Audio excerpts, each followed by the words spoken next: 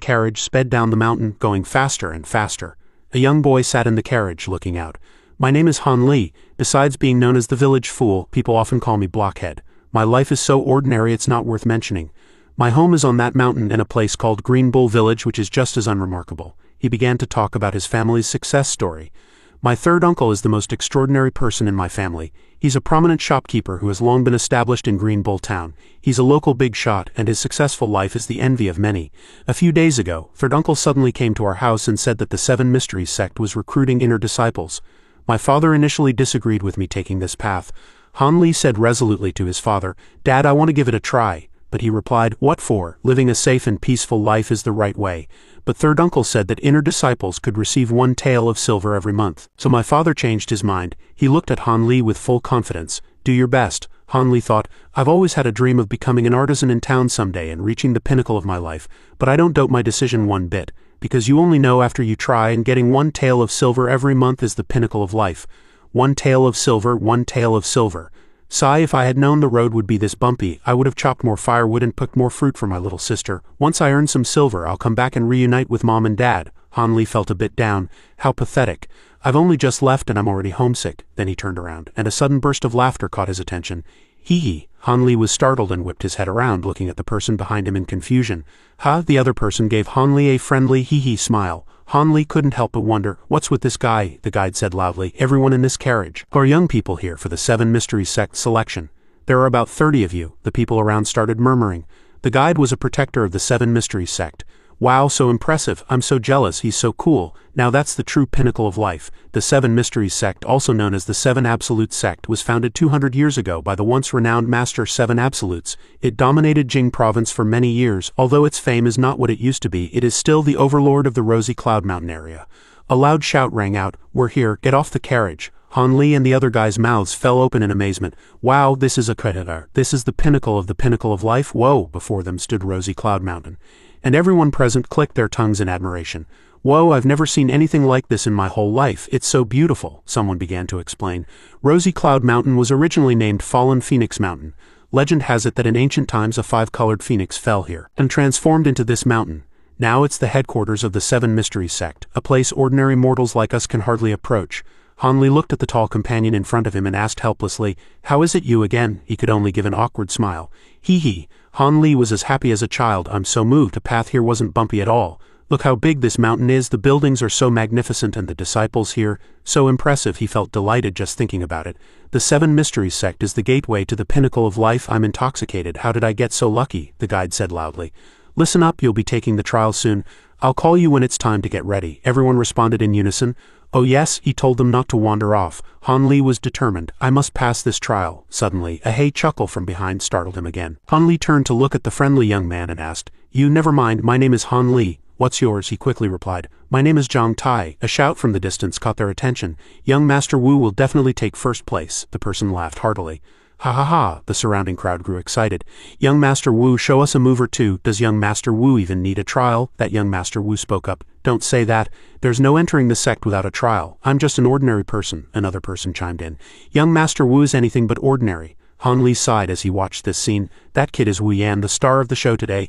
I heard his older cousin is married to a person of power in the Seven Mysteries sect, and his family even runs a martial arts school where he trains." Han Li looked around and thought, most of those fawning over Wu Yan are from wealthy families. The kids from poor families can only shrink to the side in silence. And seeing someone give Wu Yan special attention only makes him seem more different and makes us feel even more inferior. The man patted Wu Yan's shoulder and said, "Your brother-in-law said you have good aptitude. Do your best." Han Li stood by with his arms crossed, watching them. HMPH, in the past I would have thought he was some outstanding figure completely out of my league, but now that we're on the same path, he glanced at Wu Yan. "I will surpass him." Immediately, Wu Yan turned around with a panicked look. "Killing intent," Wu Yan roared angrily. "Who's looking at me?" Han Li quickly turned his head away in fear. My God, he noticed that young Master Wu kept shouting, "Who is it?" while Han Li prayed in fear. Not me, he thought. Han Li, oh Han Li, look at you now. Aren't you usually low-key? Where did your good character go?" Wu Yan yelled. "Someone was definitely looking at me just now." "Who was it? Get out here," the people around verbally asked. "Who?" But they all moved away, leaving only Han Li behind. Wu Yan stormed towards Han Li and asked, "Was it you, kid? Step forward." At this point, Han Li realized he was in trouble. He'd been found out. He turned his head and thought, but I'm not a coward. If I can't avoid this then, but unexpectedly, a tall man roared, "That's right, it was I, your grandpa." Wang Dazwang's interjection stunned Han Li. "Whoa, I had my apology already." Wu Yan remained fearless, asking arrogantly, "So it was you, kid? You must have a death wish, huh?" Han Li, relieved, quickly pointed at him. It was him, but the man strode forward angrily and said sharply, "You, surnamed Wu, I know you've learned a bit of kung fu, but what's so great about that? My master was your master's master. Don't think that just because you've learned some third-rate moves. I'm telling you, the one who enters the sect today will be me." Everyone got excited after hearing this.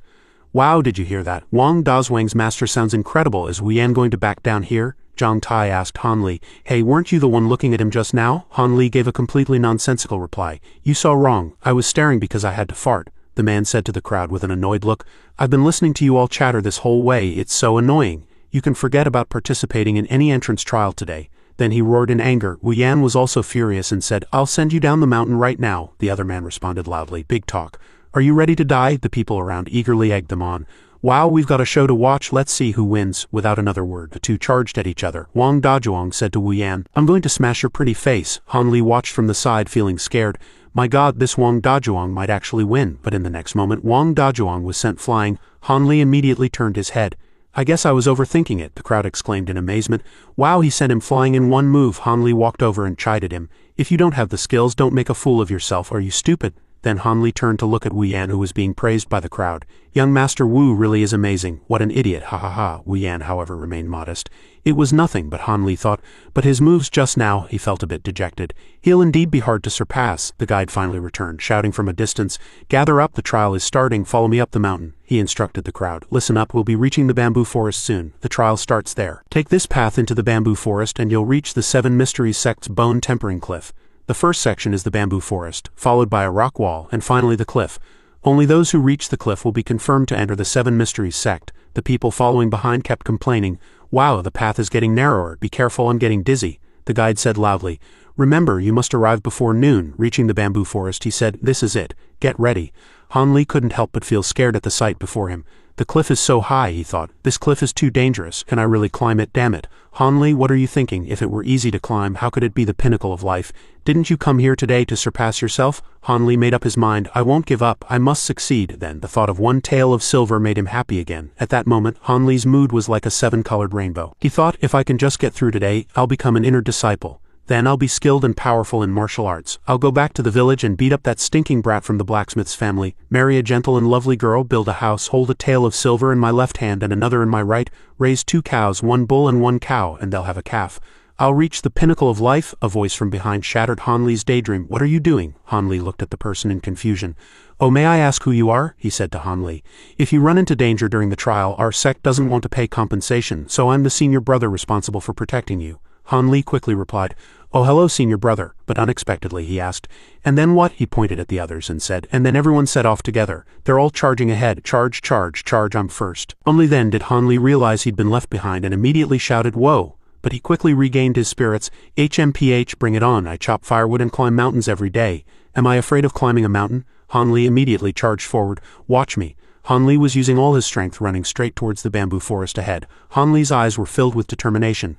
A young boy laughed happily. "Haha, I'm first," but then something flashed past him, stunning him. "What?" He immediately recognized Wu Yan. "That kid is already out of the bamboo forest." Wu Yan turned back and sneered. "With me here, you think you can take first place? Dream on." The people behind kept shouting, "Charge!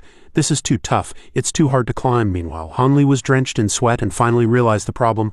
"My god, I'm so tired. Why is this so tiring? This path is too hard." He was struggling to climb the cliff alone, thinking, I get it now. Only the beginning of this path was easy. Now not only is it hard to climb, but without the bamboo forest to block the wind, it's even harder.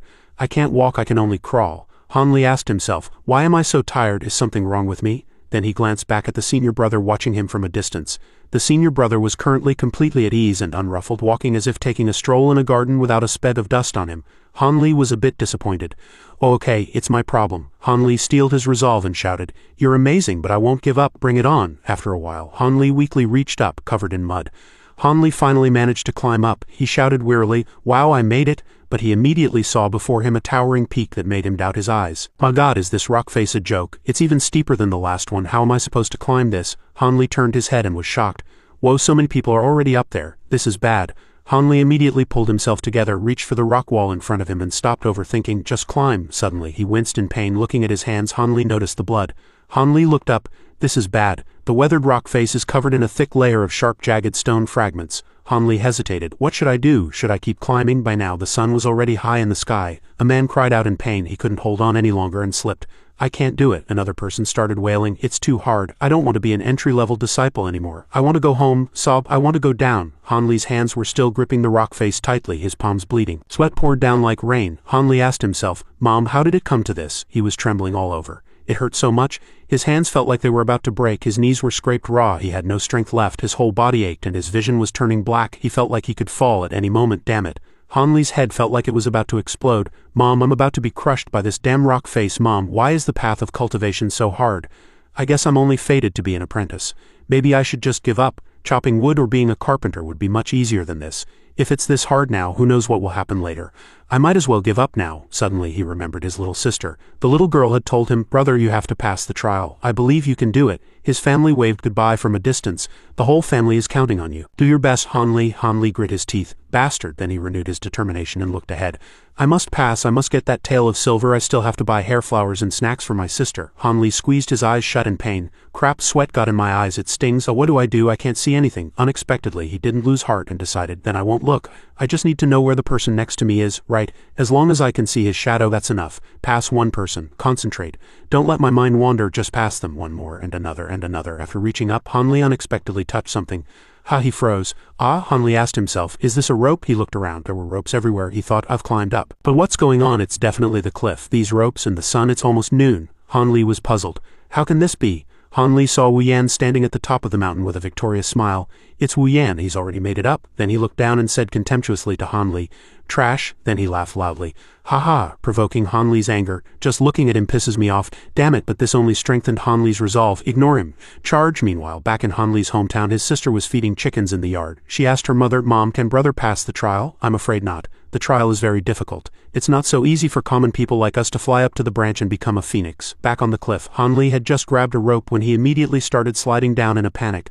Luckily, Han Li quickly tightened his grip on the rope. Han Li gasped for breath. I can't go on. I've reached my limit. This is it for me, But a shout awakened him. Don't give up. Han Li turned his head and asked who. He saw a familiar figure beside him. He said to Han Li, Don't give up. Han Li immediately recognized the kid. Zhang Tai. Hey, this guy has no strength left himself and he's still cheering me on. Han Li pulled himself together again. His hands were still trembling. He thought, I can't let you be the only one looking cool. Who says I can't do it? I'll climb up right now. His hands were still bleeding. He prayed, I have no strength left at all. Give me some strength. Bastard, a voice sounded out. Save your energy. Han Li looked back. It's that senior brother. What did he say? The senior brother's face was still cold as he looked at him. He repeated, Save your energy. It'll be noon soon. You've struggled for so long. But you won't get much higher.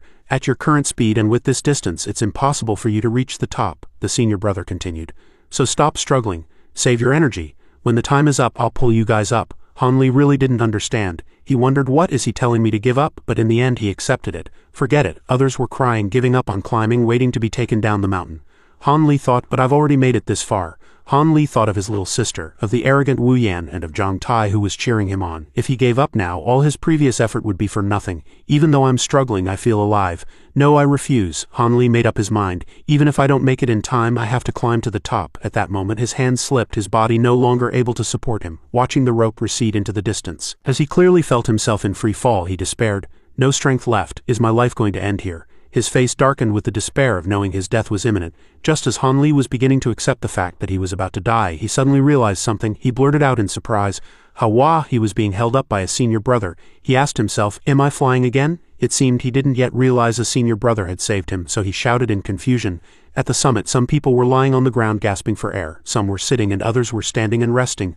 I'm dead tired. I want to go home. Cough, cough. He was now sitting next to Zhang Tai. The two of them were leaning against a large rock to rest. Just then, Zhang Jun began to announce, All right, the trial is over. Anyone who did not reach this point before noon is not qualified. This time 7 people have passed. 6 of them will become inner disciples and enter our 100 refinements hall. The remaining one, Wu Yan, was the first to reach the summit. His performance was outstanding, and he will be sent to the 7 Absolutes Hall to learn our sect's ultimate techniques. After the announcement, cheers erupted. That's great, young Master Wu is amazing. He and Zhang Tai stood there, watching them celebrate with each other without saying a word. Afterwards, Zhang Jun turned to the person beside him and said, You, give the rest of them some silver and send them home. The person replied, Yes. Knowing he had been eliminated, he was dejected and sighed in disappointment. In the end, I still didn't qualify. Dad, Mom, little sister, I've let you down. Wait, Zhang Tai, Han Li, suddenly Zhang Jun called out, making him widen his eyes in surprise. Although the two of you didn't reach the summit on time, your willpower is tenacious, and your performance was outstanding. You two will stay for now to build your foundation. There will be an assessment in half a year. He shot to his feet. Both he and Zhang Tai looked on in disbelief after hearing this. Both of them jumped up happily. This is great, we're disciples of the Seven Mysteries sect. Seeing them celebrate prematurely, the man reminded them, you're only in-name disciples. If you don't pass the assessment, you'll still be kicked out. Don't get happy too soon. The trial was over. The young men went down the mountain with different feelings. Some of them complained, so tired, let's go home and rest, while others thought happily, great, now I can live a good life. Suddenly he noticed something else. He was puzzled and stared intently. Why isn't that kid leaving? Wu Yan was currently chatting happily with Vice Sect Master Ma. Just as he was lost in thought, the senior brother who had saved him earlier appeared from behind. He said, stop looking. He's not on the same path as you. Zhang Jun continued, he's being sent to the Seven Absolutes Hall as a core disciple. If he succeeds in his studies, he'll at least become a protector. This person seemed to have no fondness for Wu Yan and snorted with contempt. HMPH, if his cousin hadn't married Vice Sect Master Ma him, I've long said we shouldn't allow acquaintances into the sect. Trash. After speaking, both of them turned and left. The person walking next to Zhang Jun put a hand on his shoulder and warned, Zhang Jun, shut up. If our fellow disciples hear you, do you have a death wish? Watching them, he and Zhang Tai could only stand aside and watch. On the back mountain, the figures of their group could be seen slowly approaching in the distance. The senior brother immediately raised a hand, signaling them to stop. From somewhere, a person with a bamboo basket on their back and a cane in their hand walked over. Cough, cough, that's Dr. Mo, the young man blurted out. He is Mo Jurin. The two sect disciples went forward one after another, clasped their hands and politely greeted Dr. Mo. Greetings, senior, and these two are, he replied. Oh, besides our sect's own disciples, this trial also accepted a few in-name disciples. I'm currently short on people here.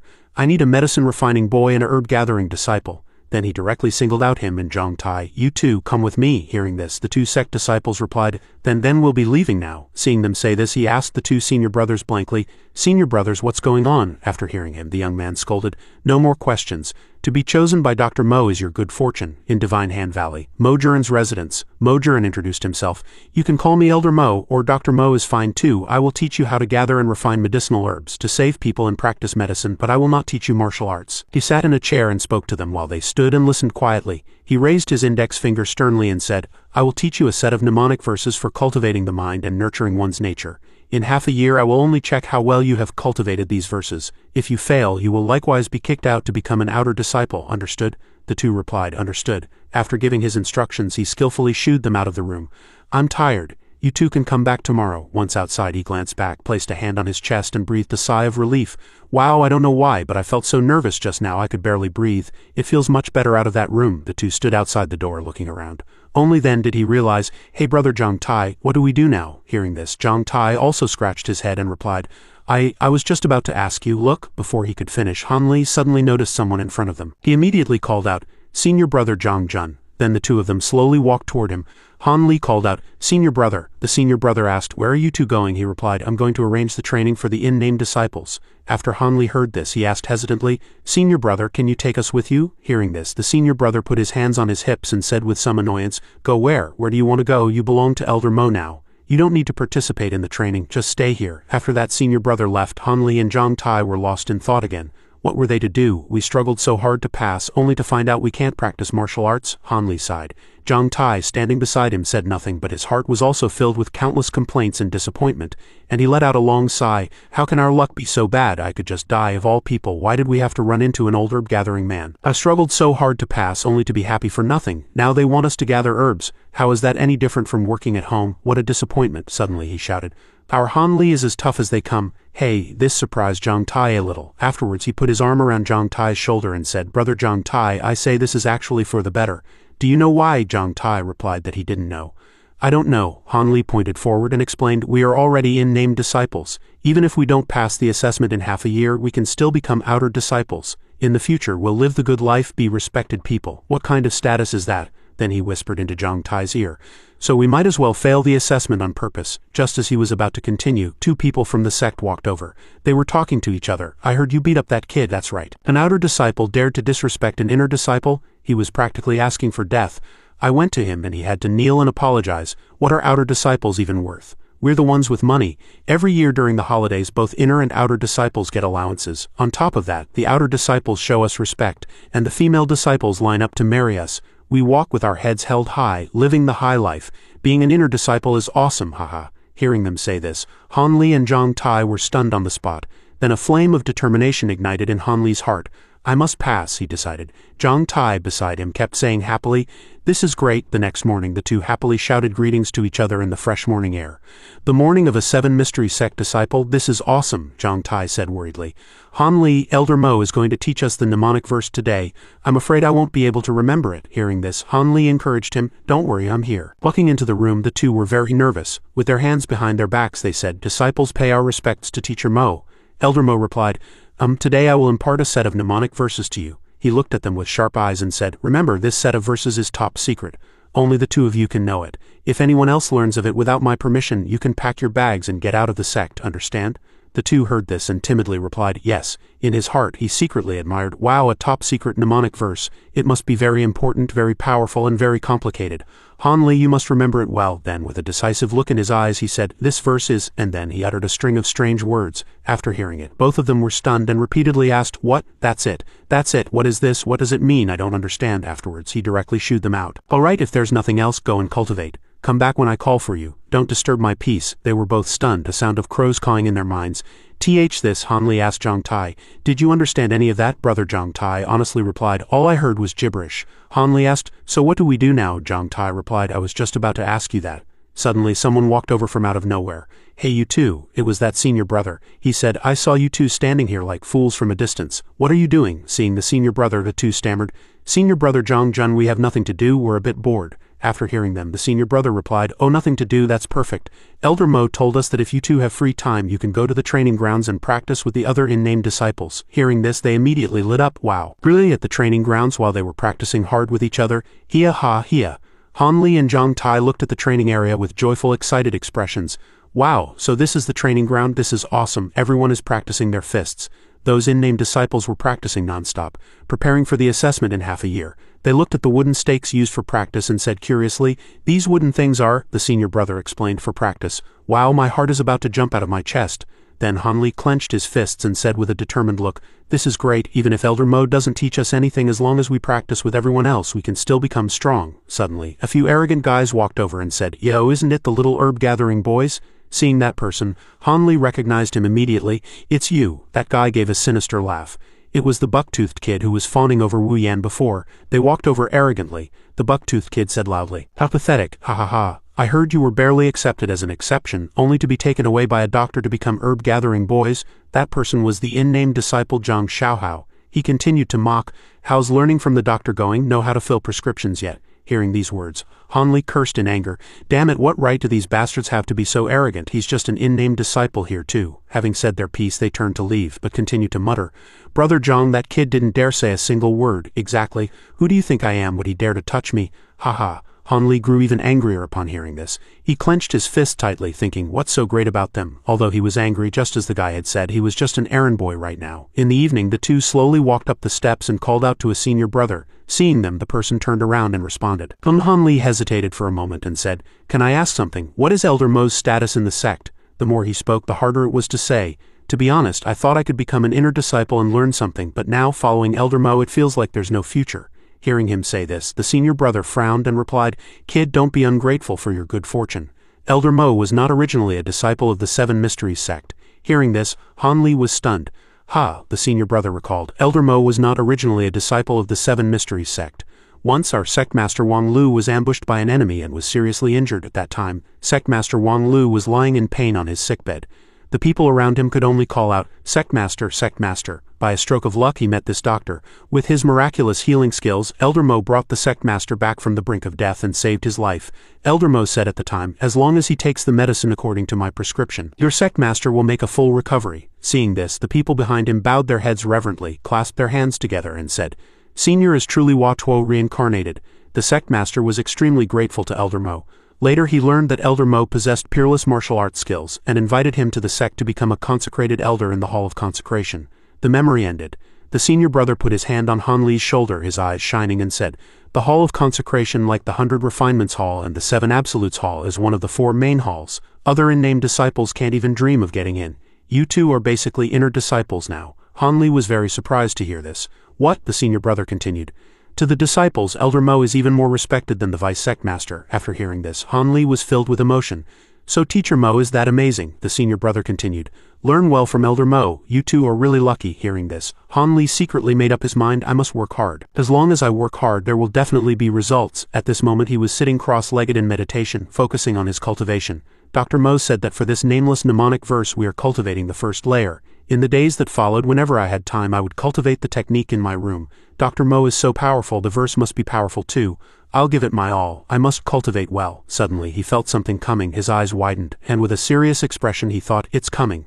The power is surging up, a stream of true chi. Then he farted. Seeing this, Han Li's face turned pale. He stammered and cursed, WHWH, what the hell farting? How can such a powerful mnemonic verse make you fart after practicing it? In the following days he practiced repeatedly. Still no good. Again, when other disciples finished cultivating, a warm current would flow through their bodies. The buck-toothed kid showed off. I've already cultivated the true Yang scripture to the second layer. What about you? Han Li thought calmly. I can't feel even a bit of a warm current. Why? Another also bragged. I can break a tree as thick as a bowl. What about you? Listening to the others' taunts, Han Li thought in agony. Besides eating and pooping, there are no changes at all. The frequency of his farts also increased. The mocking laughter continued. We can jump a jong high. What about you, herb gatherer? You're pathetic. Ha ha. He kept practicing hard. But I, Han Li, don't think so. So what if you can break a tree as thick as a bowl? I can do it too. In fact, he really couldn't. His hand swelled up, so he had to bandage it. In the end, his hand was swollen beyond recognition, and Teacher Mo scolded him. Nonsense, if there's a next time, get out. Hearing this, he could only silently admit his mistake. By now he was getting tired of this. As long as I work hard, there will definitely be results. Maybe I was wrong from the beginning. I'm actually just a fool cultivating the art of farting. Recalling the number of times he had farted, he felt even more disappointed. They all succeeded in their cultivation. At this time, dusk had arrived. Han Li and Zhang Tai sat on a large rock having a heart-to-heart talk. Senior brother Zhang Tai, maybe I'll have to go back to farming. Being an ordinary person is pretty good too. After cultivating for so long, all I feel is a bit of cold chi. Maybe I'm just not cut out for cultivation, Zhang Tai comforted him. That's not it. At least you can feel the cold chi. After hearing this, Han Li let out a blank, huh, then he asked in confusion. You haven't felt the cold chi yet, the kind that's like farting? Zhang Tai forced a smile and replied, no, I haven't felt anything at all. Realizing he wasn't a complete failure, Han Li asked excitedly, really? Then even though I only feel cold, that's still good, right? Right, it is right, Zhang Tai replied. We're just in the preparatory stage. It's not that fast. After speaking, he gave Han Li a bright smile and said, but you're already amazing. Every time I want to give up, seeing you work so hard makes me think that I can do it too. After hearing this, Han Li called out in surprise, Brother Zhang Tai, then he said firmly, all right, I'm going to cultivate it 100 times. After 4 months at the beginner's training ground, the day of the assessment finally arrived to test the results of their cultivation. Therefore, the disciples were all very nervous. They discussed amongst themselves, let's do our best, we can definitely do it. Han Li complained, reciting the mnemonic verse every day is so boring. Luckily now we have a show to watch. Teasy chuckled, that's true. Han Li was eating and said, Teasy, don't you think this technique is useless? I've been practicing for almost half a year and all I have is a bit of cold chi in my stomach. Teasy smiled and said, of course it's so sweet. Yeah, I don't feel anything at all. They started to mock him. Lily herb gatherer, we see him everywhere. Little brother, stop watching. You don't have an assessment. Han Li recognized it was them again. They mocked him even more proudly. Are you here to watch Brother Zhang soar to the heavens in a single step? When we become inner disciples, we'll reward you with 2 taels of silver, otherwise you can just be beggars. Ha ha ha, he sniffed arrogantly. After today I'll be an official disciple. Reaching the pinnacle of my life will no longer be a dream. As for you, HMPH, you'll forever be just an herb gatherer. Han Li said angrily, what do I do? My hands have a mind of their own and want to hit him, Teasy said. Han Li, calm down, they, however, snickered. Ha ha ha, let's go brothers, ha ha ha. A shout to assemble came from the fighting arena. Zhang Jun announced, listen up everyone, today's assessment is not as simple as the last one. Half a year has passed. We don't need trash, he said sternly. If you are eliminated, pack your things and leave immediately. The assessment begins. First round warm-up exercises. The 7 Mysteries Sect Iron Man Triathlon. Iron Fist, first event, knock down 20 trees. Iron Head, second event, touch your head to the ground for 3 shichen. Iron Lungs, third event, swim 10 laps around Iron Zon Lake. Zhang Xiaohao started to get scared. Gee good heavens, they said, what are you still standing there for? Get started, what kind of warm-up is this? Senior brother, if you don't mind, could you leave? Ignore them, just do it, that guy shouted. It hurts so much. Han Li continued to leisurely eat an apple while watching him. Teasy said, it hurts just watching. Teasy chuckled. Good thing I don't have to participate. Han Li said, 18 trees left. Han Li said, are you tired, Brother Zhang? The apple is so sweet. I have plenty more, they encouraged. Keep going, Brother Zhang, 10 laps left, Brother Zhang. Brother Zhang, he shouted. Get lost, Zhang. Xiaohao was panting with exhaustion. He collapsed on the ground, completely spent. It's finally over. Those two guys, just you wait. I can't. I'm about to die, an announcement sounded. The second round of the assessment begins, he said in surprise. What's this now? Zhang Xiaohao had to face the assessment. Eliminated. Man-eating fish. What the hell? Help. Eliminated.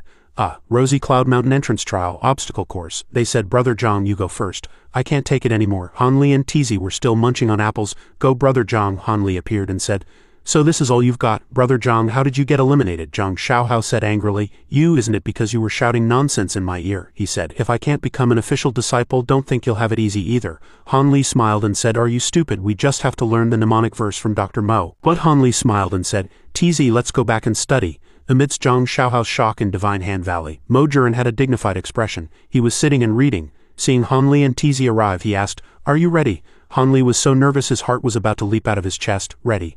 Elder Mo said, show me the results of your cultivation. He checked Tizi first. Give me your hand. Yes, okay. He was taking his pulse and Tizi was very scared. Mo Juran closed his eyes to feel it. He sighed, making Tizi flustered. I'm done for. Then it was Han Li's turn. Your turn. Yes, Elder Mo said, give me your hand. Han Li was also terrified. Oh no, I won't be able to stay this time. I just finished laughing at that buck-toothed kid and now it's my turn to be doomed. He held out his hand, feeling a pain and also a chilly sensation. Han Li saw Mo Juran's hand taking his pulse, bony and gaunt. But Elder Mo's hand doesn't look like a living person's hand. What's the difference between it and a skeleton? So scary. Mo Juran was about to say, as expected, it's no good.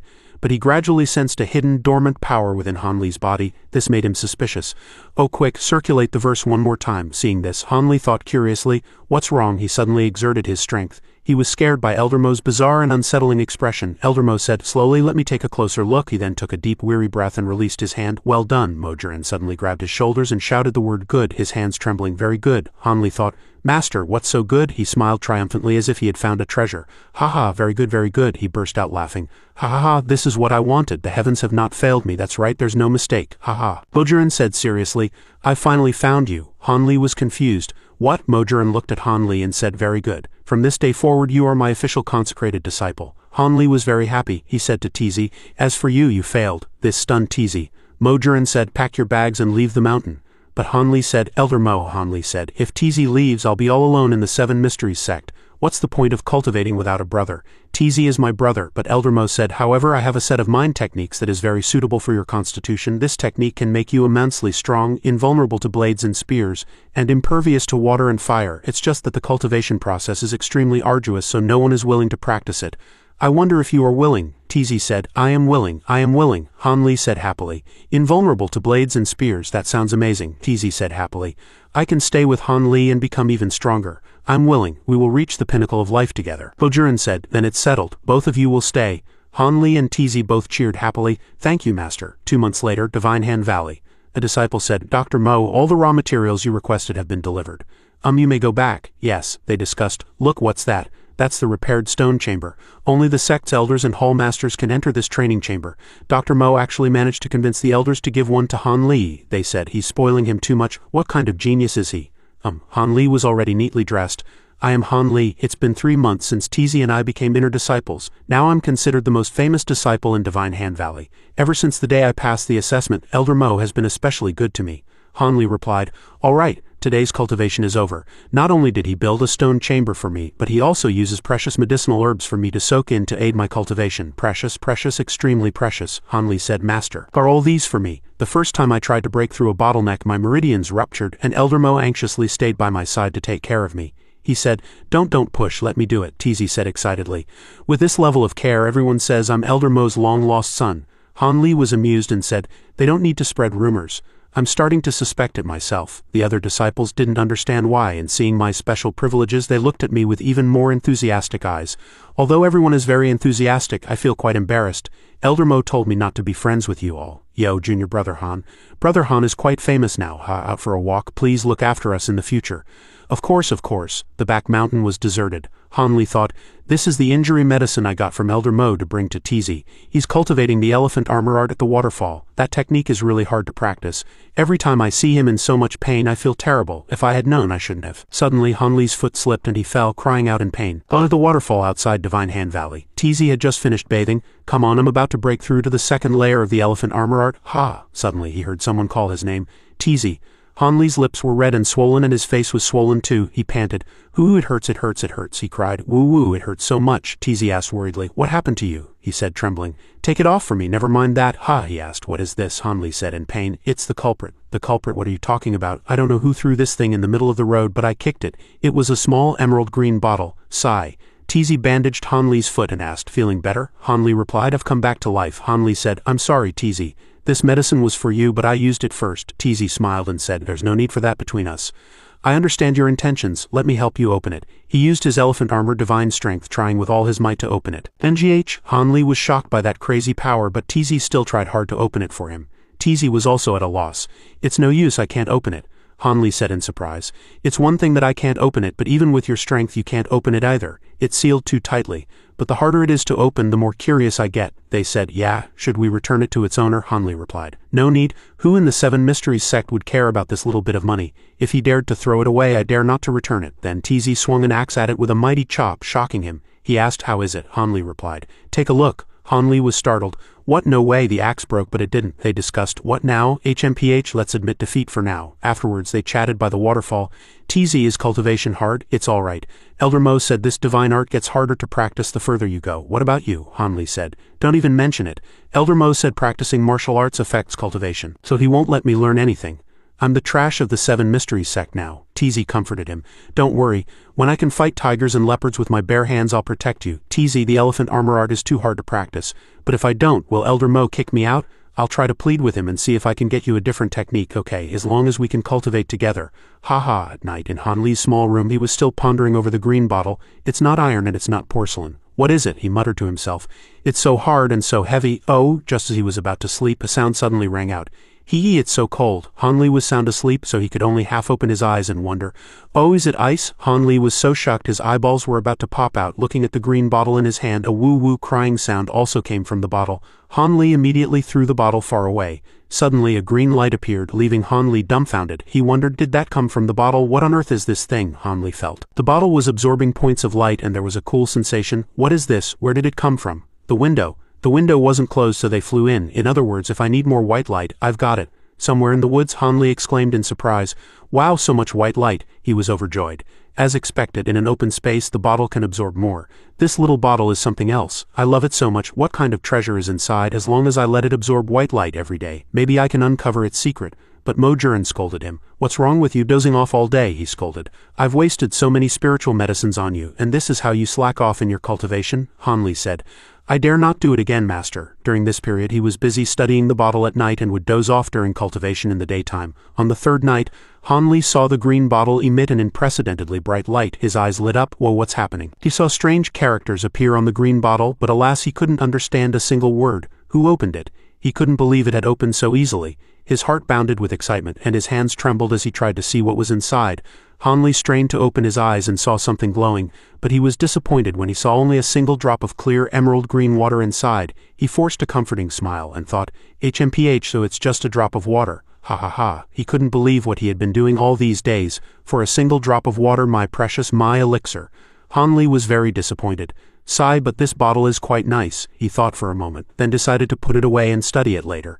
He placed it next to the protective charm his mother had given him, considering them both his precious treasures. He had to go back to cultivating and couldn't stay up any longer. No, the thought of cultivation drained his energy. It felt like cultivating for a long time had no effect. It would be better to ask his master to teach him something else tomorrow. All right, it's decided. I don't want to practice this strange technique anymore. The next day, Han Li said to his master, Master, I beg you, your disciple really, Mojurin replied. General, for every layer you break through, your monthly salary will double. I see right through you, kid. Go on, keep making excuses. I'm telling you, this is a once-in-a-lifetime opportunity. Then he shouted, I really love to cultivate. The other disciples heard Han Li's voice again and thought, so diligent. Truly a genius. Time flew by. Autumn and winter passed. In Divine Hand Valley, dear viewers, I am Han Li. Ever since I dedicated myself to cultivation for money, no, for my master's kindness, time has flown as I progressed. Elder Mo sealed off Divine Hand Valley to prevent me from being disturbed by outsiders. No friends, no fun. Only cultivation in the stone chamber and piles of books and letters. Time seemed to stand still in Divine Hand Valley. What was even more boring than cultivation was that Zhang Tai had been gone for 2 years. He had reached the 3rd layer of the elephant armor art and then suddenly left without a word, leaving only a letter saying he was going to venture out into the world. This incident caused quite a stir. Fortunately, Elder Mo pleaded on his behalf so his family wasn't implicated. Han Li was angry when he read the letter. Bastard, something feels wrong, this isn't like him. Later, he thought maybe Zhang Tai had run away because the cultivation was too hard. In the days that followed, he resumed his endless cultivation. By the time he reached the third layer of the mnemonic verse, his senses had become extremely sharp. This sharpness made him feel that behind Elder Mo's concern there was something else. Han Li saw his master coming and Mojurin said, "Come eat with master." He felt that sometimes the way his master looked at him wasn't like looking at a living person but at an object, a precious treasure that belonged to him. "I'm just a farm boy, what is there about me that's worthy of Elder Mo's attention?" his master said. "Here, eat more. It's probably just my overthinking due to cultivation. Elder Mo has been so good to me I can't be ungrateful," he comforted himself. Some time ago he had run into a big problem. There wasn't a single person in sight. Han Li said, "How can this be?" With his cultivation he had already consumed all of Dr. Mo's spiritual medicines. Han Li said, "Master, my cultivation has stagnated again. Is there any medicine? Master, what's wrong with you?" Mojurin's face was full of sorrow. "Cough, cough, cough, it's nothing, I'm fine," he said in a panic. "Master, you don't look fine at all. Cough, cough, cough, are you a pig? Your diligent cultivation makes Master very happy, but this can't go on. Master has to go down the mountain to gather herbs for a while. You focus on your cultivation, we don't have much time left." 2 days later, Elder Mo left the Seven Mysteries sect with his luggage and herb-gathering tools. Han Li said sadly, "They're all gone, no master, no brothers, no one. I'm the only one left in Divine Hand Valley. I'm like a big rock in Divine Hand Valley, forgotten by the world along with this valley. If only Zhang Tai were here, we could work hard together to become inner disciples and reach the pinnacle of our lives," he recalled. "Hey, I'm Zhang Tai, don't give up, keep it up. Zhang Tai, I miss you." Master was gone, and he tried to cultivate for 2 days. While Master was away, guess what? It was completely useless, so he decided. Han Li walked forward and a disciple asked, "Who is it?" He realized that the other disciples had indeed forgotten him, but he also found these people quite unfamiliar. "What is it?" they discussed. "Senior Brother Li is so amazing." "Oh," they shouted. "Senior Brother Li, Senior Brother Li." He saw a martial arts competition. "Which Senior Brother Li go so handsome?" "Wow, wow." Han Li was very curious. "Senior Brother Li, Senior Brother Li, let me through. This is great, it hasn't been this lively in years." Han Li was surprised. He knocked down his opponent in one move. "Wow, the winner is decided," he said. "No, too weak." He then sheathed his sword. That was a disciple of the Seven Mysteries sect. "Li Feiyu." He showed a confident smile and said, "Who else?" Li Feiyu asked. "Is there no one else?" As soon as he appeared, the crowd immediately became noisy. "Senior Brother Li, Senior Brother Li, so amazing." Han Li thought in surprise, "Who is this Senior Brother Li, then?" Han Li turned to another person and said, "Junior Brother, my name is Han Li, a friend of Wang Dajuang." Hearing the other person's, "Oh," he continued, "I'd like to ask you something." That person was a disciple of the Seven Mysteries sect. Little Abacus asked, "Who are you?" "A friend of Wang Dajuang." "I know there's no such person." The crowd around was still noisy. This person said, "Let me." That person charged up again. Han Li approached Little Abacus and explained with a smile, "To be honest, I've just come out of a 5-year seclusion. It's normal that you don't know me." He was startled and asked, "Seclusion?" He secretly sized him up. People who go into seclusion are very powerful. He's dark and rustic and looks a bit foolish. He doesn't seem like anyone special. He asked suspiciously, "Seclusion, under whom did you go into seclusion?" Han Li pursed his lips and thought, although times have changed, his sycophantic nature hasn't. He crossed his arms and turned away with a displeased look. "To be honest, my master is a high-ranking consecrated elder, but he doesn't want me to mention his name, afraid that everyone would be too intimidated to spar with me on equal terms." As expected, upon hearing this, Little Abacus's eyes lit up like stars. He exclaimed aloud, "Oh!" His expression changed quickly, and he smiled fawningly. "Senior Brother Han has a limitless future ahead. If you have the chance, please look after this junior brother. My name is Jin Dongbao, and there's nothing in the sect I don't know about." Then he immediately showed off loudly. "For example, the reason they are fighting this time is because of a femme fatale." Han Li quickly grabbed his hand and shouted helplessly, "Wait!" He pointed at Li Feiyu and said with a smile, "I'd really like to hear about that." Little Abacus was immediately stunned. "Senior Brother Li, Senior Brother Li's name is Li Feiyu. 4 years ago, he failed the assessment and became an in-name disciple, but half a year later, he took first place in all events, catching the attention of the higher-ups. Surprisingly, after a bone structure examination, it was found that his aptitude was very ordinary. At the time, someone sighed and said, 'Ordinary bone structure, let Protector Lin take him.' I thought he was a promising sapling." This diagnosis was a great disappointment to others. Hearing this, Li Feiyu also gritted his teeth, his face ashen. No high-ranking member was willing to take him as a disciple, and that was that. Senior Brother Li is not much of a legend, more like a tiger's head with a snake's tail. People in the sect mocked him, saying he was just a country bumpkin with a bit of strength, nothing special. But the miracle also began from here. Not long after, he shot up to 16th place on the junior disciple ranking with the previously overlooked wind and thunder saber technique. In a recent competition, he even killed the third-ranked senior. His strength and techniques were profound. Afterwards, he performed many meritorious deeds for the sect, gaining a great reputation. He was known in the martial world as Tiger Li. and was exceptionally admitted into the 7 Absolutes Hall to cultivate even more advanced martial arts. Han Li was surprised. How could an outer disciple achieve this? He's no simple character. Little Abacus replied, yes. Then he smiled and said, he's the one I admire. Han Li looked at the crowd again and asked, but why are only young disciples participating in the competition? Where are the other senior brothers? He exclaimed in surprise, ah, senior brother, you don't know. He frowned and said, in recent years the 7 Mysteries sect has been in conflict with the Wild Wolf Gang. The Wild Wolf Gang is too ferocious and many senior brothers have died tragically. So the higher-ups decided to let the inner disciples go out into the world for training. The ones who stayed in the sect are all young disciples. Just then a sword was knocked into the air, and both of them were stunned. Li Feiyu held his sword to a disciple's neck and said, you lose. The other person shouted, senior brother Li is indeed amazing. This junior brother admits defeat, Little Abacus shouted. Senior brother Li's kung fu is too amazing. Han Li asked helplessly, weren't you talking to me? What are you looking at? Amidst countless praises, so handsome, truly senior brother Li finished in an instant. Senior brother Li won, the competition is over, he's too strong. Li Feiyu just smiled and said nothing. Immediately the crowd swarmed him. Could senior brother Li give us some pointers? How did you train your saber technique? Someone else praised. The saber technique is too brilliant, senior brother Li. Just then Li Feiyu was suddenly startled and frowned. Then he turned and left with a gloomy face. I have urgent matters to attend to, farewell. Those few people stared blankly in confusion. Li Feiyu landed and leapt away. The crowd erupted in admiration again. Senior brother Li's saber technique is not only amazing but his lightness skill is also exceptional. Han Li thought, this senior brother Li seems to love showing off such youthful arrogance. Why am I thinking like an old man? After that thought he said, alright, I'm leaving. Little Abacus immediately stopped him. Don't go, senior brother Han, I was hoping to treat you to a meal. He turned and waved with a smile. No need, if you get sick or injured in the future, just come find me. I'll treat you for free. His eyes immediately lit up and he shouted loudly, wow, thank you senior brother Han, take care senior brother. Come give us some pointers on our kung fu when you have time. Wow, I've latched onto a big shot in the cave. Han Li skipped to the edge of the waterfall. Haha, pointers on kung fu. Sure, you just wait. He walked on the stone path exhaling. His final expression was hilarious. Then he scooped up water to wash his face. He exclaimed in pleasure, so refreshing. Looking at his reflection in the water, he thought, coming out for a bit really improved my mood. Suddenly a loud cry came from not far away. Han Li was startled and looked up. He walked in that direction and asked loudly, who is it? As he got closer, he saw a person lying on the ground groaning. It's a sect disciple. He immediately shook the person and asked, hey, are you all right? He thought in a panic. Oh no, it must be a relapse of an old illness. In his mind he thought, the blood stasis is severe, he needs immediate treatment. He took out a box with 5 needles.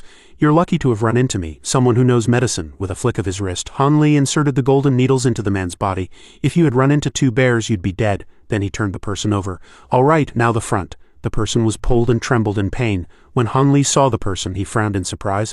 Isn't this, he asked himself, isn't this senior brother Li? Li Feiyu gritted his teeth, covered in sweat, his brows tightly furrowed. He was foaming at the mouth and whimpering in pain. Clutching the pained Li Feiyu, Han Li was stunned. He was so majestic just a moment ago. How did he become like this in less than 15 minutes? But he still stuck another needle into Li Feiyu. Forget it, I won't overthink it. He widened his eyes and grunted. And then Li Feiyu suddenly sat up, coughing a few times. Then he fell back, spitting out some blood and shouting, ah! Han Li held him tightly and said, it's better to spit it out. He half opened his eyes, gasping for breath with difficulty. You, cough, who are you? While taking his pulse he said, I am Han Li from Divine Hand Valley. Don't say anything, save your strength for now, this illness is very strange. I'm afraid only Dr. Mo can save you. Unfortunately he's not in the valley, Li Feiyu said with difficulty. The medicine is on. Han Li leaned closer and asked, you're saying the medicine is on you? He immediately nodded. Han Li shouted, great. Then he looked at the pile of things. Which one is it? Li Feiyu pointed a trembling finger at a bottle. He glanced at it and asked, this one. Then he immediately picked it up and poured it out. Great, I didn't expect it to be this. Upon seeing the pink pill, Han Li frowned again and said, ah. He asked with a dark face, are you sure it's this one? Li Feiyu immediately nodded. Han Li added, marrow extraction pill, made from acacia, scorpion tail flower, wen nuon and 23 other medicinal herbs. Hearing this, Li Feiyu was stunned, his face full of questions. He didn't expect him to know. Han Li held the pill in his hand, stood up and continued, it enhances one's strength and prolong life, but it must be done by absorbing the marrow, a process that is extremely painful. Once you've taken one, you must continue or you'll be paralyzed and in severe cases die. Li Feiyu trembled and looked up at him in surprise. He coldly confirmed, senior brother Li, you broke through so quickly because you took this. Don't tell me this isn't the marrow extraction pill. Han Li said, those who take the marrow extraction pill will surely die in excruciating pain within 10 years. Actually, I've taken it too, but only 1 pill and I took it in 10 separate doses. Hearing this, Li Feiyu was still stunned, trembling as he struggled to support his body. He added, if you stop taking the medicine now, I can ask Dr. Mo to prepare a secret medicine for you that can extend your life by another 20 to 30 years. But I can't guarantee your martial arts. After speaking, he looked at Li Feiyu. If you continue to use the medicine, your martial arts will become more and more refined, but you'll only have 5 or 6 years left to live. To dare to take this kind of medicine, you must be a very determined and decisive person. Whether you take it or not is up to you." After speaking, Han Li waited quietly. The sound of fish splashing in the water could be heard. Li Feiyu hesitated, his body trembling from the pain. Finally he widened his eyes and roared, "Give it to me!" After a while, he leaned against a tree and waited, watching Li Feiyu, who was sitting by a rock. He had his eyes closed and his hands in a seal, his whole body surrounded by a faint red aura. As soon as he saw him open his eyes, Han Li went forward to greet him. "Senior brother Li, hello." But Li Feiyu suddenly grabbed his neck, pushed him to the ground, and swung his sword. He held the sword to Han Li's neck, frowned angrily, and said, "You think you're so smart, don't you? You know too much." Hearing this, he looked at him in surprise. After speaking, Li Feiyu leaned down, his eyes filled with hostility, and asked, "Give me one reason not to kill you." The sharp blade moved a little closer, lightly grazing the skin, leaving a bloody mark. Seeing the situation was not good, Han Li spoke, "I just saved you, does that count as a reason?" He lowered his head and said, "Before I saved you, I knew you would kill me to keep your secret. It's just..." Li Feiyu was taken aback by his words, not expecting him to be so direct. Han Li smiled calmly and said, "Although I knew saving you was asking for trouble, Sai, what can I do? Of all things, why did I have to learn medicine? I also said I can't just stand by and watch someone die." His whole body burned with anger. Hearing this, he felt a bit embarrassed and looked at him, but in the end he became angry out of shame. Li Feiyu roared, "So what?" Han Li explained, "Actually, you don't have to worry that I'll tell anyone your private matters. You must have noticed that I don't know any martial arts, right? At worst, I can make a solemn oath." Hearing Han Li's firm words, "If I break my oath, it won't be too late for you to kill me then." Li Feiyu sheathed his sword and threatened loudly, "HMPH, consider yourself lucky, kid. Remember what you said today." He sheathed his sword and looked at Han Li's calm expression, feeling a bit thoughtful. "But this kid has some skills. I really wanted to kill him just now, but he showed no fear in the face of my blade, as if he could see through everything. Who on earth is this kid?" However, although he appeared so on the surface, he was actually covered in a cold sweat. Despite his feigned composure, his soul was wailing in terror. "My God, that was terrifying. He wanted to kill me. My neck even got cut. Why did I have to bring up the marrow extraction pill? Why do I care what he does, just asking for trouble? Marrow extraction pill, wind dispelling pill, let him take whatever he wants. Han Li, are you sick?" Han Li frowned slightly. His eyes sharpened and he took out a hidden weapon, thinking, "But I observed this person's face before and I always felt he wasn't the type to be ungrateful and heartless. If I gambled wrong and he proved to be unkind, then don't blame me for being unjust." Li Feiyu said in a milder tone, "You saved me and kept my secret. Li Feiyu, I owe you a favor. If you need any help in the future, just come to me." He immediately put away his hidden weapon and looked at him with an innocent smile. Han Li stood up and patted the dust off his clothes. "Sai, all right, I appreciate senior brother Li's good intentions, but I probably won't need any help." After speaking, he smiled at him and asked, "On the contrary, senior brother Li, you probably have a lot of trouble, don't you?" Provoked, Li Feiyu suddenly shouted, "How did you know?" Han Li said with his hands behind his back, "Isn't it obvious? You're just an ordinary protector disciple.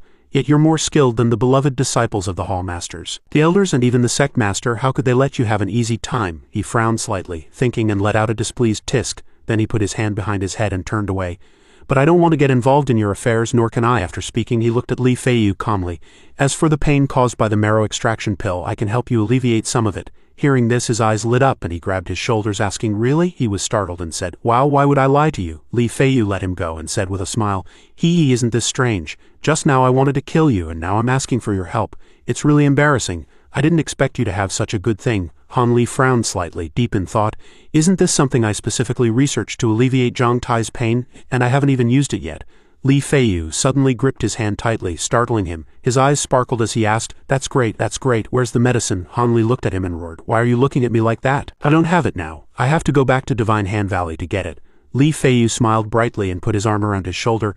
All right, I'll come find you later then. "Thank you so much, brother, I'm leaving now." Han Li felt disgusted and quickly replied, "You should go." After being released, Han Li found his brother called disgusting. He shouted loudly, "Also don't call me brother, just call me junior brother Han." Li Feiyu turned back and waved, "Okay brother," then he disappeared.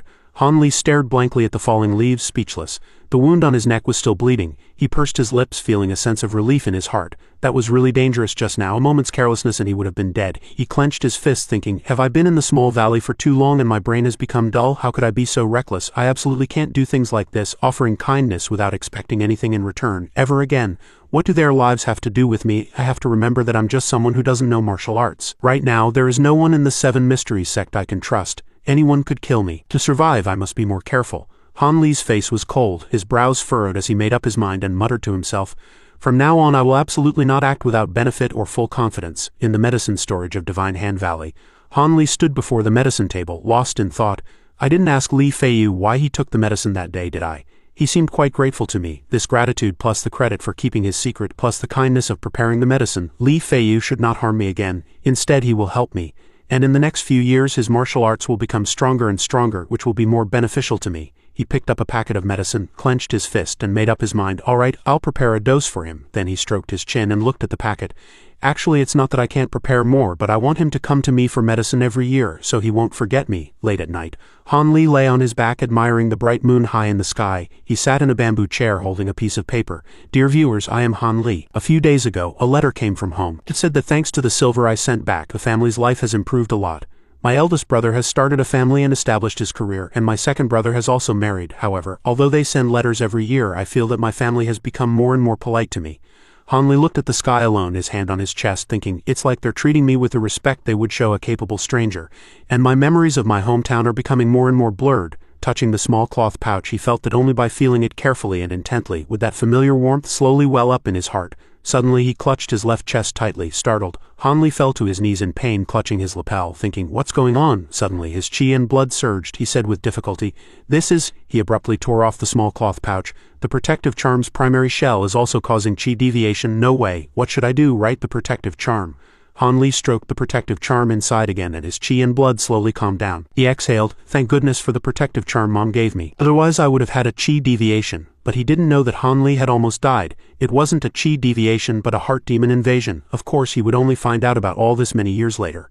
Suddenly Han Li turned around with a cold face. He saw the green bottle on the ground. Little bottle, I forgot about it. Thinking this, he picked it up. Back then I spent a whole day trying to unlock its secret. After so many years it hasn't changed at all. Han Li looked at the liquid in the bottle. This green liquid hasn't changed a bit, not even a drop less. It seems that to study this bottle the liquid inside is the key. His eyes lit up, feeling his intelligence increase, and he praised himself.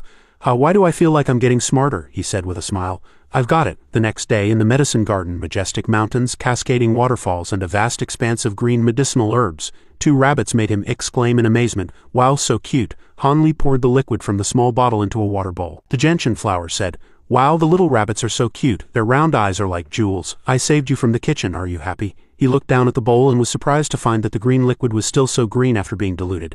Then he held the bowl for the rabbits to drink. This green liquid is a treasure. It can't be wasted. He waited quietly. And suddenly the little rabbit was startled. The 2 rabbits immediately began to change, their bodies swelling up, foaming at the mouth, looking terrifying. Han Li was also startled and stammered. When the 2 rabbits jumped towards him, he quickly stood up and ran away, screaming loudly, oh my god! Suddenly there was a loud bang behind him. Han Li screamed and fell to the ground. He looked back in fear. What on earth is this thing? A red eyeball was rolling on the grass. That cute jewel terrified Han Li. He was petrified, goosebumps covering his body. What the hell is this? Elsewhere, deep in a bamboo forest, a figure was leaning against a tree, waiting. It was Li Feiyu. He crossed his arms, waiting impatiently. Someone ran over, panting heavily. He turned around and said, why are you only here now? Then he was startled and asked worriedly, what's wrong with you? Why are you so tired? Han Li's face was haggard and he was sweating profusely. It's nothing, senior brother Li. I'm just a little tired from staying up all night preparing medicine. Of course it was for you, so it's not worth mentioning. Li Feiyu was very moved and his eyes sparkled. You're such a good person, truly my good brother. Han Li froze. It's nothing, you don't have to be like this. Li Feiyu held the medicine and left, saying, I have urgent matters, I'm leaving now. You're so lucky to have so much good medicine to take, I'm so envious. He waved his hand. All right, take care, senior brother. Seeing him walk away, he finally breathed a sigh of relief. He's gone, he thought to himself. If I had so much medicine to take and could use it for cultivation, I wouldn't have to run around like this. In the afternoon near the medicine garden, a fragrance wafted over, making Han Li curious. Why is there such a strong smell? As he got closer, he was shocked. Ah, this is the medicine bowl one broke yesterday. Looking at the purple and green leaves, the blooming flowers, and the blackened fruits on the tree, he was surprised to find that the leaves of the yellow dragon grass had turned purple. The bitter lotus flower had actually bloomed with 9 petals, and the skin of the forget-worry fruit had also turned black. Han Li's eyes lit up. Holding these things in his hand, wow, ordinary medicinal herbs have all turned into rare ones. If I can just cultivate these herbs like this, I can eat them myself and sell them to others. I'll make a fortune. Then he suddenly remembered. Wait, after what happened yesterday, I wonder if the herbs stained with that liquid are poisonous, and that green liquid is all used up. If that liquid can't be regenerated, I can't cultivate herbs either. The next day, Han Li chose 2 more rabbits, one white and one brown. He tried to get them to eat the cultivated plants. He prayed silently, please don't explode again. These rabbits didn't explode but were lively and active. Han Li watched, clutching his chest. I'm done for, they're too cute. On the other hand, he stayed up for consecutive nights experimenting with the bottle. What gave him the biggest headache was, the bottle showed no reaction at all. The only difference from before was the continuous rain. For several days in a row he shouted at the sky, "Heavens, why is it always overcast?" It seemed he could only wait. On the 8th day, the night sky cleared up and the moonlight was bright and clear. Han Li held the sparkling object and smiled happily. "Ha ha, this is great." He looked at the glowing bottle. This green liquid could be regenerated again. As long as there was light, this green liquid could be produced endlessly. At this, Han Li was so happy his eyes sparkled with tears. "I'm rich, master, you can take your time struggling on those cliffs. Your disciple is going to start a business and make money first." He laughed heartily at the graves of the 2 poor rabbits. In this world, rare medicinal herbs are the key to unlocking opportunities. It takes decades to cultivate a single top-grade plant, making it more precious than gold. Once one appears, it will attract countless people who would risk their lives and fortunes to pursue it. A 100-year-old herb is priceless and unavailable on the market, just like this 1,000-year-old three-crow grass. It drove people of the world even crazier. A 1,000-year-old immortal herb was a rare sight. Han Li lay on his bed, one hand propping up his head, staring at the precious immortal herb in his other hand. His eyes were wide open, 1,000 thoughts running through his mind. Although he held an immortal herb, Han Li couldn't bring himself to be happy. He thought, "I grew it. My God, it only took a few days. Although I knew it would succeed, holding it in my hand still feels like a dream." But suddenly, a strange feeling emerged, making Han Li unable to feel at ease. "Something's not right. I have a bad feeling about this." Han Li immediately sat up, clutching the immortal herb tightly, and frantically thought of a solution. If others were to find out about this three-crow grass, it would be big trouble. Even Elder Mo doesn't have this kind of herb. If someone asks, how should I explain it? I can't possibly tell them about the bottle. His brow was furrowed and a few drops of sweat even appeared on his forehead. An innocent man gets into trouble for the treasure he possesses. If others knew I had this bottle, and could grow as many 1,500-year-old herbs as I wanted, just thinking about it made his head hurt even more. I'd be a dead man. The old geezers in the sect would definitely dispose of me immediately and snatch the bottle. This secret cannot be known by anyone. These thoughts swirled in his mind, making it impossible for him to lie on the bed peacefully. He could only sit up and ponder. Luckily, I'm secluded in Divine Hand Valley. The fragrance of these herbs can't be hidden. I'm the only one in this valley, so no one will notice. This is the perfect condition for me to continue cultivating medicinal herbs. Han Li made up his mind and began to plan carefully. As for Dr. Mo, to get good medicine on this trip, he must have gone to a very distant place. There were probably 6 or 7 months before he returned. Before that, I must make the most of my time. An image of Dr. Mo appeared in his mind, his eyes sharp and bright, surrounded by a mysterious cyan aura that could make one shudder. As soon as he comes back, this bottle will have to be hidden away. With his shrewdness, it's absolutely impossible for me to use this bottle under his nose without being discovered. But then he felt his own thoughts were strange. Sigh, it's quite ridiculous. Being so guarded, how can we be like a master and disciple? Thinking of the cold relationship between himself and Dr. Mo made it even stranger. But I always feel like there's an insurmountable barrier between us. If I were to compare, other masters and disciples are harmonious. The master calls, and the disciple answers. But our relationship is more like he needs something from me. Mo Juren's indifference and unusual attitude made Han Li suspicious. Although he has hidden his desires, I can still sense he has some kind of ulterior motive. He looked at the small bottle in his hand, then said with determination, "Call me petty if you want, but one must always be on guard against others. He absolutely cannot know about this bottle. Before Dr. Mo returns, I have to get myself more good things." No sooner said than done. After making up his mind, he immediately took action. In the following months, Han Li devoted all his energy to refining top-grade medicinal pills. Now he was kneeling in front of a tree holding the bottle, feeling a bit nervous. Perhaps these sacred medicines are like flowers in a mirror to him. Elder Mo has never seen them and could never gather all the necessary ingredients, but for me, Dr. Mo has taught me all these prescriptions. Can't I just grow whatever is needed? As soon as he thought this, his resolve strengthened. So he unhesitatingly poured the medicinal liquid he had just concocted onto the tree.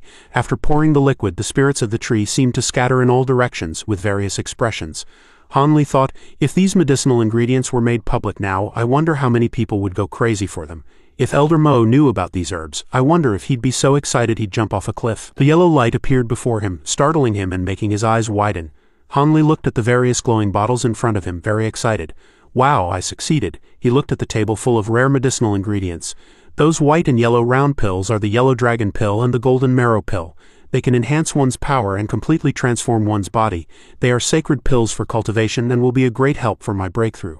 Han Li pondered as he looked at the colorful round pills before him.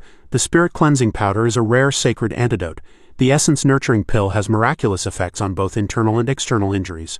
Although these two medicines are temporarily useless for my cultivation, they are necessary for saving my life when traveling in the martial world, so I have to refine some as well. No sooner said than done. The next day, in the stone chamber, he held a yellow dragon pill in one hand and a golden marrow pill in the other. His expression was very serious.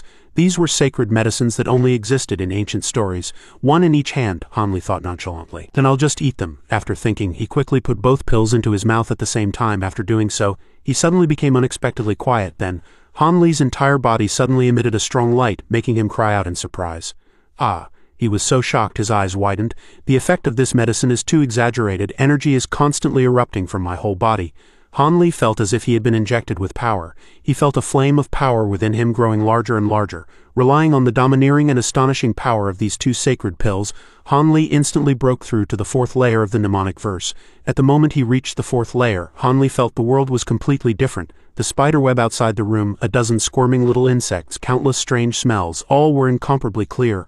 All his senses had reached a new realm. Hanli was very excited about this. He looked at his hands and thought, this feeling is too wonderful. So reaching the fourth layer also brings a sense of accomplishment. This is the first time I feel that practicing this set of mnemonic verses wasn't in vain. As he walked, he thought excitedly, now I can feel all the auras around me even with my eyes closed. Just as he finished that thought, his heart suddenly tightened. As if struck by an electric current, Hanli sensed someone appear behind him. It was Mojur, and his face ferocious. He seemed to be emitting a murderous aura and his eyes glowed green. He's back. Hanli hurried over. Master, your disciple pays his respects. Elder, why have you returned? Why didn't you inform me beforehand so I could have gone to meet you? But suddenly he noticed something, stopped in his tracks and froze. There seemed to be another person behind Mojur. More accurately, this person looked like a hunchback monster covered in spikes with a masked face, which confused him greatly. Strange, what's with this guy? He ignored his expression and asked. How has your practice been? He squinted, looking terrifying. Made any progress? Hanli seemed intimidated by his aura and stammered, Master, with this disciple's mediocre aptitude, how could I make any progress without your medicinal herbs?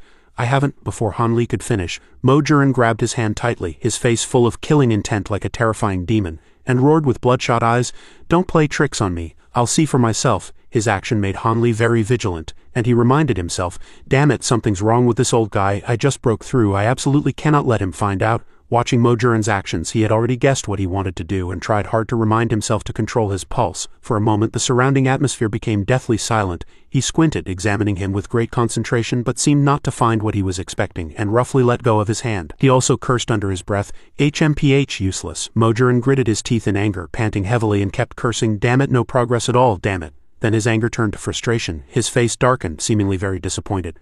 But he was still cursing, Bastard, bastard, bastard. Hanli watched this series of expressions, feeling very confused. What's wrong with this old man? Why did he suddenly become so dejected, as if he's about to die? In Dr. Mo's study, Hanli and the strange person stood side by side watching Mojur sit in a chair, panting wearily. Hoo-hoo, his worried expression added a few more wrinkles to his aged face. Hanli frowned and thought vigilantly, This is too dangerous. If he enters the stone chamber now, all those herbs will be exposed. Then again, what's wrong with this old guy suddenly coming back so full of killing intent? What on earth does he want? Although Mojur's head was down, he seemed to know what Hanli was doing. The black murderous aura emanated from his body as he spoke. If you want to look, just look. Why be so sneaky? Hearing Elder Mo say this, he had no choice but to raise his head and stare at him. Looking at Mojur's terrifying face, Hanli felt a little scared. My God, what's with the black aura on his face? Something's not right. He definitely didn't come back with good intentions this time. He must be after me. He secretly thought about the sharp object hidden in his sleeve, not knowing if it would be useful. But Elder Mo's words interrupted his thoughts. HMPH, you dare to show off such a petty trick? Before he could understand what that meant or think of anything, Mojur rushed in front of him at lightning speed, catching him off guard. Then he used 2 fingers to press the acupuncture points on his chest. Hanli only had time to think, too fast, damn it, my pressure points have been hit. His whole body was immobilized, and he could only stand there stiffly. Master, what are you trying to do? Elder Mo said nothing, just turned and coughed a few times. Cough, cough, cough, cough. He frowned, trying to persuade him with words to release his pressure points. What has this disciple done wrong? Just punish me. Why hit my pressure points? With your status, why bother with a mere disciple? But Mojur held a tube in his hand and presented it to him. It was the thing he had hidden in his sleeve just now. He hadn't expected him to take it out so stealthily. Trying to use a hidden dart on me, are you stupid? Elder Mo mocked him with a contemptuous look. Don't struggle and don't pretend. In front of me you won't have any chance. Hanli was initially surprised and worried, but then became calm and finally emotionless, as if he were indifferent to everything around him. Suddenly, Mojur laughed smugly. Ha ha ha, he praised loudly with satisfaction. Good, good, good, as expected of the person I, Mojurin, have chosen. You now know how to remain calm and composed in the face of danger.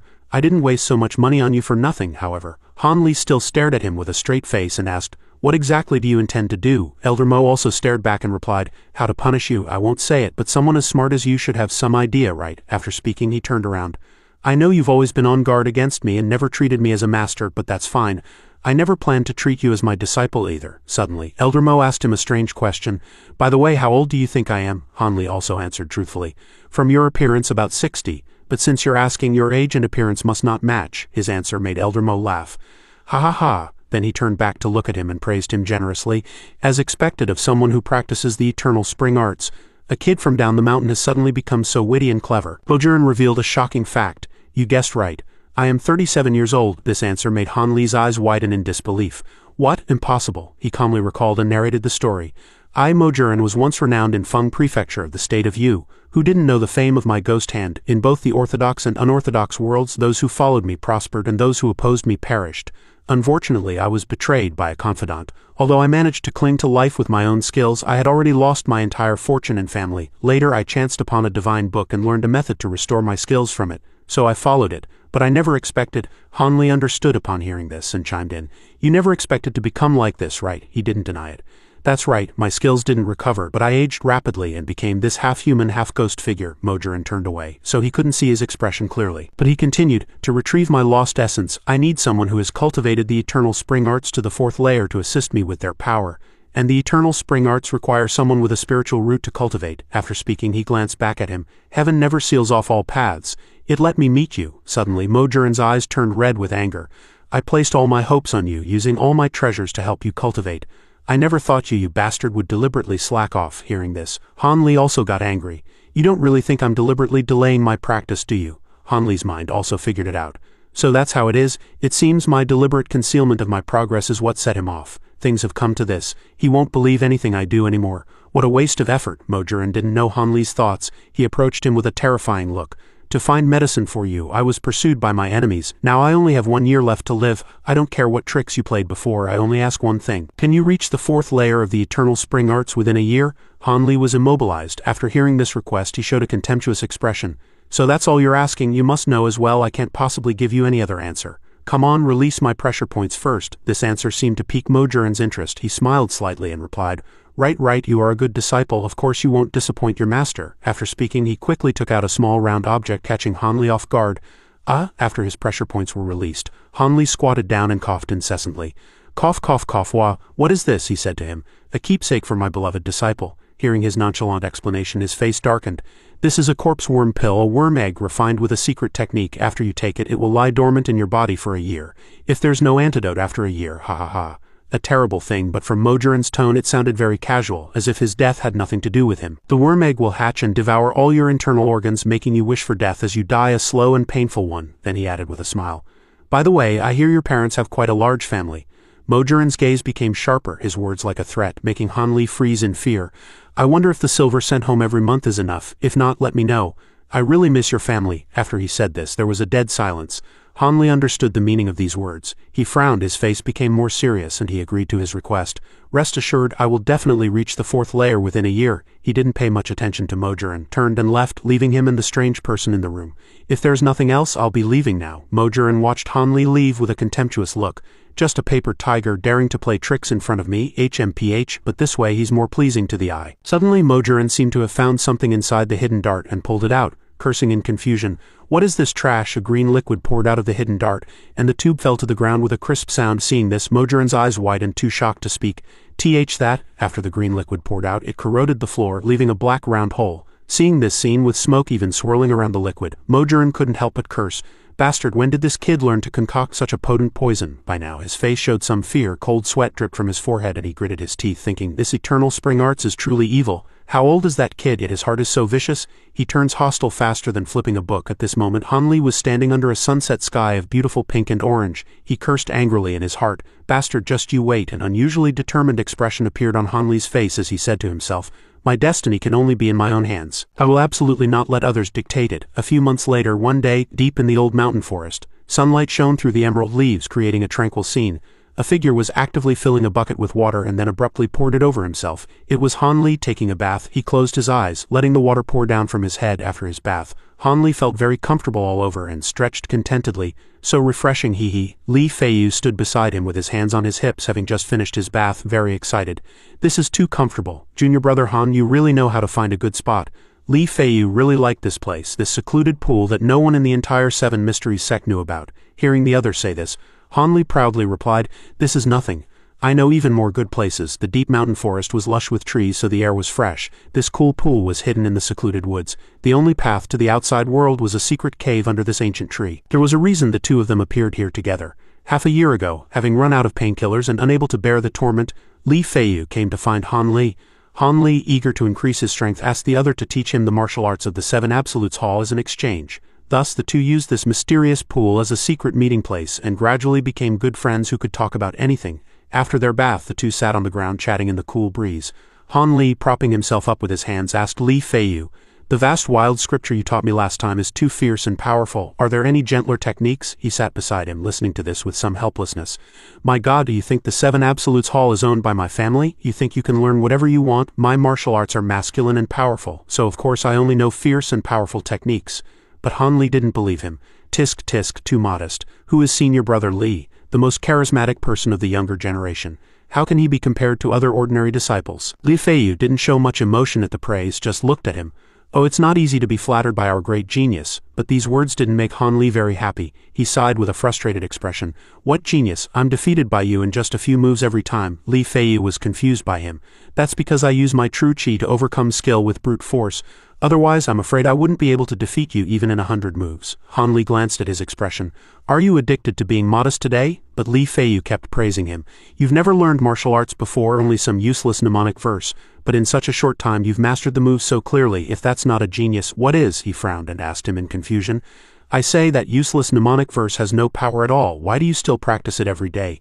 Don't you think it's a waste of your talent?" Han Li placed a hand on his forehead and closed his eyes. The sunlight shone down inadvertently, making every line on his face appear exceptionally handsome. "Sigh, don't mention it, senior brother Li. I don't know why I always practice it either. Perhaps it's the childishness and stubbornness in my soul that I can never get rid of." These words stunned Li Feiyu. He widened his eyes, looking at him in confusion. After a few seconds he came to his senses and burst out laughing, patting him on the back. "Ha ha ha, that's you all right." Full of personality, his heartfelt words were mistaken for a joke, making Han Li feel a cold breeze. "You think I want to practice it? How could you understand the plight of being in a situation you can't get out of?" Li Feiyu also stopped laughing and started nagging. "It's not that I'm nosy, but I say you should hurry up and ditch that mnemonic verse. With your ability to learn martial arts in the past half year, learn some real skills from me. I guarantee you'll stand out within 2 years. After speaking, Li Feiyu affectionately put his arm around Han Li's shoulder and proposed. "Then the two of us will dominate the Seven Mysteries sect, how about it?" Han Li stopped joking and got serious. All right, let's talk business. Are there any martial arts in the Seven Absolutes Hall that can defeat enemies without using true chi?" Li Feiyu's face was a bit blank. Suddenly he remembered something and told him, "Now that you mention it, there actually is one. This set of sword techniques has been there for over 100 years, and no one has ever mastered it. It's said that even the person who created it died without mastering it." Han Li listened intently, a bit surprised. "Oh," he also revealed, "this sword technique is called the blink sword technique. Isn't that strange?" Han Li seemed interested and asked curiously, "Have you practiced it?" But Li Feiyu just sighed after hearing this. "Of course not. Why would I practice it without practicing true chi? I'm not an idiot. Forget me, no one has practiced it since it was created." After speaking, Li Feiyu also explained why this sword technique was strange and mysterious. It said that if the elder who created it hadn't saved the Seven Mysteries sect from peril and left a dying wish, this blink sword technique would never have been listed among the ultimate techniques of the Seven Absolutes Hall. For hundreds of years it has been lying in a corner of the library pavilion gathering dust. Han Li asked Li Feiyu, "I want to take a look. Can you help me copy it?" Hearing this, he could only sigh. "Sigh, you really push your luck." But Li Feiyu didn't refuse. He stood up, got dressed, and agreed. "All right, forget copying it. I'll get it out for you. Other secret manuals are always being checked, but no one cares about this thing anyway." Han Li was a bit worried if others would find out, but Li Feiyu didn't care at all and said confidently, "You can rest assured when I handle things." Although he heard him say that, Han Li still wasn't at ease. "I don't know why, but I have a strong premonition that this sword manual is exactly what I need." In Divine Hand Valley, Han Li's figure approached from a distance. As he got closer, his expression turned serious as he saw something. It turned out that the strange person Mo Jurin had brought back was standing opposite him. It's that guy again. Looking at the silent person opposite him, whose face was wrapped in bandages, he became more vigilant. This guy hasn't said a single word since he arrived. Who on earth is he? He thought to himself. I remember the first time I saw him, he didn't say a word. So I took the initiative to speak, but this brother didn't say anything. I wonder what his background is. That guy still didn't answer him, remaining silent, guarding Elder Mo every day as if he never tired. Truly a monster. Looking at his tall, spiky figure, Han Li muttered to himself. But every time I see this guy's silhouette, I get a very familiar feeling, as if I've seen him somewhere before. But Han Li didn't bother with him anymore and turned to leave. Forget it. No matter his background, he must be someone Elder Mo sent to watch me last time. I suffered a crushing defeat. Next time I must be fully prepared. In the distance, Mo Jurin's figure was approaching Han Li's residence, but he didn't go in, instead hiding by the window, trying to see what was going on. What is this damn kid up to? He looked inside and squinted his eyes in some surprise. Contrary to his thoughts, Han Li was lying on the bed, sleeping soundly with his head pillowed on his hand. He cursed inwardly, bastard, still sleeping. Seeing nothing of value, Mo Jurin couldn't be bothered to stay and turned to leave, secretly warning him in his heart. HMPH, anyway, when the appointed time comes, if you haven't reached the 4th layer, you can just wait to die. But that was not the case. Han Li seemed to be sleeping, but he was actually repeatedly simulating the martial arts he had just learned in his mind. 2 days ago, thanks to the overwhelming power of the 2 sacred medicines, Han Li had already broken through to the 5th layer of the eternal spring arts with ease. From then on, his skills were superb, and he could remember anything with a single glance, just as Li Feiyu had said he was a genius. And now his greatest trump card for accumulating strength against Elder Mo was the Blink Sword Manual. A dozen or so days later, Han Li hurried to the meeting spot. As soon as he stepped out, he stopped, because he saw Mo Jurin standing opposite him. Hearing Han Li's movement, he also turned his head. They both looked at each other in silence, but their eyes seemed to be filled with killing intent. Han Li lowered his head slightly, pursed his lips and said nothing. Now the relationship between master and disciple in Divine Hand Valley was very strange. They had already torn off all pretenses and they had 2 killer moves to keep each other in check, so Elder Mo couldn't push him too hard. Therefore Han Li no longer avoided Elder Mo's surveillance, coming and going from Divine Hand Valley as he pleased. As for what he was doing, no one knew. In the secret base, still in that lush green mountain forest, Han Li landed with a leap, complaining, "Tisk, why are there so many disciples patrolling the road today, wasting my time?" After speaking, he also hurried over. "Sorry, I'm late." As soon as he arrived, Han Li was so shocked he was dumbfounded, frozen in place. The reason he was so shocked was that Li Feiyu was sitting by the pool, kicking the water with his feet, having a great time all by himself and laughing out loud.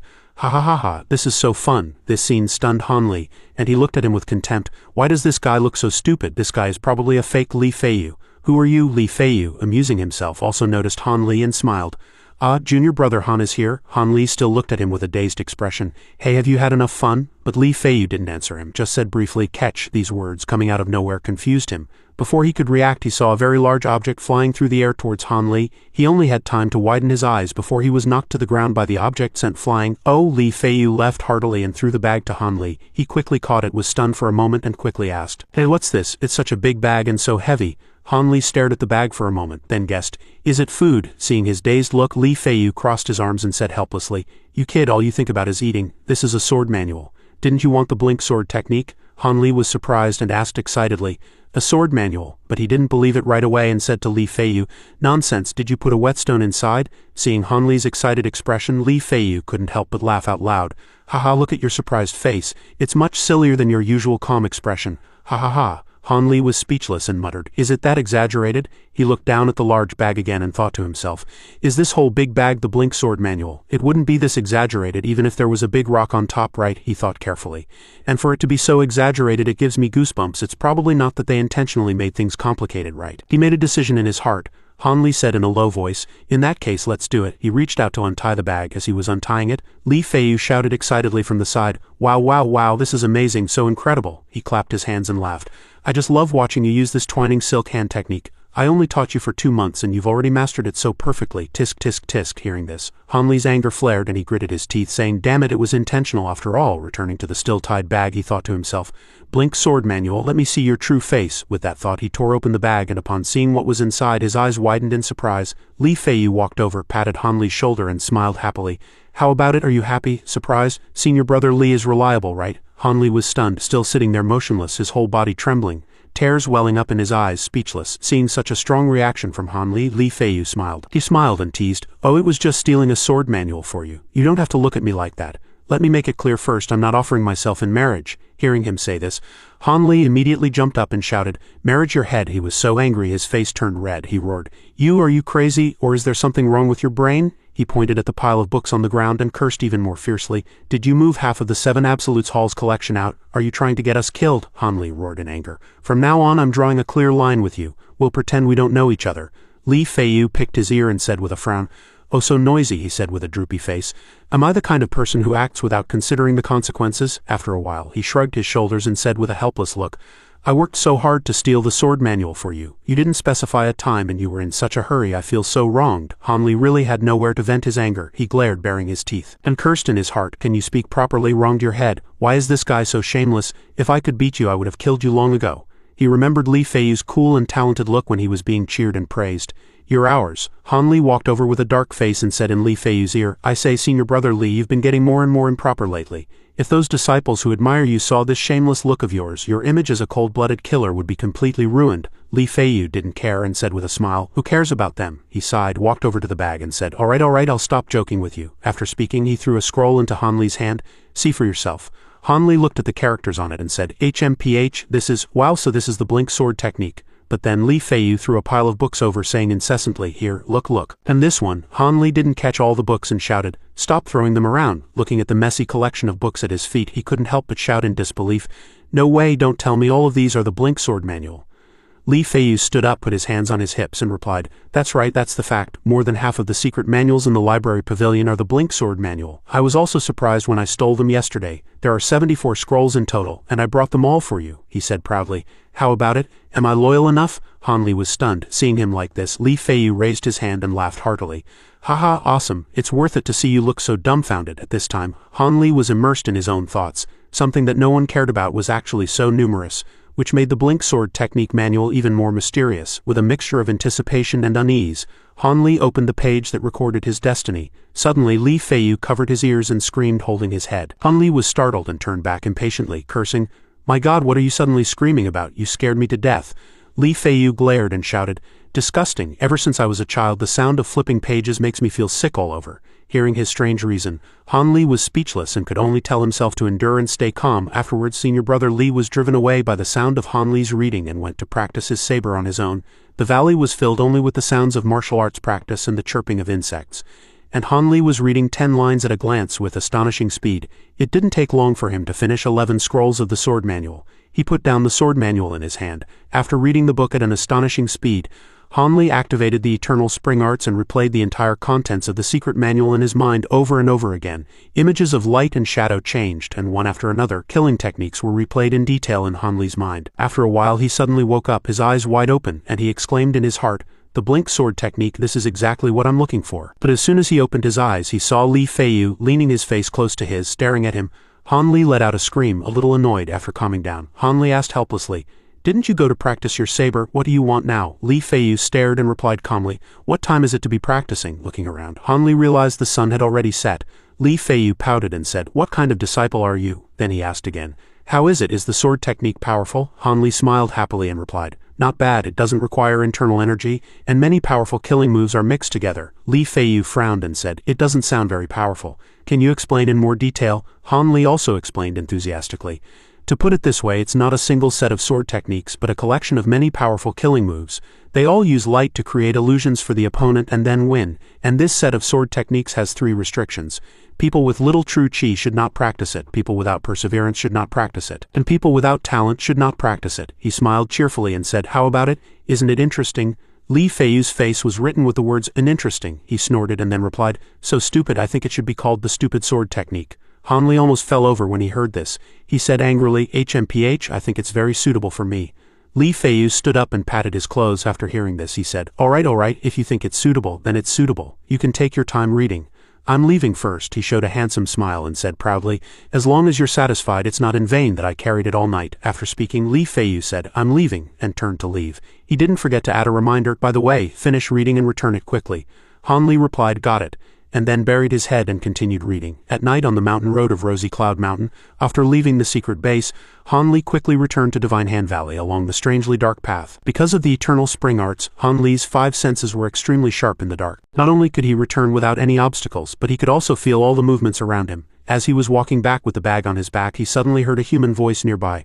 How was it arranged? Hearing this, he immediately noticed and thought, someone's here. Why would someone be talking here at this time? Hanli looked back in the direction of the sound, guessing that there must be something secretive going on. With that thought, he walked over quietly, warning himself, with my current skills, I must be careful. If I'm discovered, I'm dead. Hanli pricked up his ears and listened carefully to the movements. He heard a few intermittent conversations from down the mountain. Arranged properly, boss, time, the plan needs to be quick. This time, steal the list and make a move, a thought flashed through Hanli's mind.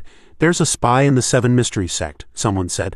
The leader of the Wild Wolf Gang, Jin Guang, is a monster with a green face and fangs. He has to eat human flesh for 3 meals a day. But Li Feiyu retorted. He said, don't talk nonsense. I've already said it's all rumors. The leader of the Wild Wolf Gang, Jin Guang, is a handsome and slender young man. I also heard that because of his cruel and cold-blooded nature, he established the Black Dragon Gang and gathered a group of thieves, making them invincible. Hearing this name, Han Li immediately understood. They were planning to harm the Seven Mysteries sect. After waiting for the spy to go far away and confirming it was safe, Han Li crawled out of the bushes and returned to Divine Hand Valley. As soon as he returned to Divine Hand Valley, he was once again faced with Dr. Mo's immortal medicine feast. He sighed with a dark face. Here we go again, and then glanced at the indistinct figure behind the door. Han Li thought, is this old guy afraid I won't take the medicine and cultivate? Sigh, I have to do this every day, and I have to act for him. My acting skills have improved a lot, he thought for a moment. These are all precious medicinal herbs that Elder Mo went to great lengths to find. Then he picked one up and drank it all, under Elder Mo's focused gaze from behind. Han Li clutched his chest and smiled smugly. Ha, with these immortal medicines I feel like my cultivation has improved again. In his heart, however, he was roaring and cursing, what garbage, it's disgusting and smelly. He had already made up his mind. To put him at ease, he would just eat them like beans. I've been spoiled by the golden marrow pill. He glanced and saw that the person had left in peace, and he thought again. And there's that spy business. A few days later, Han Li and Li Feiyu met. Han Li handed the large bag to Li Feiyu and said, I've finished reading it. You can take it back, he asked in surprise. So fast? You're too amazing. Afterwards, Han Li handed a scroll of paper to Li Feiyu and solemnly instructed, by the way, this is for you. There's a spy from the Wild Wolf Gang in our sect. They are planning to hunt our disciples who are out for training.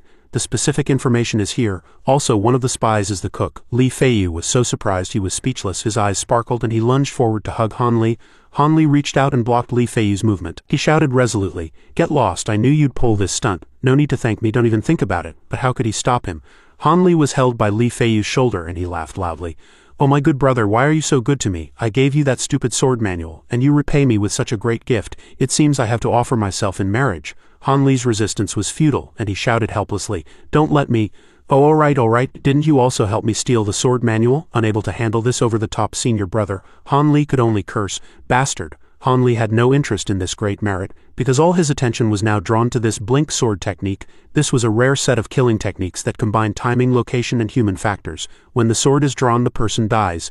The moves are complex. Without a photographic memory, it would not be easy to even remember them. Without superhuman 5 senses and observation skills, one shouldn't even think about mastering it.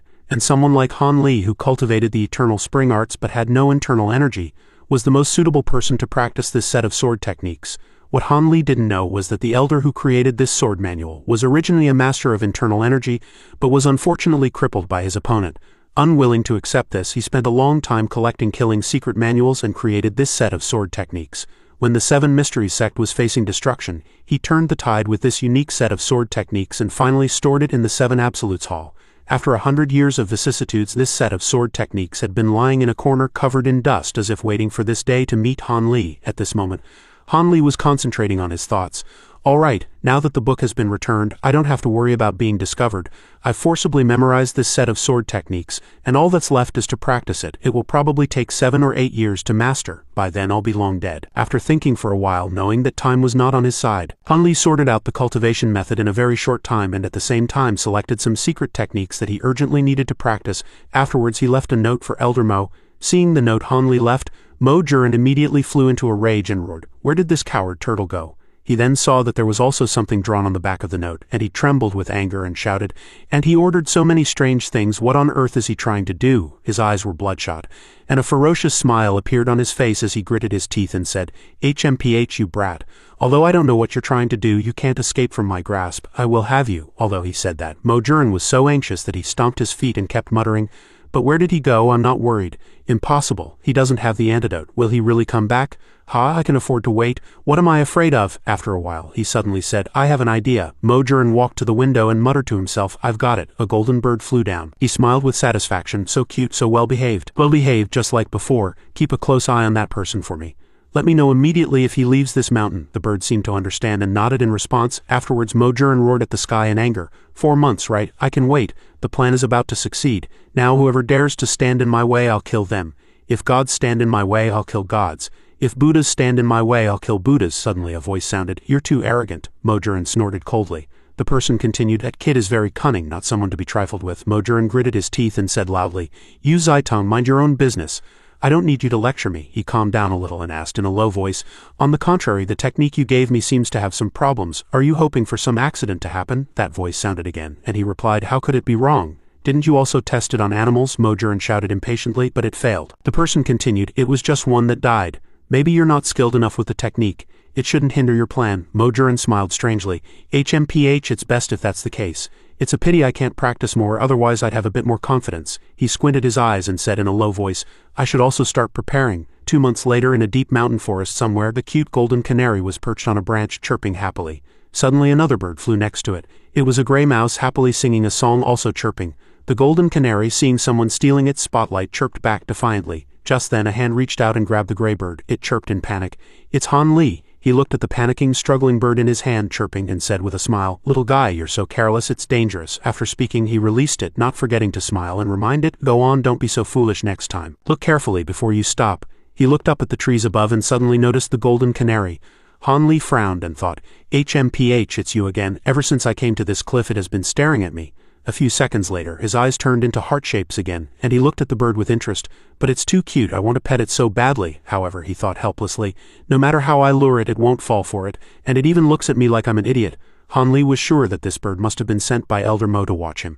Seeing the golden canary's serious look as it carried out its mission, he couldn't help but smile and think, but it's too cute, let it watch, I'll just continue my training. Meanwhile, at this time in Divine Hand Valley, Mojurin fell to his knees, slammed a fist on the ground, and muttered with a trembling voice, No, he will definitely come back, I must have him. His hands were trembling and his face was covered in beads of sweat. He was still muttering, I can't take it anymore. He will definitely come back, I must have him. Not long ago a shocking event happened in the Seven Mysteries sect. Li Feiyu uncovered the conspiracy, caught the spy, and made a great contribution to the Seven Mysteries sect. From today on he was promoted to protector. The disciples below cheered and praised him, saying things like, Wow, idol protector Li, and from now on we little brothers will follow senior brother Li, and senior brother Li is so amazing. But the star of the day, Li Feiyu, didn't seem very happy. He was concentrating on his thoughts. Where did that kid Han Li go? He didn't even come to see me for such a big occasion, you brat. In another place, in a deep mountain valley, the golden canary was staring at Han Li's every move. All around was a mess of thorny vines. Something flashed past from above. Han Li landed, covered in dust and wounds. He let out a sigh of relief and thought, Just in time, I finally mastered the Loyun steps on the last day. With this, my chances of survival have increased. At this time in Elder Mo's study, he was like a soulless person, wearily muttering to himself, Why isn't he back yet? Just then, footsteps suddenly sounded. Mojurin heard the movement and hurried over, stumbling and crawling to the door. As soon as he reached the door, he saw the person he wanted to see. Han Li said in a deep voice, I'm back. Mojurin's eyes immediately lit up and his face blossomed with joy. He walked over step by step, cheering in his heart. It's him, he's finally back. His whole body trembled slightly. Han Li looked at him and saw a joyful smile on his face, as gentle as a spring breeze. He said softly to him, You're back, good boy, come, let's go inside and talk slowly. Mojurin was also very enthusiastic, inviting Han Li in cheerfully. Come in, don't worry. I haven't done anything to the room. Han Li replied coldly, HMPH, since I'm here am I afraid to go in? Seeing him about to close the door, he said, Don't close the door. If you dare to close the door, we won't talk. Mojurin obediently followed his wishes and said with a smile, All right, I'll listen to you. The two sat down in chairs opposite each other in silence. Han Li squinted his eyes and watched him warily. Mojurin sat opposite him with a very strange smile on his face. He thought, This old guy has a fake smile on his face, but he has aged a lot. It feels like he's about to die. Could it be true that he needs me to use my powers? Behind him was still that guy who was as silent as a dead person. I must be careful of him. At this moment, Mojurin suddenly squinted his eyes and said with a smile, You were just a child when you came, and now you've grown so tall. It's really touching. Han Li only replied faintly after hearing this.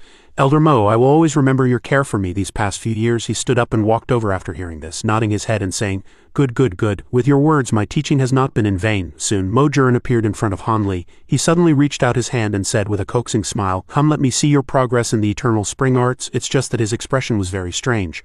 Han Li immediately became vigilant. Damn it, something's wrong. I can't let him take my pulse now. His claws are about to touch me. Han Li immediately jumped up, his movements extremely fast, and in a flash he was standing behind him. Mo Juren lost his balance, fell into the chair and let out a cry. Han Li said calmly, Elder Mo, don't be anxious, he continued. I have indeed reached the 4th layer. But I hope Master can give me the antidote for the corpse worm pill first. Otherwise your disciple really can't rest assured. Elder Mo's ferocious face squeezed out a smile, and he quickly said, Oh right, the antidote. Look at my memory, I'm really old. I was planning to give you the antidote. His hand trembled as he took out a pill. He said, Here, this is the antidote. Take it. He threw it to Han Li. He hid in a corner and told him in a low voice to drink it. Han Li was a little suspicious and thought, Damn it, is this really the antidote? This old bastard seems suspicious no matter how I look at him, but I have to drink it. Mo Juren squinted his eyes and reminded him, Good boy, drink it quickly. Although he was suspicious, Han Li immediately put the pill into his mouth. HMPH, I'll drink it. Anyway, if I'm poisoned to death, it won't do him any good. Mo Juren saw this and grinned. The moment Han Li drank it, he felt a twinge of pain and panicked. Could it be?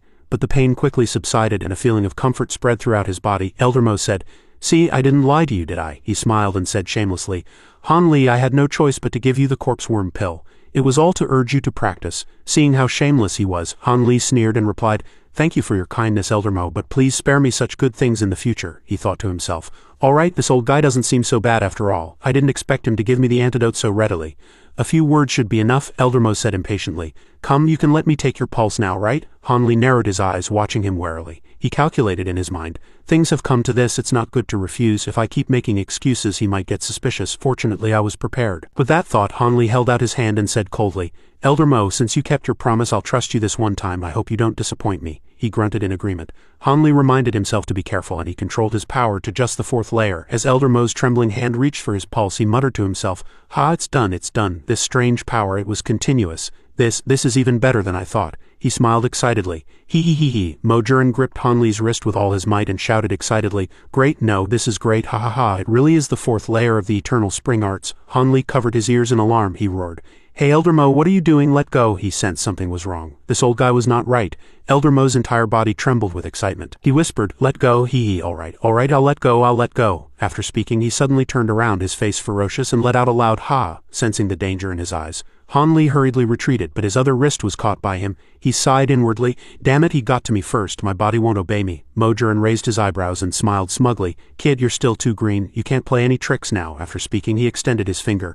But just as he touched Han Li's chest, he was surprised. Why did it feel like hitting an iron plate? Suddenly, the hand that had been gripping Han Li's wrist was empty. In a flash, Han Li had slipped behind him, somersaulting like a bolt of lightning. Seeing him break free, Mo Juren gritted his teeth, a little surprised, thinking, It doesn't look like he has an iron plate under his clothes. And he's so slippery, he suddenly broke free from my grasp. This damn kid was prepared. Where did he learn such a strange move? Han Li slowly stood up, drew the short sword from his bosom, and said coldly, Today it's either you die or I die. Only one of us can leave this room alive. Mo Juren's eyes widened. He thought, This kid is finally showing his fangs.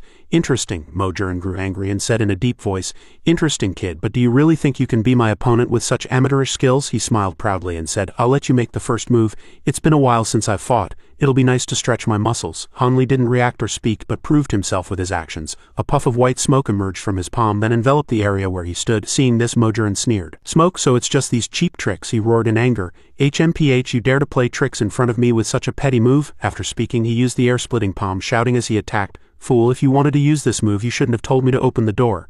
But Han Li, who had been standing there, was now gone, vanished without a trace. Elder Mo panicked. Where did he go? He walked over cautiously, sniffed lightly, and muttered, This kid has some skills to have disappeared like that. Soon he sensed a killing intent. A faint ding-ding sound followed, and he shouted, He's above! He immediately prepared to strike upwards, but there was nothing above him, only a small bell shaking. He panicked. What, damn it? Elder Mo quickly turned around, gritting his teeth. He's below. Han Li was already in an attack stance, gripping the short sword in his hand, his eyes filled with killing intent as he stared straight at him. Fast as lightning, he rushed forward and stabbed at Mo Juren. He cried out, dodging clumsily. The short sword grazed his clothes, tearing them in several places. Elder Mo hurriedly retreated, glaring at Han Li. Failing to finish him in one move, Han Li let out a regretful tisk, thinking, HMPH, what a pity. Meanwhile, Elder Mo ground his teeth in frustration, cursing inwardly. I was almost killed by him. Bastard, bastard, he said sharply. I underestimated you. As expected of my good disciple, it seems I'll have to get serious with you, he continued. You're lucky to witness my famous technique, Mojurin roared, gathering his internal energy. A burst of energy appeared around him as he shouted angrily. Dem kid, why do you always act like you know everything? You're just a wet behind-the-ears brat, what? I hate people like you the most. Seeing his frenzied state, Han Li was startled. He saw that his hands now looked like sharp claws. This is the demonic silver hand. He lunged at Han Li, roaring fiercely. Die! Elder Mo slashed down with his sharp demonic silver hand, muttering curses. Die, die, die! Han Li's eyes widened in surprise to find he was completely helpless against him. He struggled to block every attack with the short sword, but the attacks were too many and too fast. Soon a blow struck the tip of the sword and the short sword flew from his hand, embedding itself in the wall. That being the case, Han Li had to risk it all. He thought, then there's only... With that, he channeled his energy and rushed past Elder Mo, appearing far behind him in an instant like a wisp of smoke. Elder Mo's eyes widened in astonishment. What? He turned to look at Han Li. Although Han Li had dodged his claws, he wasn't much better off. He was covered in sweat, his hands trembling, and he stood there panting, marveling to himself. The demonic silver hand has no weaknesses, just striking out of thin air. The Loyan steps are truly amazing. The two remained in a standoff. The person wrapped in bandages stood silently, showing no reaction. Han Li grit his teeth, his breathing ragged, and sighed inwardly. Not good, I used too much energy just now. And after 2 brief exchanges, Dr. Mo was very displeased. First, he was almost pierced through the chest, forcing him to use his ultimate technique, the demonic silver hand. Then the demonic silver hand's attack was dodged. Although it wasn't obvious from the outside, the killing intent on Dr. Mo's face had subsided. He was panicking inwardly. How could this be? I've clearly dealt with him. Han Li's situation was not optimistic either. Elder Mo's last strike had paralyzed Han Li's left hand. The Loyan steps had already consumed more than half of his stamina. Not only could he not use the Loyan steps again, but it would also be difficult for him to fight with both hands. The outcome of this life-or-death duel was gradually shrouded in a mist that neither of them had anticipated. Elder Mo was the first to speak. I say, Han Li. Han Li looked up at him and heard him continue. Your progress has indeed exceeded my expectations, but will you be so lucky next time? He grinned proudly and continued. You look very tired now. Are you sure you can use that strange footwork again? Master doesn't want to harm you. Obey me, and perhaps it's not as scary as you think. Han Li's face showed contempt, and he cursed inwardly. All right, you were cold-blooded and ruthless just now, and now you're feigning kindness. Do you really think I'll fall for it? You disgusting old man, stop playing these tricks. He solemnly raised his short sword in challenge, showing his final answer. Seeing his attitude, Elder Mo grit his teeth and said angrily, Ungrateful. He roared in fury. Ungrateful, so close, yet in the blink of an eye he rushed in front of Han Li. He froze for a moment, then used his short sword to block every move. Elder Mo shouted, This trick again, what's the use? A violent energy surrounded him, looking terrifying. Suddenly hearing Han Li's laughter, Elder Mo demanded, What are you laughing at? What do you mean? Han Li's face darkened. He gripped the short sword with both hands and said decisively and loudly, You've only fallen for it now. Look at the short sword in my hand. Elder Mo's eyes widened in shock, and he only had time to say, This? In an instant, Han Li shouted, Kill! And immediately rushed forward to attack. It was as if hundreds of hands holding short swords were behind him, chasing after Elder Mo to attack. He still had the strength to shout loudly, stubbornly saying, It seems I've overestimated you. You can even use such a trick. Do you think I can't tell which blade is real? After speaking, he reached out his hands to receive the attack. Just as his hands were about to touch the short sword, Han Li quickly turned the other side of the sword. A dazzling golden light flashed, shooting straight into Elder Mo's pupils. He was also startled. The light was so blinding he had to shut his eyes tightly and cry out, Ah! Han Li had quickly flipped through the book, recalling Li Feiyu's words. There's a set of sword techniques called the blink sword technique. Isn't that strange? He said. No one has ever mastered this set of sword techniques. What? Why practice it without practicing true chi? The content is so complicated. No wonder no one practices it. It's actually a collection of various major sword moves using the illusion created by light to kill people, the letter said. Elder Mo, I have to leave for a while to focus on my cultivation. Brother Han, are you really practicing that stupid sword technique before that day comes? Han Li thought. I must be prepared. The battle between Han Li and Mojurin was extremely fierce. Elder Mo was already covered in wounds, constantly crying out in pain. Mojurin was in despair from the pain, unable to see. What's going on? It hurts. What does it want to do next, bastard? He danced around frantically, grabbing at thin air. Hey, I must escape its attack range immediately. Elder Mo was in a difficult situation. Damn it, how did I fall for his trick so quickly? The last time was already so dangerous. This kid is too dangerous, just like when I fought my arch-enemy back then. Damn kid, he was exhausted, trembling all over. Damn kid, you've made me suffer so much. It's too dangerous, damn it, if it weren't for the grand plan. Mojurin fought back tears, wishing he could tear him to pieces to vent his anger. Then he tried to comfort himself. Calm down. Before I regain my sight, as long as the demonic silver hand has no flaws, he can't do anything to me. He underestimates me too much. I can hear all the sounds here. I can even hear a needle flying by. Sure enough, he already felt Han Li approaching. Over here, a cold aura is approaching. Elder Mo laughed smugly. Just in time. As long as I deliberately show a flaw, he'll fall into my trap. Then he grabbed the weapon with his hand, pulled it out and pulled hard. Gonna get you. Still trying to run? But unexpectedly, that aura suddenly became lighter and then gradually disappeared. Unexpectedly, Mo-Jiren was the one who fell for the trick. A cut on his neck, a cut on his hand. His whole body was stained red and he was seriously injured. Ah, what dead? Han Li rushed towards him like a dart. Elder Mo fell back in terror, his body trembling non-stop, muttering, What? Mo-Jiren became furious. What? At this point he opened his eyes wide and stared fixedly ahead. That kid, what's with those pliers? I see, he wanted to stab me with those pliers, but he didn't have them in his weapon. A hilt flew out from there. That's right, that light feeling just now was this. The hilt is empty, it's a feint. He tricked me, dismantled the blade, and then used the pliers inside to stab me. Mo-Jiren looked at where the light appeared and at the door. He did it on purpose, he's not willing to give up, afraid I'd play tricks. This kid clearly had a plan from the start. Just waiting to use this vicious light reflection trick. Elder Mo looked at Han Li, cold sweat dripping, and before him was a cold, expressionless face. Is this the child I raised with my own hands? Elder Mo's angry face was suddenly burned clean. How can his scheming be so deep? How can he be so ruthless? How can he be so calm? What's wrong with him? To devise such a meticulous interlocking plan at such a young age, is he a reincarnated child prodigy?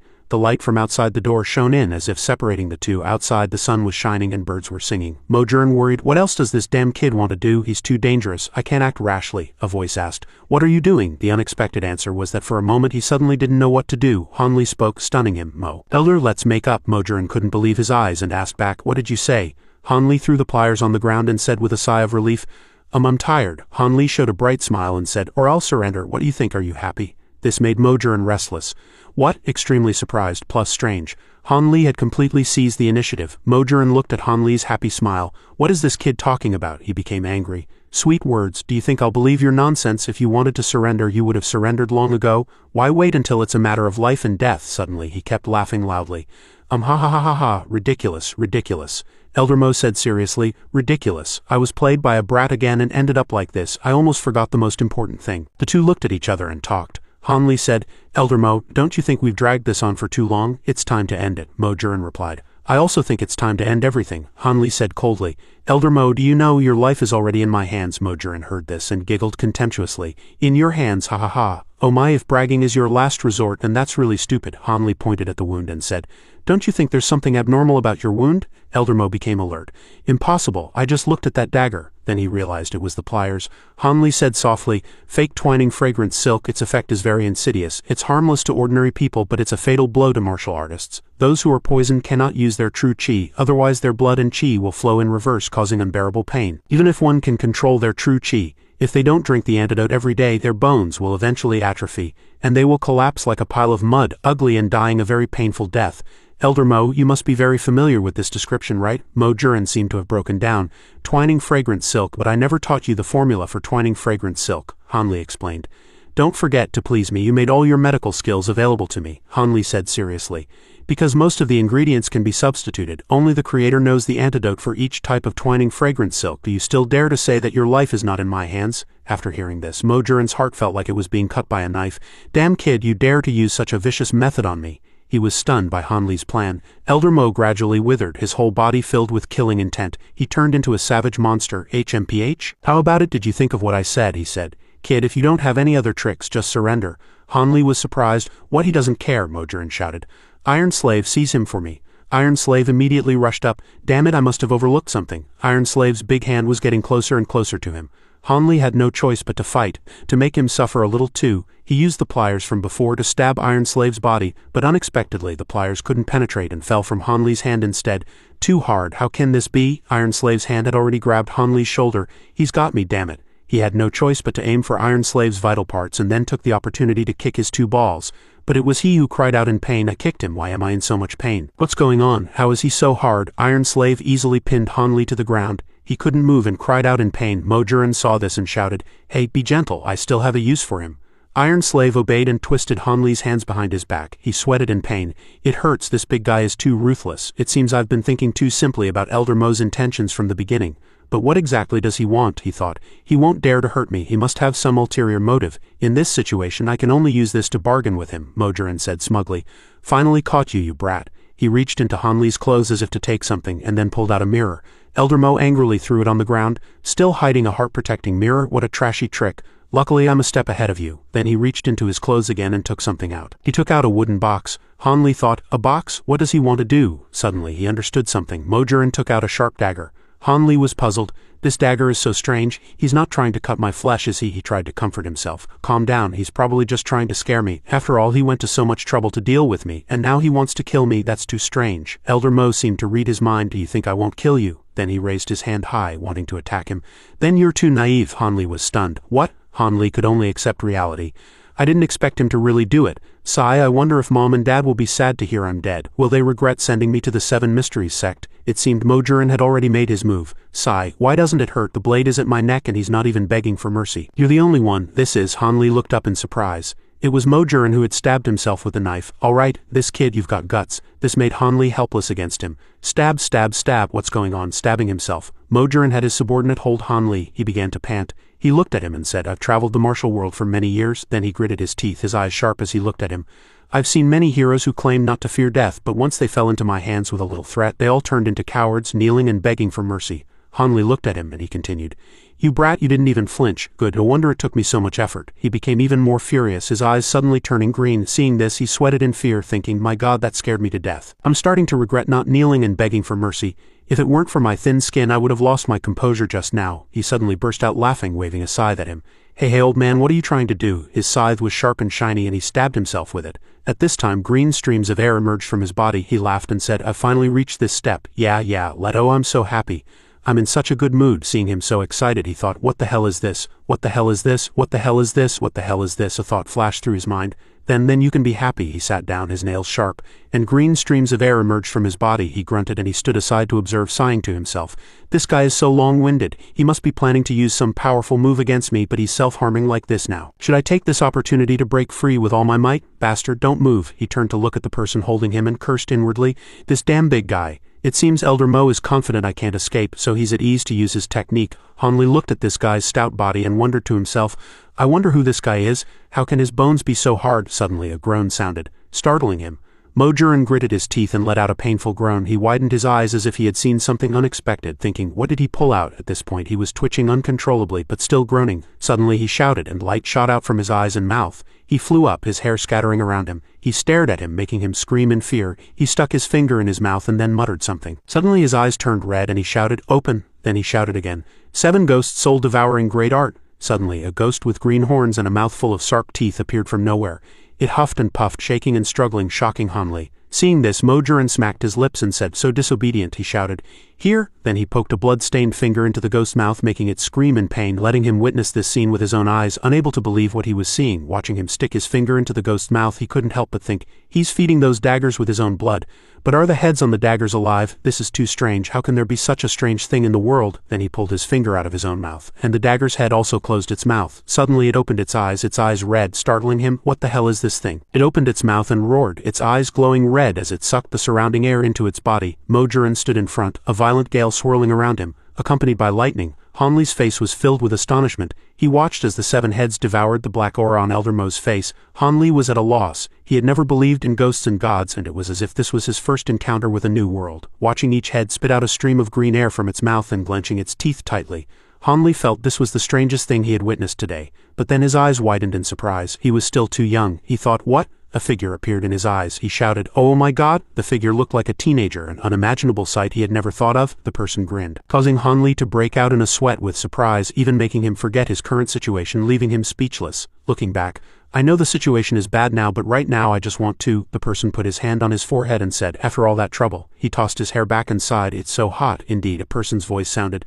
handsome, who are you? Yu Zitong turned back to ask those looking at him, what are you looking at? Then he asked with a smile, haven't you ever seen someone so handsome? Han Li replied in agreement, yeah, that's right, I've never seen anyone so handsome. He clicked his tongue, admiring his own beauty while Han Li was still being held. He asked, what? He held out his own hand, narcissistically looking at the smooth skin, the vibrant muscles. Then he reached up to touch his face and said, it feels so good to touch. At this point, Han Li had regained his senses, and shouted, could you please find a deserted place to admire yourself alone? He then thought, this guy definitely won't let me go, but I'll test him out anyway. With that thought, he asked, Elder Mo, it seems you've returned to normal. Could you let your disciple go so that I can serve you in the future? Hearing this, Yu Zitong replied, Han Li, you sure know how to adapt. Do you think I can let you go? Han Li's face immediately fell. He thought, if you can't, you can't, you don't have to speak to me so gently, do you? After speaking, he took something out, making him curious. What on earth does this guy want to do? He took out a talisman, then controlled it to fly towards Han Li, frightening him. He saw the talisman and asked curiously, what is this talisman? A mysterious green light began to shine around him, he thought. Even the eternal spring arts are starting to get restless.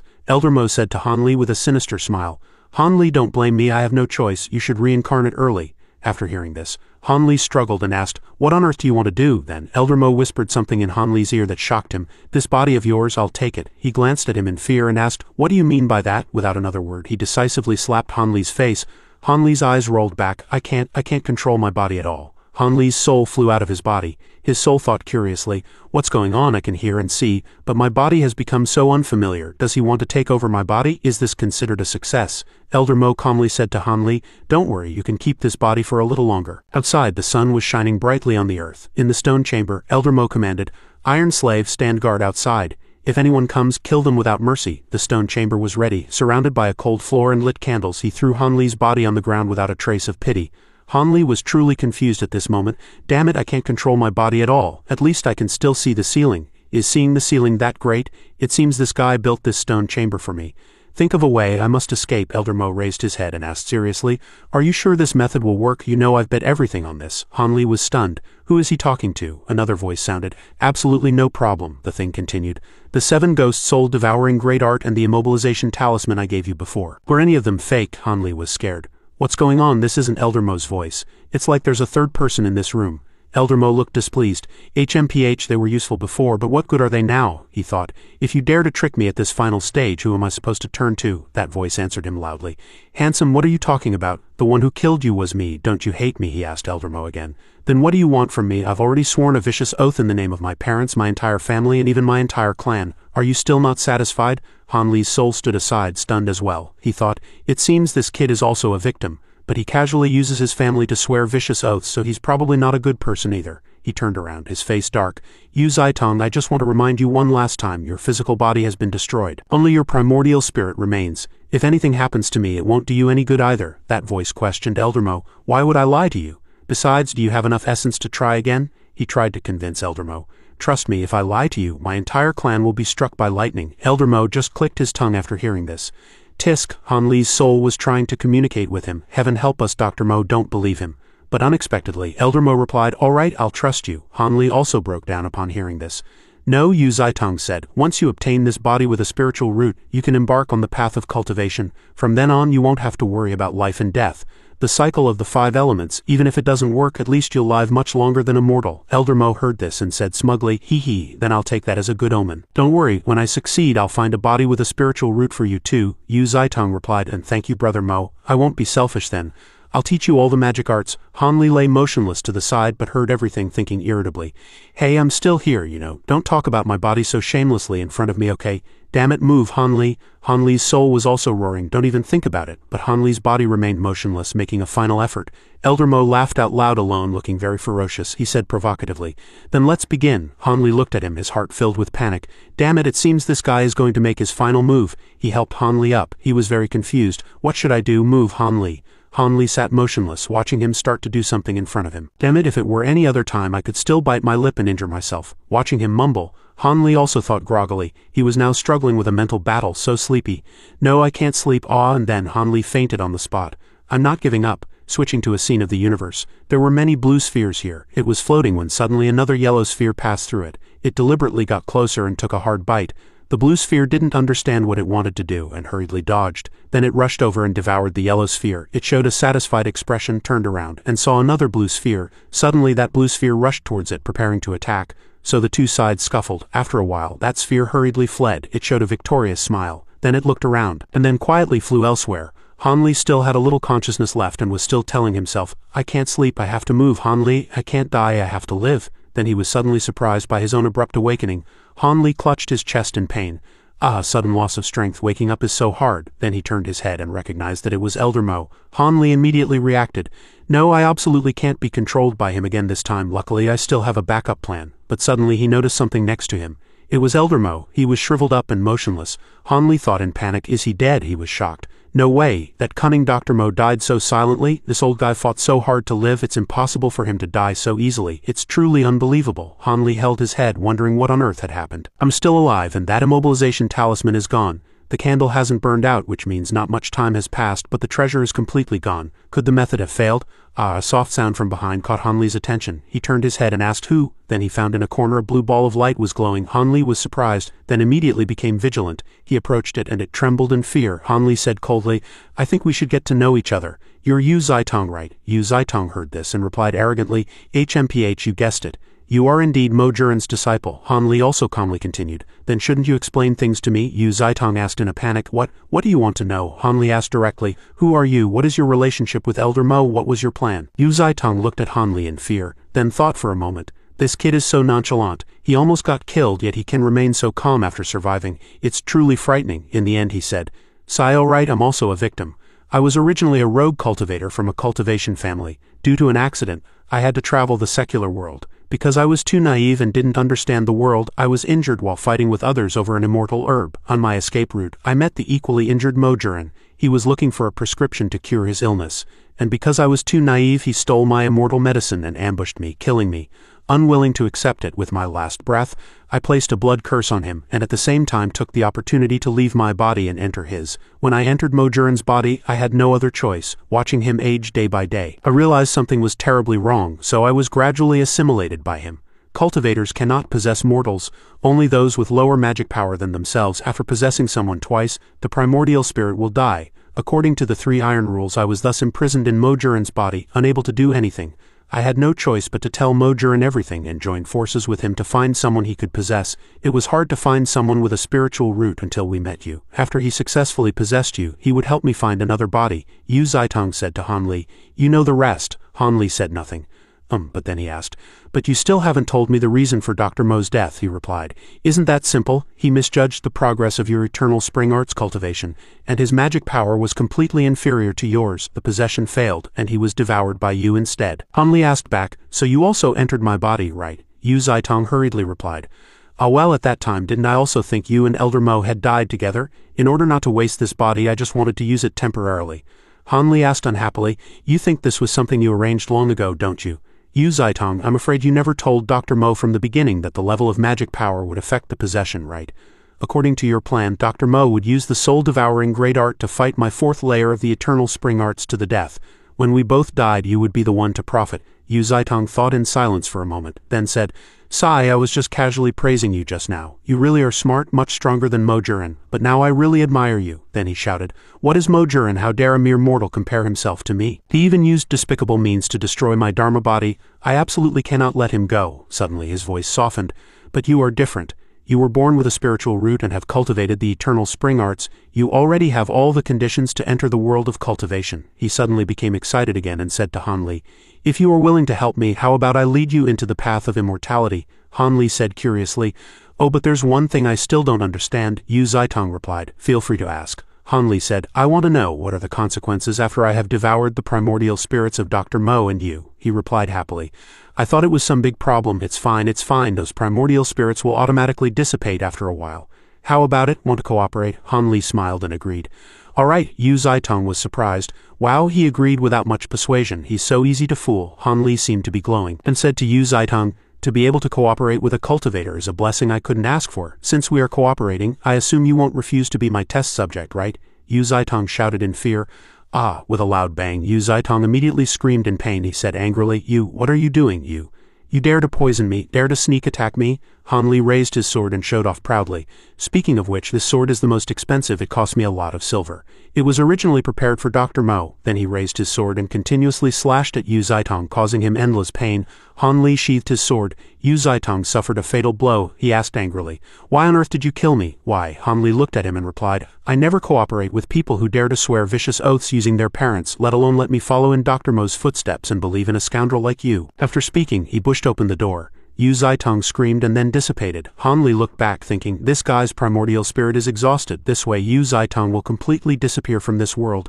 When Elder Mo entered the room earlier, he blew out the candle, which reminded me that light affects the primordial spirit. Otherwise, with just the 5 poisons, water and the jade leaf needle, it would be impossible to completely eliminate his primordial spirit. Finally, Then he burst out laughing. I'm finally free, he jumped up in joy. I'm finally free. I'm finally free, but it was finally over. The dark cloud that had loomed over my life for many years had finally dissipated.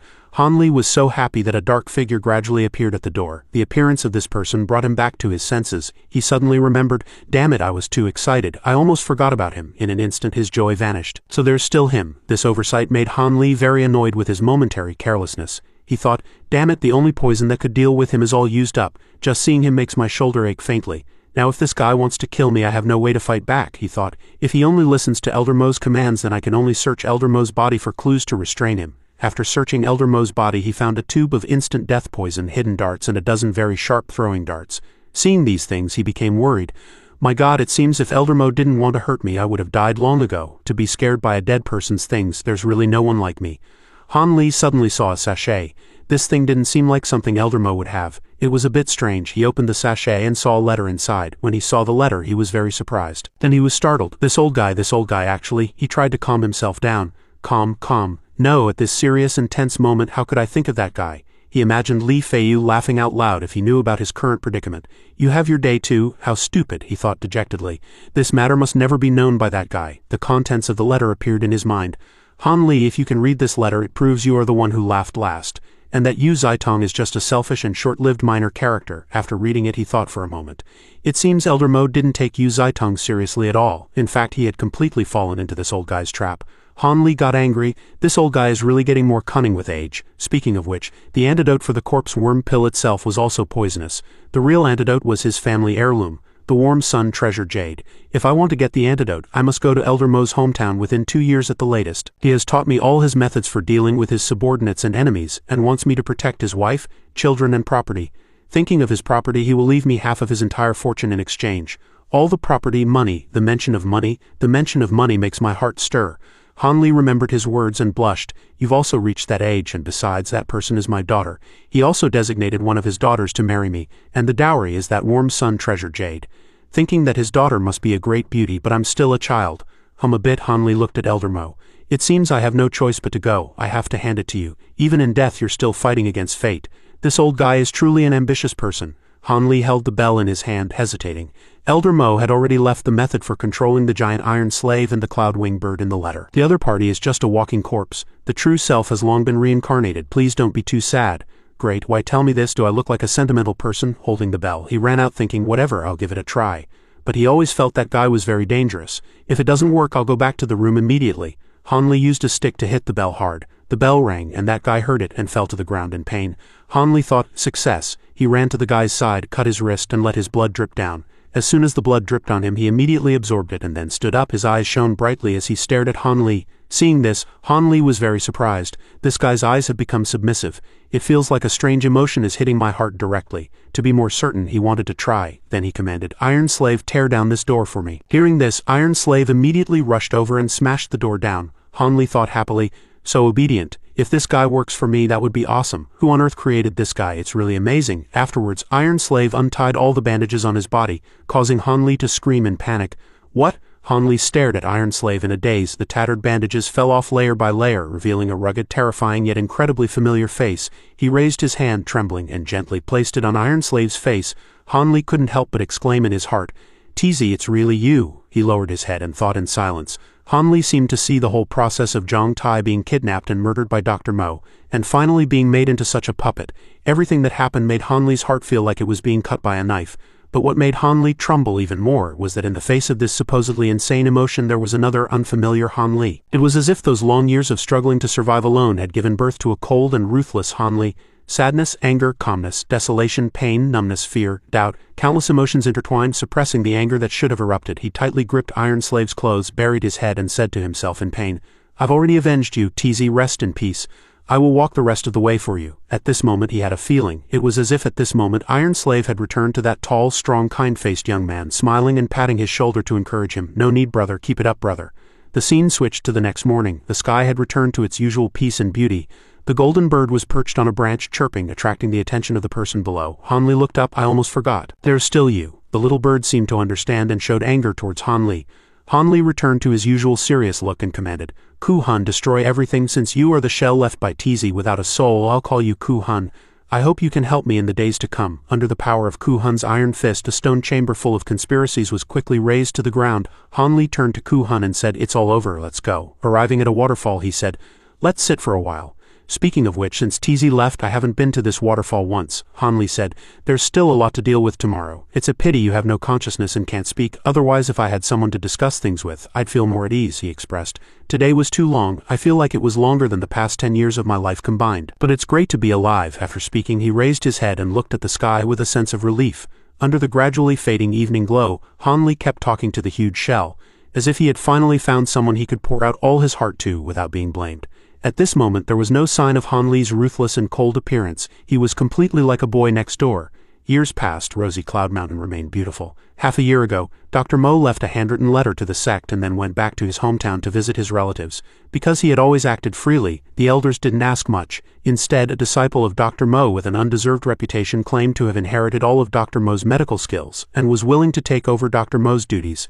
Although he said so, the elders did not believe this young brat and sent some low-level disciples to see him for treatment. In the consultation room, the disciples kept shouting, "Doctor, my stomach hurts. Doctor, I'm coughing." Unexpectedly, this young miracle doctor's medical skills were extraordinary, even surpassing Dr. Mo's. This news struck like a thunderbolt, quickly shaking the entire Seven Mysteries sect. The two disciples wouldn't stop praising the miracle doctor's amazing skills to everyone. "I was coughing up blood from an internal injury, and the doctor cured me in just 3 days. Me too, I thought I was going to die." Praises rang out from outside. "Dr. Han is amazing. Miracle doctor, miracle doctor." At that moment, Han Li was lying on a bamboo chair reading a book, thinking to himself, "Nonsense. You're all being treated with top-grade elixirs, of course you'd get better." The book Han Li was reading was the longevity scripture that Dr. Mo used to carry with him. In truth, it recorded the mnemonic verses of the eternal spring arts. Han Li now knew that these eternal spring arts were the key to entering the world of immortals. His motivation to cultivate grew stronger and stronger. To be honest, who wouldn't want to be an immortal who lives forever? With the help of spiritual medicines, Han Li was about to break through to the 7th layer. He covered his face with the book, lay back with his hands behind his head, and thought, "To continue using this bottle to cultivate herbs, I must gain true control over Divine Hand Valley. I must obtain it at all costs. As long as I keep performing these miracles, the higher-ups will eventually take notice." Just then, a loud shout came from outside. "Miracle Dr. Han." Han Li replied, The voice continued to shout, "Miracle Dr. Han, Vice Sect Master Ma requests your presence." Han Li picked up the book and thought with satisfaction, "They're here." In the meeting hall of the Seven Mysteries sect, Vice Sect Master Ma spoke first with a hearty laugh. "Little Han, you've been performing miracles lately, saving many seriously injured disciples of our sect. How is it that I've never met a young miracle doctor like you in our sect before?" Han Li replied politely on the surface. "You flatter me, Vice Sect Master." Han Li is truly ashamed, but in his heart he cursed, "You fool, you already saw me back then at the bone-tempering cliff." Vice Sect Master Ma laughed heartily and continued, "To reward your contributions, the sect has decided to let you inherit all of Dr. Mo's benefits. The supplies and silver will all be yours." Han Li said calmly, "Thank you, Sect Master Ma." Vice Sect Master Ma seemed to suddenly remember something and quickly said, "But I can't give you the status of a consecrated elder. Mainly because you're too young and the other elders would be jealous. Feel free to state any other conditions you have. Or how about I give you a beautiful woman to serve you?" A sly look flashed across his face. Hearing this, Han Li quickly refused. That's not necessary," he calculated in his mind. "Who cares about the status of a consecrated elder? If possible, I hope to continue using Divine Hand Valley freely." Han Li put on a righteous facade and said in a clear voice, "I am still young and hope to study and research more to contribute to the sect." Vice Sect Master Ma was very satisfied with his attitude and praised him repeatedly. "That's no problem. Unmoved by feminine charms, you have a bright future. If I had a daughter, I would definitely marry her to you. But alas, I have no daughter. Ha ha." Han Li breathed a sigh of relief. Done. In the days that followed, Han Li began to serve the elders of the sect. Those people bowed respectfully and said in gratitude, "Thank you for your hard work, Miracle Dr. Han." He looked at them, feeling it was strange, and thought, "Aren't these Wang Dajuang and his friends? Why are they so respectful to me today?" Just then, a tall, imposing man with a scar over his eye and a very cool demeanor walked over. He cleared his throat, getting everyone's attention. The crowd was surprised and began to whisper, "Is that Protector Li? Greetings, Protector Li. Don't disturb Protector Li's consultation. Let's go." That Protector Li was no longer imposing. Instead, he rushed over, put his arm around Han Li's neck in a headlock and scolded angrily, "You brat, I came down the mountain and rang the bell, but you didn't show up for ages. You stood me up, didn't you?" Han Li struggled and reminded him, "Brother, can you wait until they're gone? Don't hold me like this. Get lost." Only then did Li Feiyu say, "Speaking of that big bell at the entrance of your valley, the elders have complained, saying you're putting on airs. But since you healed Protector Lu's shattered bones, who would dare to question you? Now who would dare to see you without ringing that bell?" Han Li smiled. The reason I don't let others into Divine Hand Valley is for your sake, isn't it? I don't want some nosy person to see me preparing medicine for you." Li Feiyu's eyes lit up with emotion. "Good brother." Han Li dodged in fear, muttering, "Here we go again." Suddenly, someone interrupted. "Thank you, Miracle Dr. Han." Li Feiyu quickly pushed Han Li away and straightened his hair to hide his embarrassment. Han Li's face fell, and he was surprised. My God, the person who had just spoken was the core disciple of the Seven Absolutes Hall, Wu Yan. He blushed and bowed respectfully in thanks. "Thank you, Miracle Dr. Han, for curing my strange illness. I was offensive in the past. I hope the Miracle Doctor can forgive my transgressions. If there's anything you need in the future, just give the word. I'll take my leave now." After speaking, he quickly slipped away. Li Feiyu asked Han Li with a look of confusion. "What's with that guy?" "Nothing. He just had a strange illness and I spent 2 days curing him."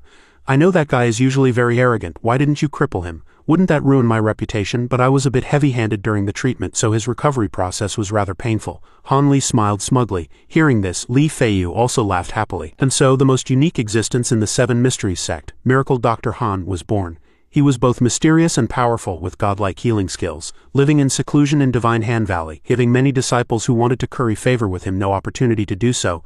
As for Han Li, from then on he peacefully used the small bottle to cultivate herbs in the valley. A small portion of these top-grade herbs was used on the people of the sect, while the vast majority was used by Han Li to cultivate the eternal spring arts. Before he knew it, Han Li's eternal spring arts had already reached the peak of the 6th layer. The scene switched to Han Li's residence in Divine Hand Valley. Han Li thought, "I've already examined my body. As expected, there's a strange yin qi hidden in my dantian, and drinking all the spiritual medicine is useless. It seems I can't avoid that long journey a year from now, although that dangerous journey is still a year away from now until then." There is still much to be said. In a dimly lit room in Divine Hand Valley, Han Li's hand was in a cultivation posture. As his fingertips rotated, a tiny force began to appear and gradually gather. Finally, after a great effort, he created a small fireball with a strong aura. He grunted, his hand trembling violently, indicating he had reached his limit. He continued to tremble, trying to hold on. Suddenly, he stood up abruptly, his other hand tightly gripping his trembling wrist to control it. The small fireball began to shake, then slowly broke apart, and finally extinguished completely. Han Li collapsed onto the bamboo chair in exhaustion and shouted, "Oh, I'm so tired." He looked at his trembling hand, a bit unwilling, and thought, "This fireball art is too difficult to practice. I've been at it for over half a year with no results. Now, even with all my strength, I can only make it last a little longer." Ever since witnessing Dr. Mo's methods, Han Li had been very interested in magic arts, but he only had the magical power of the eternal spring arts and knew nothing about the principles of magic. When he discovered the mnemonic for the fireball art on the last page, he was so excited he couldn't sleep for days. To understand these profound mnemonics, Han Li buried himself in ancient books to study. 3 months later, he finally understood the mnemonic completely and began to cultivate it. But only then did he realize that he had completely forgotten the blink sword technique he had been practicing, and he had suddenly become very clumsy. Therefore, Han Li had no choice but to start with the simplest sky eye art and fireball art. Moreover, the sky eye art was not often used. After all, besides Han Li himself, everyone in the sect was immortal without magical power, and the fireball art was incredibly powerful. Although it was only the size of a peach pit, its maximum temperature could instantly turn a sword into liquid. Throwing it into water wouldn't extinguish it. Instead, it would make the lake water boil in an instant. This fireball art could instantly kill a martial arts master of the mortal world, no wonder. I finally understand why Yu Zaitong was so arrogant. Suddenly, a series of urgent bell chimes from outside interrupted Han Li's thoughts. The bell is ringing so urgently, someone must be seriously injured. He decided that saving a life was like fighting a fire. "Let's go." A disciple ran over, panting, and cried out, "Miracle Dr. Han!" He was in a panic. "Miracle Dr. Han, my master was hit by a hidden weapon from a master of the Wild Wolf Gang and is severely poisoned. Please save him." Han Li felt this person looked a bit familiar and was somewhat puzzled. "Isn't this Ma Rong? Could it be that Elder Li is in trouble?" he asked. "What did the other doctors say?" Ma Rong cried and cursed. "Those bastards all said they don't know and can't write a prescription. Miracle Dr. Han, we can only rely on you." Han Li sighed to himself. This kid's feelings for his master were truly deep. Han Li sighed, "Look at them and then look at my master-disciple relationship. It was either you die or I die." Ma Rong was still sobbing. "Don't just stand there, Miracle Dr. Han. Let's go quickly." Upon arriving at Elder Li's residence, someone announced loudly, "Miracle Dr. Han has arrived." The crowd buzzed with discussion and came forward happily to greet him. "Miracle Dr. Han is here. Greetings, Miracle Dr. Han." "Hello, Miracle Dr. Han." Everyone swarmed over to greet him as if they had seen a big star. "Hello, Miracle Dr. Han." "Hello, everyone. Let's have a meal together sometime." "No, that's not necessary. We'll treat Miracle Dr. Han to a drink." Ma Rong kept pushing through the crowd, pulling Han Li out from the throng. Excuse me, make way, make way." Han Li still wore a friendly fake smile and greeted everyone, "Hello, everyone." But in his heart, he was already cursing angrily. So annoying. Ma Rong took the opportunity to pull Han Li inside while saying excuse me, then slammed the door shut with a bang. The crowd complained in dissatisfaction. What's the hurry? That brat. I finally had a chance to say a few words to Dr. Han. Ma Rong gestured to the left and reminded him in a low voice, Ah, miracle Dr. Han, Vice Sect Master Ma has already arrived. Han Li's eyes widened in surprise. HMPH, Vice Sect Master Ma was walking over to greet him. Oh, miracle Dr. Han is here, Han Li thought in confusion. Why is this guy here? And with that expression it's like he won the lottery. As far as I know his relationship with Elder Li isn't good. In the distance was a pure and beautiful woman looking very pitiful, her cheeks flushed, making one's heart ache for her. Han Li was very surprised. Ah, what a little beauty. No, could it be? Before he could finish his thought he saw Li Feiyu standing next to the beauty, comforting her. Miss, don't worry, with me here everything will be alright. Han Li felt a pang of jealousy. Why is there a sour smell in the air? Besides, everything will be alright because I'm here, right? What does it have to do with you, a lawless, desperate fighter? Everything was clear now, looking at his attentive and annoying face. Vice Sect Master Ma laughed loudly. Little Dr. Han has arrived, we're counting on you today. Yes, Sect Master Ma, he replied calmly on the surface, but his heart was already seething with anger. Dr. Han is Dr. Han, why add little in front of it? Ma Rong thought wearily. Why do I have to introduce so many people? It's so annoying. Then he turned to an old man in dark clothes with a red face and a difficult look and introduced him. This is my master's dear friend, Elder Zhao. That Elder Zhao looked at Han Li with contempt and disdain. HMPH, you said you were getting a miracle doctor, but you brought such a greenhorn? Are you trying to kill old Li? Vice Sect Master Ma's face darkened and he spoke up for him. Although little Dr. Han is young, his skills are superb. Elder Zhao retorted, I don't believe this young brat has any skills. Then the two old men began to argue fiercely. Elder Zhao's Hunyuan hand must have reached a state of perfection, I presume. How could it compare to the purity of Sect Master Ma's Xuanian finger? Han Li looked at the two helplessly, thinking, Sect Master Ma wants to win me over, but he also has the opportunity to drive a wedge between me and the other elders. Ma Rong sighed and reminded him, this way please. He then pointed at the beauty and introduced her. This is Miss Zhang Shou'er, my master's granddaughter. So she was Elder Li's granddaughter. Zhang Shou'er bowed slightly and greeted him politely. I'll have to trouble you, miracle Dr. Han. Then she turned to Li Feiyu, who had a displeased look and was frowning. This is Protector Li. Han Li and Li Feiyu exchanged a tense glance. Ma Rong couldn't help but turn around and pull Han Li aside to explain in a low voice. Protector Li has always had this temper. It's not directed at you, Dr. Han. I hope Dr. Han won't take it to heart. Han Li secretly commented, this kid is not bad at putting on an act. Han Li put on a holy and kind expression and replied, it's alright, I won't stoop to the level of certain people. Saving a life is what's important. Ma Rong then pointed at the woman in pink and introduced her. This is my master's wife, Madame Li. That Madame Li replied softly, Dr. Han, please. Then she turned and asked Ma Rong in a low voice, what took you so long? There's a bunch of nosy people at the door. At the same time, Han Li turned back and saw Li Feiyu looking at him. The two unconsciously glared and stuck their tongues out at each other in provocation, then turned their heads away. Han Li immediately said seriously, saving a life is like fighting a fire, let's go check on Elder Li's condition. Ma Rong, standing beside him, cried with emotion. Thank you, Dr. Han. The sun was shining brightly, and everyone outside waited nervously for the results. Han Li looked at Elder Li, his face turning cold. Elder Li's whole body was covered in colorful coin-sized poison spots. It seemed to be a mixed poison similar to twining fragrant silk. Although he wasn't very confident, Han Li still used the spirit cleansing powder. Unexpectedly, just after drinking one bowl of medicine, the poison immediately subsided, and everyone present breathed a sigh of relief. While everyone was waiting outside, another problem occurred. Zhang Shou'er shouted, Black Qi has appeared on his face again. Upon hearing this, Han Li immediately ran to the bedside to check. He widened his eyes in surprise. This wasn't a big deal, but her shouting in such a panic made Han Li scrutinize Zhang Shou'er. No one noticed Han Li's somewhat reproachful gaze, but Li Feiyu did. He immediately rushed over and asked, why are you glaring at her? Then he threatened, do you want to die? Bully my goddess and I'll kill you. Han Li said unhappily, I wasn't glaring at her. Can't I just look? Are you crazy? Han Li turned away sadly. Without a doubt, this Li Feiyu was the type to prioritize romance over friendship. Madame Li asked anxiously, Dr. Han, what should we do? Han Li immediately used golden needles to release the poison blood. Vice Sect Master Ma and Elder Zhao used their internal energy to force out the poison, which was then drawn out by the golden needles. After a basin of black blood was drained, Elder Li's face finally returned to normal and he fell into a deep sleep. Miracle Dr. Han's skills are superb. While everyone was taking care of the patient, Han Li quietly left, once again writing a legend in the Seven Mysteries sect. Everyone exclaimed in admiration. Miracle Dr. Han is truly a divine person. Miracle Dr. Han is amazing, Madame Li said with emotion. After this is over, I will definitely bring silver to thank Miracle Dr. Han. At this time, on the grass near Elder Li's residence, Han Li was leisurely lying in the shade of a tree, relaxing. In the distance, a figure stealthily approached. After the dark figure got close, it suddenly pounced on Han Li. Han Li wasn't surprised. He turned his head to look at him and cursed. Stop messing around. You get physical every time we meet. I'm not that Zhang Shouer. The figure landed next to Han Li, kicked his butt and cursed, "You brat." Li Feiyu stood with his hands on his hips and continued, "With your dark and rustic look you think you're worthy of Zhang Shouer? Are you kidding me?" Han Li angrily rubbed his butt. "You," looking at this guy's grinning face, "I'm so angry." "Alright, it seems our senior brother Li really does prioritize romance over friendship. I really made the wrong friend," Li Feiyu said impatiently. "Cut the crap, why did you call me out? I finally had a chance to meet Zhang Shouer. I'm very busy." Han Li replied with a smile. "I asked you out, why didn't I know about that?" Li Feiyu said angrily. "That look you gave, even a blind person could see it. If there's nothing else, I'm going back." Han Li quickly grabbed Li Feiyu's shoulder to stop him. "Wait," Han Li said. "Don't blame me for being nosy, but as a friend I want to ask, does Zhang Shouer know," Han Li suddenly asked, "that you took the marrow extraction pill and only have a few years left to live?" Li Feiyu was stunned and a terrible silence fell around them. Li Feiyu's face was pale. "Did you have to remind me of this?" Han Li reminded him coldly. "You should have heard that. Once you're deeply in love, it's harder to get out.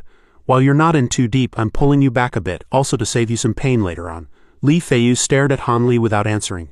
After a while he finally spoke. "How old are you, kid, to be talking like an old hand who has seen through the mortal world?" Han Li explained. "What old hand? I just read it in a book and am using it to persuade you." Li Feiyu deliberately avoided the topic. "Oh, is that so? Haha. I say, with my handsome and dashing appearance, how can I fall behind you in this aspect?" Han Li reminded him seriously. "Hey, I'm being serious, don't change the subject," he said. "You're so deep in it now, will you be able to let go of Miss Zhang Shouer in the future? Seeing her being held in someone else's arms, will you not make a move?" Li Feiyu shouted loudly. "Who would dare?" Li Feiyu roared angrily. "Whoever dares to touch a single hair on Shouer's head, I'll chop off his hand immediately." He stood with his hands on his hips and said heroically, "But while I'm alive, what happens after I die? I can't control it, nor do I want to." He turned his face and said, "Shouer can only belong to me." Han Li watched all this, feeling very helpless, a stark contrast to Li Feiyu's soaring confidence. Li Feiyu laughed happily and asked with great anticipation, "How was that? Was that imposing enough? Did it make you admire me so much that you want to pledge your loyalty to me immediately? Isn't it very domineering, showing the true colors of a great hero?" Han Li roared in anger. "Hero my ass, I think you look more like a dumb bear." He didn't care, just laughed loudly and walked further and further away. He cursed inwardly in frustration. "This guy." Han Li became serious again and said, "I've already reminded you before. You should be very clear about your situation. Now I'll ask you one more time. If you are willing, I can help you live a few more years so you can be with Miss Zhang for a long time." Li Feiyu turned his head, looked at him with red eyes and said, "If I lose my skills." The two stared at each other with sharp eyes. Although they were in different places, they still watched each other quietly. Li Feiyu spoke coldly. "Han Li, it's not that you don't know, I will absolutely not consider crippling my martial arts," he said understandingly. "I also know you're doing this for my own good, but don't bring this up again in the future, okay?" Li Feiyu sighed and continued, "Besides, do you think if I really became a cripple she would even look at me?" Han Li angrily turned his face away without saying a word. He frowned and said, all right. Since you've already decided, I won't try to persuade you anymore. You should go back quickly. I hope you and Zhang Shouer will end up together." He happily rushed over to hug Han Li, patting his shoulder while saying blissfully, Now that's my good brother, I love hearing that." As soon as he finished speaking, Li Feiyu's figure had already disappeared. He replied as fast as the wind, "Thank you for your blessing, I'll be leaving now." He watched, feeling very helpless. This guy is really stubborn. 9 bulls couldn't pull him back. Suddenly, Han Li felt a sharp pain in his shoulder and cried out, "It hurts." He immediately pulled open his clothes to check and found an external injury. He complained, "It's swollen." He secretly used his internal energy in those few pats just now. Han Li was very angry, and he thought worriedly, "I need to apply some medicine quickly." He was still cursing. "He's so petty. Just because I touched on his sore spot, he gets revenge on me like this." Han Li clutched his wound and thought, "I try to be kind for once and this is what I get. I'm really not suited for doing good deeds. Forget him. I'll find a chance for revenge next time. I'm going back to practice my magic arts." A long time passed after that, and Han Li was already 18 years old. He still lived in seclusion in Divine Hand Valley, using the small bottle every day to condense immortal dew and cultivate top-grade herbs. During this time, the Wild Wolf Gang attempted to annex the 7 Mysteries sect. In the end, the two sides officially declared war, fighting each other to the death with countless casualties. But because of this, many young and promising masters emerged from both sides. Li Feiyu was one of them. He was now the Vice Hall Master of the Outer Blade Hall, a position of great prestige. He had also discussed marriage with Zhang Shouer. Although Han Li had mixed feelings from the perspective of a good friend, he still felt uneasy. In addition, after countless failures, Han Li finally learned the wind riding art. A person who casts the wind riding art can travel several zhang with a light tap of their toes, and without any physical burden. Therefore, low-level cultivators all use this magic art for long-distance travel. Han Li's joyous shouts echoed through the valley. This wonderful feeling of being able to easily leave everything behind made Han Li run around the valley 5 or 6 times a day before he was satisfied. Han Li felt that even if he melted real silver into water and drew talismans identical to Elder Mo's, the soul immobilization talisman and the object-driving talisman were very unsuccessful. Even when urged by the soul-driving bell, he couldn't use these two magic arts. Han Li thought that it seemed he was still missing some key elements. Since that was the case, he decided to combine it with his own actual situation and modify other magic arts. Han Li trained hard day after day. He overcame difficulties and combined the wind riding art with the Loyan steps, allowing him to move like lightning, a mere shadow seen but not the person. As for the slow-moving fireball art, Han Li transformed it into a sharp small divine weapon that could be controlled by hand. With his strong will and this new strength, Han Li finally felt a little more at ease and could go to Feng Prefecture to get the antidote. Just as Han Li was making some progress in his training, the Wild Wolf Gang suddenly proposed negotiations. After a debate on whether to agree, the matter was finally settled. To ensure safety, the Seven Mysteries sect made strict arrangements.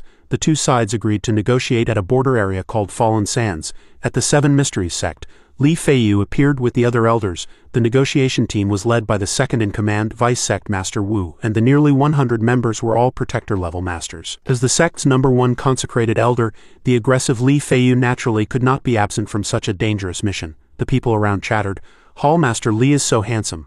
In contrast, Han Li had no interest in this major event. He reached for an immortal pill, reading a book with one hand while popping the pill into his mouth with the other. Having eaten immortal pills like snacks every day, his eternal spring arts had already reached the 8th layer. With his skills and magic arts fully prepared, Han Li was determined to leave the Seven Mysteries sect and go to Feng Prefecture to cure the poison. He would inform the higher-ups of this matter as soon as the negotiation team returned. A golden light flickered in his hand, his face was serious and he frowned slightly. He said with determination, "The Seven Mysteries sect is, after all, a martial world sect. If I leave without permission, I'm afraid they will make things difficult for my family. When the time comes, I'll personally go to the several sect masters to bid farewell, saying I miss my master and want to find him. If they refuse to let me go, I'll have no choice but to show them a thing or two." Suddenly the door was violently pushed open, bumping into Han Li. He looked up and cried out, "What now? Didn't I say to ring the bell if you want me? Why did you barge in again?" A panicked face with dazed eyes rushed in, trembling and stammering, "It's over. It was ma wrong," he shouted, trembling all over. "The negotiation team is finished. Sect Master Wu is dead, the protectors and consecrated elders are dead, and several elders are dead too. Almost everyone is dead." Han Li let out a panicked "ah." Before he could figure out what had happened, a gunshot ended Ma Rong's life. He thought nervously, "This is not good." He secretly ran out the back door, his eyes, which seemed to see through everything, scanning the surroundings. He leapt at the speed of light onto the roof. He slowly walked toward the battle. Feeling uneasy, as expected, a terrible scene had already unfolded before his eyes. He stared blankly at the burning flames, thinking in agony, "What's going on? The sect is under attack." A person appeared behind him, and he knew who it was. He was still lost in thought, then asked Li Feiyu suspiciously, "Was this the Wild Wolf Gang's doing?" Han Li turned his gaze to Li Feiyu. Li Feiyu's face was stained with blood. He panted exhausted and said, "That's right, I didn't expect their plan to be so meticulous. They wiped out most of our negotiation team and then immediately pursued the survivors up the mountain." Han Li asked, "With so many masters among you, how could you all be defeated?" Li Feiyu replied in frustration, "They must have planted spies and taken over our lookout posts along the way." He recalled the battle and recounted it painfully. "They used repeating crossbows to launch a surprise attack during the negotiations. Most of our people were injured and even those who broke through were greatly weakened. A master like Vice Sect Master Wu was surrounded on the escape route. I wasn't their target, which is how I managed to escape back here." Li Feiyu asked anxiously, "What do we do now?" Han Li replied calmly, "How many men do you have left?" He immediately answered, "There are still over 20 people near Elder Li's residence." Han Li's spirits lifted, and he immediately ordered, "Good, we'll go find them right away, rendezvous with Elder Li and Zhang Shouer, and then plan our next move."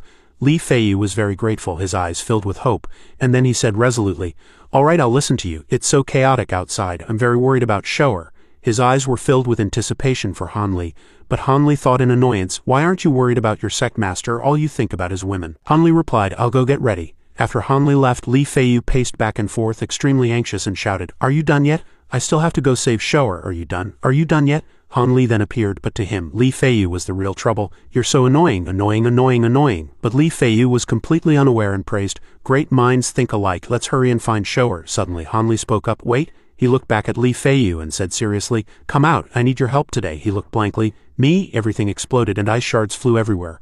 A large hand had done all this. That hand was wrapped in bandages. The giant was Iron Slave. He continued to destroy other things. This showed that Iron Slave was in a state of extreme rage. The tall Iron Slave walked up to Li Feiyu. He looked at Iron Slave blankly and a silence fell between them. Han Li walked over to break the awkwardness between them. Iron Slave said coldly, "Good boy." This made Li Feiyu both dazed and afraid. Han Li saw he was startled, turned to leave with a smug smile, and then urged, "Don't dawdle, let's go," he replied nimbly. "Oh, let's go." Han Li stated his plan. "As long as we get to Elder Li's residence, Shower will be safe." Suddenly, he seemed to sense something, grabbed Li Feiyu's shoulder and stopped him, saying, "Wait, back up." He carefully observed the surroundings and said cautiously, "Someone's coming, and more than one." Li Feiyu looked out curiously. "What for? Where? Why can't I hear anything?" Han Li ordered. "Shush, be quiet." Li Feiyu obeyed, and pressed himself against the tree trunk to observe. Sure enough, he heard the soldiers' conversation. In a corner there was a large bell and a small path. It seemed this was Divine Hand Valley, as the vice commander had said. The leader said majestically, "Remember this, the commander has ordered everyone to be killed, but the miracle doctor in the valley must be captured alive. No one is to harm him or you will be dealt with according to the gang's rules. Do you understand?" The soldiers replied grimly. "Understood." Li Feiyu looked at the soldiers outside and explained to Han Li in detail. "Except for that blue-clothed enforcer, the rest are the Wild Wolf Gang's elites. A blue-clothed enforcer is equivalent to our sect's protectors, and the gang's elites are like our inner hall disciples," he continued. "With my current stamina I can handle one blue-clothed enforcer, but if there are other enemies, I'm afraid I won't be their match." The soldiers walked closer and closer, saying, "Hurry up, watch your step." Hearing this, Li Feiyu said in a panic, "They're about to see us, let's hide for now, quick, hide." Han Li calmly looked in Iron Slave's direction and ordered, "Capture the one in blue alive, kill the rest." After hearing this, Li Feiyu froze as if petrified. He shouted in disbelief, "Are you kidding me?" At the same time, Iron Slave quickly rushed out of the bushes and ran towards the soldiers. When the soldiers saw him rushing over, they all shouted in panic, "Who's trying to launch a sneak attack? Kill him." Iron Slave ignored them, rushed over and twisted a soldier's neck with his bare hands. Then Iron Slave continued his assault, punching relentlessly. Then grabbing a soldier's face and smashing it to a pulp, a series of terrifying actions befell them. Sometimes those soldiers would think that they shouldn't die like this. Iron Slave grabbed a person's head, used it as leverage to jump high, and then forcefully threw him down. The ground was already stained red with blood elsewhere. Li Feiyu and Han Li clearly heard the soldiers' horrifying screams. "What kind of monster is this? Run! Help!" These words reached Li Feiyu's ears, making him both impressed and a little scared. After a long time, the entire mountain fell silent with no further movement.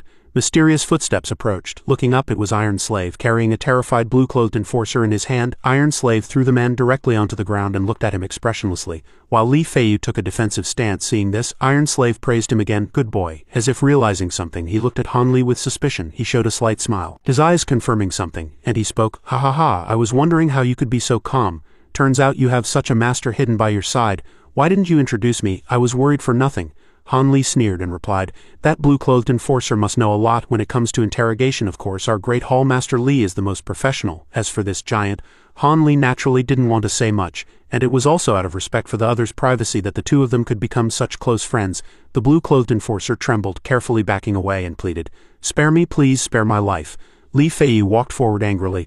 "Let me handle him. I've got a belly full of fire and nowhere to vent it." That guy was immediately tortured beyond recognition, his screams echoing through the sky. A horrifying scream came from the distance. In the mountain forest outside Divine Hand Valley, Hallmaster Li's interrogation ended before it even began. Li Feiyu asked, "I have good news and bad news. Which do you want to hear first?" Han Li replied, "The good news, I guess." Li Feiyu said, "The good news is you were right. The Wild Wolf Gang has launched a full-scale attack on us, only surrounding but not attacking the other peaks. Then they concentrated their forces on the main peak." Han Li listened and replied with some disappointment, "My God, how bad can the bad news be?" He then delivered the bad news. "The bad news is that small gangs like the Iron Spear Society and the Rushing Water Sect have also joined in. It seems our sect is truly facing a great disaster." He immediately agreed. "Oh, in that case, let's hurry and meet up with your little sweetheart. If we run into enemies on the way and can't avoid them, we'll just kill them all." In the small courtyard, deep in the forest at Elder Li's residence, a loud shout came from inside. "We're already short on people here, and you're still sending men out." Another person spoke up, "But we have to know what's happening outside." The person who just spoke said, "Do you dare to defy this token?" That person could only retort, "You." Ma Rong could only grit his teeth and curse, "Damn it, I really want to kill that fatty with a single palm strike." Madame Li worriedly placed her hand on his shoulder and asked Ma Rong, "How did it go?" He looked at the short man in blue and said, "That fatty is a coward who just wants to stay here and even used the sect master's token to threaten me." He turned his face to Madame Li and said, "Luckily, Hallmaster Li's subordinates are here, but if we can't get out." Hearing this, she replied worriedly, "But your master and shower have already gone to Sunset Peak." Meanwhile, Han Li, Li Feiyu, and another person were constantly fleeing from their pursuers. Han Li asked worriedly, "I wonder how Hallmaster Li and the others are doing now. What should we do?" Li Feiyu replied, "We're not far from Elder Li's residence." He replied, "On this journey, our luck has been pretty good." Suddenly, a voice rang out, "Stop!" This startled Li Feiyu, and a sword was pointed at the three of them. Although he was already injured, he still said calmly, "All right, it's about time we ran into someone." The three of them were surrounded by a group of mysterious people. He frowned, looking at the three of them, thinking, what a strange combination. He analyzed them one by one. The two on the sides are nothing special, but this one, this big guy feels very disgusting, he thought again. But it doesn't matter if he's strong or not, then he said. No matter who you are, the 7 mystery sect is finished, he shouted loudly. Surrender and we'll spare your lives. Han Li listened and sighed contemptuously. He turned to Li Feiyu and asked, "Who's making the move, you or Ku Han?" He then stared at them intently and replied, "Judging by their clothes, they must be low-level disciples of the Rushing Water sect. I've been chased by the Wild Wolf gang for so long, let me kill them to blow off some steam." After speaking, he quickly ran over and swung his sword at a disciple of the Rushing Water sect. Then the second one, he rushed over and instantly snatched his weapon, leaving him to ask blankly, "My saber?" With one swing he knocked them down. Then they saw his figure before them and were startled. The leader shouted, "Retreat." Then he quickly fled. As he ran, he thought worriedly, "A miscalculation, this guy is too strong. Quick, send a signal for reinforcements." Just as he thought that, he suddenly screamed, "Ah!" Blood spurted from his neck, and he only had time to say this, followed by a few meaningless "oh-ahs." He knelt on the ground, his voice trembling. "I clearly ran so far." Then he completely collapsed on the ground and said, "How is this possible?" The people surrounding them were suddenly choked, crying out in pain and asking in confusion, "Who is it?" Then they shouted, "Ah, it's a ghost." Han Li stopped after finishing off the last one. His face suddenly turned grim. After he finished them off with a dagger, they realized it was him. It was him. Another saw this scene and smiled smugly.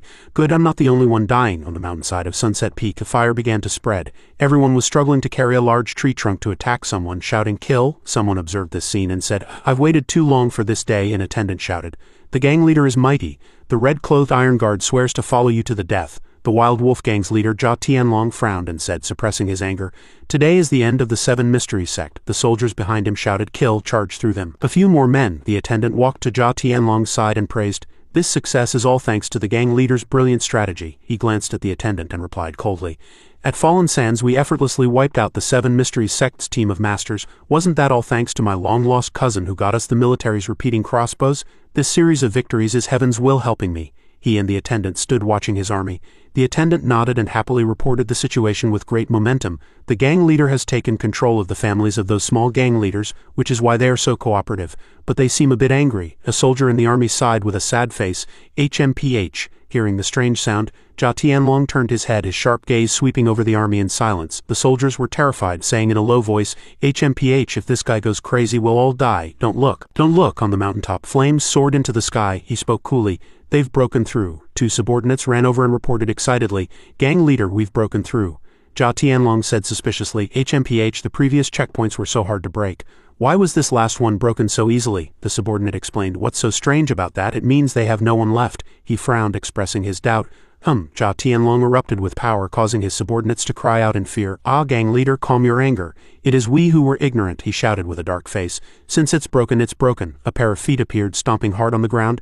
Zhang Kuang stroked his beard and complained, "Why are you still dawdling and not leaving?" Jia Tianlong said worriedly to Zhang Kuang, "I feel that breaking through this checkpoint was too strange." He immediately comforted him. "With me here, what are you afraid of?" The subordinates stood in the distance observing the two of them. Commenting on Zhang Kuang, "How dare this shorty be so arrogant to the gang leader? Why doesn't the gang leader just chop him down with one slash?" Zhang Kuang angrily and resentfully walked elsewhere, complaining as he went, "You paid me 3,000 taels just to have me stand here and watch? Let's finish this quickly. This old man needs to go back and rest." Jia Tianlong glanced at his back, thinking unhappily, "This bastard dares to reveal my secret. He's really asking for death." He thought of him casting magic and revealed a sinister smile, calculating, "However, after I saw Reverend Jin Guang's flying sword art and indestructible diamond body at the Taoist temple, I knew he could help me completely eliminate the 7 mystery sect. This kind of expert who can be hired with money is exactly what I need." Jia Tianlong spoke without concealment. "I invited Mr. Zhang to deal with the 3 grandmaster uncles of the 7 mystery sect. I heard these 3 have already reached the state of transcendence." Zhang Kuang said contemptuously, "Transcendence, my ass. Leave those mere mortals to me. Even if their skills are profound and their martial arts are strong, they are no match for my flying sword art." He pursed his lips and sneered, looking at Jia Tianlong and said, "When the time comes, whether it's the 7 mystery sect or the 8 mystery sect, won't it all be in your pocket, gang leader Jia?" Jia Tianlong smiled and replied, feigning politeness, "Then I'll have to trouble you. After this is done, I will give you another 2,000 taels of gold as a reward." Zhang Kuang heard this, laughed happily, and shouted, "Then it's a deal. Haha, all troops, listen to my command. Advance up the mountain." The subordinates replied, "Yes." In the distance, the stream was a sea of fire not yet extinguished. As soon as Jia Tianlong's order was given, nearly 1,000 vicious men in various clothes and wielding various weapons swarmed up Sunset Peak. At this time, on the summit of Sunset Peak in the main hall of the 7 mystery sect, mist swirled around the great halls. As soon as Jia Tianlong arrived, he looked arrogant and commented, "After all, it's a sect that has been around for over 200 years, truly luxurious." Compared to this, the Wild Wolf Gang's headquarters is a dog kennel, the subordinates followed behind, shouting chaotically. Gang leader Ja, let's do it. Gang leader, go ahead. The brothers are all ready. Kill them all. Ja Tianlong waved his hand high, preparing to give the signal. He said in a deep voice, all right, get ready. A voice shouted from somewhere, wait. On the path leading to the summit of Sunset Peak, a person in white appeared, surprising the army. Ja Tianlong also let out a surprised, This person in white was none other than the sect master of the Seven Mysteries sect, Wang Juchu. He had a resolute face and walked out calmly. He suppressed his anger and said loudly, Ja Tianlong, this time our Seven Mysteries sect fell for your trick. You played well. Ja Tianlong sneered provocatively, Great Sect Master Wang. This is the first time you and I as opponents have met. What, did you come out personally to surrender? Provoked by him, Wang Juchu's face darkened, but he still replied frankly, HMPH Ja Tianlong, you're too confident, aren't you? What a pity, it's you who should be surrendering. He burned with anger, his eyes red, and roared at him. I'll tell you the truth, by swarming up here, you've walked right into a trap. Now with just my command I can activate the mechanisms and destroy the entire mountain. The main hall of the Seven Mysteries sect was built in mid-air on the summit of Sunset Peak, which was a natural trap from the beginning. Our Seven Mysteries sect will perish together with you, burying you all here. When Ja Tianlong heard this, he was shocked, and the army behind him also shouted in fear. What? The subordinates discussed one after another. This mountain has mechanisms. Who is this bastard trying to scare? One suggested. Shoot him. Another heard and reminded, below Sunset Peak is a valley. Li Feiyu and Han Li were mixed in the crowd. Li Feiyu turned and said in a low voice, I've been here so many times, how come I didn't know? The flames surrounded the entire mountain, emitting a dazzling red light. According to the plan, the Wild Wolf Gang was supposed to carry out a bloody massacre at the Seven Mysteries sect's main hall on Sunset Peak, but they stopped in fear because of Wang Juchu's contemptuous words. The subordinates were scared because of their earlier impulse. One person said in a low voice, I knocked out that fat messenger. I wonder if he'll get revenge later. I should have just killed him. Might as well let the enemy kin him. Li Feiyu used his longsword to cut down a fleeing subordinate, leaving him a bloody mess on the spot. He's just trying to scare us. Anyone who dares to desert and shake the army's morale will be killed without mercy. The army heard and shouted. Who? Han Li stood aside, observing for a long time, and said mockingly, You're quite something, kid. When did you learn such skills without telling me? Tisk tisk, and I thought of you as a brother. If I had known, I would have practiced the blink sword technique too. Hey, do you think our sect master is bluffing them? What's your analysis? The subordinates were still discussing among themselves, worriedly talking. Is what that old man said true? If it is, I really don't want to die here. Damn it, that damn old ghost. In another corner of the soldiers, Li Feiyu brought his face close to Han Li's, making him very uncomfortable. He reminded him, Can you please stop talking? Ja Tianlong smugly teased Wang Juchu.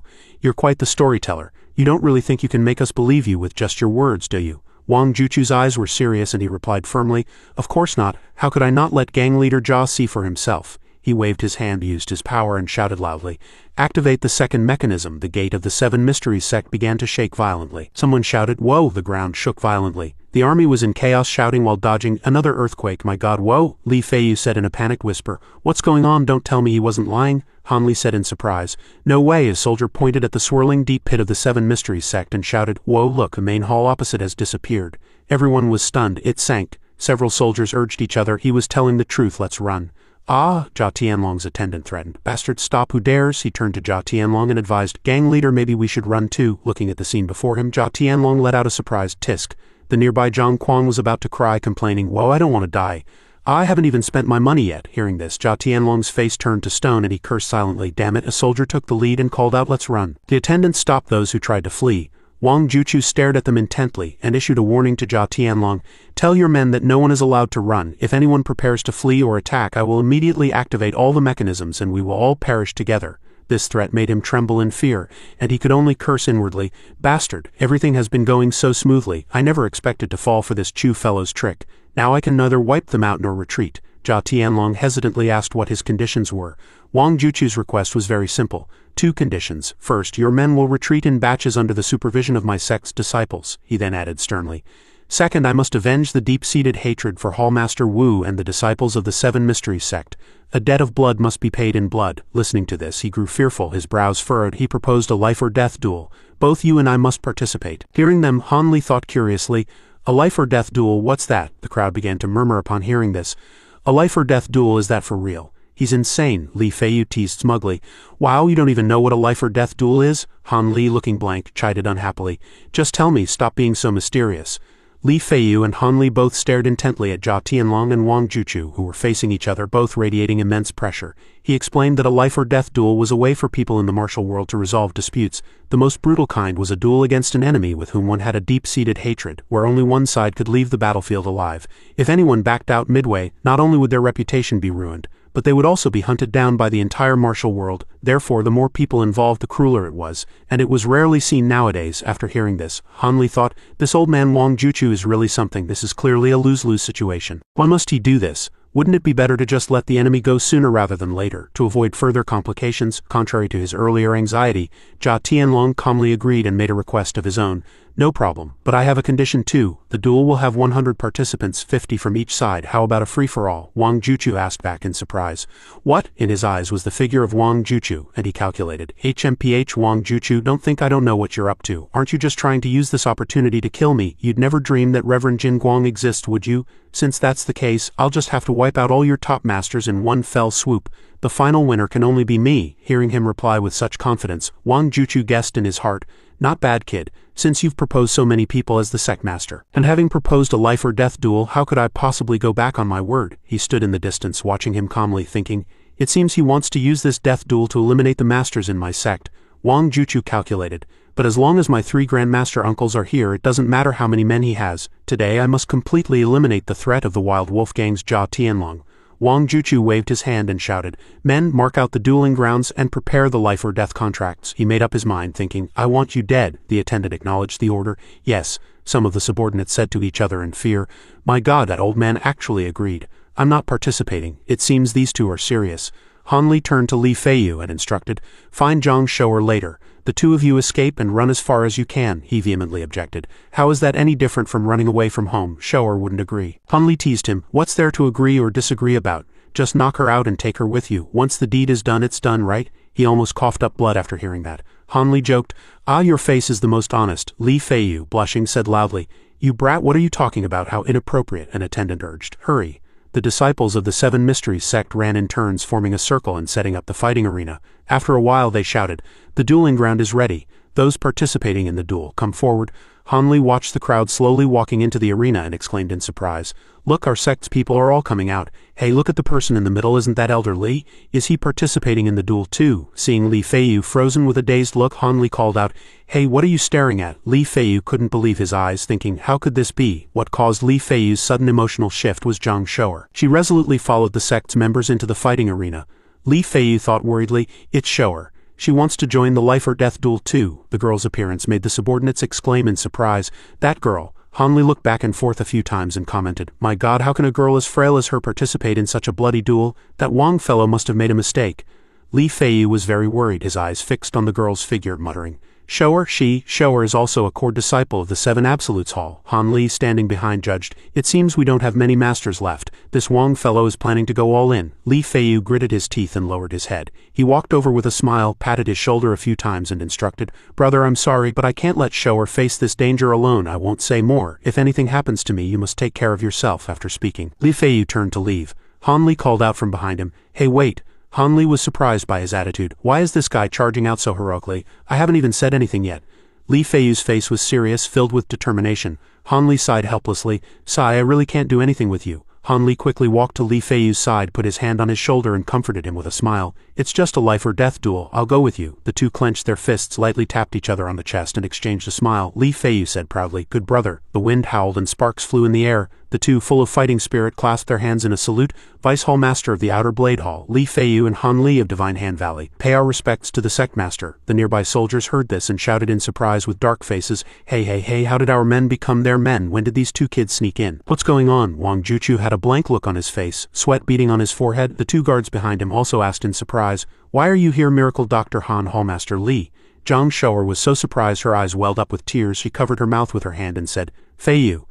Li Feiyu paid no mind and said resolutely, we are willing to sign the life-or-death contract and participate in the duel. We hope the sect master will grant our wish. Han Li's eyes sparkled. Wang Juchu quickly agreed and praised, good, you are truly loyal disciples of our 7 Mysteries sect. He hesitated and objected, but let's forget about Dr. Han. If he were to be injured in the duel, it would be a great loss for our sect.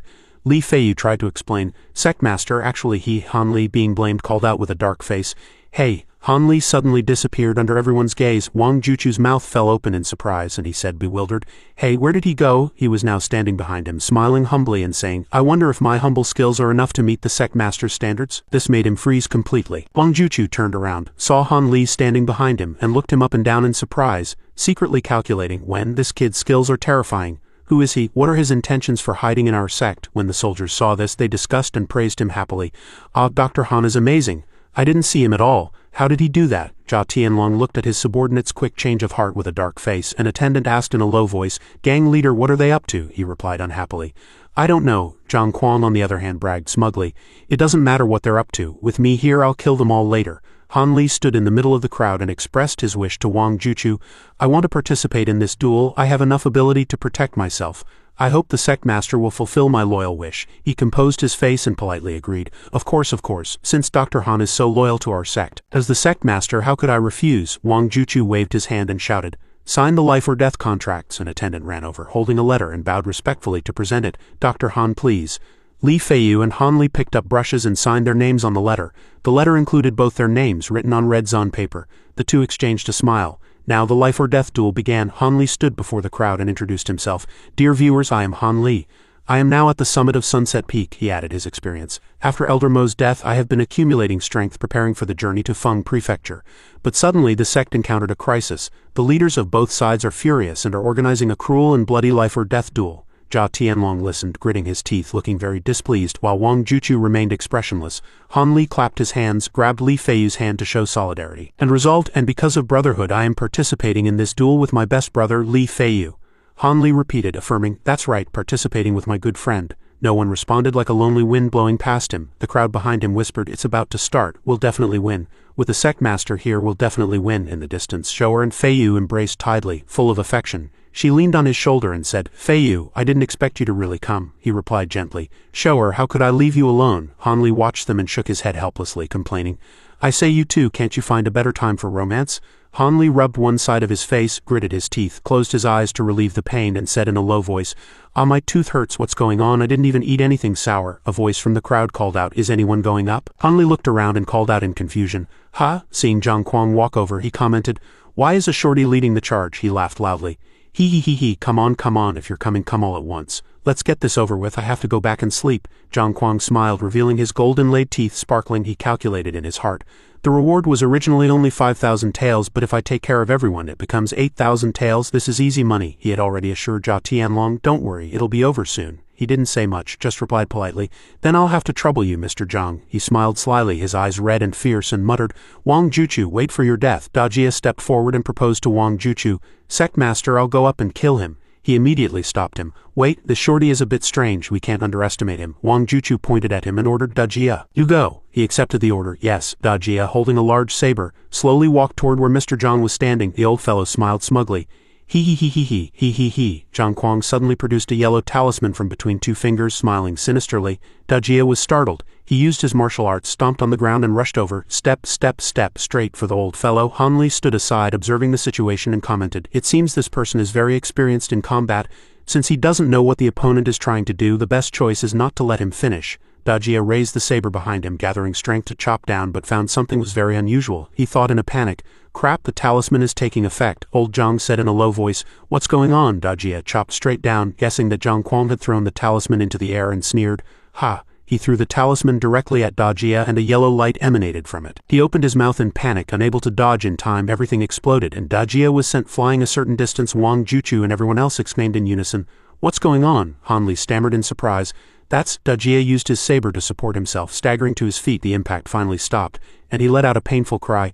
"Ah!" Before he could stand firm, Dajia cried out again, "HMPH." Han Li's eyes widened, dumbfounded, speechless. "That..." Zhang Kuang laughed smugly.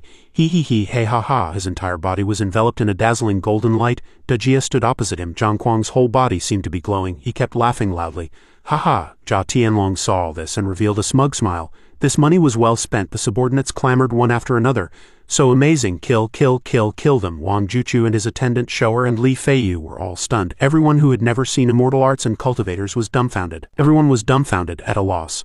Han Li realized this guy was a cultivator. The crowd was still discussing animatedly, shocked, and in that noisy crowd the most surprised one was Han Li. Zhang Kuang laughed smugly. This venerable one will stand here without moving and let you attack whoever can break this venerable one's indestructible diamond body. This venerable one will spare his life. He was so arrogant. Han Li was very confused. This guy is a cultivator, and his talisman seems more advanced than my immobilization talisman, but his magic power is much lower than mine. But with his magic arts I don't know if I can handle him. At this time, someone asked Wang Juchu in confusion, "What do we do?" Sect Master, the other party came prepared. He also replied helplessly, "It's all right, it's time." Everyone also discussed together. On the other side, a person said that 3 people who were with the Sect Master would come to deal with Zhang Kuang. These are our Sect Master's 3 Grand Master uncles. They are the guardians of our 7 mysteries sect, our trump card. Hearing this, Han Li thought with some worry, using mortals against a cultivator, will that work? The tallest and most burly of the 3 Grand Master uncles stepped forward to challenge Zhang Kuang. Seeing him, he smiled sinisterly. "A reckless person like you, do you want this venerable one to help you reincarnate early? HMPH, you're quite calm. I hate tall people the most. I'll make you die a horrible death." With his short stature he dodged all the attacks and said proudly. The tall Grand Master uncle of the 7 mysteries sect stomped heavily on the ground. This Grand Master uncle immediately used his ultimate move, running rapidly around Zhang Kuang. He however showed disdain and laughed viciously. "So annoying, spinning your head off. Watch how I deal with you." Suddenly this tall Grand Master uncle became several times larger than his original size, accompanied by a roar of hoo-ah-ah-ha, which shocked him greatly. "What?" everyone present also exclaimed in unison. "Whoa-ah-ah-ha, that guy suddenly got taller, so amazing." Han Li stood aside watching the battle and also thought in surprise, "So amazing." The Grand Master uncle struck directly at Zhang Kuang with his huge fist. He was hit so hard his diamond shield deformed and he immediately panicked. Eek eek eek eek. To avoid losing, Mr. Zhang immediately thought of a way. "This big guy deformed my diamond shield. What kind of divine power is this? Not good. I have to take out that thing quickly." The Grand Master uncle angrily gathered his strength in his fist again, and after fully charging it he fiercely punched at Zhang Kuang. This made him panic, his face pale as he shouted, "Ah!" He was at a disadvantage and wanted to use his magic treasure, but it didn't go as he wished.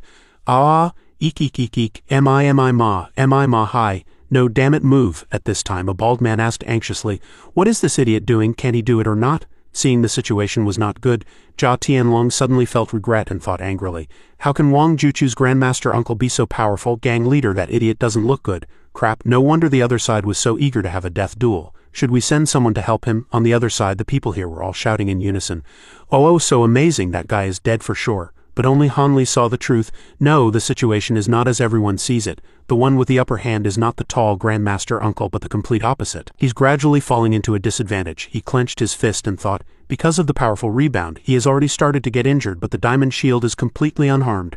If this drags on, the winner and loser will be decided. At this time, Wang Juchu had already realized the danger. Not good, Grandmaster Uncle seems to be, and Jia Tianlong was smiling smugly thinking, hee, I've seen it clearly. That guy's hands are already broken but he still can't break the diamond shield. Although Reverend Jin Guang is an idiot, he will win. Suddenly, the tall Grandmaster Uncle stopped, looked fiercely at the scared Zhang Kuang and then rushed over, running towards him. Seeing this, Wang Juchu shouted in a panic, "Come back quickly," and Zhang Kuang cast aside his fear and activated his magic treasure. At this time, a ray of light flew up. "Damn it, I'll kill you, ha." And that Grandmaster Uncle was directly pierced through the body by that ray of light, spitting out a mouthful of blood in pain. At the same time, a warning shout was also heard. "Be careful!" That Grandmaster Uncle immediately fell to the ground under the gaze of Wang Juchu and everyone else.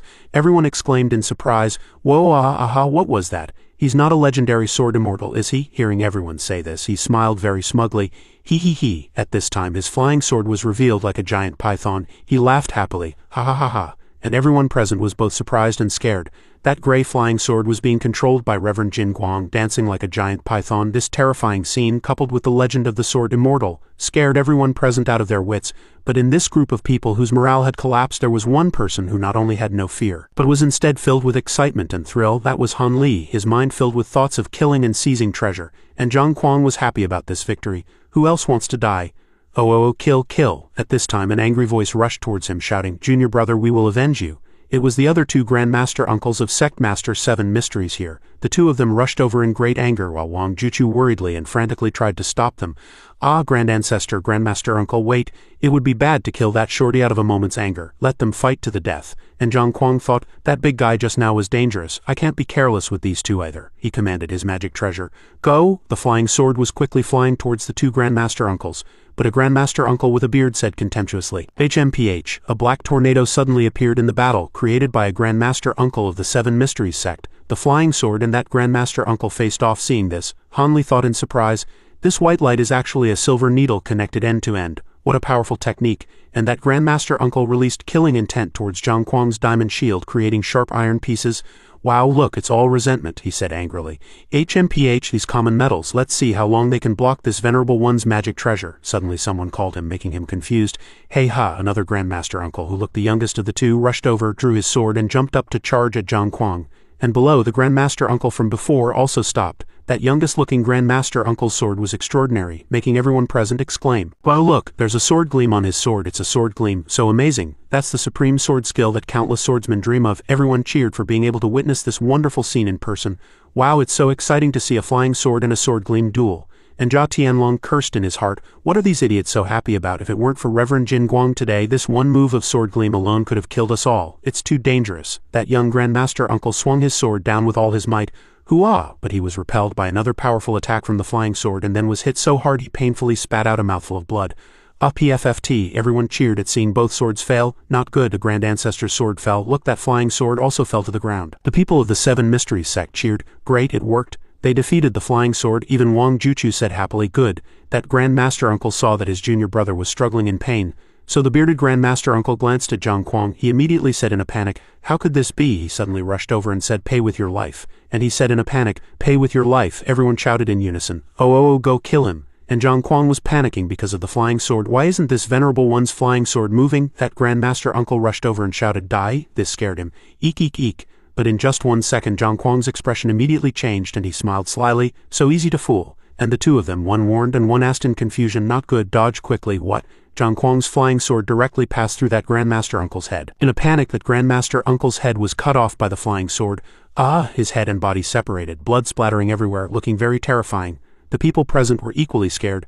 The moment the head fell to the ground, the boiling dueling ground instantly fell into a dead silence. The legendary and powerful Grand Ancestors were wiped out in an instant, with only one left alive. For the survivor there was only one outcome, and that was death. Faced with this scene, the people of the Wild Wolf Gang were very excited. That's death. Wow, so satisfying, kill him. On one side was joy, on the other was pain. We're finished. Sobbed this spineless guy. Since he joined the death duel, he can't retreat. He has to die here. Feiyu's sister also called his name in a panic, Feiyu. He immediately comforted her. Don't be afraid, with me here, no one can touch you unless they step over my dead body. Suddenly Jia Tianlong shouted viciously, Wang Juchu, you want to use this opportunity to kill me? Dream on. Whatever reclusive Grandmaster Uncles you have will meet the same fate. You have a trump card, don't you think I do too? It seems my secret weapon is the one who has won the day. Suddenly, Zhang Kuang burst out laughing. Ha ha ha, he said smugly. What are you talking about? Won the day? This is clearly a crushing victory based on sheer strength. Now this venerable one will kill you all. As if hearing his words, everyone in the Seven Mysteries sect panicked. Wang Juchu gritted his teeth, enduring the humiliation as he listened. Even as Zhang Kuang spoke, Wang Juchu used his flying sword to deal with the last of the three duelists. It was as simple as crushing an ant. Seeing this scene, everyone shouted worriedly, no, it's over. Suddenly, a voice rang out in the air. This flying sword that zips around is quite nice. As soon as the person finished speaking, the flying sword stopped in its tracks, stunning Zhang Kuang. The person reached out his hand and summoned the flying sword. The sword wobbled as it flew towards the crowd. What? Whoa, the flying sword is coming towards us. The sword landed steadily in the person's hand and everyone cried out, who is it? It was Han Li. He smiled confidently and said, I quite like it. How about you give it to me to play with? All eyes, filled with surprise and admiration, focused on Han Li. He confidently gripped the flying sword. Someone laughed in disbelief. Wahahaha, someone else blurted out in surprise. Wow, what on earth just happened? The two people behind them said with their mouths agape. He got the flying sword. Wang Juchu stood to the side, sweating profusely, frowning as he cried out, and the man with a small red mole on his head said, my God. Li Feiyu clenched his fists and asked Han Li aggressively, hey you brat, why didn't you teach me a few moves? Everyone was stunned, as if turned to stone because they didn't know what to say. Someone behind them praised in a panic, that's incredible. Zhang Kuang's eyes widened, his body as stiff as a rock, trembling as he listened to the crowd's praise for Han Li. Someone shouted excitedly, miracle Dr. Han. When that flying sword came over just now, I thought that Shorty wanted to kill us first. Someone else said in disbelief, I had already given up on life. What a twist of fate. These words made it hard for him to stand steady. On our side, someone said fawningly, miracle Dr. Han is so amazing. A guy heard this and retorted, what miracle Dr. Han? It's immortal Han. Everyone shouted happily, we're saved. Han Li looked at him and their eyes met. Zhang Kuang's eyes widened as he said, oh th this. Then he thought with a sigh, this kid is a cultivator. Countless versions of himself appeared in his mind, each with a different thought. The first one asked with confusion, where did this brat pop out from? The second one frowned and said, although he can erase my magic power with a casual wave of his hand. Finally, the third one answered himself, this means his magic power is greater than mine. Zhang Kuang coughed up blood in anger, thinking, But he's only 17 or 18, how is that possible? His emotions reached a peak and he screamed in his heart, why is there another cultivator? The two stood opposite each other. In Zhang Kuang's eyes, Han Li was invincible in his confidence. He thought worriedly, this is bad, look at how calm he is, and in his mind he clutched his head and cried, my God, what am I doing? He thought guiltily, that was too reckless. Why did I suddenly make a move? A dragon seemed to circle in the sky as Han Li sighed, thinking he had been drooling over that flying sword just now. Then he frowned and said, I originally planned to sneak attack that shorty when he opened his golden light shield and then snatch the flying sword, but I was looking at that sword. Before he could finish, Han Li's expression had already changed, his covetous look unmistakable. He had only one thought in his mind, I want it, I want it, I want it. His gaze was so focused it seemed to glow as he thought, but I kept looking at that flying sword, I just kept looking. Han Li reached out his hand as if to grab it, also asking curiously in his heart. Unconsciously he had snatched it so easily, it was truly unexpected. Hee. Han Li stared at his hand intently, cursing in his heart. Tisk, what's there to be happy about? That was too dangerous. This forced him to reconsider, even if my magic power is higher than his. It doesn't mean I can break that indestructible diamond body. Han Li thought deeply, there's no other way, I can only take it one step at a time. Then he revealed a determined smile and looked at Zhang Kuang, making him break out in a cold sweat. Han Li thought calmly, at least I have a psychological advantage. If I have the upper hand mentally, my chances of winning in a real fight will increase by a few points. He gripped the flying sword tightly, his eyes never leaving him, thinking, from the looks of it, he must be scared out of his wits by me. The people around were observing and asking suspiciously, oh, what is Immortal Han planning to do? As his finger gently brushed across the blade, a green light appeared. Han Li waved his hand and chanted a spell, dispel. And so the sword was no longer a sword. He looked at the object in his hand and said, oh, it's just a talisman. This made Zhang Kuang restless, and he gritted his teeth in anger, thinking, damn it, this kid can so easily turn my talisman back to its original form. He frowned and continued to think, his cultivation is several times stronger than mine. If I charge forward, I'll definitely die a horrible death. Han Li, as if it were his own possession, casually stuffed the tool of the crime into his robes, putting on a calm expression as he thought, I can't use this talisman now in case the other party has played some tricks on it. Besides, my object-driving art is still unpracticed. Once I use it, I'll expose my weakness. Seeing this, he shouted, my talisman, this kid doesn't even deign to use it. Who on earth is he? Han Li seized on his opponent's weakness and thought, it seems this fool hasn't figured out my situation yet. I'll go up and scare him a bit. The figure before him suddenly vanished, startling Zhang Kuang, who thought, where did he go? He saw him suddenly appear and shouted with his mouth agape, eek! The onlookers beside them all covered their mouths, not daring to make a sound. Although scared, Zhang Kuang still asked, what are you doing? I didn't steal any minerals, spiritual herbs, or medicines here. I just took some silver from the mortals here. Seeing no one spoke, he said loudly, I haven't infringed upon your family's interests here. You have no reason to kill me. After hearing this, Han Li thought, it seems he mistakenly thinks I'm from some cultivator family. He stepped forward and said, oh, may I ask who you are? Then he asked calmly, why are you willingly involving yourself in the affairs of mortals, disrupting the secular order of this place? Han Li asked directly, this makes things very difficult for our family. Zhang Kuang was surprised. Ha, he thought with some joy. I didn't expect this kid's tone to be quite gentle. It seems he doesn't intend to fight. Zhang Kuang's face broke into a smile. He understood, a friendly conversation might be a way to survive. He stroked his beard, laughing continuously, and cleared his throat before answering, cough cough, I am a disciple of the Yi family from Chinye Ridge. I was just passing through here, he said with a smile. I have some old ties with the Wild Wolf gang, which is why I lent a hand. He put on a fawning look and added, brother, you see, I absolutely have no intention of infringing upon your family's interests. I hope you can be magnanimous. In this situation, smiling was the right move. He immediately said in a low voice, may I know the name of your esteemed family?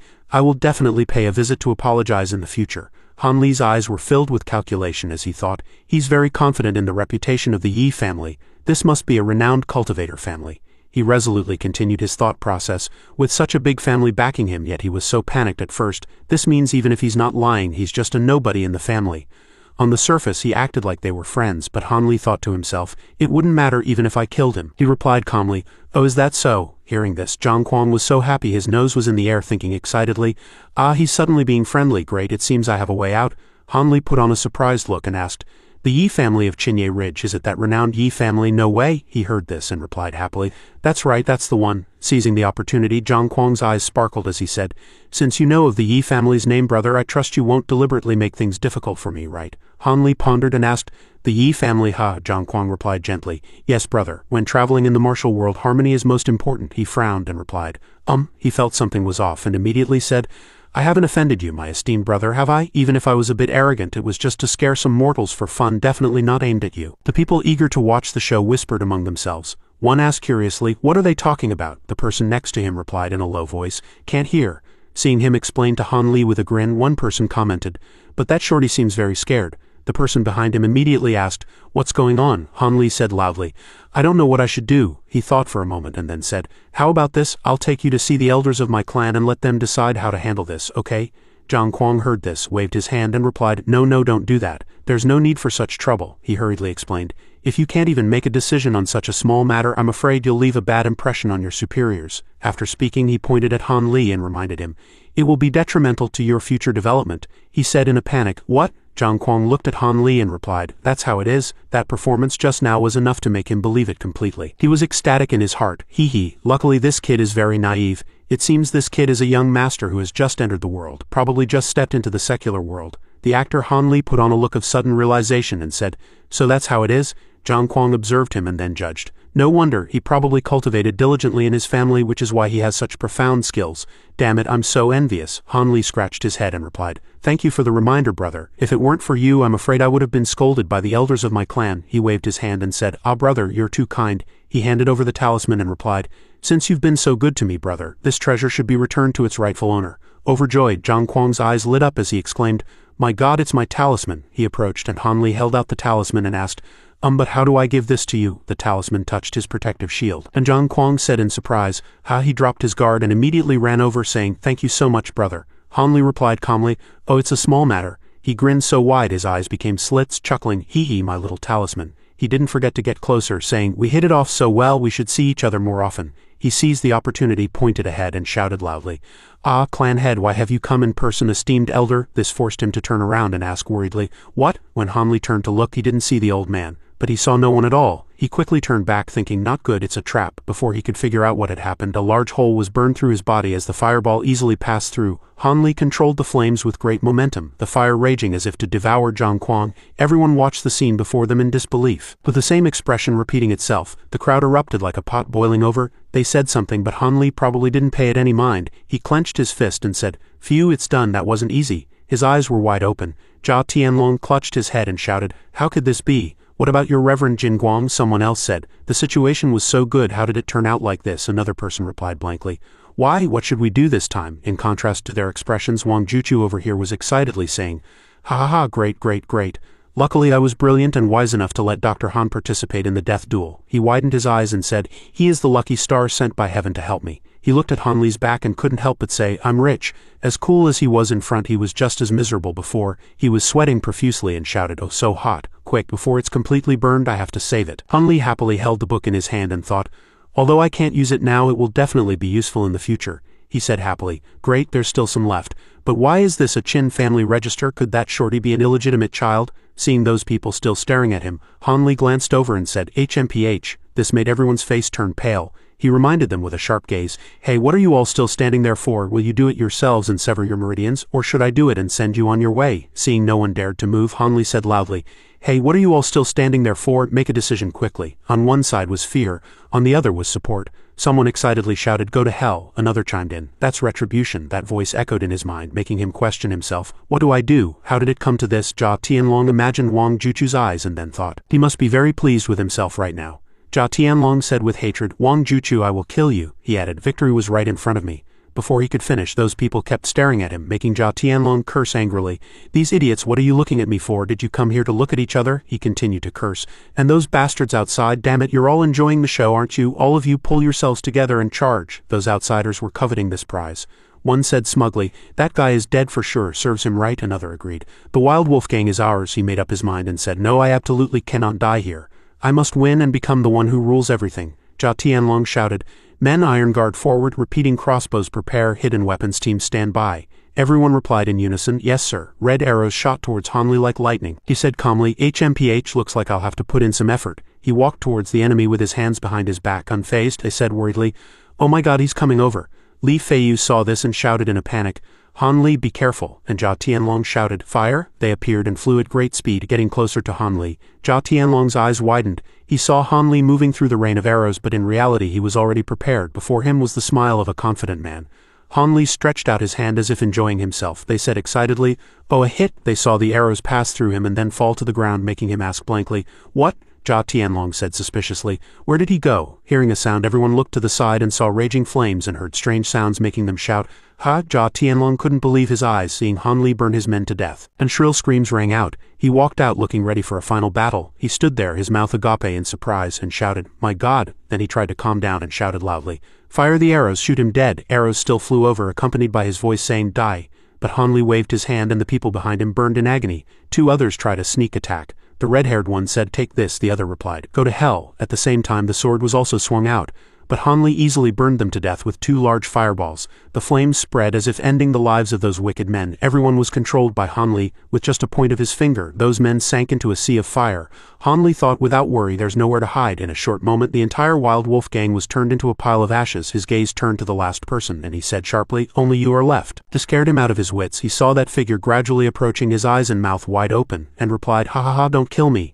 The flames raged at Han Li's touch, his whole body now enveloped in red flames. Amidst the raging flames and heart-wrenching screams, Han Li still said calmly, "I told you to do it yourselves, but you wouldn't listen. If you had done it yourselves, it might not have been so painful. You insisted that I do it. How does it feel to be burned by fire?" There was no response, only pairs of eyes staring at him intently. Han Li turned his head. Han Li met the gazes of the speechless, dazed crowd and couldn't help but feel helpless. Hey, I'm on your side. What's with those looks?" Han Li raised his head and looked outside the dueling ground. Wherever his gaze fell, everyone lowered their heads in avoidance, not daring to look directly into Han Li's eyes. Everyone's face changed and they were sweating profusely. Don't look, be careful or you'll be burned to death," the story continued, filled with magnificent embellishments. Whether it was snatching the flying sword, killing Reverend Jin Guang, or instantly turning the masters of Dragon City to ashes, these actions showed that Han Li was not only an immortal master like Reverend Jin Guang, but also a ruthless person, indeed the most dangerous existence here.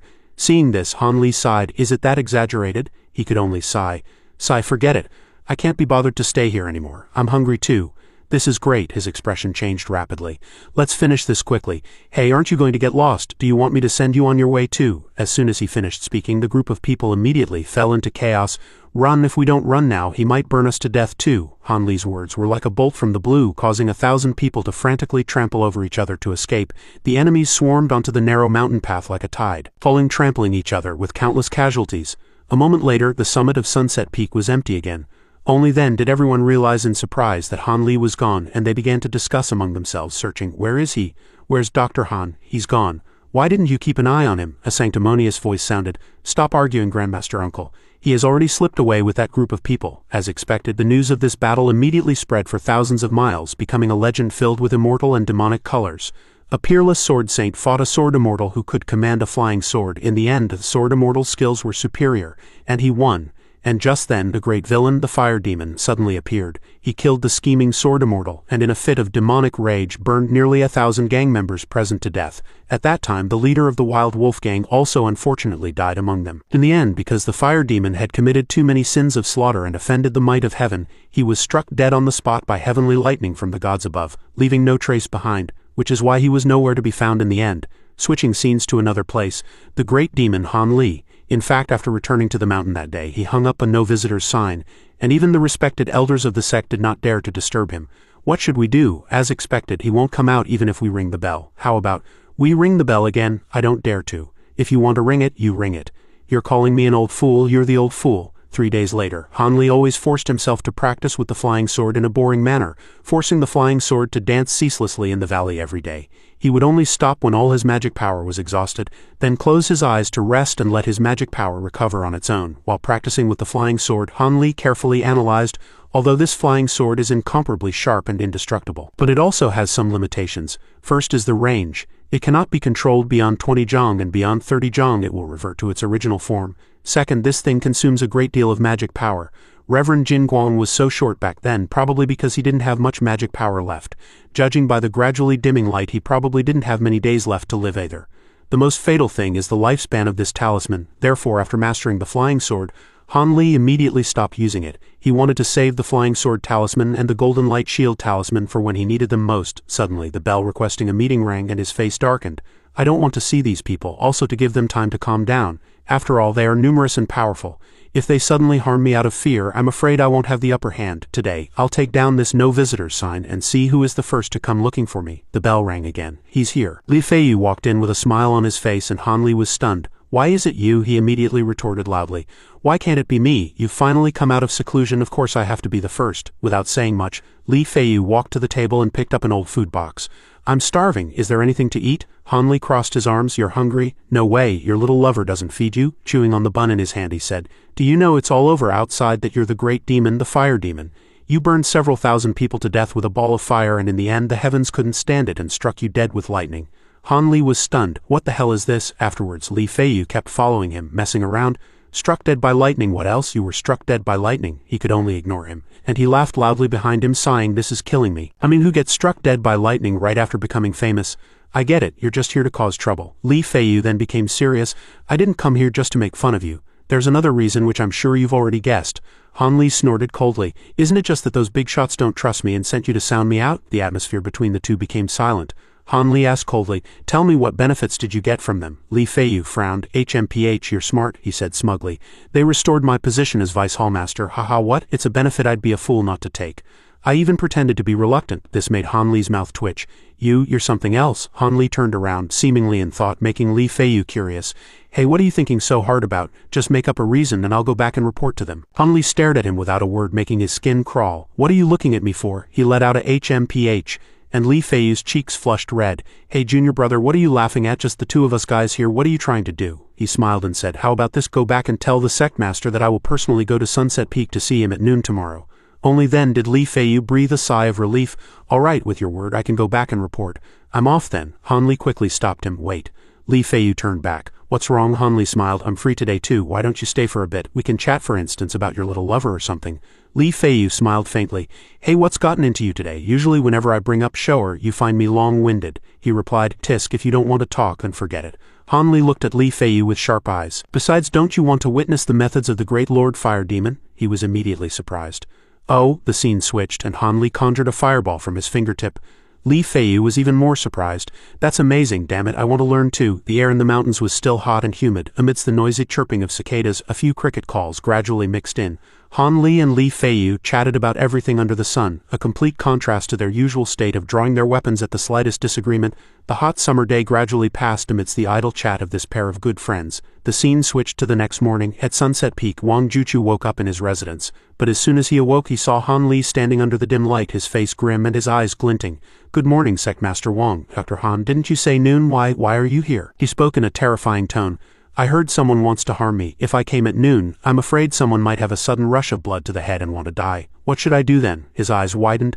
How could that be? With me here, the Seven Mysteries sect would never do something so ungrateful to our great benefactor. Han Li sneered. That's good. Since Sectmaster Wang is so upright, I am willing to make a deal with you. I'm sure you will like this deal. Wang Juchu stammered. Oh, please speak. That day, the appointed time arrived, but Han Li still did not appear. Wang Juchu, full of vigor, announced the news that Han Li had left Rosy Cloud Mountain and had even left this land entirely. Discussions arose. Then we don't need to kill him. Nonsense, could you even kill him? Besides, didn't the Grand Ancestor say, if we kill him and offend his family's elders, it will be a big problem. He's already gone, what's there to argue about? It's good that he's gone. From then on, Han Li never appeared again. Sometime later, Wang Juchu suddenly announced he was taking Li Feiyu as his final disciple. He walked into his empty room in a daze. He picked up the letter on the table. Who left this letter? The letter read.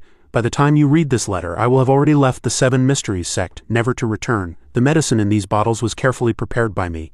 It should be able to extend your life for some time. I hope you won't despair. Li Feiyu slammed the letter on the table. Damn it, he rushed out. Li Feiyu ran through the forest while a narrator explained the timeline that followed. A few years later, Han Li's third uncle accidentally made a grave mistake and should have lost his life, but he was saved by Wang Juchu, who argued against all opposition. As for Wang Juchu, his gang later got into fights and he was seriously injured by powerful enemies countless times, unable to get medical treatment. But each time he miraculously survived thanks to a mysterious pill from a jade bottle. It was only after his death many years later that the pill, named the Essence Nurturing Pill, was left behind. By then only 3 pills remained. But these 3 pills stirred up a storm of blood. Li Feiyu stood on a high cliff and shouted, Han Li! There was no response, only the echo of his shout. He shouted again, you brat! Still no answer. Li Feiyu fell silent, his face grim. He called Han Li's name once more and still there was no response. Only then did he accept the fact that Han Li was gone. Take care, have a safe journey. In the end, it was Han Li's blessing. Wishing you a safe journey, a carriage sped along. The wheels rolled over the road, making a clatter-clatter sound. The driver silently drove the horses, the bandaged, dried corpse was bored, and the big-headed bird was dozing off. Han Li also said nothing. In a certain mountain village, Han Li got out of the carriage and discussions were everywhere. Tisk tisk, the Han family's fourth daughter is so lucky, marrying a scholar from the city, and as his first wife she's about to become a scholar's lady. I heard the dowry the Han family gave is frighteningly large, with 10 taels of silver. They're really rich. Han Li stood behind a tree as the bride came out. A set of red wedding clothes appeared. Han Li looked at the girl, stunned. He looked at his parents and sister, frozen in place. Han Li's heart couldn't help but sink. The little sister of the past is now a graceful young lady, about to be married. My parents, who I remember always shielding me from the wind and rain, their hair has turned white, and their backs are stooped. 100 emotions mixed into a chaotic mess in his mind, leaving Han Li standing foolishly in the distance, staring blankly at the lively, happy crowd. Han Li, a guest that no one noticed, lowered his head, his hand pressed tightly against his chest, where he kept a small bottle and the longevity scripture which he always carried with him, along with 2 talismans and a strange token.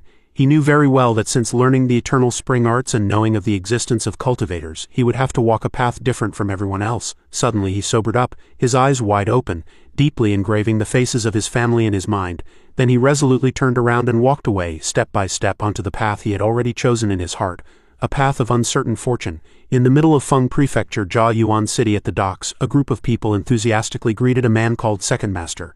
Second Master, good morning, Second Master. Second Master, you're here. The man with a large red mole named Sun Ergo grunted in acknowledgement. Another person asked, what are Second Master's orders today? Suddenly a voice interrupted. What are you thinking? Isn't he just Ergo? What? A man with a full beard nicknamed Black Bear walked over and said, I'm so strong and he's so small, yet he really thinks he's the boss? Ha ha ha, the subordinates behind him chimed in. Yeah, just a 2-legged dog, Ergo's subordinates retorted. Isn't the black bear the dumbest of all bears, the dumbest of all beasts? When did it learn to speak human? What? The 2 gangs immediately started fighting. Bastard trash. Let me show you your dog master's power. Second Master, look, there's business. Oh, they pointed to Han Li's boat that had just docked. Thank you, young master. It's just a small boat, not much of a big business, they commented, guessing he was some rich country bumpkin's foolish son. The one next to him is a bodyguard. Rich and stupid, spends money freely, must be a young master. Second Master has a good eye, but this business has fallen into Black Bear's hands. It has nothing to do with us. Yes, Black Bear's side sent a person over. Yes, the guy hurried over. Greetings, young master. It must have been a long journey. Do you need help moving things? He kept bragging. I'm the best porter here, north and south. Ah, yeah, don't worry, young master. This isn't much. I can handle it myself. He reached for the bag. Ah, no problem. Ergo watched Han Li's 2 porters walk away, surprised. Sun Ergo had been working at the docks for many years, moving countless goods and luggage for merchants, so he had developed an extraordinary eye. Sun Ergo and Black Bear both revealed cunning smiles. By now both had figured out that the bag was full of silver. This kid is very rich. Feng Prefecture is a region in the south of the state of Yu, ranking 3rd among the 13 prefectures of Yu in terms of area and wealth. The land here is fertile, with numerous rivers and lakes, resulting in abundant produce and a developed economy. Mo-Juran's surging flood dragon society also has its headquarters in Jia Yuan City. Jia Yuan City is located in the center of Feng Prefecture. Although it is not the prefectural capital, it is the undisputed largest city in Feng Prefecture. As a water transportation hub, it sees countless merchants and travelers, and its economy is very developed. At the same time, some of the docks here are also a lawless place. It is said that if tourists do not hire porters, they will be treated poorly. However, the situation here is a bit strange. Young master, have mercy. I am willing to return everything to you. I know everything big and small about Jia Yuan City and am willing to be your servant. Iron Slave was holding a person's head, about to smash it, when Han Li stopped him. Let him go. Sun Ergo was now sitting on the ground trembling. This was Sun Ergo of the 4 Levels gang, a very small gang. He often secretly snuck into the docks and gradually became a minor leader under Ergo, managing a dozen or so porters, making a living by carrying goods and luggage for passing guests. Of course, he had also committed many acts of murder and robbery. This person lying in a pool of blood was Black Bear of the Iron Ship gang, the person he hated the most. If he could, Sun Ergo would be willing to buy his life with half of his family's assets. But at this moment, Ergo desperately wished he were still alive, and the 20-something watermelons on the ground were the subordinates brought by Sun Ergo and Black Bear. They were originally going to have a big fight, but in the blink of an eye they were all smashed, and at this moment Sun Ergo was holding a pill. This pill was called the Flesh Heart Pill. Those poisoned by it must take an antidote once a month, or their internal organs will rot and they will die. Han Li looked at him with terrifying eyes. Either eat it or die. Sun Ergo, with tears and snot streaming down his face, stuffed the pill into his mouth. And this person was the rich landlord's foolish son, the target Sun Ergo wanted to rob. It was also he who, scared out of his wits, ended Black Bear's life with a stab from behind, and this one was his bodyguard, the one who destroyed the watermelons. After he swallowed the pill, Han Li said, "Very good, this way I can trust you. Don't worry, after I finish what I've told you to do, I will give you the antidote and your freedom. With your skills, I really have no use for you elsewhere," Sun Ergo said excitedly. "Young master," he threw a small bag to Sun Ergo. "Ergo, clean this up. I don't want anyone to know what happened here." He widened his eyes and thought in surprise, there must be over 100 taels of silver in here. This deal is too good to be true. Han Li turned to leave. I'm leaving now. Come find me at the inn tomorrow morning. You're a local, so it should be easy for you to find me here, right? Sun Ergo's pants were wet, and he hurriedly knelt down. Don't worry, young master, I will not disappoint you. Please take care, old sir. Han Li looked at Sun Ergo's loyal and diligent appearance from behind and sneered, HMPH, this kid is quite interesting. Since secretly leaving his hometown, Han Li had traveled southeast all the way to Feng Prefecture. Whether traveling with others, passing through bustling cities, or walking alone in the wilderness, the journey was peaceful. The only time he encountered anything was a few red-eyed wild wolves, and that night was an incomparably beautiful, full and warm one. As for the poison in his dantian, it had now condensed into a bean-sized black lump. If he didn't get the antidote, he would surely die in 2 months at most. He was terrified and determined to get the warm sun treasure jade the next day. At the inn, Sun Ergo appeared very punctually and was praised by Han Li. You're not bad. He rubbed his hands. Good morning, young master. Did you sleep well last night, old sir? You praise me too much, young master. Han Li said calmly. All right, tell me about the gangs in Jia Yuan City. You seem to have some fame here, he broke out in a cold sweat. Young master has sharp eyes. I am the manager of the West City Dock. Our 4 Levels gang is a small gang. We can't compare to the big ones. Jia Yuan City has 3 major gangs, the Brotherhood Alliance, the Surging Flood Dragon Society, and the Heavenly Tyrant Society. Among these 3 gangs, the Heavenly Tyrant Society is the strongest, followed by the Brotherhood Alliance, and the weakest is the Surging Flood Dragon Society. Han Li had heard that the Surging Flood Dragon Society was the head of the 3 hegemons of Feng Prefecture. How could it have become the weakest? Sun Ergo immediately explained. The Surging Flood Dragon Society was indeed powerful before, but not anymore. I heard it's because of internal division and strife that it has weakened. The one in charge now is the widow of the gang leader Mojer and Madame Yan. Previously someone had asked, how could a woman fight against other suppressing forces? Han Li asked nonchalantly. Widow? Why a widow? This stunned Sun Ergo. Mojer is dead. Isn't his wife a widow? He immediately retorted loudly.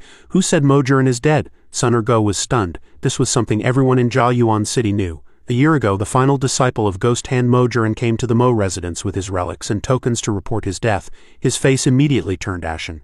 Young master, he glanced sideways. What's that final disciple's name? His name is Wu Jianming, a pretty boy.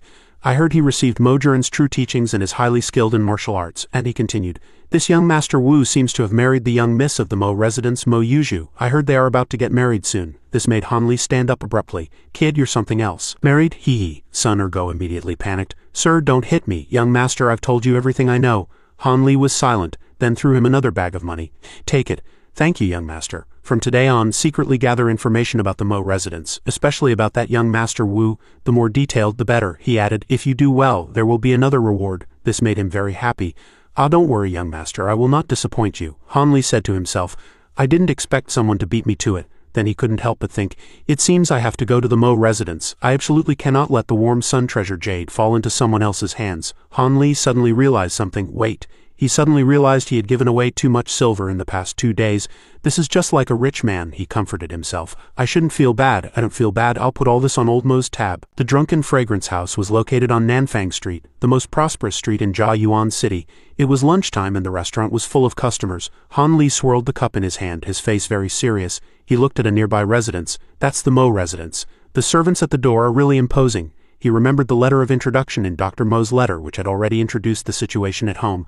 But times have changed and the situation has changed. It's uncertain how much of these forces can still be used. Ignoring the food on the table, he was still immersed in his own thoughts. Old Mo's worries have come true. From what Sun Ergo said, the Surging Flood Dragon Society has indeed weakened in recent years, and is probably on the verge of collapse now, as I expected. His 3 daughters are indeed beauties. They are known as the 3 beauties of the Mo residence. Because of their fame, they have attracted many young masters and heroes who have surrounded the Mo residence. While he was still lost in his thoughts, I heard that Wu Jianming was the one who defeated the other opponents in that martial arts contest for a spouse. If I'm not mistaken, this kid is from a rival family. At this moment, the waiter invited a guest. This way, sir, please sit inside. The waiter enthusiastically pointed the way. This way, sir. Han Li immediately turned around. Ah, the person over there is. The man also turned around. Their eyes met, and the atmosphere in the restaurant suddenly turned cold. Both recognized each other as cultivators. Han Li quickly turned around while the man immediately ordered, What would you like to eat, sir? Let me see. A bowl of beef roasted goose. All right, Han Li broke out in a cold sweat. Such strong spiritual power. That's right, that guy is a cultivator, and he's several times stronger than me. And the man was still ordering braised duck with red dates, carp braised pork. The waiter kept responding. He recalled his eyes. There was a deep and strange feeling in them, as if they were going to suck me in. This guy is definitely not like Yu Zaitong and Reverend Jin Guang that I met before. And he was still adding dishes. Han Li was stunned, he could eat so much. The waiter quickly stopped him. "Ah, so much, can you finish it?" he replied coldly. "None of your business." Han Li began to feel a chill. "This is the first time I feel like I'm being seen through by someone. Oh no, he won't be like Yu Zitong and Reverend Jin Guang and want to kill me, right? I was too careless. I didn't pay attention to my surroundings at all. What should I do? It's too late to run now. This guy is much stronger than me. What should I do?" While he was thinking, the hot dishes also came up. He began to eat and drink wildly, then immediately left. It was very noisy outside at this time. "Why are you so slow? Don't be angry, second brother. I was just going to taste the food of the secular world. You're just greedy. This will lower your state of mind. I don't know how much. I know I won't do it next time. By the way, I met a 17 or 18-year-old cultivator. So weak, yet he's here to join the Ascension Assembly. So young, he must have come with an elder. If he wants to participate officially, he'll probably have to wait another 10 years. Then his aptitude is not bad. He'll be able to catch up to you in 10 years. Stop talking nonsense. There are plenty of people at your level in the Ascension Assembly. Indeed, if you can reach the 10th layer without drinking a Foundation Establishment pill, why would you participate in the Ascension Assembly?" At this time in the restaurant, Han Li collapsed on the ground. "Phew, I finally escaped. This feeling of having no confidence and being in danger is really terrible." He stood up, stopped eating, and turned around. "Waiter, the bill." The waiter immediately came out cheerfully. "Coming, young master." Suddenly, the sound of horse hooves made him turn his head. The street was full of dust, accompanied by shouts of "make way." Several strong horses ran on the street, accompanied by discussions. "It seems to be people from the Mo residence. Mo Yuju has returned from hunting." The servant saw them and immediately went to greet them. "First Miss, young Master Wu is back. How was the hunt today? I heard this young miss doesn't like needlework and housework but likes hunting and practicing martial arts." The waiter sat on the ground trembling. "Sir." He looked at the people below. "That man, everyone knows without thinking that he's trying to win Mo Yuju's favor because she likes hunting. This kid must be Wu Jianming." He looked at a handsome, sparkling man. "First Miss's skills are naturally good." He couldn't help but exclaim, "Yo, he's quite handsome." Mo Yuju handed over the spoils and said with a smile, "Tang-er."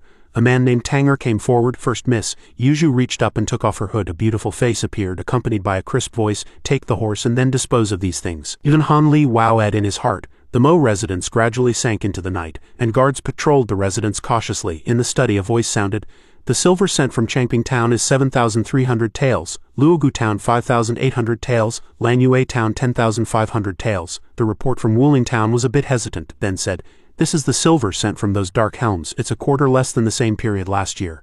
Immediately followed by an angry voice, "Damn it, the silver is getting less and less. I have my own plans."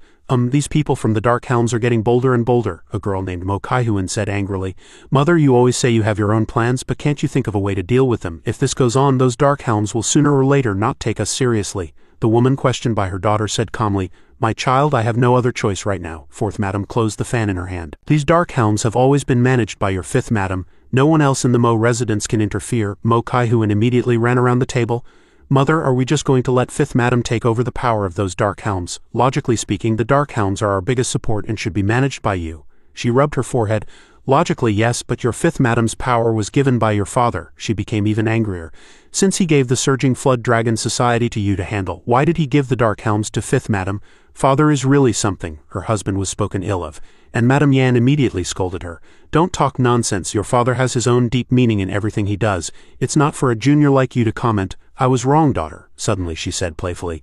"It seems mother is still deeply in love with father." Madame Yan's cheeks flushed. "You child." At this moment Kaihuan giggled and she immediately turned around and said, "That imposter is really annoying. He was showing off his skills in front of me again today. It's really disgusting. Big sister has to deal with him every day. It's really hard. If it were me, I would have stabbed him to death with a sword long ago." Madame Yan looked at her daughter. "Be polite to him. After all, he is nominally your future brother-in-law. Don't let him see any flaws," she sighed.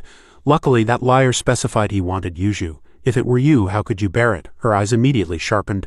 "However, if we really can't drag it on any longer, we'll have to turn on him and kill him." Mo Kaihuan stood aside and asked worriedly, "Mother, when did father say he would be back?" "Soon. Your father said it would be 2 or 3 years at the least and 5 or 6 years at the most." Her tears immediately flowed. "But it's been almost 10 years now. I don't even remember what father looks like." Madame Yan's gaze was still very firm. "He must have been delayed by something. Don't worry, he'll be back soon."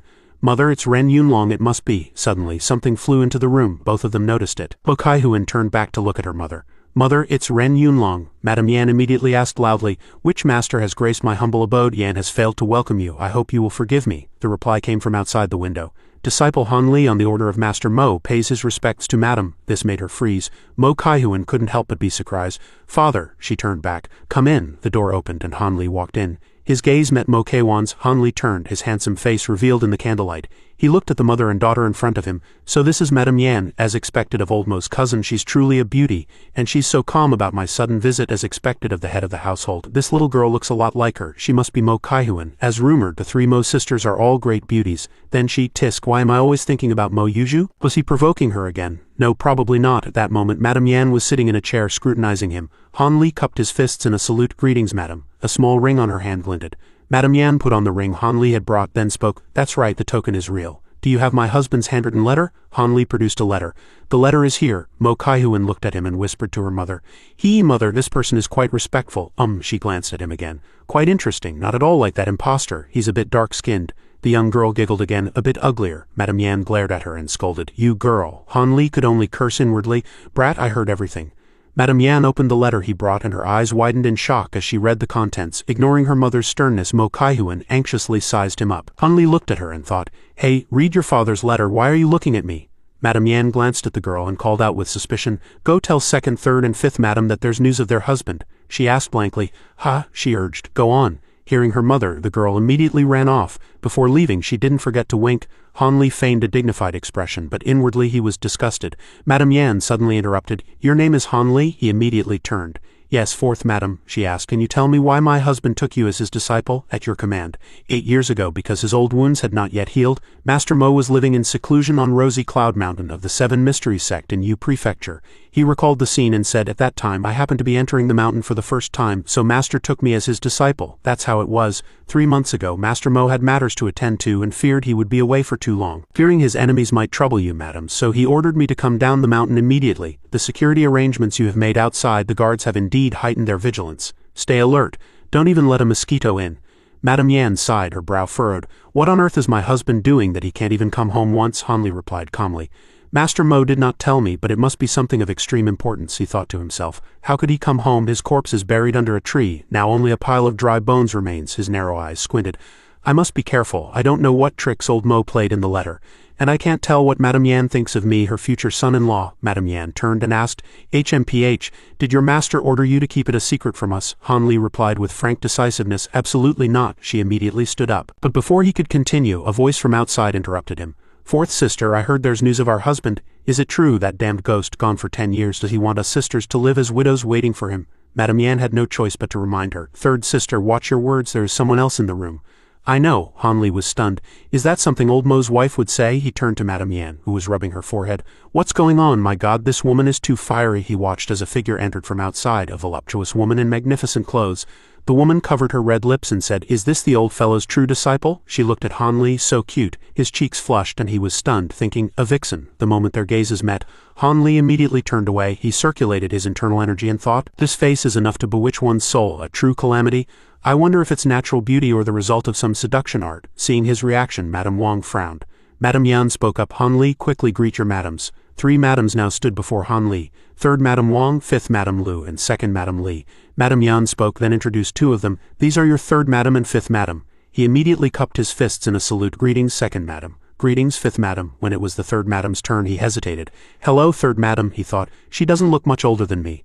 Madame Yan stood beside Madame Wang and said, no need to guess. Your 3rd Madame is just skilled at maintaining her appearance. That's why she looks like she's in her 20s. Han Li grunted, and couldn't help but think, this Madame Yan is truly perceptive. Madame Yan handed the letter to Madame Li. This is our husband's letter, take a look. After Madame Li finished reading, she gasped, ah, the other madams passed the letter around and Madame Wang was also shocked. The room instantly fell silent. Han Li thought blankly, hey, what's going on? Why so serious? Even the vixen, no. 3rd Madame has become so prim. Did he really play some trick? Or is it because he promised his daughter to me that they are so serious? Madame Yan looked at Mo Kaihuan with a hint of suspicion and instruction. It's late now. Your senior brother Han has had a long journey and needs to rest. Take him to a clean room in the backyard to rest and recover his strength, the girl asked blankly. Why me again? Suddenly, Kaihuan seemed to think of something and happily led the way. I get it. Senior brother Han, follow me. Madame Yan looked at the girl and threatened. You are not to do anything to your senior brother Han or you will be punished according to family rules. Mo Kaihuan immediately wilted. All right, I get it. Seeing this, Han Li couldn't help but feel scared. My God, what does she want to do to me? This girl is a young lady from a good family, but she doesn't seem like the type to behave herself. The madams remained very cold. After the 2 left, the madams began their discussion. Sisters, you've all seen it, right? It is indeed a secret letter, which means our husband has some unfortunate fate to bestow upon us. That's why this disciple he took is different from the usual. We'll have to trouble our sister to see how far he can go. The security is so tight, yet he managed to sneak in so easily. Yes, and he can resist my immortal fox art. He's definitely no ordinary person. With someone so powerful, I don't know if he is a blessing or a curse to our Mo residents. Hanli looked back in the room, wondering if there was a problem with the letter.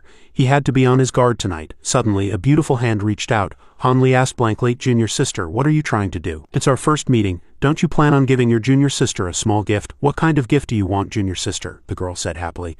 "A jade bracelet or some trinkets will do, I'm not picky. If not, 7 or 8,000 taels of silver will also work. Although it's a bit little, I'll let you pass." Hanli looked at the little girl before him with a cold face, but in his heart he was roaring, 7 or 8,000 taels, why don't you just go rob someone? Let me tell you, I have no money, and certainly not my life to give. After saving for so many years, I don't have that much money. "You brat," Mo Kaihuan frowned when she saw he wasn't speaking. "Senior brother Han, don't tell me you didn't prepare a gift for such a cute junior sister. That young Master Wu gave me 10,000 taels for pocket money when he first came last year." Han Li roared even louder in his heart. "What does that have to do with me? That guy Wu is after both wealth and beauty, you brat. And I've been poisoned with a sinister toxin by your father. I could die at any moment." Han Li said nothing and turned away, making Mo Kaihuan very angry. This person, she thought of young Master Wu.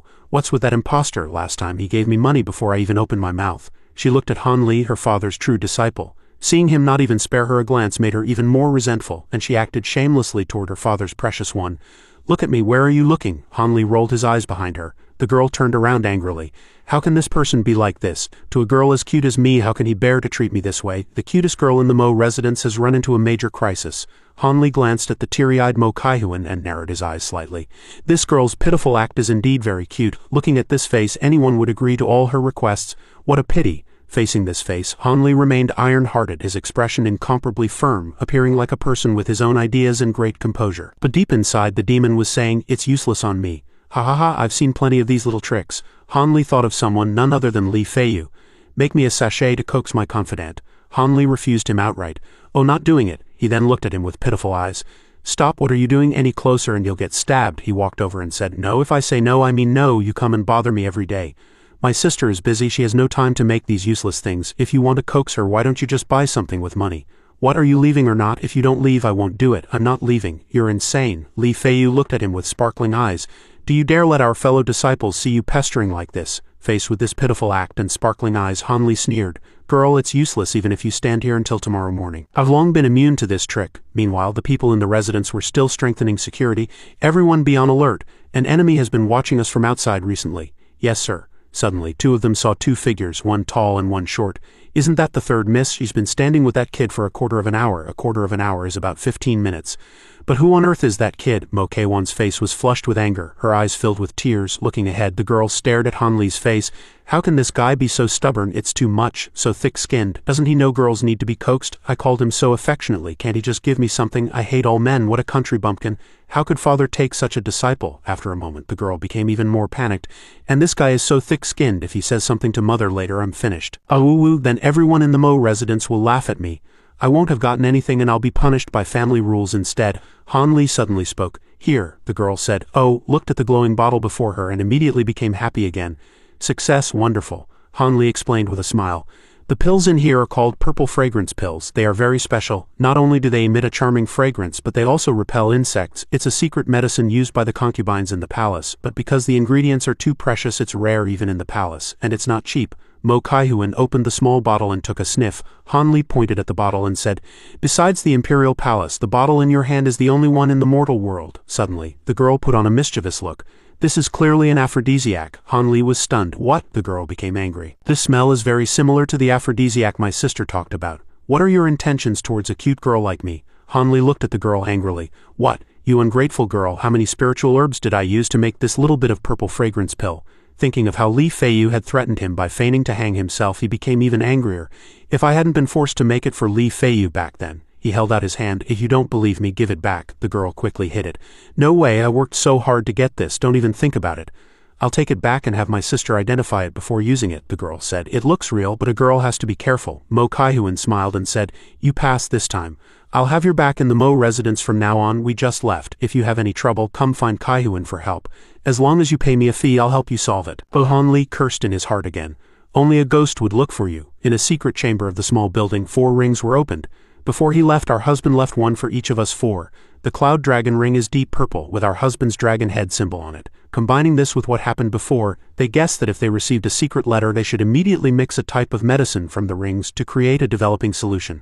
By applying the solution to the secret letter, the words would immediately appear. With a secret letter, it's bad news 9 times out of 10. Madame Lee picked up the letter.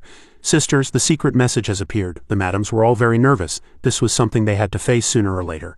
Everyone, prepare yourselves. Let's see what this secret message says. Sleep. A night's sleep to guard against unknown dangers. Han Li occupied only a corner of the bed and barely slept. Early in the morning, someone knocked on the door. Junior brother Han, Madam is summoning you, a man named Yan Jie. He is Mo Juren's eldest disciple. He smiled and said, you must be Junior brother Han. I am Yan Jie, which makes me your eldest senior brother in a way. Although I'm the eldest, I don't have much skill and didn't learn many of Master's true teachings. I've made a fool of myself. Seeing Yan Jie's sincerity, Han Li suddenly felt a bit of goodwill toward him, but not long after he did indeed start to get annoyed because Yan Jie kept asking, Junior brother Han, where is your home? How many brothers and sisters do you have? How did you meet Master? Why did he take you as his disciple? Is the old man in good health now? What are your hometown specialties? What do you like to eat? By the way, do you have a sweetheart? Han Li only replied, Suddenly Yan Jie said, This surprised Han Li. In front of them were the eldest daughter Mo Yuju and that greasy-faced Wu Jianming, Mo Yuju's fiancé. The greasy-faced man immediately greeted them. Good morning, brother Yan. This little brother looks very unfamiliar. May I ask which master's disciple he is? Han Li frowned. This guy was the imposter. Before the situation was clear, it was best not to attract his attention. I'll just pretend to be mute. Eldest senior brother Yan will naturally cover for me. Just like that, time passed in silence with only 6 eyes staring at each other. He turned to Yan Jie, hey, cover for me, but at that moment he was captivated by Mo Yuju's beauty. Yan Jie's face was dazed while Wu Jianming put on a fierce expression. Han Li was speechless as well. This guy is hopeless. Mo Yuju looks so impatient. Can't this lovesick fool hide his tail a little better? A trace of disdain arose in his heart. Useless fellow, forget it, I'll do it myself. He immediately changed his attitude. I'm a distant nephew of the 3rd madam. I have come on my parents' orders to visit her and to ask her to arrange a task for me. Wu Jianming, still greasy-faced, glanced at him. How boring, just a minor character. This kid obviously doesn't practice martial arts and his looks are ordinary. This kind of person is no threat to me. That Yan Jie is more annoying, Mo Yuju said coldly at this moment. Senior brother Yan, if there is nothing else, my sister and young Master Wu will take our leave. She turned away while Wu Jianming maintained his threatening posture. You dare stare at my woman? Only after Mo Yuju was far away did Yan Jie react. Take care, junior sister. Han Li was very disappointed in these 2 guys. One was truly a lovesick fool. Han Li put his hand on his shoulder and said, Senior brother, let's go too. Don't keep madam waiting. Oh, all right. He watched Yuju's departing figure, his eyes filled with regret. I'm so sorry I've made a fool of myself in front of you, junior brother Han. I grew up with Yuju. There's nothing to hide, but she only sees me as a brother, but I can't help it. I lose control whenever I see her. I know it's impossible between us, I just wish her well. Han Li was speechless. I give up. Oh my god, where did this rare specimen come from? After a while, they finally arrived at the residence. Yan Jie said at the door, Madam is inside. A voice immediately replied from within. Is that Yan Jie and Han Li? Yes. 5th Madam Yan Jie, you can go back first. Just let Han Li come in alone. Yes. Yan Jie turned and waved. I'll be waiting for you. Okay. Han Li frowned, thinking, Madame Yan's voice today is the same as yesterday, but it holds an undeniable coldness. Something is wrong. Could there be an ambush in the room? Han Li immediately used his spiritual sense. A scan with his spiritual sense revealed that besides the 4 madams there was no one else in the room. Han Li watched quietly, then was suddenly surprised. The 4 madams all had grim expressions. Madame Li, with tears in her eyes, pointed at him and asked, I ask you, did my husband die at the hands of a traitor like you? Han Li gritted his teeth. Damn old Mo, he tricked me again. A woman in white quickly supported her. Second sister, don't be so emotional. Let's ask clearly first. Han Li, however, remained silent. His face became expressionless. That old fellow must have done something in the letter, framing me as his killer. It's a headache to reason with women, but I don't want to argue with them. In that case, let's just negotiate. He took a step forward. Since you all already know, I won't say much more. He is indeed dead. You could say he died at my hands, or you could say it was suicide. Madame Li flared up. Nonsense, you clearly killed him. Han Li looked at her with a sincere expression. Madam, how are you so sure that I killed him? Did you see it with your own eyes? Madame Lu spoke up. Since you put it that way, tell us what happened when our husband was killed. If it really had nothing to do with you, we won't deliberately wrong you. Han Li said coldly. Give me a chance. Such a bold tone. He thought, am I really afraid of you wronging me? If he hadn't truly been my master for a few days and taught me much about medicine, and if bullying a master's family wasn't so unbecoming, you think you could do anything to me? Han Li sat down in a chair, and a fireball in his hand shone with a strong light. With one hand I could wipe out the entire Mo residence, leaving no one alive. Madame Li seemed unable to believe her eyes and cried out, A cultivator. Han Li instantly realized something and stood up. Second, madam, how do you know I am a cultivator? Have you met other cultivators? Madame Yan stepped in front of Madame Li. Don't ask second sister, I will tell you about cultivators. She said calmly, it's nothing strange. Many people in Jiayuan City know of the existence of cultivators, and some have even seen cultivators fighting each other outside the city. It is said they can summon wind and rain and turn beans into soldiers. With a wave of their hand they are like living gods. Han Li asked again, then you also know of the existence of cultivators? Of course I do. My husband was also one of those who witnessed cultivators fight. It's a pity he had no spiritual root and had too many schemes, otherwise he would have sought immortality himself long ago. He turned to the madam and said, I think we should stop beating around the bush. If you have something to say, just say it directly. The madam's face instantly turned pale because he had seen through her. And don't wait for the poison gas in the candle to take effect. I'm already prepared, these things are useless against me. As soon as he said this, the faces of all four madams changed. They had pinned their hopes on the mesmerizing incense, wanting to make Han Li tell the truth. But he had discovered it, and it was completely useless, which meant the young man before them was not someone they could handle. Madame Yan turned back. Even if your excellency is a cultivator and isn't afraid of this mesmerizing drug, aren't you worried about the sinister poison in your own body? Han Li replied, of course I'm worried, but I don't mind wiping out the entire Mo residence before the poison acts up. Madame Yan was silent, her brow furrowed. If we are all this afraid, I'm afraid we can't talk. It seems we can only negotiate seriously. However, as his wife, I still hope your excellency can recount the events of my husband's death so that we, his wives and concubines, can have peace of mind, Han Li said. I don't want to die so young either. I can tell you in detail about Mo Juren's death. If you still want to seek revenge after hearing it, I will be ready at any time. The four madams then said, thank you, young master. On a quiet morning in a small building, Han Li unhurriedly recounted the story of practicing the eternal spring arts from Mo Juren's plot to possess him, only to be devoured by the backlash, to use Zidong's appearance and his sinister scheme, all of which he explained in detail. Yan Jie was happy outside. I'll treat junior brother Han to a drink at noon today. After hearing Han Li's thrilling story, all the madams, like Madame Yan, had solemn expressions and said nothing. If what Han Li said was true, then their husband's death could not be blamed on him. Madame Yan looked at Han Li and said, if what your excellency says is true, then my husband's death is all due to that Yu Zaitong. There is no more enmity between us, so we can only negotiate. Han Li said, what is there to talk about? I will leave and will not disturb the Mo residence. Madame Yan immediately refused. That won't do. Yesterday you must have heard a lot about the situation of the Mo residence outside, right? Without help, the Mo residence will be destroyed by others sooner or later. It's only a matter of time. In that case, you might as well kill us sisters with your own hands. Madame Yan said in pain, say something, young master. Han Li was speechless.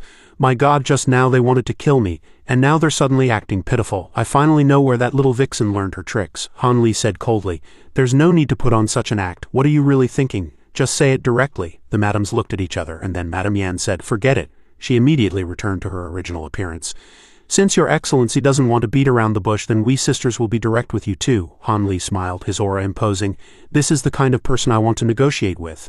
Madame Yan's gaze seemed to suck in Han Li's entire figure. As long as you eliminate the Surging Flood Dragon Society's rivals, the Five-Colored Sect and the Poison Tyrant Mountain, I will immediately offer you the Warm Sun Treasure Jade with both hands. At the same time, I can let you choose one of my 3 daughters to be your wife. On the streets of Jiayuan City, people came and went.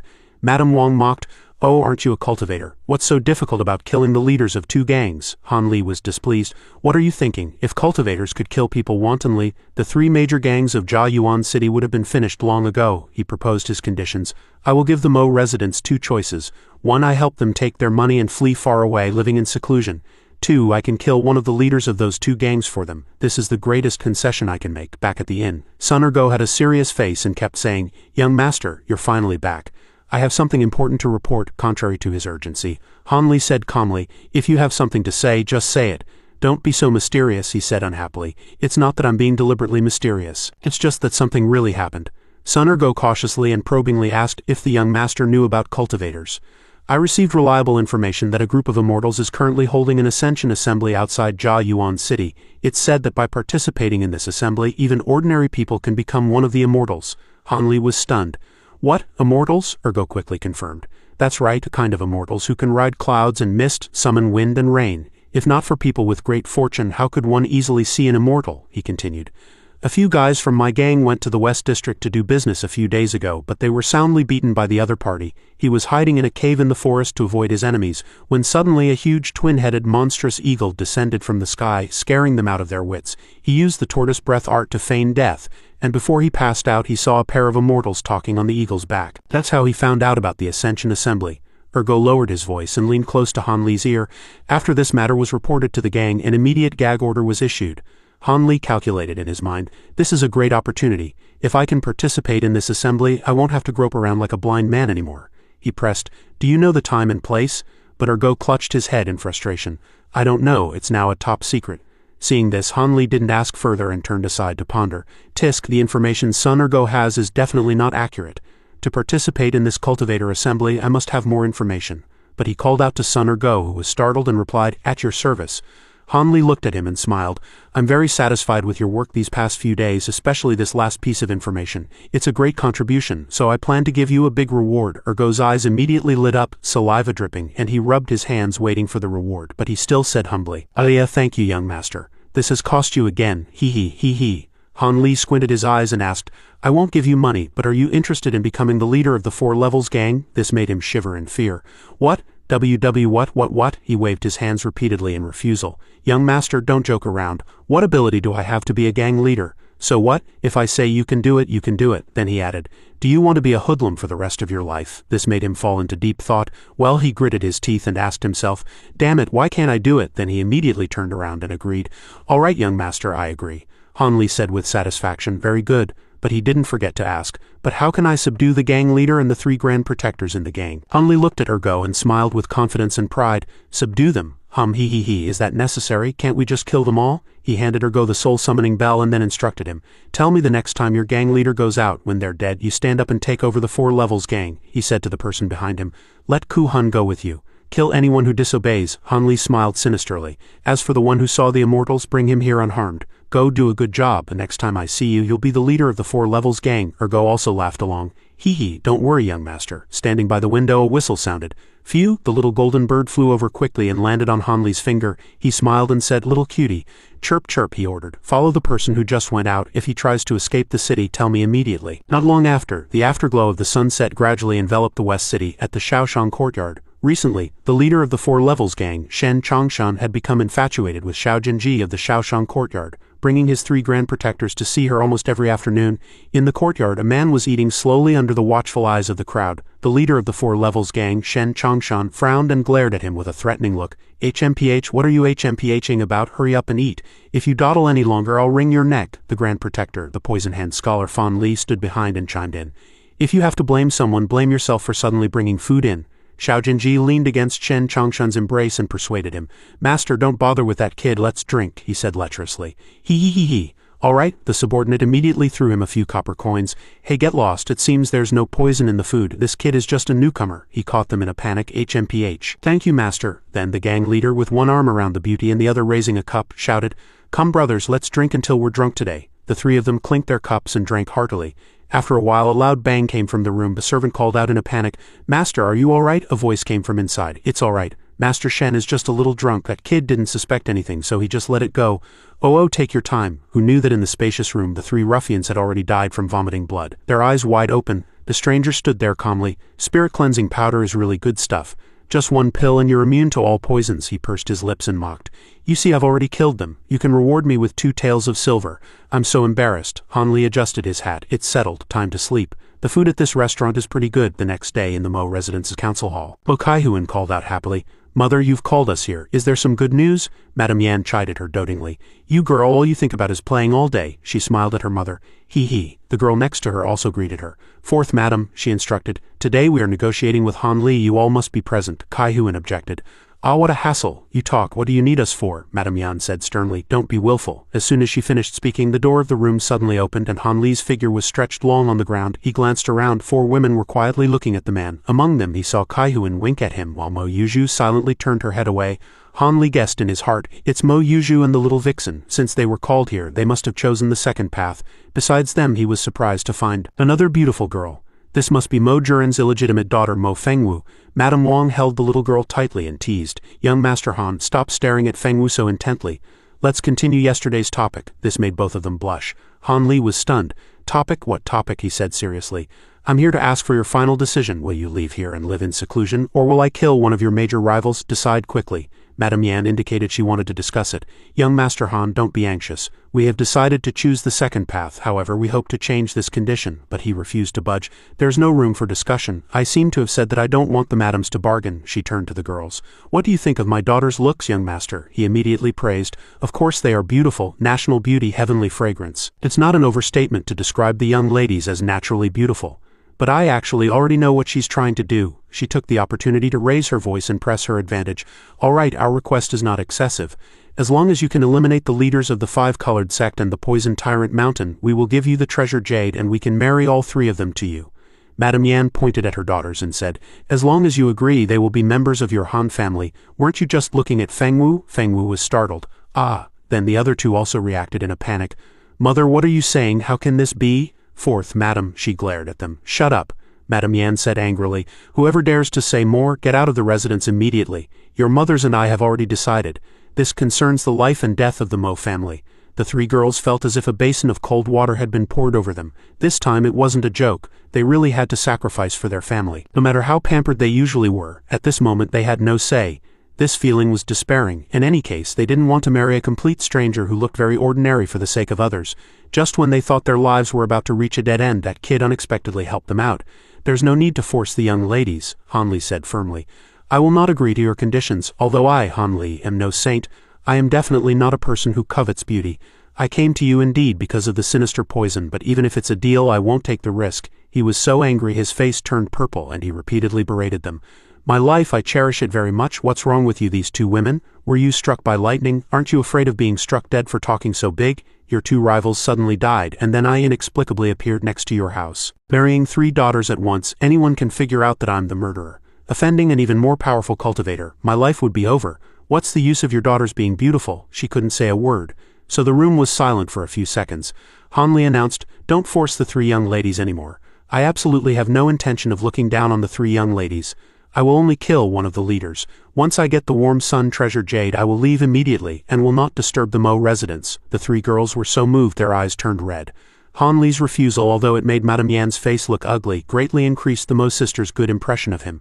After all, they had been forced to compromise for many years and had seen too many hypocrites who coveted their beauty. Now that they were finally vindicated, their eyes became brighter than ever before. The three girls stared at him blankly and couldn't stop admiring him in their hearts. This man is so special, but Han Li felt a little scared. Something's not right here. Hey, what do you mean by those looks? I already said I'm doing this for myself. Is there something wrong with your heads? Han Li took out a small porcelain bottle. He said to Madame Yan, if you want to know what kind of medicine it is, just drink it. After I've killed Ouyang Fadian and come back, I'll exchange the antidote for your treasured jade. At this point, Madame Yan could only helplessly resign herself to fate. All right, a deal. She picked up a pill and swallowed it under her daughter's gaze. Aye, mother. After the discussion, he quickly left the Mo residence, but was stopped. Senior brother Han, wait, take another step. Little Kai-Huan hurriedly chased after him. Wait, my second sister has something to ask you, she scolded. Really, what are you in such a hurry for? She said while panting. HMPH, senior brother Han, you're too mean. It's fine if you promise to help us kill Ouyang Fatian, but why did you have to force my mother to take poison? Han Li smiled and explained. The warm sun treasure jade is very important to me. I need to ensure our deal. Besides, your mother is worthy of being the head of the Surging Flood Dragon Society. She has courage and insight and is truly a heroine among women. This is nothing to her, the little vixen said. It's all useless stuff. You're a bad person. Not only are you an imposter, but you also use those shabby things to lure a cute girl like me. This made Han Li have to clarify. I am your father's true disciple. Why do you treat me like an imposter? And you were the one who asked for that gift. At this moment a gentle voice came from a distance. Third sister, don't be rude. Don't argue with young Master Han. It's Fengwu, she called out gently. Young Master Han. Her warm voice made Han Li exclaim. Han Li heard Mo Fengwu's voice for the first time. It was gentle and pleasant, making one feel very comfortable. He couldn't help but feel a sense of pity for her. Just as he was moved, he suddenly saw the little girl next to him and felt a chill. The atmosphere has been ruined by you, you smelly girl. Who told you to be so mysterious in front of my mother? HMPH, I'm just getting angry on behalf of my mothers. He turned to look at Fengwu, his tone much gentler. Second miss, do you have something to ask me? All right, stop arguing. The little vixen still wouldn't let him go, twisting her body and causing trouble. HMPH, she was reminded by her sister. All right, stop arguing, she asked the man.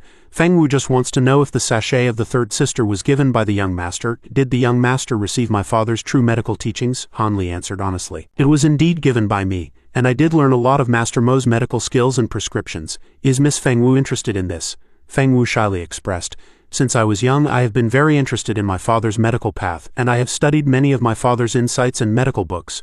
Unfortunately, when my father left, I was still young, so what I learned was very limited. Then she boldly expressed her thoughts. So I have a wish, and I would like to ask young Master Han to help me copy a copy of my father's medical insights so that I can learn more and improve my medical skills. Hearing this, Han Li thought of the medicinal herbs planted in the backyard when he first entered the Mo residence.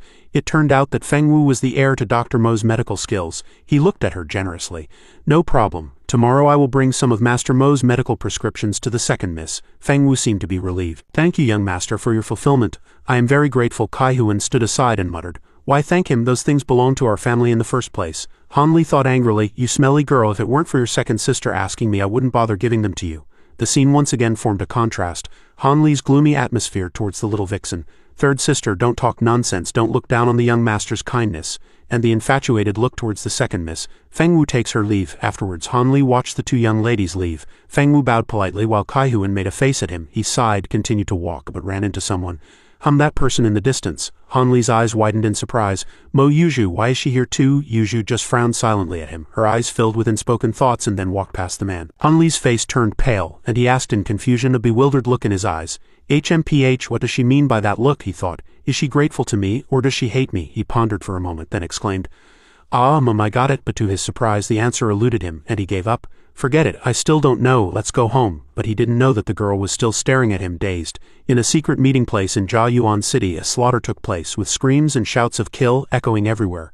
The leader of the Four Levels gang, Shen Chongshan, and several of his capable assistants died in the building. The citizens of the city were all discussing this. At the inn, Han Li watched happily and encouraged Ergo. Look at your rosy complexion, the position of gang leader suits you well, right? Ergo put on a refined look, happily showing off his achievements. I've made it all thanks to your promotion, young master. Otherwise I wouldn't be where I am today. Han Li was in a good mood. I won't interfere in the affairs of the Four Levels gang, but you must use the power of the Four Levels gang to complete the tasks I've given you. Ergo happily rubbed his hands and repeatedly agreed. I know. Although he was in a good mood, he still said something that made the other person freeze in fear. Otherwise I don't mind changing the gang leader, Ergo immediately ordered his subordinates. Men, come and pay your respects to the young master, do your best. Then he turned to Han Li and promised, Even if it costs me my life, I will definitely complete the task the young master has given me. I will do my best. A few minutes later, a man with a full beard walked in. He was the one who saw the immortals. Greetings, young master. I am Tan Tai Niu. He immediately questioned, Tell me everything you saw about that pair of immortal man and woman that day, from beginning to end. If you satisfy me, I'll make you the deputy leader of the Four Levels gang. He was very surprised to hear this condition. What? Young master can really make me the deputy leader? I knew it. That son Ergo became the leader all because of this young master's ability. Otherwise, how could that stupid dog have done it? You are my father. It's truly a case of material determining consciousness. Han Li demanded, Speak. He immediately clasped his hands happily. I am willing to serve the young master. Then he recounted every detail in a long-winded manner. Actually, the process of what happened that day, although the details are very different from what Sun Ergo said, is basically the same.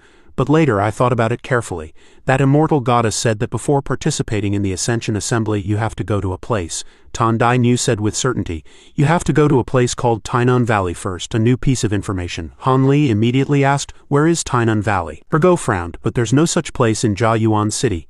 Tai Niu was startled. That's right, I don't remember there being one either. And Han Li fell into deep thought. Did they fly away on a bird? The range is too wide, but it shouldn't be beyond the scope of Feng Prefecture, right? He asked again. Do you two know if there is a Tainan Valley or a place called Tainan in the entire Feng Prefecture? The two immediately vied to claim credit. Tainan Temple, Tainan Mountain, Tainan Temple on Tainan Mountain. Ergo and Tai Niu argued about the meeting place of the cultivators. Of course mortals don't know about it. That's right, I don't remember either, and he continued to think. But there is no Tainan Valley next to Tainan Temple. It can't be wrong, this is the place. After considering, he called for Sun Ergo. At your service, Han Li ordered. Go back and make Tan Dai Niu the deputy leader. I know you're not happy, but I mean what I say. Then he took something out of his robes, and before he could see what it was, Ergo had already said fawningly, I'll do whatever the young master says without any complaints. He was startled and took the reward with both hands. Oh, here's the antidote for the flesh heart pill. The two fools immediately knelt down and thanked Han Li for his kindness. Thank you, young master. Thank you, young master. We will serve you with all our hearts, go through fire and water and never hesitate.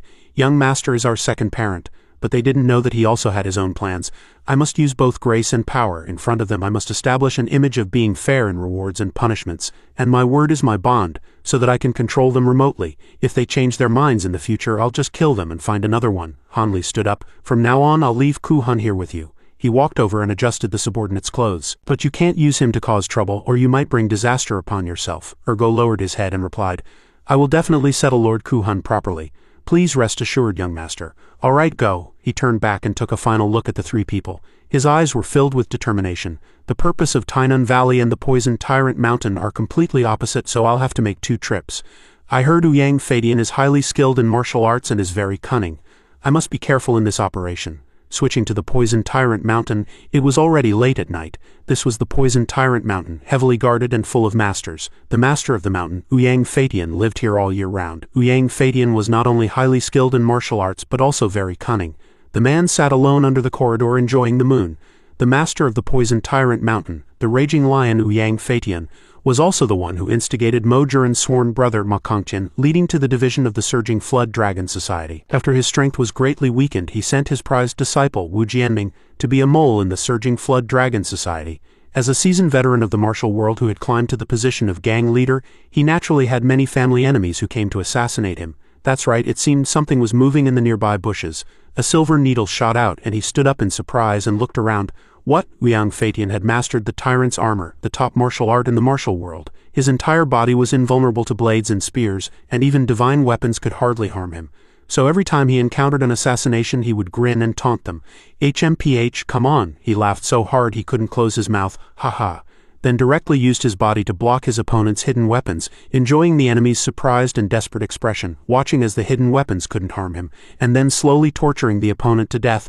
Haha, this is his favorite game. This game Ouyang Fadian had never lost, but this time was different. His head was cut off and his mouth was still smiling. His eyes stared straight ahead. Ah, the person in the distant bushes was also startled. His head rolled down the steps with a thud-thud, and the person in the bushes was also stunned, not knowing what had happened. Time flew by, and in a blink of an eye 2 months had passed. Mo Juran's beloved and cared-for son-in-law was still nowhere to be found, and during this time Han Li could no longer be found in Jia Yuan City. At the same time, after a long time, Han Li's figure was no longer seen. The distant capital was surrounded by mountains and water, truly a place of good feng shui. Guangwei City is located in the south of Feng Prefecture, surrounded by mountains on 3 sides and a river on one. Although the city is not large, the scenery is beautiful and several rare fruits are grown here, so it is also a little famous. A wooden house on the mountain, the building is solemn and dignified, surrounded by majestic mountains. Tainan Mountain is located not far west of Guangnengui City. It is shrouded in mist all year round and is the 4th highest mountain in Feng Prefecture. The Tainan temple on the mountain is not large, but because it is very efficacious, the incense is constantly burning and its reputation is far-reaching. In a mountain village on Tainan Mountain, a group of people were chatting enthusiastically. This is Tainan Valley. Isn't this Tainan Mountain? It is Tainan Mountain. Where is Tainan Valley? Is that place shrouded in mist all year round? The 2 people talking to the man suddenly looked at the front in surprise, and the man opposite also felt a chill. The man turned back and asked, "Who's looking at me?" The villager waved his hand friendly and explained, "Oh, it's the little brother staying in our village." Hearing this, the man happily ran over. Brother, he greeted him enthusiastically. "Is this brother also a fellow practitioner? Are you also going to Tainan Valley? I am Wan Zhaoshan from the Wan family of Kuya Mountain. Can we go pay our respects together?" Han Li smiled and said, "Oh, of course we can." Han Li sized him up and guessed, "From the looks of it, this must be your first time traveling far from home, little brother." Wan Zhaoshan scratched his head in embarrassment and admitted, "You could tell, big brother, this is indeed the first time I've been so far from home." Han Li kindly said, "Let's go, I'll take you." Wan Zhaoshan was full of anticipation. "Great, I'll really get to broaden my horizons this time." "Broaden your horizons with what?" As if a floodgate had opened, the moment the topic of cultivation came up, Wan Zhaoshan's face beamed with joy. "So many things. I want to see the differences between the magic arts and secret techniques of the various families and sects, and I also want to trade for some things I like." A glint flashed in Han Li's eyes. "Oh, so that's how it is?" The 2 of them then set off. Let's go. On the way, Han Li listened to the story Wan Zhaoshan told. The man in black whom Wan Zhaoshan had met was in fact Han Li. Half a month ago, Han Li had exchanged Ouyang Fatian's head for the Warm Sun treasure jade. After getting the jade, Madame Yan tried every means to persuade Han Li to stay, but Han Li politely refused and continued his journey.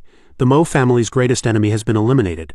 They should be rebuilding their home now. Those 3 sisters should be able to live better lives too. Han Li channeled his power through the jade to heal his wounds. This Warm Sun treasure jade is of pure quality. There are even a few wisps of red light emanating from its deepest part. One look and you can tell this jade is priceless. Definitely no ordinary item. the warm sun treasure jade was indeed an extraordinary treasure. Han Li discovered that it could accommodate his spiritual energy, which cut the effort of expelling the poison in half. Han Li used the warm sun treasure jade for half a month, and by now the poison had been completely cleared. The pain had left him both helpless and numb. However, the agony during the detoxification process had indeed made Han Li suffer quite a bit. Along the way he asked many people, and heard a peculiar story about a fog. After arriving at Tainan Mountain, Han Li treated the poison while inquiring about Tainan Valley. He heard that there was a very mysterious slope on the north side of Tainan Mountain.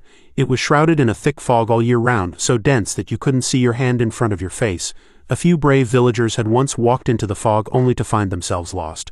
But after a while, they would inexplicably return to where they started. As a result, villagers from all around came to experience it, finding endless joy in it. The villagers all found it strange but were happy to experience such an oddity. I really came out, this is so much fun, I want to go too, I want to go too. But one day a man and a woman accidentally discovered one of the villagers. His face was pale and he was in a panic. My God, isn't that Pang? How did he get so starved? I wonder if this angered the fog. From some unknown point in time, anyone who dared to venture in would emerge half-starved from the fog. From then on, no one dared to explore it again. From this, Han Li deduced that the master of the mountain was likely not a malicious person, which gave him a bit more confidence. Wan Zhaoshan was speaking animatedly when he suddenly turned back to look at him in confusion. When I used to travel but he still didn't notice, only looking elsewhere.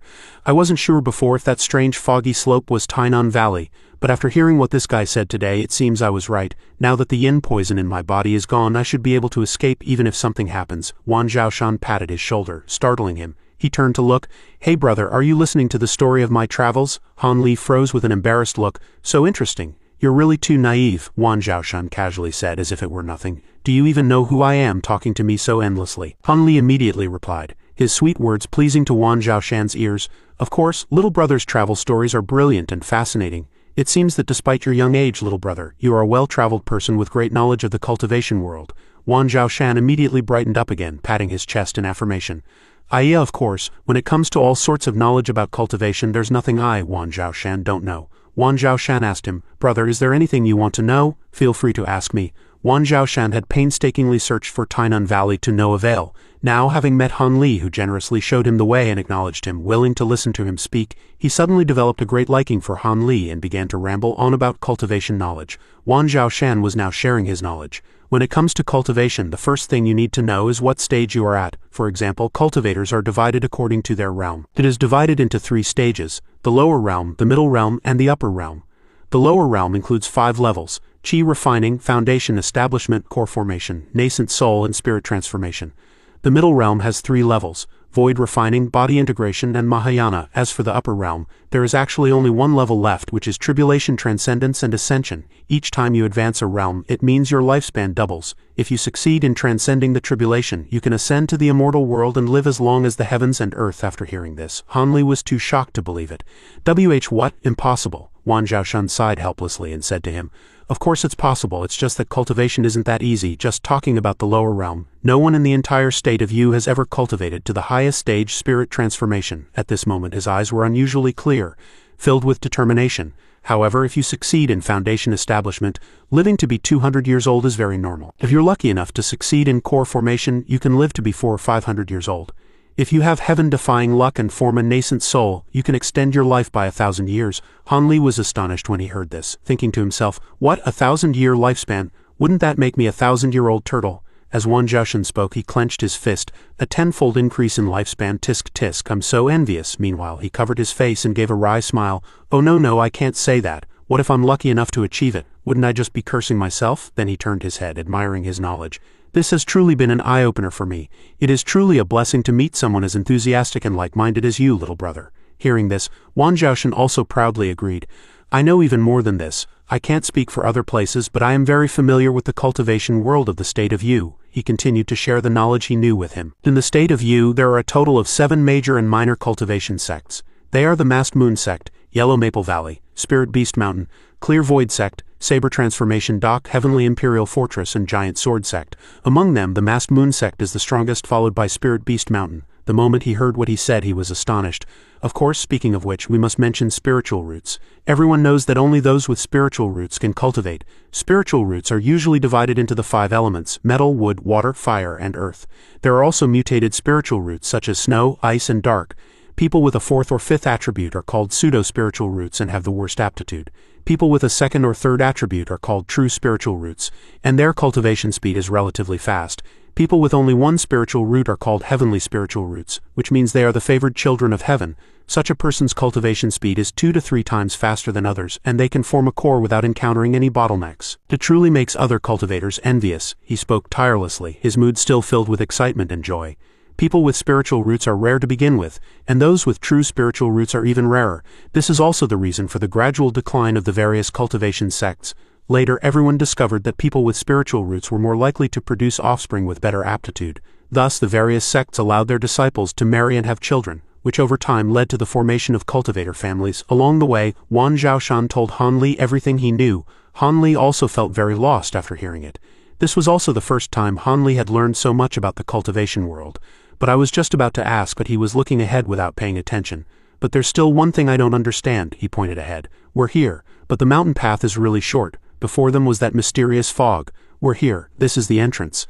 I'm so excited. While Wan Zhaoshan stared at the white fog with a determined gaze, Han Li was disappointed by how quickly they had arrived. He had clearly investigated for a long time without any clues. How could it be so fast? Wan Zhaoshan suddenly froze and let out an awe of realization. He naively turned back and asked Han Li, "By the way, brother, which family are you a disciple of, and what's your name?" He smiled awkwardly, thinking, yeah, you're only remembering to ask now?" Han Li began to talk about his background.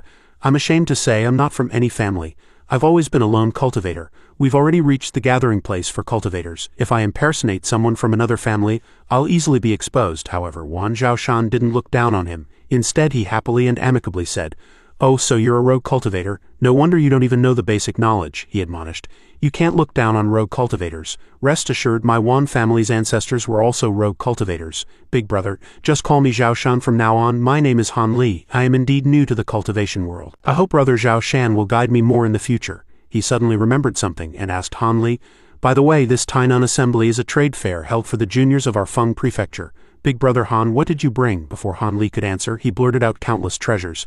"I brought a dozen low-grade blank talisman papers, a low-grade invisibility talisman, an earth escape talisman, a chain lightning talisman, an ice bullet talisman, a handful of three-tailed cat's whisker grass, and beast materials like ironwood cinnabar. What about you?" After hearing this, Han Li was suddenly stunned, thinking to himself, "No way, you can't participate without bringing anything," Wan Zhaoshan then explained. "There's no rule about that, but if you don't bring anything, what's the point of coming?" "What a pity," Han Li replied awkwardly. "I just wanted to come and make friends with some cultivators." Wan Zhaoshan took something out of his pocket. "All right, let's not talk about it. I almost forgot the important stuff. Big brother Han, you're lucky you met me." Wan Zhaoshan took out a fiery red talisman, then forcefully waved it forward. The fog gradually dispersed, revealing the path ahead. "This is a sound transmission talisman. With this, the people in the valley will open the formation and let us in." Han Li was very surprised and a bit dazed when he saw it. As the fog gradually cleared, Wan Zhaoshan grabbed his bag and said happily, "Let's go." He ignored him, who was still dazed behind. Wan Zhaoshan ran and jumped happily. "Yo, Tainan assembly, here I come." As a precaution, Han Li looked around. Unlike Zhaoshan's excitement, Han Li carefully examined the path before cautiously walking in. Before them was a world of cultivation with incredibly beautiful scenery. Han Li was stunned by the beauty and froze for a moment. This fog-shrouded path seemed endless, but after walking for a while, the two suddenly emerged from the fog and a new world unfolded before Han Li's eyes. The two stood on the cliff here admiring the view. Before them was Tainan Valley. The immortal realm suddenly came into view, leaving Han Li a bit dazed. The scene before him, the valley, was filled with strange flowers and exotic herbs, as well as magnificent and splendid pavilions. Immortal chi permeated the entire valley. To be honest, if he hadn't already stepped onto the path of cultivation, seeing such a scene, Han Li would definitely have thought he was dreaming. He stared at the pavilions for a long time, then unconsciously turned his head to observe his surroundings. Han Li noticed there was no one around. As soon as they entered the valley, the entire path was once again enveloped in fog. Just like the journey so far, the mortal world gradually receded, about to disappear into the mist.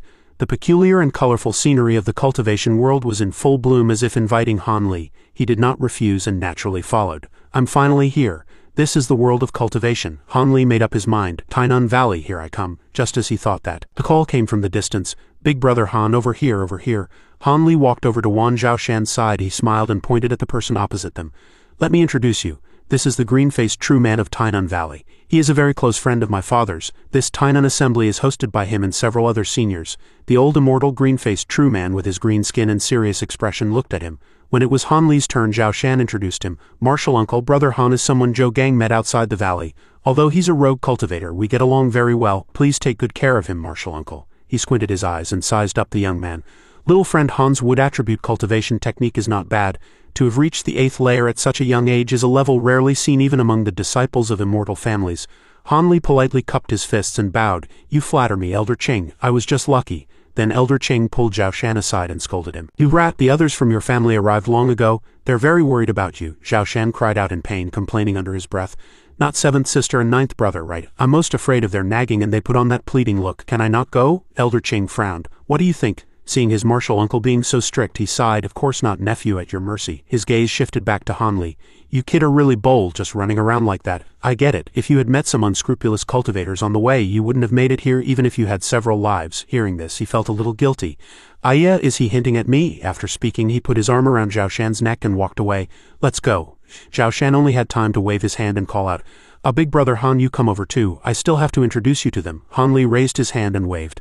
I have other things to do, I won't go, brother. He crossed his arms and watched the two leave, feeling a bit envious in his heart. In this world there are countless people who could crush me with ease. This kid is a child from a wealthy family in the cultivation world. And I am all alone with no one to rely on. He has family to protect him, a clan to support him, and elders who care for him. He looked lovingly at that mischievous little fellow. I'll have to be even more careful on the path ahead, but it's a blessing to have met such an enthusiastic and naive friend to show me the way. By the time Han Li walked into the market, it was already dark and the entire square was illuminated by starlight. He looked at the lights and exclaimed, Wow, what kind of stone is this? It's so bright, tisk tisk, truly magical. It was completely different from his original place. The market was much livelier. The sounds of hawking and inquiries echoed throughout the area. Look, how much is this? Han Li passed by every stall. Wow, it seems there are more people after dark. Are cultivators all night owls? Han Li slowly walked into the market. All sorts of goods such as swords, 1,000-year-old ginseng and rare jades were available. The first thing Han Li did before looking at the goods was to observe the cultivators. These cultivators were truly extraordinary people. Some had tattoos all over their bodies, some were fat, thin, tall, or short, some had a lot of hair, some had little, their appearances completely unrestrained by worldly conventions. The shapes of their clothes were very novel. There were also some, a female body with a male face. Wait, she even winked. Han Li was so shocked he was dumbfounded. He quickly turned around and covered his mouth, almost letting a curse slip out. A few seconds later he glanced over, pretending he was fine, but his heart was already in turmoil. I've noticed that most of these cultivators are young people under 30. Since they're young, it's much safer. Han Li mustered all his courage and turned around, but the person was already gone. Phew, what a relief. Just then, someone called out to him. Brother, you're standing here all alone. Are you waiting for a friend? He asked warily. What business does the Taoist master have with me? Songwon smiled kindly. Haha, brother, don't misunderstand, I mean no harm. Looking back, he saw that Songwon was with a group of people. He said, I saw you standing here alone, looking curious about everything. So I guessed you are a rogue cultivator, attending the assembly alone. The few of us are also rogue cultivators, just like you. Han Li was surprised. You are also rogue cultivators, Songwon replied. Yes, a few years ago I also came to the assembly alone and was looked down upon. So this time we decided to gather the rogue cultivators to attend the assembly together, to help each other and act as a group. Then he introduced them one by one. First the monk and the young girl. This is the Red Lotus Fairy of Flying Lotus Cave and Master Kusong of Duswai Temple on Pulu Mountain. He then introduced two dark-skinned strong men. These two are the Heimu and Heijin brothers from Kanglang Ridge. He then introduced the big man and the sister with a scar on her face. And these two are Hu Pinggu and Shang Dali from Tianshui Hanren City. Finally he placed his hand on his chest and said, I am a visiting Taoist priest from Qingnu Temple on Wanyu Mountain. My Taoist name is Songwon.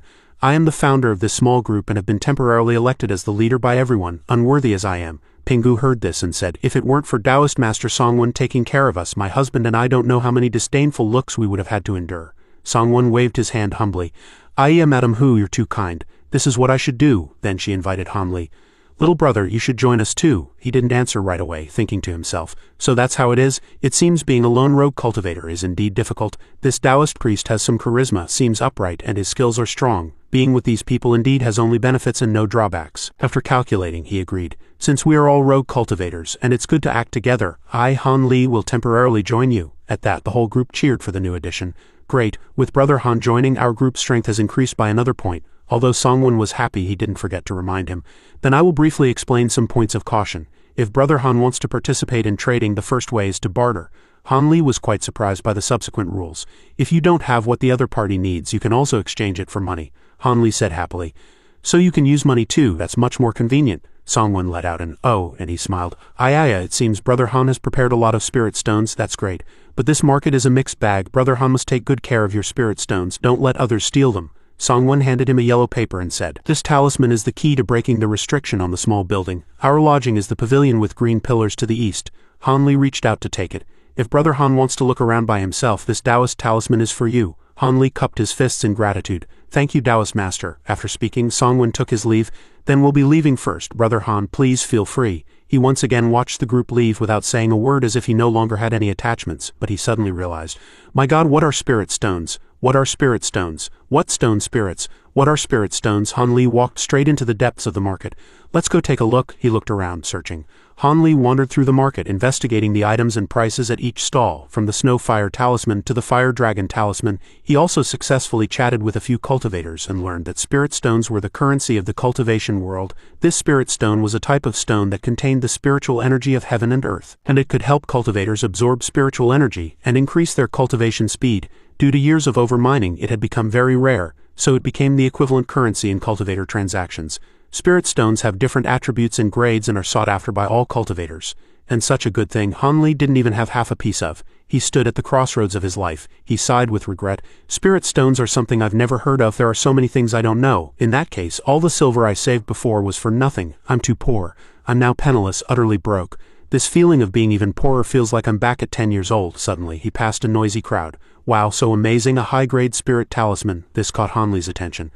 "I've been wandering for a long time, and this is the first time I've seen someone selling such a high-grade spirit talisman," the crowd vied to discuss. "It's just a flying talisman. It's not a talisman for both offense and defense. 20 coins is already a good price." An offensive and defensive talisman. Without 50 coins, they won't even let you look at it." The man with the scar on his face provoked unhappily. "Hey ye Bao, ye family of kindling, I'll remember you. If you have the guts, let's have a match after the assembly." The guy in the straw hat refused bluntly. "HMPH, who wants to have a match with you? If you want to take advantage, go elsewhere." Han Li hid to the side, thinking, "The Yi family of kindling, isn't that Reverend Jin Guang's family? Low profile, it's dangerous, don't let him notice me." However, looking at the pile of talismans on the table, wow, a high-grade flying talisman, 30 spirit stones, it's indeed very expensive. This thing has nothing to do with me. Then he looked at the price. "Wait, can it be exchanged for foundation strengthening and essence cultivating pills?" The man with the scar on his face laughed angrily. "You just wait." The crowd also dispersed in boredom. Yeah, let's go, it's too expensive." Only then did Han Li step forward and ask the stall owner, "This brother." He took out 2 small porcelain bottles. "I don't have much, only this bit of medicine. If you don't mind, you can try it. I have 2 types of medicine. See if they meet your requirements." The stall owner took it and sniffed. Your medicine, to be honest, is so-so. Although it's better than others, it's still not enough for me." Han Li was quite disappointed, and he cursed. "Damn it, it seems the yellow dragon pill and the golden marrow pill, although they are holy medicines in the mortal world, are still a cut below for cultivators." He then said, "Then give them back to me." The stall owner immediately gripped the medicine bottles tightly and refused to give them. "Wait, although your medicine is a bit lacking, if you have a few more bottles I can trade with you." "Ha." He smiled sinisterly. "No way, there's a show to watch. HMPH. I never said I only had 2 bottles of medicine, did I?" The stall owner immediately became enthusiastic. He ran over and said, "You have more, that's great. I'll trade." Han Li hesitated for a moment. "I do have more, but your price is so high, even if I had more it wouldn't be enough." He gave a number. "Just 3 bottles, just give me 3 more bottles and that will be enough. I'll be able to break through my bottleneck in a short time," he pressed. "So are you trading or not?" Han Li looked elsewhere, pretending to think. He rambled on, trying to persuade him. "Is this kid stupid? This kind of pill that can help with breakthroughs, he doesn't have enough for himself, how can he trade it? This kid must have a lot of medicine, right?" he said in a low voice. "Trading all the medicine on me at once, it feels a bit inappropriate." No, I can't show my wealth." The stall owner still wouldn't give up. "You can't say that, brother. A talisman can save a life at a critical moment." He pointed to a stack of paper next to him. "How about this? You give me another dozen blank talisman papers and that tattered copy of the basic spell formulas, okay?" the man said excitedly. "Oh, those? I thought it was something else, sure." So the deal was done, and he quickly packed his things. Han Li, on the other hand, stared blankly at the stack of talismans. "It seems I won't have any medicine to take for a while. Just these few things, and I've traded away all the medicine I had on me. All gone." A passerby watched with great interest. "That kid has no more medicine, what a fool." He feigned a look of heartache, sigh, so unhappy, but he couldn't help but feel excited inside. "I really made a huge profit. So you can trade pills for things? Although I don't have any good medicine, as long as I have that little bottle, I can have as much as I want. This is the feeling of becoming rich overnight." The stall owner looked at the pile of medicine, mesmerized. I'm about to break through. Passers-by stopped to discuss among themselves. Full time passed, and night fell upon the cultivators' residences in the east of Tainan Valley. Han Li entered the room. Songwon was talking to someone. So we must. He quickly saw him. Oh, Brother Han is back. Han Li spoke. Taoist Master Songwon, I heard from Master Kusong that you were looking for me. Songwon ran over and pulled Han Li. Yes, come, let me introduce you to two new members. He pointed at a fat man and said, this is Wu Zhouji from Yunming Stream, and this is Huang Shaoshan from Shichuo Valley. Huang Shaoshan took the initiative to greet him. Yo, so this is Brother Han? Wu Zhouji, on the other hand, got close to Han Li. Yeah, I am Wu Zhouji. I felt a great sense of familiarity the moment I saw you. We must have been destined in a past life. Come, from now on, let us bow to heaven and earth, drink blood wine, and become sworn brothers. At that moment, Han Li grabbed the boy's hand. Wu Zhouji cried out in pain. Han Li smiled and said, it's not impossible to be brothers, but could you please not touch me all over? My preferences are quite normal, and I have no interest in pure young boys. Pinggu next to him was also very surprised. She scolded, this kid is acting up again. Songwon was also at a loss. Brother, what are you doing? Wu Zhouji scratched his head. I just learned a bit of thievery and wanted to test it out, Songwon reminded him. I know you mean no harm, but if you offend a powerful cultivator, it will be dangerous. He quickly cupped his fists in apology. Yes, I'm sorry everyone. A few hours later, Han Li arrived at the pavilion surrounded by a barrier. This was the residence for rogue cultivators. After getting the high-grade talisman, Han Li returned here to rest. This pavilion was built with bluestone and precious phoenix wood. The carvings of dragons and phoenixes were exquisite, and there was a layer of blue spiritual energy protecting it from the outside. Without the owner's talisman, it would be difficult to enter. Han Li gently poked the soft layer of spiritual energy. There are too many unknown and interesting things in the cultivation world. Han Li was both surprised and excited. I really want to learn all of them. Wu Zhouji asked, Taoist, why did you call us here? Han Li thought. This fat guy is so straightforward, but his aptitude is not bad either. His spiritual power is even stronger than that Taoist's. It seems that in this cultivation world the strong will also be respected. Songwon frowned and announced seriously. I have called everyone here for two reasons. First, the Tainan Valley Assembly is more than halfway through, and it's time to bring out our treasures. Second, I want to remind everyone not to leave alone after the trade fair ends. I've heard that after the last few assemblies, many rogue cultivators like us have gone missing mysteriously. This news surprised everyone. Huang Shaoshan let out a ha. He continued to warn, I'm telling everyone to be very careful and travel in groups to ensure safety. I'm sure none of you want to miss the Ascension Assembly at Tianwu platform, right? Huang Shaoshan and Pinggu were both shocked. I thought this kid was going to say something nice. Then what on earth is this Tianwu platform Ascension Assembly? Pinggu was so surprised she leaned back pointing at the kid and said, You brat, don't you care about those missing cultivators at all? Heimu also chimed in. My God, no way, you don't even know about the Ascension Assembly? Huang Shaoshan looked left and right in a panic. Oh, but they're all missing, how can I care? Besides, I haven't forgotten them. Han Li stood in the distance without a word, just observing quietly. He thought, good, I'm glad this kid spoke up, although I've heard Wan Zhaoshan mention the Ascension Assembly many times. But I haven't had a chance to ask, is it also some kind of trade fair? Heimu provided more information. The Ascension Assembly of the State of Yu is held only once every 10 years. It's a rare opportunity for young cultivators to become disciples of the major cultivation sects. Huang Shaoshan's eyes lit up. Wow, tell me quickly. Pinggu was angry because she was ignored. Have you had enough? Songwon immediately came over to mediate. Forget it, Madam Hu, he said in a low voice. He's still so young, it's understandable that he doesn't know about the Ascension Assembly. It seems Brother Wu is also a simple person. Let's forgive him. Songwon looked at Wu Zhouji. It's fine to tell Brother Wu. Perhaps there are others who are not clear about the Ascension Assembly. Han Li was surprised. HMPH. He looked at the Taoist master in embarrassment. Why is he looking at me? Did he see through something? I've tried my best to hide the fact that I'm a newcomer. And I've tried my best not to interact with these people. This Taoist's eyes are really sharp. It seems I still can't hide it from him. Heimu propped himself up with his hands and said, Since the Taoist master has said so, I'll tell Brother Wu about it. He began to narrate. Speaking of the Ascension Assembly, we must first talk about a super spiritual medicine. That is the Foundation Establishment Pill. To enter the Foundation Establishment stage and become a true member of the cultivation world, besides having a cultivation level of at least the 7th layer of Qi refining, one must also take the Foundation Establishment Pill. From then on, the Foundation Establishment Pill became famous, making all cultivators covet it. And refining the Foundation Establishment Pill is very difficult. Even if all the sects in the entire state of Yu joined forces, it would take 10 years to refine a few batches of pills, totaling only a little over 1,000. Then he sat down in a chair and said, The major sects have hidden these precious Foundation Establishment pills. They don't even have enough for themselves, let alone let them circulate outside. This also led to their disdain for low-level rogue cultivators. Once every 10 years, all cultivators in the world participate in the arena of the Ascension Assembly. The 7 major sects each send out 10 disciples and 10 foundation establishment pills to reward the final winners. The situation became more and more intense and eventually formed the Ascension Assembly. This gave rogue cultivators a glimmer of hope, and also resolved their hatred towards the 7 major sects. But this also led to extremely fierce competition in every Ascension Assembly.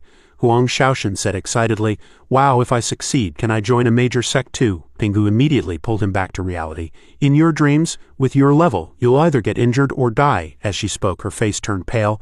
"I witnessed the whole process with my own eyes and I'm still very scared thinking about it. Do you know what kind of people the 70 participants were last time? Do you know how many of the cultivators who were injured or died in the arena were at your level?" Huang Shaoxin became worried. "I'm already at the great completion of the 8th layer of qi refining. How can I not be good enough?" The atmosphere in the room suddenly became cold. Hu Pingu's husband gently comforted her.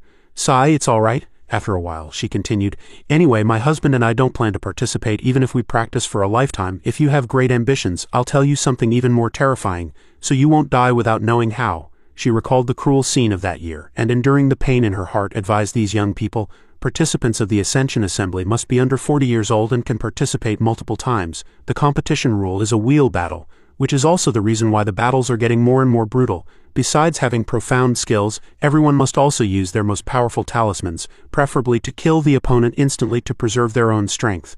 Pingu asked, "Don't you find it strange that so many cultivators at the 10th layer of qi refining have come to the Tainan Valley Assembly? They are all here to observe their opponents in advance. At that time, more than 1,000 people will compete. Let alone injuries, just those who die in the arena will be more than 100. These words indeed touched the inner fear of those 2 curious teenagers. They were both stunned. Huang Shaoxin even screamed in fear. "So many," Huang Shaoxin retorted. "This is too exaggerated. If all those at the 10th layer come to compete, then we have no hope at all," Pingu said loudly. "What's so great about the 10th layer? I'll tell you, last time 2 masters at the 11th layer ran into each other, and in the end they both died together." Red Lotus was equally excited. "No, if they've already reached the 11th layer, such talents must have been recruited by the major sects long ago, right? Why would they come to walk this single plank bridge at this time?" Songwen chimed in. "Sai, I didn't know before, but later I found out. Their cultivation was all built up with their family's pills, so in the eyes of the major sects, they are no longer worth cultivating. Their only way out is the Ascension Assembly." Those scrutinizing, cold-blooded gazes made him shudder. These masters are not valued in their big families, and now more and more people are mixing in with the competitors. Heimu broke out in a cold sweat.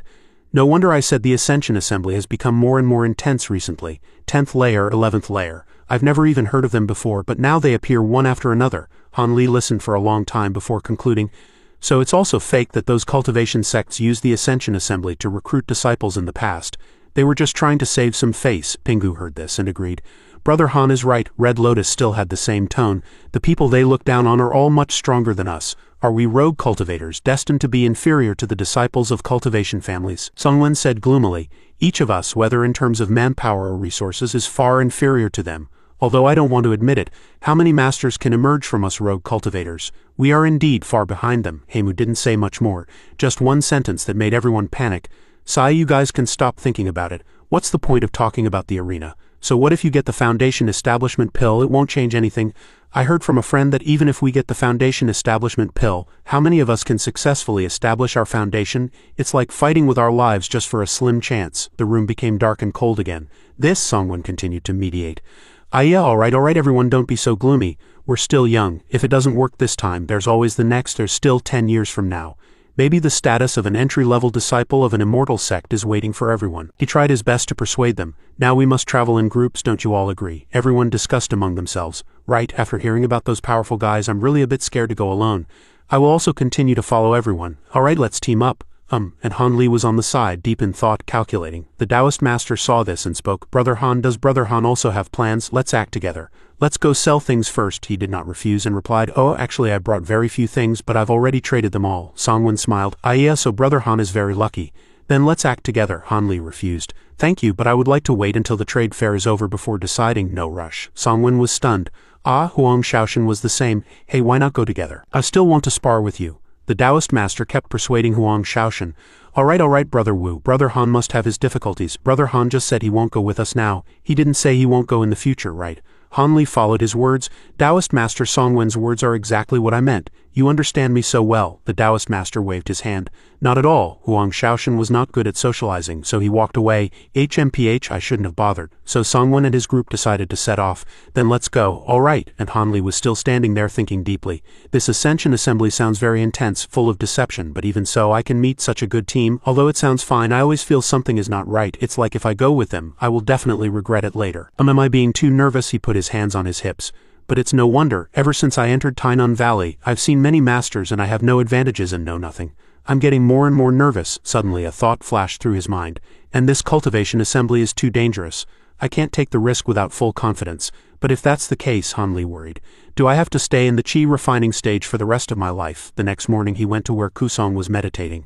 The eminent monk was chanting under the morning light. He thought, since I've already exposed my identity as a newcomer, I might as well be bold and ask, Master Kuzong, I want to make talismans. Can I use a regular brush? A second passed. Namo Amitabha. 2 seconds passed still. Namo Amitabha. By the 3rd second, Namo Amitabha. Sigh, this is so awkward, uncle. After a while, the chanting was finished, and only then did Kusong turn his head to look at Han Li, who was already lost in thought. So it's Benefactor Han, he said. I'm sorry, I was at a critical point in my chanting just now and couldn't stop immediately. I hope Benefactor will not take offense. After hearing this, how could he blame him? How could I? I admire you. You are the most focused person. On the surface he said this, but in his heart it was different. I'm so angry. It seems I can't ask this monk for help in the future. HMPH. Not long after, Han Li was surprised by this eminent monk's knowledge. Talismans are where the spiritual energy of heaven and earth gathers. The brush and ink are a trinity. To make a talisman, one must concentrate spiritual energy. Without a martial art that can concentrate the spiritual energy of heaven and earth, how can one retain spiritual energy? If one cannot retain spiritual energy, how can one transform spiritual energy? If one cannot transform spiritual energy, how can one concentrate spiritual energy? Heaven and earth have their way. Spiritual energy has its law. What is the art? Han Li didn't quite understand these profound words, but in plain language it meant you had to buy a special brush. After listening to Kusong's words that morning, he went to the Tainan market. Han Li searched everywhere and indeed saw many people selling brushes and cinnabar, but they were not cheap at all, each costing 6 or 7 low-grade spirit stones. Do I have to sell the flying talisman to get it? Suddenly, a book caught his attention. He let out the book was titled Eternal Spring Arts Cultivation, a wood attribute basic cultivation technique, exactly the cultivation technique of the Eternal Spring Arts. He picked up the book and insisted, I'm buying this book. A green-haired girl held up 2 fingers and quoted 2 low-grade spirit stones. He was stunned when he heard the price. Han Li was called again. Are you buying or not? No bargaining. He took out his old trick from his bosom. Oh, I'm buying. I want it. Can I trade it with pills? Ziyun was not interested. Pills? HMPH, healing medicine is not worth much. Han Li added, it's for strengthening the foundation and cultivating the essence. Ziyun suddenly snatched it excitedly.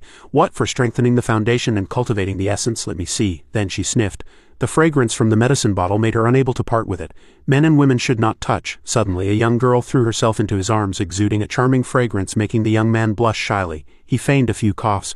Cough, cough. Ziyun was startled and snatched the medicine bottle. It really is for strengthening the foundation and cultivating the essence. How much of this do you have? I'll buy as much as you have. You can pick anything from my stall. Han Li looked at the stall. But there's nothing here I can use. Don't just pick something else, Ziyun pleaded. Take another look. Han Li was a bit surprised by her sincerity. You want it that badly, this girl. You're not even bargaining. How do you do business? He sighed. I really give up on you. Then he said honestly, actually I just want to buy some cinnabar and a brush for drawing talismans. It's a pity you don't have them. This made her furious. Oh, Ziyun turned around, hesitating. This, in her heart, she wanted to kill him. What, actually, in this world of deception, what sincerity are you talking about? You're really a guy who forgets his principles for a pretty face. She sighed. Forget it, it's bound to happen someday. She immediately threw out a talisman. I don't have cinnabar, but I have a high-quality brush. You can take a look, but let me tell you first, the price is very high. Han Li didn't pay much attention to her previous actions and said stubbornly, Don't worry, if it's really good I will definitely satisfy you with the pills. At this moment a scream came from behind. Aya, everyone look. Just as described, a huge twin-headed bird swooped down, the force of its wings flapping so strong that space itself vibrated. People scattered to avoid it. Wow, they vied to discuss. Look, that bird is so big, quick, catch it would be a great mount. Idiot, that's the Yan family. Are you trying to die? Ziyun was also very surprised. It's the #1 cultivation family, the Yan family. That's their spirit beast called the twin-headed kite, people said. I heard the Yan family brothers are also participating in the Ascension Assembly. Doesn't that mean there will be 2 fewer spots? Ziyun also chimed in. The Yan family is here too. They've never sent anyone before. Why are they here to compete, really? Han Li stood aside listening, sighing. Wow, when these cultivators talk about the Ascension Assembly, they all seem very pessimistic. There are many people stronger than me among them. It seems I really have no chance. The girl turned to him and said, I've sent the signal, please wait a moment. He replied, oh, all right. After speaking, the two stood quietly together.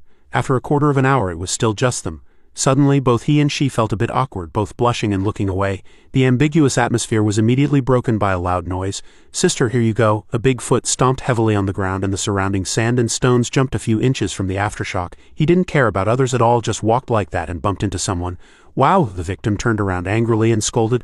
My God, you bumped into someone, don't you know, you brat? The brat he was talking about was a giant with well-developed muscles, a square face, high cheekbones, and looked very fierce. The guy roared, what? This made him retract his previous words and say fawningly, wow, so amazing, please just treat me like a fart and let me go. He bent down and handed her something. Here, for you. Ziyun took it and said softly, ah brother, why are you so reckless? On the other side, Han Li was stunned. He's so tall, almost like Ku Hun. She handed him the brush and said, here, this brush is called Jinju. The tip is made from the hair of a second-level demonic beast, a spirit-eyed ape. The handle is made of golden essence and meteoric iron, then refined by a foundation establishment cultivator with both civil and martial fire for 3 days and 3 nights. Han Li gently stroked the brush handle, looking at the exquisite characters and carvings on it, a bit disbelieving. Miss, are you really giving this brush to me? This is a rare treasure, Ziyun explained. Sigh, to be ashamed to say, this brush is a relic left by a certain master talisman maker. It's a pity that my brother and I have no talent in talisman making, wasting this thing.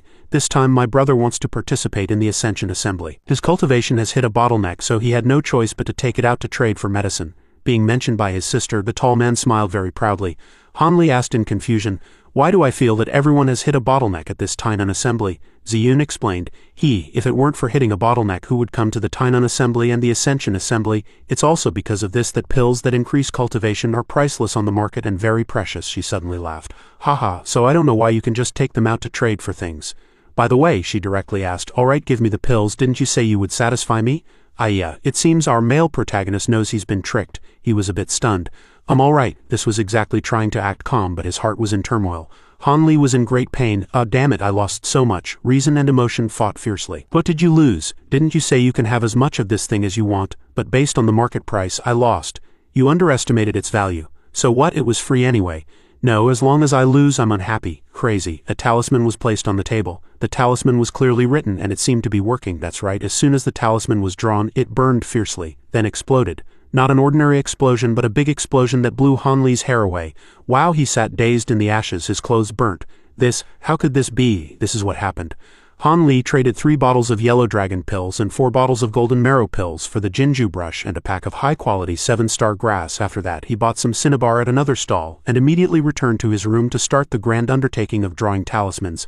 After half a day of diligent effort, concentrating his mind and gathering his spiritual energy, all the talisman papers turned to ashes. He hung his head in dejection. How could this be? Even if I'm a newcomer, out of 20 talismans, at least one should have succeeded. If only someone could guide me, someone to guide me. Ah, that's right, a thought flashed through his mind. Han Li remembered, no, I have to ask the monk about this. The monk, after hearing the whole story, was not very surprised. You've only failed 20 times. People who learn to make talismans have to fail hundreds of times. Han Li was surprised. Hundreds of times? Do I have to fail that many times? The monk nodded. That's right, after failing 1,000 times, the success rate will slowly increase. Moreover, as long as you change the type of talisman, you have to walk that path of failure again. If cultivating a mid-level talisman master was so easy, I'm afraid all the major cultivation sects would go bankrupt, Han Li retorted. Since you knew it was so difficult, why didn't you stop me in the first place? Master Kusong said coldly, you didn't ask. Now you're blaming me. What do you have to say for yourself? So what I've been drawing for half a day is just scrap paper, the monk comforted him. But Benefactor Han, don't worry. Talismans are hard to make, but it's still possible to practice talisman arts on your own. He swayed from side to side, gesturing enthusiastically. The spirit talismans used in talisman arts cannot be easily activated with spiritual power but require specific incantations. But they are usually not complicated and easy to master. If you use a certain type of talisman often, it's not cost-effective to buy them. It's better to practice making them yourself. Although it's expensive, it's still acceptable. The monk encouraged, once you succeed, you'll save a lot of money in the long run. Thinking about it this way, don't you feel much better? It seemed this encouragement was useless. The more he listened, the more confused he became. After a long daze, he finally laughed foolishly. Hee. Han Li cupped his fists and said, I understand. Thank you for your guidance, Master Kusong. The monk's face lit up with joy. Benefactor, you are too kind. This monk is actually very enthusiastic. I'll have to ask him for advice again in the future. He then picked up the talisman and asked, Sai Master, how do I use this talisman? Kusong also patiently instructed him. This is an indestructible diamond talisman. Its incantation is just like that. In the following days, Hanli took a large amount of medicine, meditated and practiced, ate pills, ate all kinds of different pills, ate a handful of pills. After more than 10 days of arduous cultivation in the last few days of the Tainan Valley Assembly, his eternal spring arts finally broke through to the 9th layer. His rapid progress left Wu Zhouji and the others dumbfounded.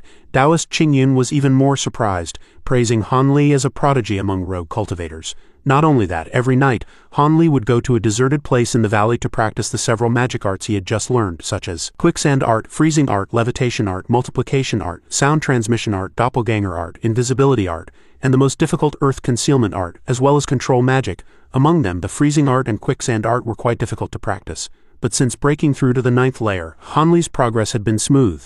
Now he could turn a table-sized rock into sand or ice, which made him very excited. Just like that, only 2 days remained in Tainan Valley, and the number of cultivators who came to trade had reached its peak. It was no longer the deserted scene from when he first arrived. The place was now bustling with people shoulder to shoulder. Han Li sized up everyone, analyzing. There are too many people, probably over 2,000, and there are many masters among them.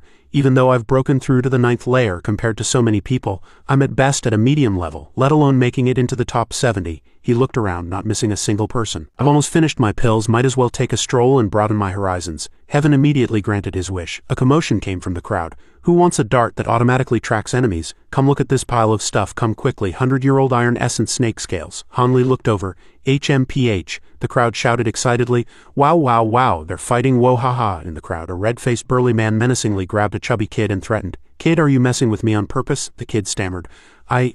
More and more curious people gathered to watch. What's going on? Oh, that kid got into trouble for running his mouth. What did he say? The red-faced man wouldn't let it go, he accused, while the seller calmly commented, Look, that guy has a leaf on his collar. He's from the Yi family of Chinye Ridge. He has a wind-returning bowl, which happens to be the nemesis of that Black Hanzi. So that Black Hanzi wants it very badly. Han Li stood there listening intently. That Black Hanzi was also very powerful, a master at the 10th layer. He brought out a squeaking demonic beast as soon as he acted. He wanted to trade for that magic treasure fragment. A magic treasure fragment? I've never heard of it before, but it's too expensive. He was surprised when he heard this. Yeah, but I heard that if you cover something with it, it becomes invisible immediately, and no spiritual energy will leak out. It also doesn't prevent external spiritual energy from entering. Just like that, no one in the crowd dared to intervene in the dispute, only standing by and discussing. The person from the Yi family refused to trade, so Black Hanzi was unwilling to give up and wanted to trade the fragment for spirit stones from the people around. The people around made random bids, and as a result, the chubby kid accidentally let it slip and bid 20 spirit stones, and that Black Hanzi unexpectedly agreed. He pushed his advantage, urging, You've already said 20 stones. Take them out. The pale-faced boy tried hard to refuse. I just misspoke. I don't have that many spirit stones. Does anyone else want this fragment? The onlookers were truly cold-blooded, only taking pleasure in others' suffering. Who was the big brother who bid 19 spirit stones just now? I'll give you one. You can buy this treasure. The red-faced man roared. If you have no money, why did you open your mouth? Messing with me, I'll kill you. The teenager was so scared he was seeing stars. Spare me, ow, ow. Fortunately, someone interrupted. Wait, the person slammed a talisman on the table. I'll take your treasure. I'll trade this for it. The others also stared wide-eyed at the treasure Han Li mentioned. Wow, it's a high-grade flying talisman, the crowd praised. So amazing, a high-grade flying talisman. It actually appeared at this Tainan Valley Assembly. Han Li made his offer. This talisman is worth at least 30 spirit stones. What do you say, trade or not? The mortals discussed among themselves. This kid is only at the 9th layer. His realm isn't that high. Are you crazy? That makes him even more impressive. You must not offend someone like him. He definitely has someone backing him. The guy was immediately tempted. Trade, I'll trade. My God, that's such a good deal. Han Li picked up a cup. All right, but I have to test it first to see if it can block spiritual energy from entering. He covered it with a small cloth and chanted a spell to make it disappear. A moment later, a faint light was sucked into the cup and the cloth immediately vanished. Then he tore the cloth. A jade stone floated on the water's surface and the crowd praised. Wah! Han Li held the talisman and said, A treasure. Good, I'll take this deal, he said frankly. It's a deal. Everyone got excited. Wah, it's a deal, what an eye-opener, haha. Is there a matching piece for the wind-returning bowl? The transaction was complete and the crowd dispersed. Forget it, let's go. Han Li also left. Sai, when will we ever have such a high-grade talisman? But is that kid crazy? What can you get for such a small piece of ragged cloth? Use it to cover your head or as a blanket? What a spendthrift. Han Li heard this and smiled contemptuously. HMPH, how would those people know how useful this thing is to me? He thought to himself. But now I'm completely broke. It's time to leave this Tainan Valley Assembly. As for that Ascension Assembly, Sai, there's no hope for me this time. Should I go and watch? He raised his head. HMPH. Suddenly, a call came from behind him. "Brother, please wait." It was the kid from before. He said hurriedly, "Brother, thank you so much for what you did just now. Thank you for saving me," he said humbly. "It's nothing. I was just helping out where I saw injustice." "But really, who saved anyone? What does it have to do with you?" He bowed respectfully. "Thank you, brother. You are a truly good person." Han Li was at a loss. "Ah, little brother, there's no need to be so polite." Despite this, the kid wouldn't give up and searched everywhere for something. "No, I must repay you somehow. Let me see, I don't have anything good either." He happily handed him a book. "This book is for you. Please, you must accept it." After giving it, he waved and ran off. "Goodbye, brother," leaving him to look at the book thoughtfully. What kind of book is this? To think there's still someone so simple and honest in the cultivation world. That's really unexpected." The book was called The Clear Creek Notes. He casually flipped through a few pages. "Oh, this book isn't some cultivation manual, but the travelogue of a senior who didn't like to cultivate and only enjoyed roaming the world." It was the travelogue of true man Clear Creek. The pages were filled with drawings of various medicinal herbs, accompanied by some text explanations and illustrations. It could be said to be very interesting. Han Li was very interested. It seemed this cultivation miscellany was quite fun to read. He would have to read it carefully later. After reading it carefully, he found something was not right. Here are two rogue cultivators passing by. "The assembly is over. Are you going to the Ascension Assembly?" "Yeah, I'll go have a look, just to kill any hope I have." Suddenly, a rushed sound came, stopping the two in their tracks. The two listened intently, then asked each other, "Did you hear something?" "I heard it. It sounds like a bell coming from somewhere." At this moment, Han Li's whole body trembled uncontrollably. He flipped to the page with a jade pendant and a badge drawn on it, and he silently read, "Ascension Order. The holder of this order is a winner and can directly enter the 7 major sects, and receive a foundation establishment pill." And because a long time had passed, the major sects only recognized the token, not the person. Then he saw a familiar drawing. Isn't this the one I have?" Back at the cultivator's residence, the sky was already dark. Songwon asked his men, "Where's Brother Han?" They replied, "He seems to be asleep. He probably trained too hard and got tired." He just said, "Oh, and let it be." However, in that room, Han Li was under his blanket examining himself in the moonlight, holding the jade pendant and carefully comparing it. He said with certainty, "That's right, this is an Ascension Order, the Ascension Order of Yellow Maple Valley. It's identical, the discovery of a century." He gently lay down, stretched out his body and closed his eyes. "Can't shout, can't scream, I'm sleeping, just be excited in my heart, my friend." "No way? Doesn't that mean I can just take this and join one of the 7 major sects?" It's confirmed." His eyes shone as if he could breathe fire. "What Ascension Assembly, fighting each other to the death, get lost all of you. This twist really makes my heart race. But speaking of which, how could a scumbag like Reverend Jin Guang have something so good?" He recalled the past. The Ascension Order was an item bestowed by cultivation sects upon cultivator families who had made great contributions. What Han Li didn't know was that this Ascension Order belonged to Reverend Jin Guang's Qin family. At that time, the Qin family had not yet declined and was a powerful family with a marriage alliance to the Yi family. After the Qin family's decline, Reverend Jin Guang, not wanting the Yi family to take this treasure and also to save his own life, had no choice but to wander the martial world, living a life of deceit and trickery. Although he lived a precarious life, the more Han Li looked at this Ascension Order, the more he liked it. My Ascension Order, Ascension information, Ascension. So he hugged it and tossed and turned, staying awake all night. The next morning it was finally time to say goodbye. Han Li once again rejected the group's invitation. In the end, Taoist Master Songwon couldn't hold back either. His face looked terrible. "Everyone please forgive me," Pingu advised. "Then be careful on your way." Songwon still looked relaxed. All right, everyone, don't force Brother Han." He patted the young man's shoulder. "Since that's the case, I won't insist either. Although we can't travel together, it is Songwon's honor to have met someone like Brother Han. Brother Han, take care on your way." He raised his hand, but strangely something green fell from his palm. He happily waved goodbye as if he knew nothing. "We'll be leaving first." The tone of the last sentence was very suspicious. "Then we'll meet again someday." The group walked away calmly. "Anyway, it's over, don't think about it. Haha. The Tainan Assembly is finally over. I haven't finished trading my things yet." Songwon asked loudly, "What should we eat later?" Then he smiled calmly. On the surface he was like this, but inside he was baring his teeth, thinking. He refused a toast only to be forced to drink a forfeit. He waved his hand, gathered his magic power, and then released a powerful red force to vent his anger.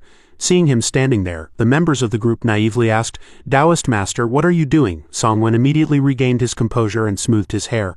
"Oh, come over here." At the same time, the cultivators in Tainan Valley also began to leave one after another. Han Li looked at the sea of people and had a strange feeling. He didn't leave immediately but stayed for another night. The next day, just as the sky was turning light, he stealthily slipped out of the valley. As soon as he was out of the valley, he used the wind riding art and flew 100 li. Han Li's series of actions were not because he sensed anything but simply out of a habit of caution. But he didn't know that wherever he ran someone followed. They kept urging, "Chase him." "I haven't run like this in years," another person immediately replied. "If it weren't for Taoist Master Songwon's reminder, that kid would have gotten away, but he's already out of the range of our trap. What do we do now?" they discussed as they ran. Then forget the trap, just chase him quickly. While discussing they sighed. But it's so tiring. Quick. Their conversation blended into the forest. Stop talking. Talking makes it more tiring. My God, run quickly. I can't run anymore. Somewhere outside the valley the mountains were treacherous and mist swirled. Han Li sat on a cliff meditating with his eyes closed. Suddenly a loud noise woke him. Swish swish from the bushes. Countless ice shards shot out. Han Li quickly got up and dodged to the side. He carefully observed the sharp objects stuck in the ground. They were ice spikes. He angrily channeled his power and created a ring of fireballs. Have a taste of my 5-shot burst. Then he shot it in the direction the ice spikes came from. The powerful blow blasted the entire ground. But the group was lucky enough to escape. The explosion left a scorched circle on the ground. The guy who had just escaped stared with wide eyes. After that lightning-fast exchange, Han Li understood he was being hunted. He was stunned. It was true that people ambushed rogue cultivators. In this deceptive cultivation world, being targeted and then ambushed was something Han Li could understand. I'll kill you, he shouted madly. I'll kill you. Looking at his terrifying appearance, he really couldn't understand why he hated him so much. To figure this out, he asked directly, why are you ambushing me? He stared with wide eyes and answered, you want to know? You'll find out in your next life. As soon as he finished speaking, 2 hands emerged from the ground and tightly grabbed Han Li's feet. He drew his sword and chopped at the hand, but unexpectedly, crap, it couldn't be cut. The guy said smugly, can't move your feet now, can you? Let's see how you dodge my ice spikes. I'm going to turn you into a sieve. After speaking, he cast the ice spike ard. Hee. Han Li gritted his teeth and exerted his strength. He sat down and stood up, dodging left and right, avoiding all the ice spikes. Before he could catch his breath, 2 more ice spikes flew from an unknown direction. I can't dodge these 2. He helplessly took the attack. 1 spike hit his right shoulder and 1 hit his left leg. The guy laughed smugly. Ha ha, you're dead for sure this time, you brat. His smugness didn't last long. Han Li had already quickly pressed his acupoints to stop the bleeding. He was stunned. What? At this moment he seemed to be at his limit. His face filled with killing intent. He violently shook his foot, making his opponent panic. My God, what kind of technique is this? Then he immediately shrank his foot. In just a few seconds he had slipped out of the restraining hand. Finally he landed softly on the ground not far away. The hand trembled amidst its companion's surprise. To be able to pull his foot out under such great force from underground, a huge figure emerged, sending dirt and stones flying. He stared wide-eyed. Impossible. The skinny guy quickly ran over and reminded him, don't give him a chance to breathe, kill him. After speaking, the fat guy drew a huge blade. Got it. He leapt up, jumping into the air. Go to hell. This made Han Li a bit worried. It seems he's just relying on the earth evasion art. His movement technique isn't that impressive. Although he's fast, his movements are stiff. He chopped straight down with his blade, but Han Li dodged it. Then he'll be easy to deal with. Who knew that he would reveal a sinister smile? Kid, you took the bait. The blade suddenly transformed into a sickle shape, aiming straight for his head. The blade swept across the ground. The fat guy swung wildly, but not once did he hit Han Li, because wherever he struck, Han Li dodged in time. He thought, what kind of weapon are these black shadows? They're so hard to deal with. If my movement slows down, I'll definitely be caught. So he gathered his strength and shot fire at his opponent. I can't hesitate any longer. I have to finish him first. Although the flames burned fiercely all over him, he was still very confident because he had the earth armor art. Is that all you've got? It's useless. He proudly showed off his protective art. The protective art on my body isn't something your little fireballs can break. The battle continued. Han Li became worried. This is not good. If this drags on, the longer it takes, the worse it will be for me. He looked at the skinny guy and that guy too. He was holding something in his hand. Han Li found himself being sucked in. The skinny guy held a gourd, chanting some dark spell under his breath. Not good, he's about to cast a spell. To avoid the suction, he jumped back and forth, deliberately kicking up dust to obscure the opponent's vision. This won't work. If this goes on, I'll lose my life. Han Li jumped far away. I have to take a risk. He took out the indestructible diamond talisman. I'm betting on this move. My movement will definitely slow down. I'll chant the spell. If it fails, I'm dead. The fat guy was like a ghost, too slow. He controlled the black rope to entangle Han Li, cursing, go to hell. Just then, the incantation for the indestructible diamond talisman was complete and it took effect immediately.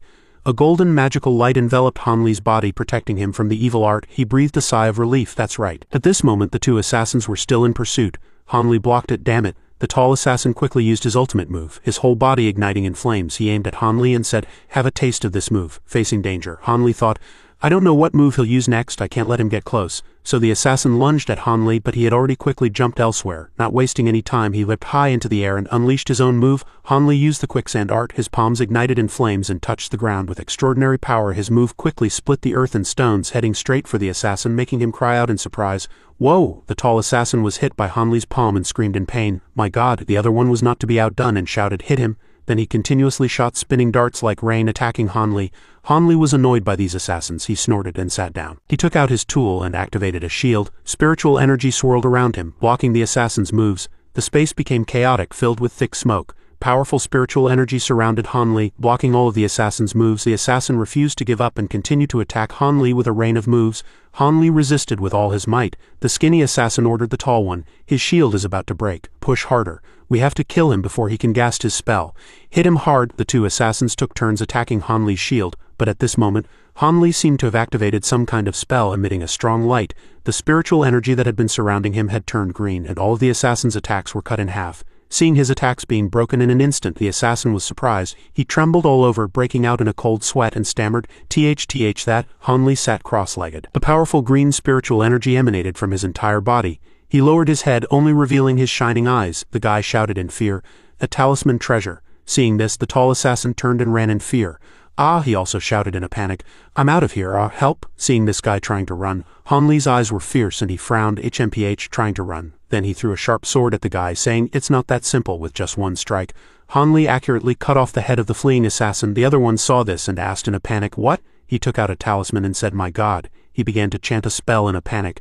Zilabala. Then a pair of wings grew from his back and he flew into the sky. He struggled to fly using all his strength, his face contorted, shouting, "Get up!" Seeing this, Han Li was determined not to let him get away and unleashed his full power. "Where do you think you're going?" Han Li struck again, accurately piercing the other assassin's body.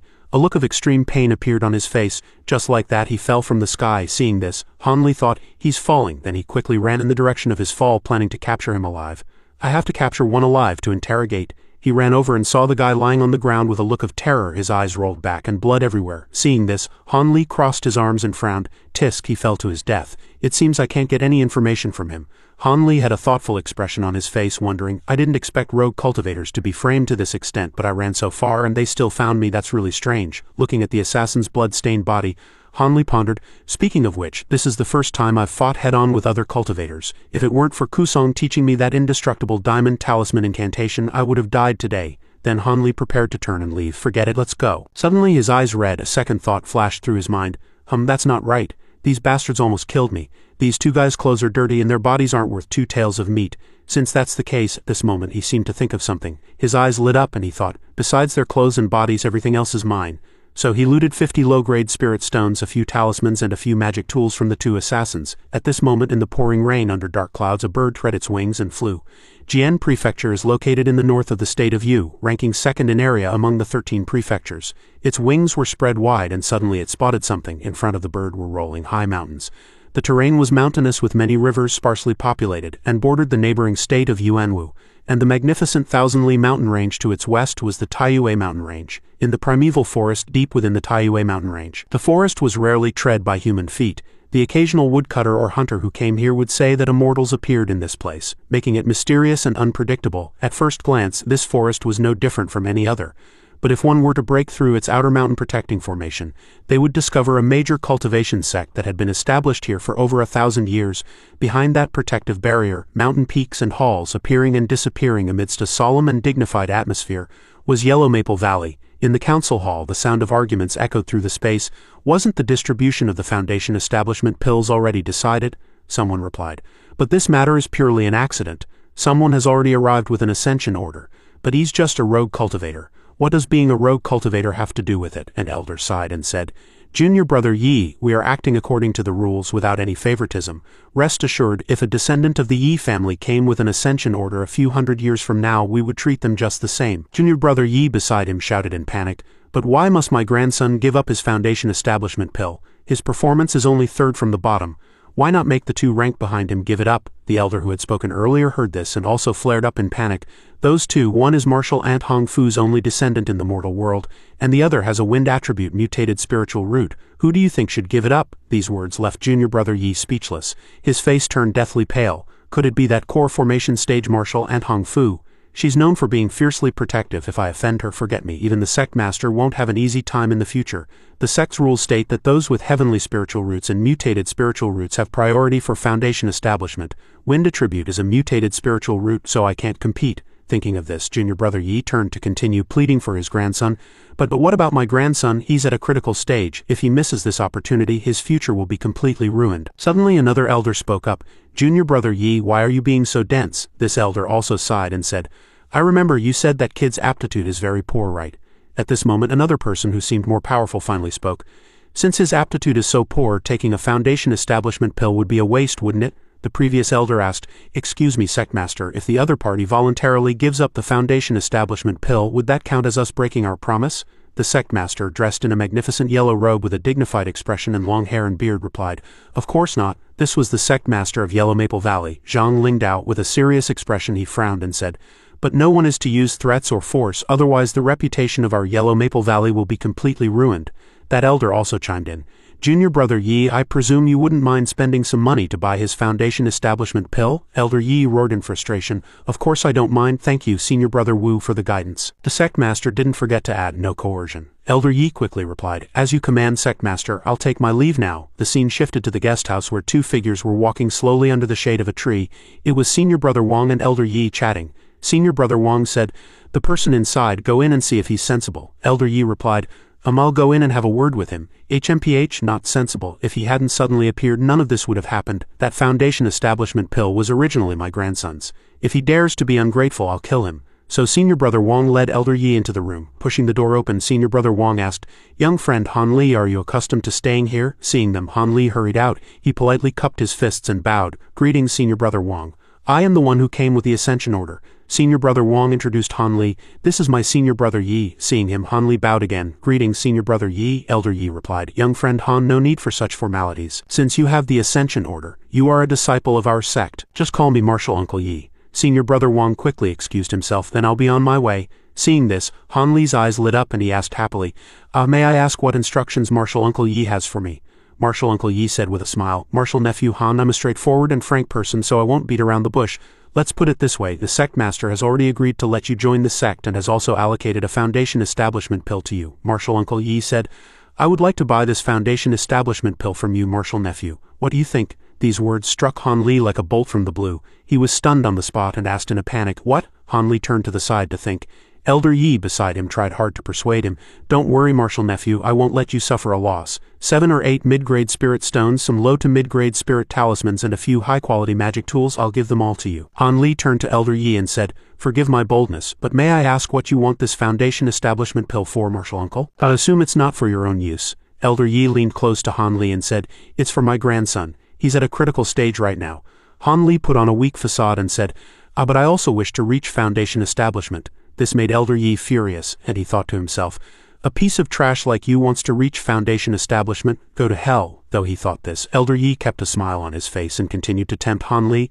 Martial Nephew, you shouldn't think that way. Even if you use the foundation establishment pill, your chances of success are very slim. With your extremely poor aptitude, I'm sure you're aware of it yourself. Instead of failing at foundation establishment, it's better to trade it for some other treasures. This way you'll already be ahead of others from the start. If you're reluctant, Martial Nephew, I can give you some more high-quality pills. He put on a generous smile and continued, I'm in charge of assigning work to the disciples in the valley. If you give up the foundation establishment pill, the job's for the valley's disciples. I can let you pick whichever you want. After his persuasion, the two fell silent. Elder Yi thought with furious eyes, You brat, with the price I'm offering, I've practically given you everything but the pants off my back. If I hadn't promised the Sectmaster, I would have killed you long ago. Elder Yi leaned close to Han Li, his eyes showing a completely different emotion from his thoughts. Han Li stood with his hands behind his back and sighed. Sigh, since you've put it that way, Martial Uncle, if I refuse again I would be disrespecting you. Although I really want to reach foundation establishment, I understand your kind intentions, Martial Uncle. Forget it. Hearing this, Elder Yi was on pins and needles, staring fixedly at Han Li. He continued, All right.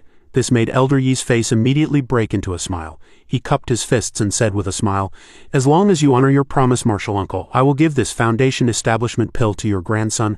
I hope he can successfully reach foundation establishment. Elder Yi thought happily, This kid is surprisingly agreeable, useless, but not entirely unpleasant. Although Han Li agreed on the surface he was not as foolish as he appeared, he calculated with a furious expression, You just wait. Elder Yi laughed heartily. Excellent, then it's settled, but besides the treasures you can't tell anyone about the other things I promised you. Understand? Elder Yi and Han Li stood together on a leaf flying through the air toward a tall tiled building. Elder Yi stood with his hands behind his back, smiling. Come, let's go see the Sectmaster. Han Li stood behind him, his mind in a turmoil. Old man Yi succeeded, finally getting a foundation establishment pill for his precious grandson. And that unlucky fellow who suddenly appeared at the Ascension Assembly holding a century-old Ascension Order, with mediocre aptitude and obviously no future. That's me, Han Li, recalling a few days ago at the Tianwu platform on a secret mountain in Feng Prefecture. The once-in-a-decade Ascension Assembly was being held. In the front courtyard of the Tianwu platform where the assembly took place, it was a sea of people. Masters from all walks of life gathered to compete. The intense fighting left the audience terrified. Some had their hands broken, some had their legs broken. The casualties were 3 or 4 times more severe than what Madame Hu had described. Han Li was horrified. Hiding in the crowd, he witnessed these bloody scenes firsthand and couldn't help but sigh in relief. Good thing I didn't participate. After the competition, a commotion stirred in the crowd. The guides from the 7 major sects had finally appeared, and Han Li, under the astonished gazes of the crowd, took out his ascension order. "What's that?" The crowd's exclamations rose and fell. An ascension order? The last time Yellow Maple Valley had taken back an ascension order was 400 years ago. The entire venue erupted because of this. Those masters, bruised and bloodied from their fights, all cried out in surprise. "My God, no way, that kid!" Ignoring the discussions, he walked to the front, following behind Tian Bu, completely ignoring the astonished crowd. Han Li, under the surprised gazes of the crowd, stepped onto a large boat-shaped formation with the others and flew toward Yellow Maple Valley.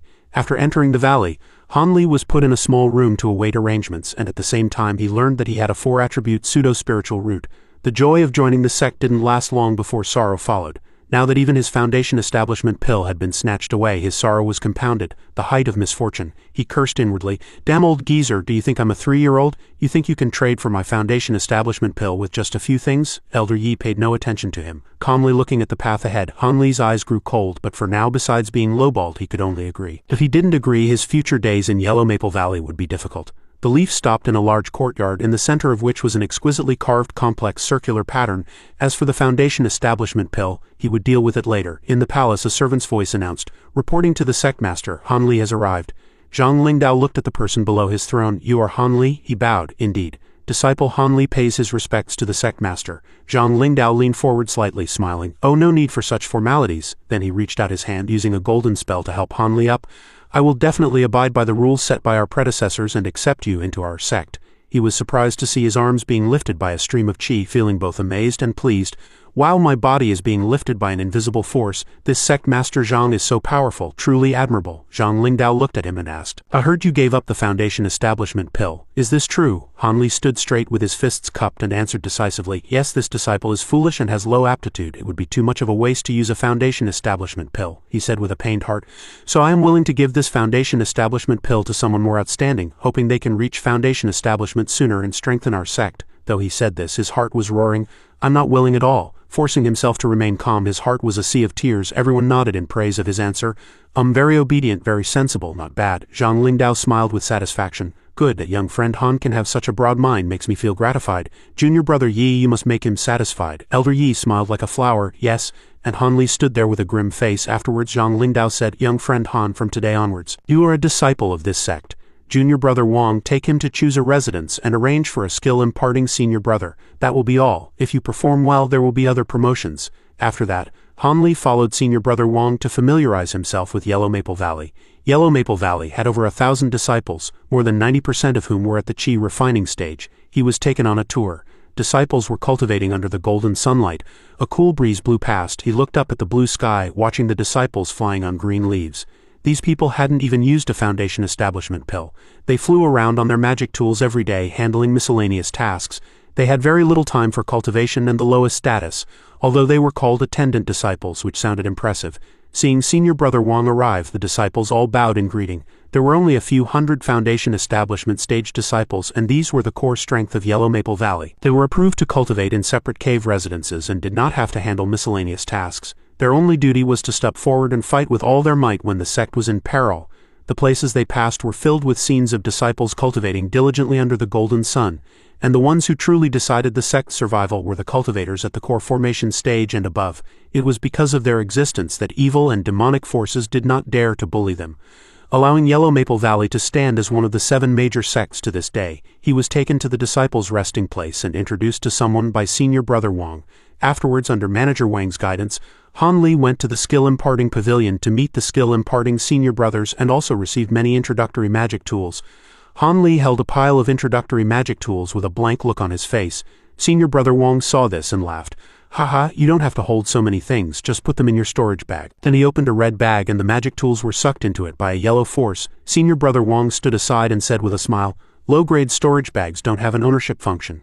You must keep it safe or you might invite fatal disaster." After speaking, he turned to leave, not forgetting to say goodbye.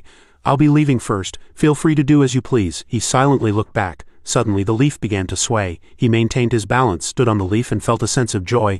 Wow, oh haha, I have a leaf-shaped magic tool too. Then he controlled the leaf to fly forward quickly, laughing happily. Ha ha ha ha ha. He flew to the forest at the entrance of the 100 Opportunities Hall, which was where the menial disciples received their tasks. The two people inside were a bit angry and shouted in surprise. Receive a task. A disciple has to familiarize themselves with the sect for a month before they can receive tasks. Besides, these miscellaneous tasks are assigned to you. How can you just pick whichever you want? A voice from outside interrupted their conversation. Why not? The two men in yellow were startled and quickly shut their mouths. Hanli turned to look. Elder Yi walked to his side looking angrily at the two men in yellow. I'm the one who said he could pick whichever he wants. He looked at the two men with an innocent expression. Elder Yi turned his head and looked at Hanli dotingly. Oh, martial nephew, you've come so quickly.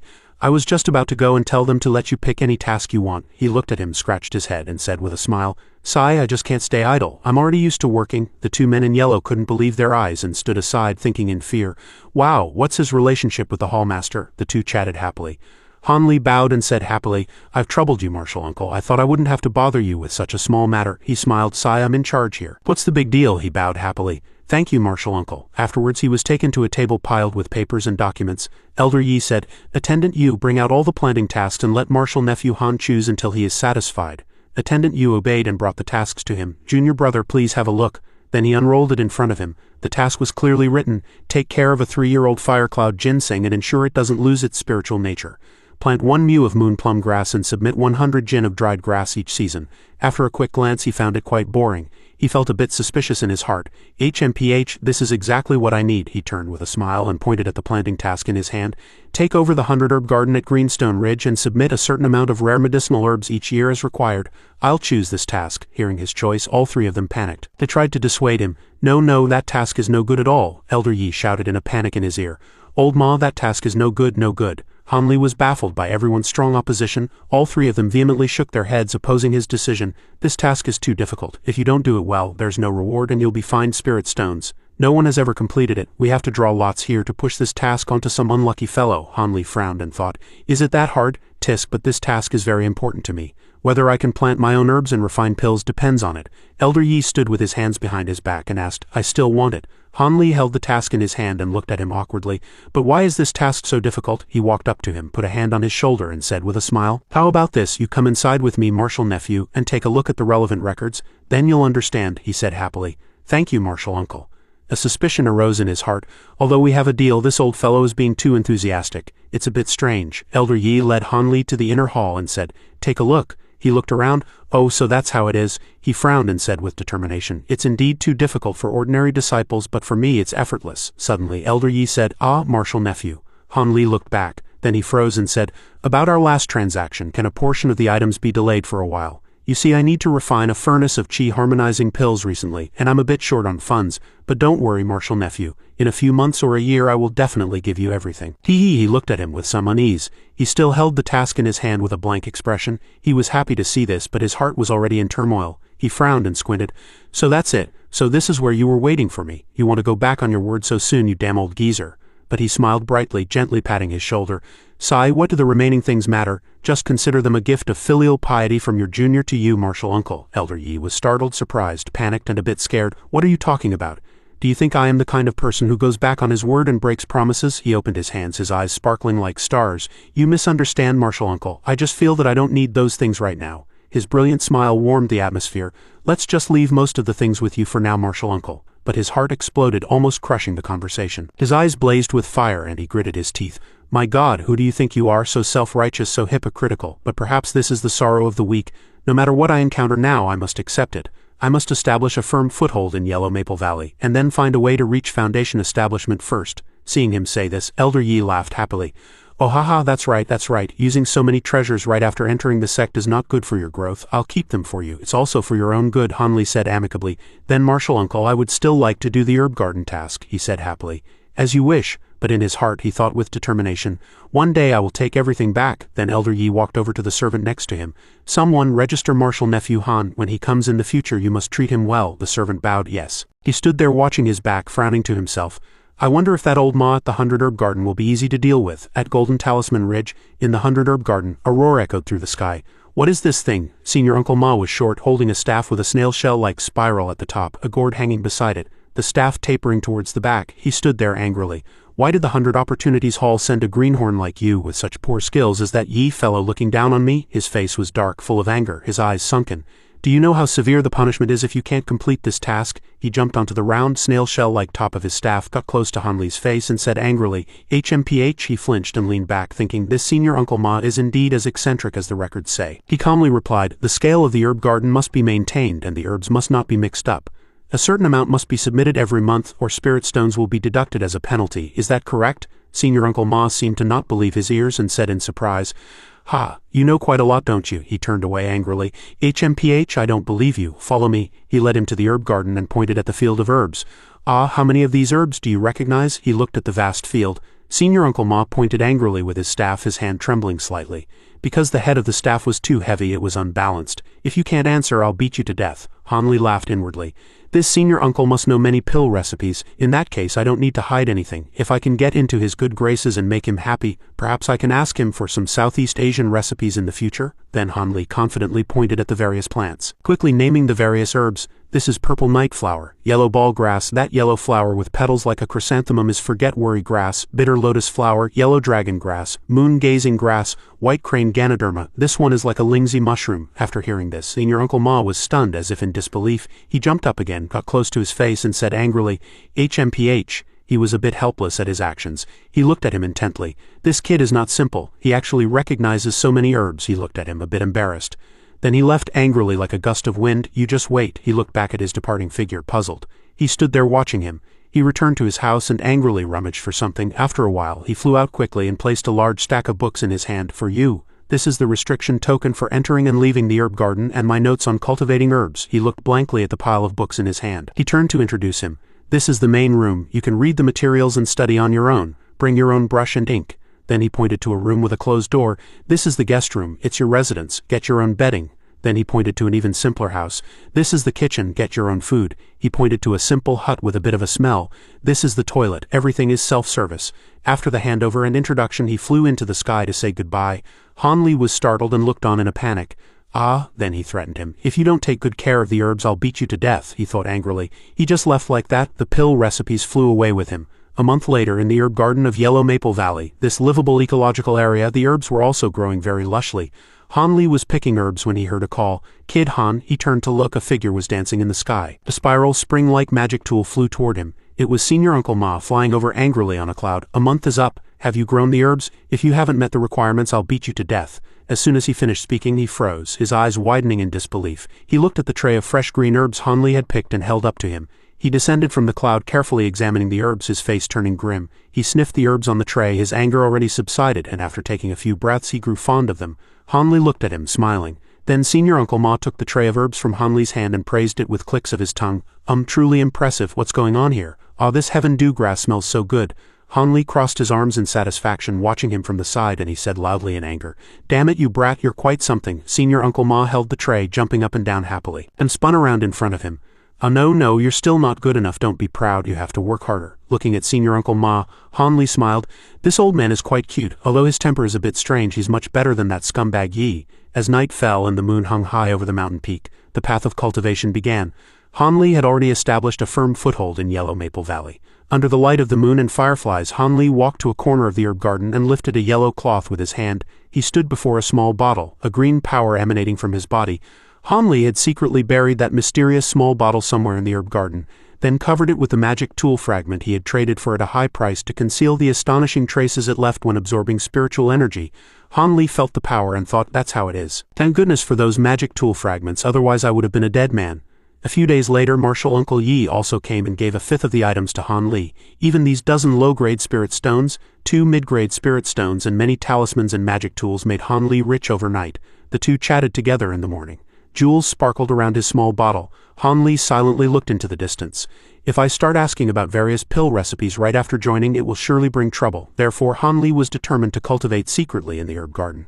And so he cultivated day after day, and a large batch of new disciples joined Yellow Maple Valley, attracting everyone's attention, making Han Li, an ordinary disciple, completely forgotten. Seeing this, Han Li felt it was great. He laughed happily, no matter how absent-minded the person beside him was. Senior Uncle Ma was also very satisfied with Han Li. Because he had successfully grown many herbs, his monthly reward was increased. He was very fond of the few trays of herbs Han Li submitted each month. He held the trays of herbs and happily exclaimed, "Oh! The increased reward made Han Li the highest paid among the low-level disciples. Senior Uncle Ma placed a large blue reward bag in his hand and said with cute anger, "Here you go, you brat. Let me make it clear first. If you don't work hard, I'll beat you to death." Always with that stern face, he only smiled when he received money. Han Li smiled happily as he accepted it. "Thank you, Senior Uncle. I was just wondering if this money would be a little heavier." As for that martial Uncle Yi, he heard that his precious grandson failed at Foundation establishment in the end and was given a good scolding by him. Hearing this, Han Li couldn't help but sigh. Cultivation is really difficult. Serves you right. Who told you to snatch my things late at night? The light shone on the window. He insisted on cultivating every day. As each day passed, Han Li continued to cultivate silently. At night he would read Senior Uncle Ma's notes in the herb garden, and in the morning he would go to Senior Brother Wu Feng to learn basic magic arts, then return to the herb garden to research and comprehend on his own. He cultivated with full concentration, improving his skills day by day. After several months of arduous cultivation, his power naturally increased, all thanks to that precious little bottle. The small bottle was held preciously in his slender hands very carefully. Han Li opened the lid, tilted the bottle slightly, squinted one eye and looked intently inside. Han Li wanted to see the green liquid in the bottle, but even with Martial Uncle Yi's high-grade magic tool, the brass bottle, it couldn't preserve the green liquid for a long time. So he had to temporarily shelve his research. The small bottle poured out the green liquid, accompanied by jewels, and Han Li began to use the green liquid to refine another batch of yellow dragon pills and golden marrow pills. Since he couldn't guarantee the quality, he had to rely on quantity. Therefore, for the sake of cultivation, Han Li consumed a large amount of these two types of pills. The small yellow and white pills were packed in a large bowl. A hint of surprise flashed in his eyes, but as his power increased, he also discovered a very serious side effect. That was, he felt nauseous just from the smell. Han Li's face turned green, extremely pale, and he was disgusted. He had really eaten too much. It was harming his body. "I'm probably the only one who has eaten pills to the point of nausea, right?" Finally, under the powerful effect of countless pills, Han Li finally broke through to the 11th layer 2 years later. His body erupted with power. His arms and legs spread out and green energy flowed all over his body, reaching a medium level among the low-level disciples in the valley. Han Li looked in one direction, feeling his body. The yellow dragon pills and golden marrow pills were now useless. He was very happy in his heart. Great, I don't have to drink them anymore. To advance further, he had to get a new pill recipe, and the clue was with that person. Senior Uncle Ma's face turned green, and he was panicked with fear. "What? No!" Then he cried out in fear, tightly hugging a white radish. Han Li pointed at the white radish helplessly. "Senior Uncle, what are you doing with that white radish?" "What's wrong with me hugging it?" "I don't care, I'm not giving it to you anyway." He walked closer to him. He hugged the radish and turned his face to look at him. "I spent a lifetime of effort improving those pill recipes. They are more important than my life," he quickly explained. "I don't need Senior Uncle's improved pill recipes. I just need the original formulas." He still held the white radish tightly and said helplessly, "If it's just the original formulas, you can just go to Lalu Hall to find them yourself." Hearing the answer, he understood. Oh, he clenched his fist, elated, and made up his mind. Lalu Hall sounds amazing. A new clue. Han Li asked, "Senior Uncle, this Lalu Hall is..." Senior Uncle Ma hugged the white radish and replied loudly, "You don't even know about Lalu Hall. Lalu Hall is where Yellow Maple Valley stores magic tools, pill refining methods, classics, and items related to secret arts. It can be said to be one of the most important places on this mountain." Han Li heard this and thought happily, a place to store pill recipes. So amazing, great. There must be many pill recipes there. He regained his previous excitement. Seeing his expression, Senior Uncle Ma immediately understood what he was thinking and reminded him, "But only Foundation Establishment disciples can enter. If someone like you who hasn't reached Foundation Establishment wants to go, you need someone to vouch for you." As soon as he finished speaking, he immediately asked, "Then can Senior Uncle vouch for this, Junior?" Senior Uncle Ma's answer was of course no, and he cursed him forcefully. "You're going to Lalu Hall for no reason, and you want me to vouch for you. When the time comes, everyone who sees me will ask, 'Whose family are you from?' Why would you vouch for a kid with no skill to go to Lalu Hall? Did your brain get poisoned while refining pills? Won't that be enough to annoy me?" His metaphors made Han Li furious, thinking, so direct, but he didn't give up and continued to plead with his senior uncle for the sake of this junior's diligent care of the herb garden. But the answer he got from Senior Uncle Ma, besides a wave of his hand in refusal, was still that, "No way, no way." So his eyes started to burn a little. Then Han Li used his ultimate move to tempt Senior Uncle Ma. "Sai, I was originally thinking if I could get a guarantee to go to Lalu Hall and have a look, I would take care of the herb garden for free for a year." "Since that's the case, then forget it." Senior Uncle Ma was stunned when he heard him say this. After a moment of silence, he suddenly pointed at the ground and shouted in surprise, forcing Han Li to turn back and look. How did the guarantee token fall out by itself? How strange. Looking at Senior Uncle Ma's flawless acting, Han Li secretly bowed, thinking, "This old man, I really give up on you." A fellow actor, I'm impressed. At Mist King Mountain, the moment Han Li landed he realized he had arrived. Lulu Hall was here. He glanced in one direction, thinking, but the moment I landed I noticed someone watching me in secret. It's indeed as Senior Uncle Ma said, there are many masters protecting this place. Then he reached out and released a stream of spiritual energy towards the barrier. Suddenly, two great masters walked over and asked, was it you who broke the restriction? Where's your guarantee token if you don't have a token? And you're not at the Foundation establishment stage, yet you dare to trespass into Lulu Hall. It's a great crime. Han Li quickly threw the token into the hand of one of the masters and said, this is my guarantee token. The man held the token and only replied with one word. Oh, the man's gaze suddenly changed from cold to dazed and surprised. Then the man said to Han Li, you can go in. This quick inspection surprised him a little. Suddenly the two masters surrounded him with gossip and asked incessantly, was it Senior Brother Ma who vouched for you? He would also vouch for someone else? How surprising, you're not his nephew, are you? You don't look like it. Faced with this series of questions from these two, Han Li answered helplessly, the two senior uncles have misunderstood. I only got the token because I promised to take care of the herb garden for free for a year. The two masters finally understood and said with a smile, oh, so that's how it is. Haha, Senior Brother Ma is indeed the same as ever. That's right, ha ha ha. Their words made him sigh in his heart. Is that so? Senior Uncle Ma's personality is truly famous. Not long after, the two masters invited Han Li to enter. Since that's the case, junior nephew, please. Originally you had to pay 1 spirit stone to use the transportation formation, but this time it's free. Next time you have to follow the rules. Seeing the two masters giving him preferential treatment, Han Li replied respectfully, thank you, senior uncle. Then suddenly a gust of wind swept him up, making him shout in a panic.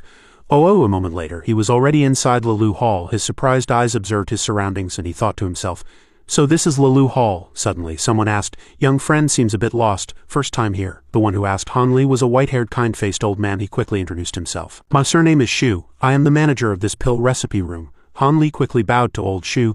Greetings, senior uncle. I'll have to trouble senior uncle to lead the way.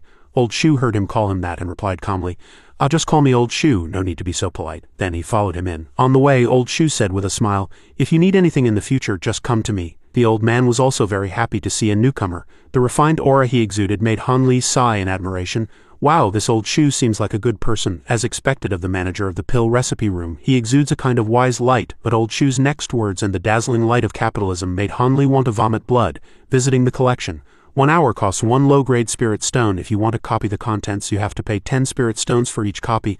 Han Li was calm on the surface, but inside he was cursing old Shu. My God. Can you be any more black-hearted? An ordinary low-level disciple can't save a few spirit stones even if they save for a year. You old fellow don't have any wise light. It's the light of a profiteer. Seeing that he seemed very quiet, old Shu turned back and asked, can you accept it? At this time, Han Li was in a fierce struggle in his heart. Although I can bear it, it's too expensive. No, I can't be stingy about this. This is an opportunity to reach Foundation establishment, and this is the secret Lulu Hall of Yellow Maple Valley. The value is also here, so it's normal for the fee to be high. Finally, he made a loud decision. I agree. I want to learn pill recipes. I want to become stronger. His determination satisfied old Shu, who replied, good, I like a good child who loves to learn. At that moment, a staircase leading to the pill room appeared before Han Li. Old Shu stretched out his hand and said. Han Li quickly walked up, muttering, pill recipes, I'm coming. Pill recipes, I'm coming. Pill recipes, I'm coming. When he stood at the entrance of the pill room and shouted, pill recipes, I'm coming, Han Li was stunned by the scene before him. There were no pill recipes in front of him, just a dusty room with a table and a chair scattered around. He was so disappointed he turned pale. What the hell is this? A few old books and a pile of secret manuals were thrown in a corner, and old tables and chairs appeared before Han Li. Thud, thud, thud, he looked at these things intently, his heart filled with endless confusion. What is this? This room was supposed to be magnificent, with gilded bookshelves and radiant books, right? What's with this shabby study? The voice of the capitalist old Shu came from downstairs. Feel free to look, I'll time you. Han Li immediately picked up a book from the bookshelf and thought, are you kidding me? I don't believe this is the heavily guarded, most important pill recipe library of Yellow Maple Valley. He quickly opened the book and said to himself, pill recipe. But what Han Li read inside was not what he wished. The 5 elements of heaven and earth correspond to the 5 organs. Golden needles stimulate the acupoints, and the essence of fire can generate essence. Isn't this, he realized with disappointment, isn't this the Hua's secret of the golden needle that I've read over 1,000 times at Old Mo's place? I can recite it backwards with my eyes closed. Besides, this book is also available in the secular world. He recalled his childhood when he pleaded with Mojuran, Master, can I read this book? Mojuran had also casually let him read it. Feel free to look, you'll use it when you practice medicine in the future.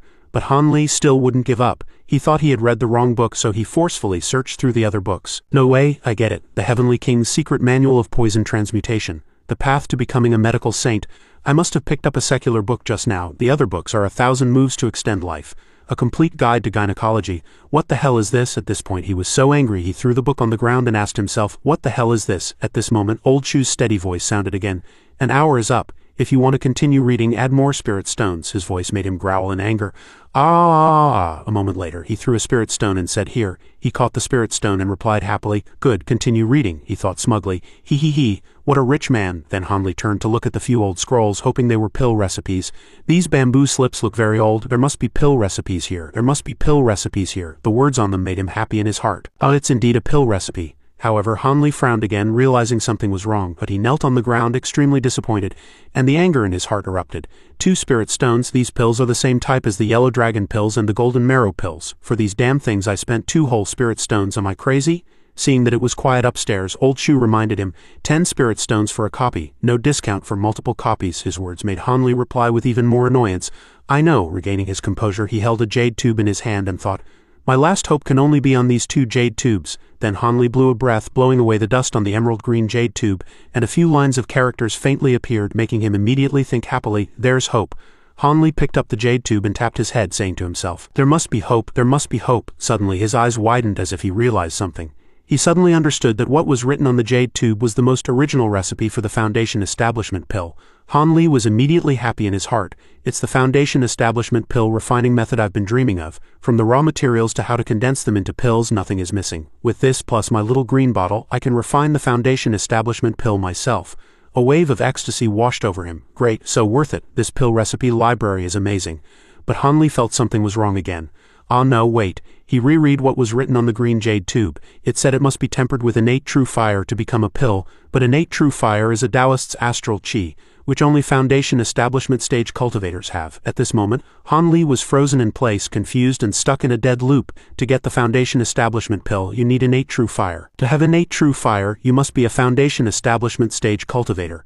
But to reach the Foundation Establishment stage, you need the Foundation Establishment pill. To get the Foundation Establishment pill, you need innate true fire. He turned pale with confusion again and asked himself, what the hell is going on? Hanli picked up the red jade tube in a state of extreme disappointment to see what it was. The other jade tube was for the beauty retaining pill, used for cosmetic purposes. He tried hard to turn his head to clear his mind. No, impossible. This is the heavily guarded center of Yellow Maple Valley. All the precious things are here. I must be too tired. The pill recipe and the Foundation Establishment pill recipe are placed together. The effects can't be so boring, right?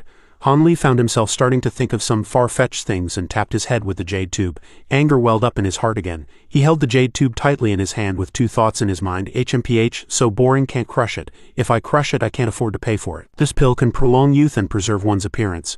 Preserve my ass, what's the point of keeping it? Crazy, he said to himself. Time's up if you still. A moment later, Old Shu saw Hanli's figure and said, just came down like that? No matter what he said, he still rushed down. Seeing Hanli looking hurried and a bit haggard, Old Shu was quite surprised. Oh, he smiled brightly, then asked Hanli with concern, young friend's complexion is not good. What's wrong? Too tired from studying? Hanli's voice sounded, saying, although it's a bit disrespectful to say so, he questioned with extreme anger. Old Shu, this isn't the place where our sect stores secret recipes and pills, right? Why is it all this trash? Old Shu squinted his eyes and smiled. Oh, so young friend is confused about this matter? Hanli heard this and replied, is there another place to store pill recipes? But his answer was no sigh. Since I started managing this place, almost every newcomer has had this question. However, he hesitated and said, but the root of this matter is, his vague words made Hanli panic and immediately ask, what do you mean? Old Shu, with the smile of a capitalist and the aura of ad money, said with a smile, making Hanli want to vomit blood, that's a very valuable experience. Faced with someone like Old Shu, Hanli had his own way of dealing with him. He looked at the 2 jade tubes in his hand and then said sadly, oh, is that so? In that case, I originally planned to copy these 2 jade tubes, but since that's the case, I'll just copy one. His words surprised Old Shu a little. Wait, you want to copy 2? Hanli continued to tempt him. That was the original plan, but I still want to know the answer to that question just now. It seems this bit of money is not enough. The moment money was mentioned, Old Shu's eyes lit up. Wow. Then he snatched the 2 jade tubes from his hand and said enthusiastically, you child, how can you be careless with your studies? Since you love learning so much, I will naturally answer that question for free. Then he flattered and explained, yeah, you really can't judge a book by its cover. Young friend's family background is so profound. Actually, the answer is very simple. Those pill recipes have all been lost, not just in Yellow Maple Valley but in other sects as well. Han Li heard this and said with some confusion, "Lost such important pill recipes, why weren't they properly kept?" The answer to him was Old Shu's laughter and question, "Haha, young friend, tell me what is the value of a pill recipe?" This question made him a bit at a loss, not knowing how to answer. This, knowing he couldn't answer, he said directly, "That is to transform the rare items between heaven and earth into pills for cultivators like us to use." Old Shu's voice continued to sound steadily. "As you have thought before, the spiritual herbs and treasures between heaven and earth are limited, while cultivators are only increasing. This is what caused the precious raw materials that take thousands of years to form to gradually disappear. Even if some places still have a little left, they are extremely dangerous places that even cultivators are afraid of. Therefore, in those long years, the pill recipes that could no longer be prepared also became trash and were gradually lost. The current Foundation establishment pill is just a lucky survivor among those recipes." After speaking, he returned the 2 jade tubes to Han Li. "Here, for you." Then he asked again, "It seems young friend is very interested in refining pills. In that case, do you want to buy some pill furnaces?" No matter what Old Shu was asking, Han Li's heart was in chaos at this moment. "Really, I paid such a high price to enter Lilu Hall once, but in the end I made no progress at all." Then he turned around in disappointment, sighing as he said, "No, I don't need it for now." Suddenly, Old Shu said something tempting that made Han Li freeze. "That's a pity. I have a pill furnace here that can withstand the high temperature of earth fire." Seeing Han Li turn back to look at him, he smiled smugly, thinking, "Little boss, don't think you can just leave like that." And he asked with a dark face, "Earth fire?" He replied with a gentle smile, "It is the fire of the earth's lungs, several times more powerful than innate true fire." Hearing this, he asked himself in his heart, "Wait, if I can get this earth fire, will the situation change?" Han Li was carefully calculating in his heart at this moment. For others, the pill furnace and fire are just the first step, but for me, that's the last step. Fire is my biggest obstacle, because it's impossible for me to ask someone else to refine my pills. Once the secret of the small green bottle is exposed, I will surely die. As long as I solve the problem of the fire, I can grow the rest of the herbs myself." After a moment of silence, he asked, "Didn't you say that pill refining requires innate true fire? Can this kind of fire be used as a substitute for pill refining?" On the surface he feigned composure, but deep down he was trying hard to calm himself. Calm down, I can't let him see how much I'm looking forward to the answer." Seeing that he was about to succeed, Old Shu said with a smile, "Haha, it seems you know nothing about earth fire being able to replace innate true fire. As for the details, it all depends on how passionate you are about learning." Han Li was of course willing to give anything to know the answer. "As long as what you say about the earth fire is useful to me, I will buy a pill furnace from you." The smile on Old Shu's lips deepened. "Oh, then it's settled that you'll be spending that money today." A moment later, outside Mist King Mountain, Han Li left Lilu Hall. In the end, he still spent a sum of money carrying a storage bag with 10 times the capacity. Looking at what he had obtained, he couldn't help but ponder and ask himself, 50 spirit stones in half a day. This is insane. Who arranged for this Old Shu to manage the pill recipe room? Truly a genius. He recalled Old Shu's smiling face as he lured him into buying things. "Tisk tisk, young friend, you have a good eye. This silver thread cauldron is a top-grade magic tool here, a rare sight indeed." Han Li thought helplessly. What good eye? If the pill furnace were any bigger, it wouldn't fit in my storage bag. As long as I buy his pill furnace, he'll praise whatever I buy. However, he also remembered the answer Old Shu had given him. Using innate true fire for pill refining is old news. Not only is earth fire purer and hotter than a cultivator's true fire, but it also has another characteristic. It can remain stable for a long time. Nowadays, everyone borrows the fire of the earth's lungs from the land of profound yang to refine pills. This way, the success rate is higher than refining with true fire, and it has the same effect on refining tools. He didn't forget to praise his own product. The other end of Lilu Hall is our sect's profound yang fireland. If you add my pill furnace to that, you will definitely be able to refine many high-quality pills. After all this, Han Li could only think, forget it, I'll just consider it a necessary expense to avoid disaster. The biggest difficulty in refining the Foundation establishment pill has been solved. From now on I can focus on collecting the medicinal herbs. As for that beauty-retaining pill, I can sell it to other cultivators in the future. Maybe I can recoup the money I spent today. Suddenly, a loud shout came from the distance. "Hey, oh!" It made him turn back to look. Who's shouting? A moment later, Han Li decided to go and see. On the ground was a large hole made by someone's spiritual power, accompanied by a loud shout, "Amazing!" The fellow disciples were all chattering, praising someone. As expected of the lightning spiritual root, known for its destructive power. "It's too strong, wow, do it again." Han Li squeezed into the crowd of enthusiastically discussing disciples. "This is the first time I've seen lightning up close. The Thunder Heart Palm is much stronger than other spells of the same level. Senior Brothers Morang, let us broaden our horizons." The moment he heard this name, he couldn't help but be stunned, thinking, Senior Brothers Morang? Then he realized, aren't the Senior Brothers Morang those twin brothers who just joined and have lightning spiritual roots? In the center of the crowd were the Morang brothers, chest puffed out, proud of being surrounded and praised by everyone. "I'm so envious, wow, do it again." Just as the crowd was clamoring over the talent of the Morong twins, a mocking voice suddenly sounded. The power of a lightning spiritual root is nothing special. I think it's not even as good as my wind spiritual root. The crowd began to murmur, all talking about the man who had just appeared. So arrogant, who is this person? They didn't seem to have a good impression of him. Someone asked, so arrogant, does anyone know him? Someone replied, I know him, he's Senior Brother Lu. The man called Senior Brother Lu seemed very angry. He said, you people are really something, it's just a lightning spiritual root, don't act like you've never seen the world. After Senior Brother Lu finished speaking, someone immediately exclaimed, Senior Brother Lu's wind attribute spells are very powerful. Immediately after, someone else retorted, so what if he's powerful? A wind spiritual root and a mutated spiritual root are the same category, what's there to be so high and mighty about? They also took turns mocking Senior Brother Lu. What are you so proud of? You're both mutated spiritual roots, what right do you have to say that? Someone else laughed, he's just jealous, haha. Han Li watched from a distance, silently judging. HMPH, it seems this Senior Brother Lu's social skills and character are not very good. The people around were still whispering and mocking him, their eyes full of malice. Before, among the low-level disciples, he was the only one with a mutated spiritual root. Now that two people with better aptitude have suddenly appeared, of course he's not happy. Someone else deliberately whispered, don't let him hear, this guy holds a grudge. They laughed and said, so petty. Senior Brother Lu heard everything, and his face became very ugly. He cursed, bastards. Then Senior Brother Lu suddenly pointed at the nearby Morong brothers and challenged them loudly. HMPH, you two, I'll let you know what a real mutated spiritual root is. Consumed by anger, Senior Brother Lu even made a bold statement, setting the conditions, you two can attack me with your lightning attribute spells. If I dare to dodge even half a step, I'll kowtow and apologize to you. Han Li was shocked by Senior Brother Lu's actions and blurted out, this guy, then he sighed and commented helplessly, you're really something, why must you complicate a problem that could be easily solved? The crowd was also very displeased, thinking, what's there to be angry about? Wouldn't it be better to just pretend to be scared and go back to cultivate? The two brothers challenged by Senior Brother Lu also responded angrily. HMPH, you won't dodge and you won't use a magic tool? Senior Brother Lu calmly affirmed. That's right, I won't dodge and I won't use one. The Morong brothers immediately accepted the duel, saying, all right, and we brothers will experience our Senior Brother's skills. The two suddenly clenched their hands tightly. The Morong brothers made their move, both shouting in unison, heavenly thunder chain strike. Their other hands were raised to the sky, fists clenched, with only the index and middle fingers extended, simultaneously releasing blue lightning that enveloped their bodies. Senior Brother Lu immediately reacted, creating a barrier to block their attack, but the two brothers were not to be trifled with. They controlled the lightning to strike directly at Senior Brother Lu's shield, creating a loud bang. Senior Brother Lu was shocked, his eyes wide as he said, my God, the onlookers couldn't help but comment, wow, so amazing. Senior Brother Lu was no exception. He angrily admitted, you brats, you're actually this strong.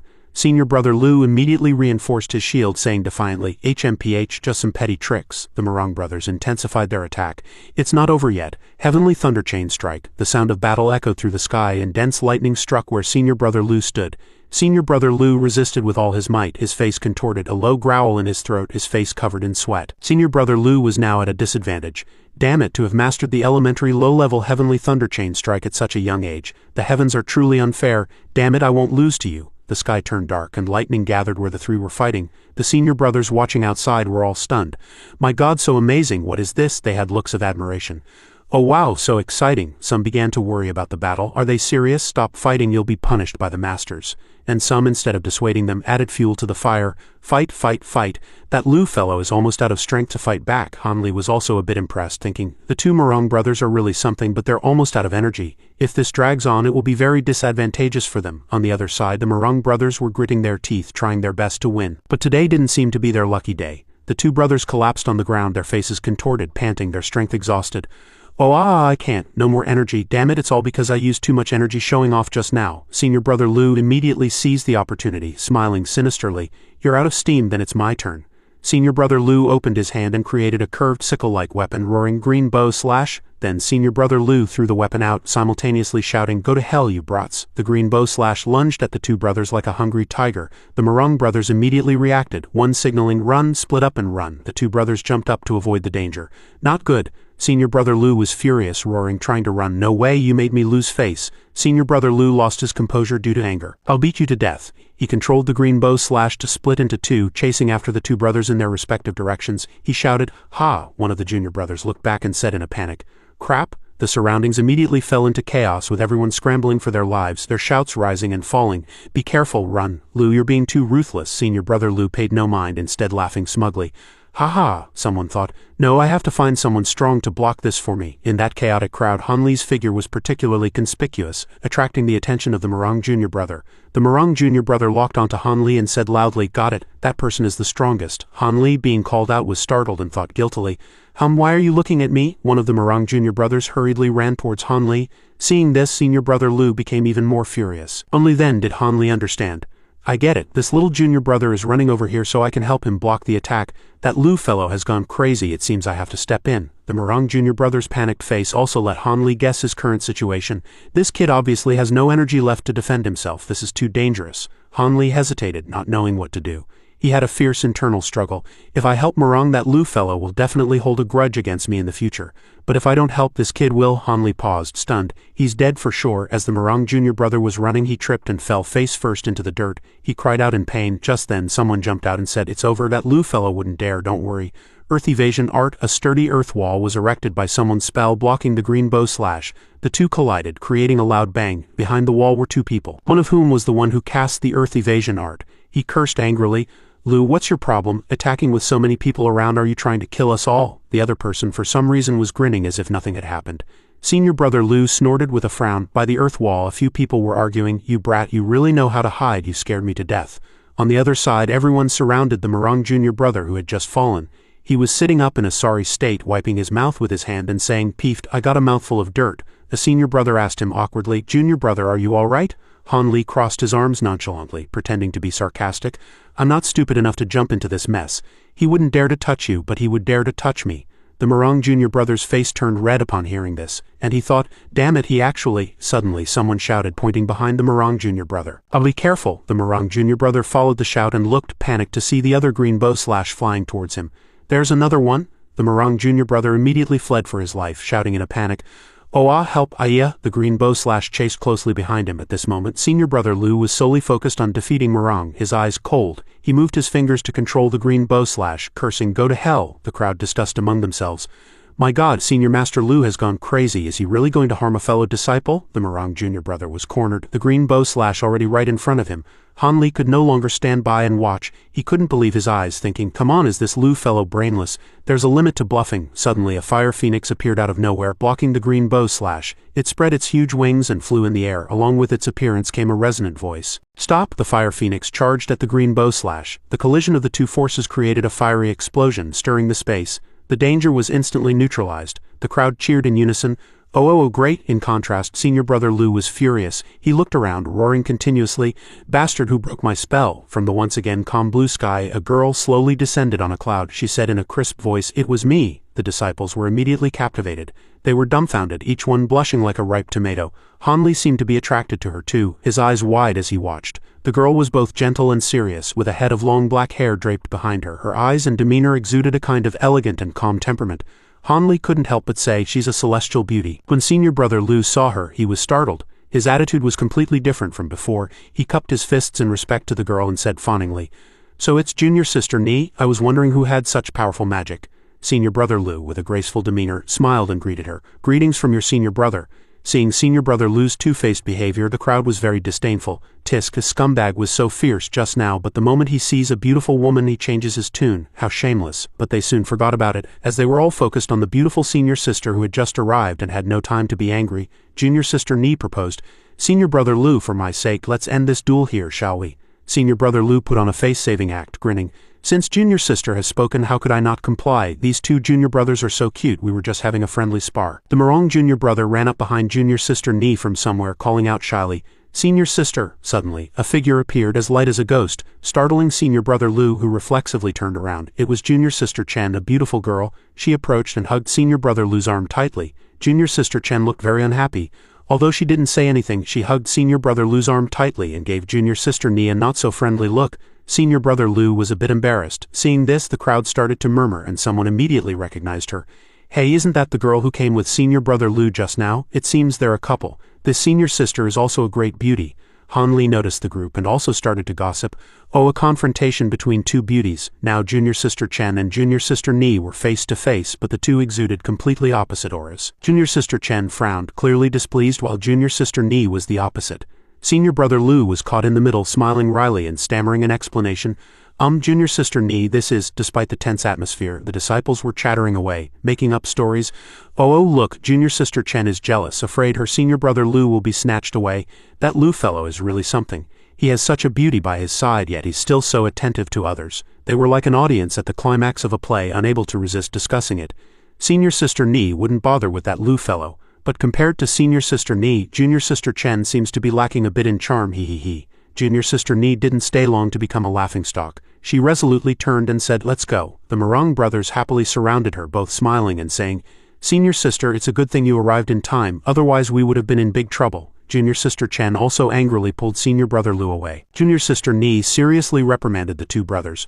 "Go back and face the wall in contemplation. You are not allowed to come out until you've reached the 9th layer." The Murong brothers' joy was immediately extinguished. The two brothers drooped their heads and agreed.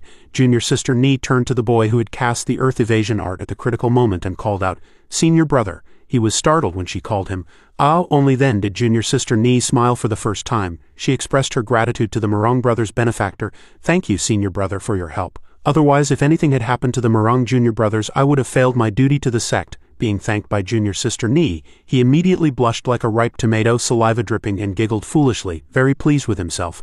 It's nothing. From now on, your junior brothers are my junior brothers." A few curses sounded from the crowd. This kid really lucked out. Senior Brother Lu was not convinced. He gritted his teeth and decided to get revenge. "Meddlesome person, you just wait," Junior Sister Chen snorted in agreement. Han Li breathed a sigh of relief, looking annoyed, and thought, one after another, what the hell are they doing? Junior Sister Ni walked past Han Li with the Murong brothers obediently following behind. She casually reminded him, "Although your magic power is weak, I really cannot agree with such selfish behavior. I hope that the next time we meet, Junior Brother will have changed." Han Li was startled. HMPH. He immediately knew that Junior Sister Ni was talking to him, even though she hadn't looked at him once. Han Li keenly understood and suspected, was that a secret voice transmission meant only for me? Did this beautiful senior sister look down on me? Junior Sister Ni glanced back, was startled, and let out an "ah." After speaking, Senior Sister Ni glanced back, whether intentionally or not, but had a feeling that someone was looking at her. This person was probably Han Li. Han Li seemed to be focused on looking at something, his serious expression and unblinking gaze making Junior Sister Ni even more confused. A golden light flickered in Han Li's eyes, but it didn't look like the expression of a lecher. He kept staring in this direction, but it seemed he wasn't looking at her. There seemed to be a light deep in Han Li's eyes, and the more Junior Sister Ni looked, the more she was drawn in by that gaze. What on earth is he looking at? She thought. Perhaps after watching the excitement, it was time to go back and prepare to refine the Foundation Establishment pill. Junior Sister Ni was stunned for a moment, thinking, how puzzling. 4 months later, in a bustling market, Han Li stood before the crowd thinking, Yellow Maple Valley Market. Most of the businesses belong to Yellow Maple Valley, and there are always Foundation Establishment stage masters guarding it. This is a place where people from all over gather to communicate and trade. Because it is located in the north of the Taiyue Mountains, close to the state of Yuanwu, many people from neighboring countries come to trade. Therefore, all kinds of treasures are displayed. It's bustling with activity, and you can find anything you need. A Yellow Maple Valley disciple disguised as a passerby, Han Li. He wore a black cloak, his expression serious, thinking, this is the market controlled by Yellow Maple Valley. He narrowed his eyes and continued to think, for this trip I used a precious opportunity to go down the mountain just to see if I could trade for some powerful treasures to deal with that cruel blood-forbidden trial. 4 months ago in the herb garden, Han Li thought blankly, heavenly knot flower, black peony grass, golden essence ginseng, all 31 of the supplementary herbs in the Foundation Establishment pill recipe are here. But the main ingredients, jade marrow, ginseng, 4-ape flower, and heavenly spirit fruit are a problem. Not only is there not a single one in this herb garden, I've never even heard of them. At this time, Han Li became even more tired, and he continued to think, it just needs more time and a few hundred years of maturity. I can just use the small green bottle to ripen them. It seems I have to ask old Ma about this. So he immediately went to find Senior Uncle Ma. Senior Uncle Ma jumped up in anger and said, you brat, what do you mean? You're saying my herb garden doesn't have these herbs? Are you questioning my skills? He raised his hand angrily and said loudly, I'll beat you to death. Senior Uncle Ma continued angrily, these 3 spiritual herbs are formed by the spiritual energy of heaven and earth. They grow naturally, so there are no seeds, otherwise the major sects would have planted them long ago. After hearing this, Han Li asked with confusion, but the major sects refine a furnace of Foundation Establishment pills every 10 years. Those herbs must come from somewhere, right? Hearing his question, Senior Uncle Ma immediately roared at him. Why do you have so many questions? Those herbs are all gathered from dangerous places where there is no return. Do you want to kill yourself? Then Senior Uncle Ma left, saying, don't even think about it. Just stay here and take care of the herb garden. After hearing this, Han Li only had time to call out, Senior Uncle. Then Han Li went to find Wu Feng and asked, Senior Brother Wu, have you heard where the jade marrow ginseng 4-8 flower and heavenly spirit fruit come from? After hearing this, Wu Feng replied, why does Junior Brother Han want to know about this? I do know, but I advise you to give up on the idea. Skill imparting, Senior Brother Wu Feng immediately explained for him. Those herbs grow in a forbidden land with a wind attribute in our state of Yu. That place is sealed by an ancient restriction which weakens for only 5 days each year. At that time, many core formation stage cultivators must join forces to cast a spell to open a temporary passage, Wu Feng continued. And this passage only allows people at the Qi refining stage to enter, while those at the foundation establishment stage and above are completely blocked outside. Therefore, every year, the 7 major sects will send a batch of disciples below the foundation establishment stage to gather the herbs. Wu Feng continued, over time, the spiritual herbs in the Forbidden Land have become fewer and fewer. Each time the restriction is lifted, the disciples of the various sects will fiercely fight and kill each other, making this trip to the Forbidden Land full of blood. Therefore these herb gatherers are called the blood forbidden trial by the disciples. Then he said, in the last 100 years, because the fighting has been too brutal, less than a quarter of the disciples who go can return alive. After hearing this, Han Li was very surprised and said, 3/4 died? The mortality rate is too high. At this moment, Han Li was looking at the accessories on the table and the man asked, Sir, do you like this peach wood sword? He held the sword in his hand, recalling old Shu's words. Afterwards I spent money to confirm with that greedy old fellow. Young friend has come to study again, then he thought. The result was the same as what Senior Brother Wu said. With my current strength, going would be suicide, he thought. Therefore these 4 months I have been learning the Qi concealment art from Wu Feng to hide myself from others during the trial. As long as I'm not seen, I can completely conceal myself. After all, this Qi concealment art is a practical spell that masters at the Qi refining stage only begin to grasp during duels, and it took me over 4 months to learn. Han Li thought during this time I've also grown 2,000-year-old spiritual herbs, which can be exchanged for a large amount of spirit stones to buy high-grade magic tools at the market. The magic tools issued by the sect are all trash, completely useless. Right now I only have the long saber and gourd from the last ambushers, the flag and iron ring from Martial Uncle Yi, and that flying sword talisman is still somewhat useful. But that's not enough. Han Li gripped the sword in his hand and made up his mind. I must take a gamble in the blood-forbidden trial. Either I find the spiritual herbs and successfully establish my foundation, or I die in disgrace in the Forbidden Land. Man, seeing his action, hurriedly said, Don't crush it, master. Then he slammed the table and rose, bluntly stating that all the magic tools on this stall were trash. The man shouted in a panic, My little sword, bastard, if you're not buying, why are you crushing it? But Han Li ignored the man's words, turned and left thinking, I'll just go to the best shop here, inside the 10,000 Treasures Pavilion. It was magnificent. The wind blew quite strongly here, and a voice came from inside, Esteemed customer, you've come to the right place. Our 10,000 Treasures Pavilion has the most and the widest variety of treasures on this entire street. Look at this talisman, this magic tool. They're all top grade. A person from inside immediately ran over and said, he said he wants to see the best things in our shop. After hearing this, Tian Buli replied, Is that so? This guy isn't here to cause trouble, is he? The person immediately explained, Don't worry, shopkeeper. I can tell at a glance that this person's strength is extraordinary, and he is definitely not joking. And so Tian Buli made a grand entrance, saying enthusiastically, Please have a seat. Please sit. I am the shopkeeper of the 10,000 Treasures Pavilion. Tian Buli. And what might your name be, sir? Han Li, with a cold expression, answered succinctly, I am Li Feiyu. Tian Buli sat opposite him and said with a bow of his head, So it's Brother Li, a pleasure to meet you. It is an honor for the 10,000 Treasures Pavilion to have Brother Li grace us with his presence. Our shop will certainly satisfy you. He called someone over and said happily, Go and bring the finest fragrant tea specially prepared for our esteemed guests. Hearing this, Han Li said, No rush. He said coldly and frankly, The tea can be savored slowly, but business comes first. Hearing this, he slowly said, Oh, I didn't expect you to be an impatient person as well, brother. Our shop has countless rare items. I'm only afraid you won't be able to carry them all later. Then Tian Buli's man came over and said, Shopkeeper, everything has been brought up. He replied, Good. He took out a sword and several smaller swords, introducing them. Brother Li, please take a look. The golden cicada mother and child blades. The raw material is pure refined gold, refined by a foundation establishment stage cultivator for 3 days and 3 nights. As long as you hold the mother blade, you can control the other 8 child blades to attack the enemy.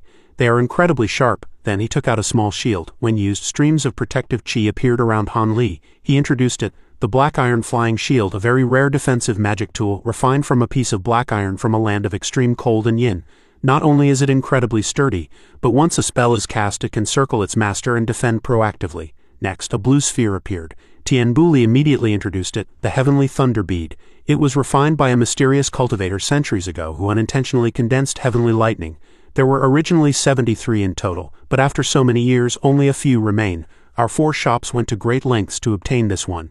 After the introduction, Tien Buli picked up his teacup and said with a smile, "I've heard that even a foundation establishment stage cultivator would be turned to ash if they were to face this thunder head-on. These are the finest treasures of our shop." After hearing this, Han Li glanced at them and thought, "These items are all very good, especially this heavenly thunder bead. If I could get it, it would be a trump card.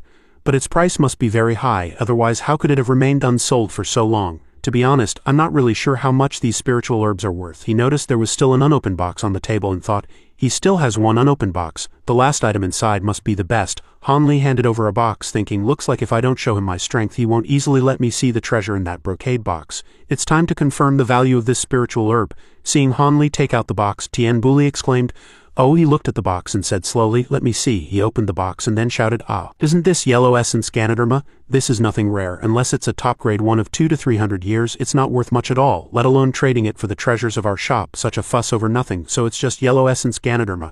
Is Brother Li trying to make a fool of our shop?" Han Li held his teacup and said, "It seems the shopkeeper's eye for things is not very good. With such an eye, running the 10,000 treasures pavilion must be very difficult." Tien Buli opened the box and shouted in astonishment, "Ah, no way could this be. Impossible." Then he called someone over and said in a panic, "Quick, go and fetch old Ding, quickly.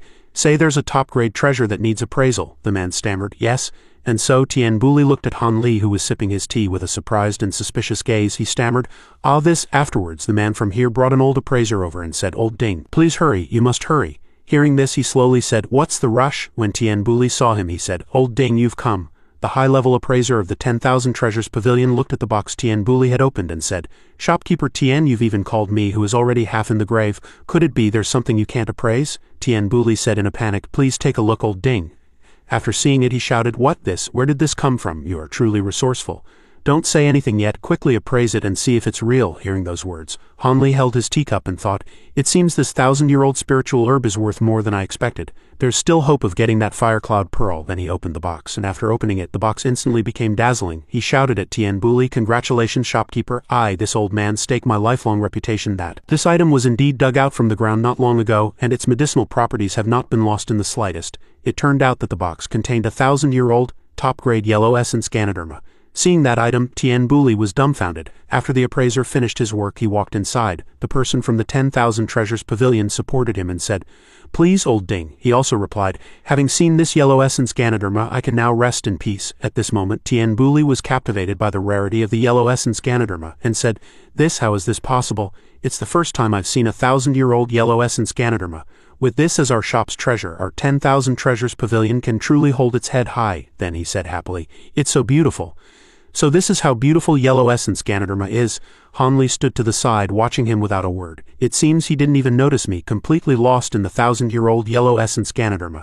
This color, this fragrance, one sniff could extend one's life by several years." At this moment, Han Li was a bit helpless. Then he turned his face and said with a joyful tone, "This box is not good enough, I'll have another one made for it later." Hearing this, Han Li was quite shocked. He opened his mouth and said that. Hearing this, Tien Buli was startled. He continued coldly, "Shopkeeper, shouldn't we talk business? That herb is not yours yet." Hearing this, he said in a panic, "Oh, I'm sorry. Tien Buli leaned close to Han Li and said loudly, "With this spiritual herb, Brother Li can choose any 2 treasures from that brocade box. How about it?" And so Han Li looked at the box on the table and said, "Shopkeeper, you still have 1 box you haven't opened. This is not a very open way of doing business." Hearing this, Tien Buli was startled. He stammered, "I'm sorry, it was my oversight. Please forgive me, Brother Li." He opened the box and inside was a gleaming golden object. He said, "Brother Li, this is the treasure of our shop." After seeing it, Han Li said in surprise, "A talisman treasure." Tien Buli then said with a smile, "Brother Li is indeed no ordinary person to even know of talisman treasures.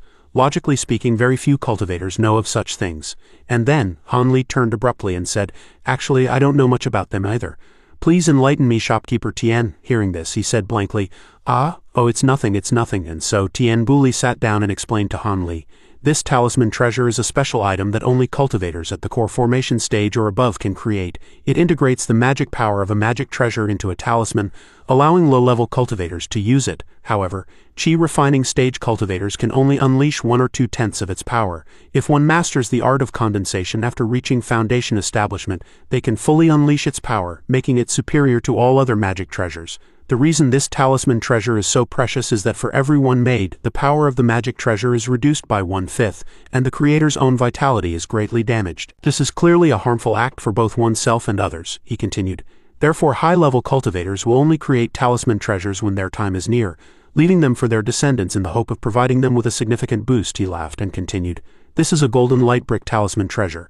It's a brand new unused talisman treasure, enough to trade for Brother Lee's 1,000-year-old herb. How about it? Which one does Brother Lee want?" Han Li lowered his head and thought for a moment. "These treasures are all very important to me, especially the final talisman treasure. To avoid exposing the influence of the spiritual herb, it's best to settle things here." And so he slammed the table and said bluntly, "I want them all." Hearing this, Tian Buli said in astonishment, "What?" he shouted angrily. "This is too much. Although a 1,000-year-old spiritual herb is rare, to trade for all my treasures at once, this is too much." And so he placed an identical box on the table. He opened the box and inside were 2 dazzling Ganoderma lucidum, leaving him stunned. Han Li said coldly, "Who said I'm taking advantage of you? 2,000-year-old spiritual herbs for all your treasures." 3 days later, outside the Taiyue mountain range, it was already late at night. The round moon was emitting a soft glow, shining on a secret cave in the Taiyue mountain range. At this moment, Han Li was leaning against a rock in the cave. He had his arms crossed and his eyes closed, resting quietly. Han Li rested with his eyes closed, thinking, "I just left the range of the Taiyue mountain range and circled around for 3 days before coming back. There should be no one following me, right? There should be no one in this deep mountain forest. For me now, safety is the most important thing. After all, I've already obtained the treasures to deal with the blood-forbidden trial." Han Li recalled when he sold the items he had collected at the 10,000 Treasures Pavilion. At that time, Tian Buli was holding 2 yellow essence Ganoderma, extremely excited. He looked at the 2,000-year-old yellow essence Ganoderma in his hands and shouted excitedly, "1,000-year-old yellow essence Ganoderma, 2 of them." At that time, Han Li was about to leave, but was stopped by the excited Tian Buli. "Brother Li, please wait. In the future, if you have any spiritual herbs, I hope you will consider our shop first. The price I offer will definitely satisfy you." Han Li thought of the scene at that time and felt he had attracted too much attention. He thought with some annoyance, "Sigh, in the end I still caught his attention. I have to be more low-key in the future." Han Li had a slightly impatient look on his face, thinking, "I have to quietly return to Yellow Maple Valley early tomorrow morning," but at this moment a shout suddenly came from outside the cave. Whoosh! Han Li heard it, was startled and his eyes widened. He turned back and asked himself, Seeing the movement outside, Han Li became alert. "Someone's here." Han Li moved quietly, looked out of the cave, saw a suspicious figure and gnashed his teeth in anger, guessing, could it be assassins from the 10,000 Treasures Pavilion? Just as Han Li was guessing if it was someone from the 10,000 Treasures Pavilion, the person outside suddenly spoke. "Junior sister, the conditions here are good and it's deserted. I think we should choose this place." Han Li heard this and was stunned for a moment. HMPH, so it's a couple on a date here, he thought with some annoyance as he turned back. They really don't know how to pick a place. But just as he turned to leave space for the senior brother and junior sister outside, the man continued to speak. The shameless words that followed made Han Li stop in his tracks. "Junior sister, don't be angry. You've never experienced the pleasure of a man and a woman anyway. Let your senior brother dote on you properly so you won't have lived this life as a woman in vain. Otherwise, to die a virgin would be a waste of this body, wouldn't it?" Han Li heard the man's shameless words and his eyes widened. What? Outside the cave, the shameless senior brother was tearing the clothes of the pitiful junior sister. He tore them while laughing lewdly. Hee hee, ha, ha ha. From Han Li's perspective, he could see the pitiful junior sister's long, fair arms struggling. At this moment he was standing behind a rock outside the cave thinking, so that's why they came here. To do such a shameful thing, it seems that girl is under some kind of control. But the more he listened to the senior brother's voice, the more familiar it sounded. Did I mishear? This man's voice is so familiar. Thinking of this, he peeked out and saw the person being violated on the ground. Han Li's eyes widened in disbelief. The junior sister being violated was none other than junior sister Chen. Han Li looked at her face, flushed with shame, tears still at the corners of her eyes, glaring angrily at that lewd man. He thought with some disbelief, "Isn't that junior sister Chen? How could this be? And that man is—" Seeing clearly the face of the man tearing junior sister Chen's clothes, Han Li immediately recognized him. "It's him, it's senior brother Lu." He was panting, his eyes filled with a disgusting desire, looking at junior sister Chen, laughing lewdly. A ball of fire was burning in his dantian. At this moment senior brother Lu continued in a lewd tone, "Stop struggling, it's useless.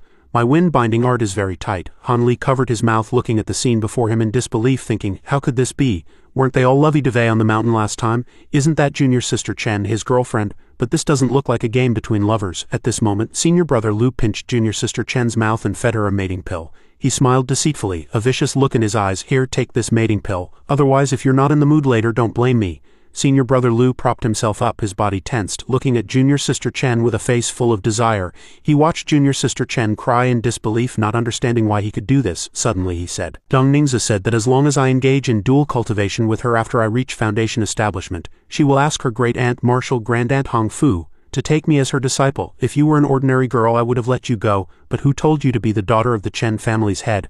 I'm afraid you'll use your family's power to retaliate against me." and I've heard that Marshal Grandaunt Hong Fu despises unfaithful men the most. Suddenly, the look in his eyes as he looked at her became crazy, and he continued, "So for my future and reputation, junior sister, you have to disappear." After speaking, he laughed maniacally. "Ha ha."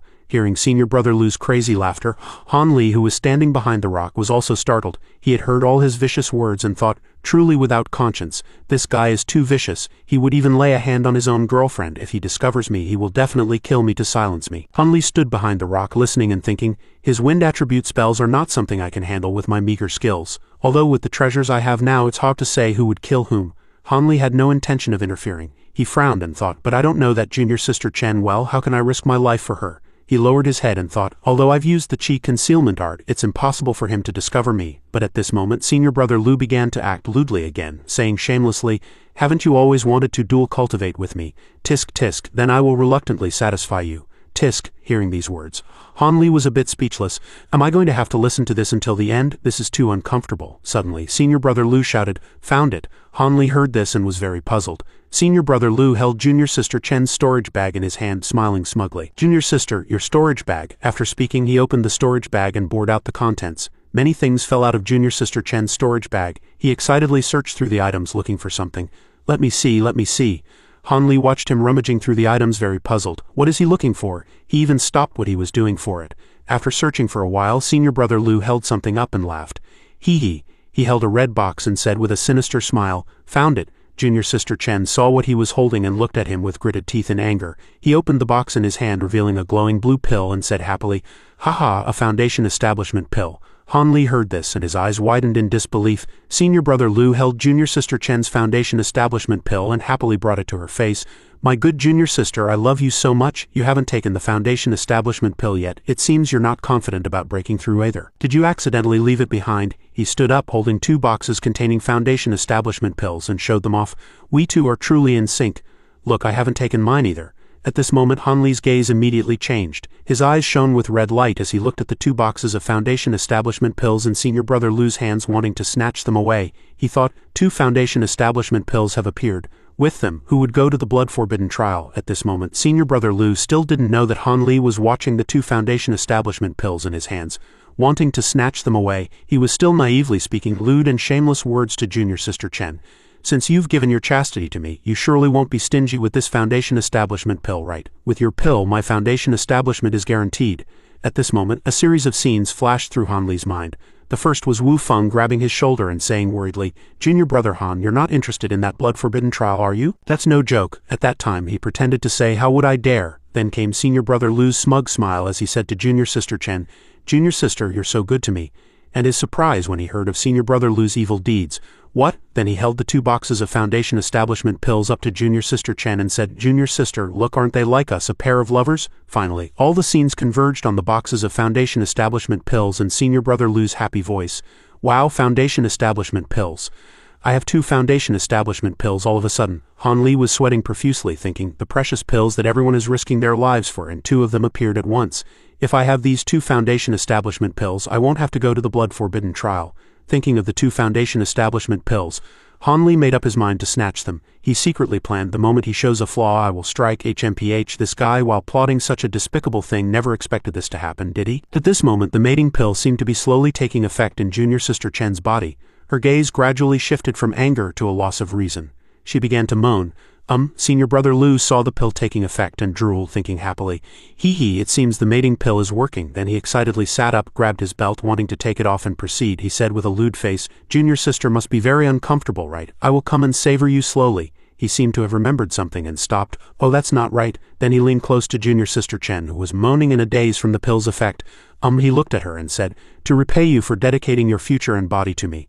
Han Li hid behind the rock, observing the front. He stood behind the rock, a murderous look on his face, watching him struggle to undo his belt. He thought, good, the moment he's naked there will definitely be a flaw. If he's ambushed he will definitely panic. By then I'll be halfway there. I'll just have to wait until he's lost in passion. Lost in passion. At this moment, Han Li glanced sideways and felt something was not right. HMPH, something's wrong. He's taking too long to undo his belt. The belt is still not undone, and although his face is full of impatience, his eyes are clear and calm. Something's not right, there's definitely something wrong. At this moment a gurgling sound was heard. Han Li took out a water talisman. It's always best to be careful. He expanded his spiritual sense. The entire space became silent. Han Li concentrated, sensing everything around him, and suddenly he sensed something. Something was coming at him like a whip. Han Li thought to himself, not good, something's really here. Han Li's eyes changed, his face flushed with anger. He immediately activated the water talisman on his body, and a circle of water quickly spread out, enveloping him. The object hit the water barrier around his body heavily.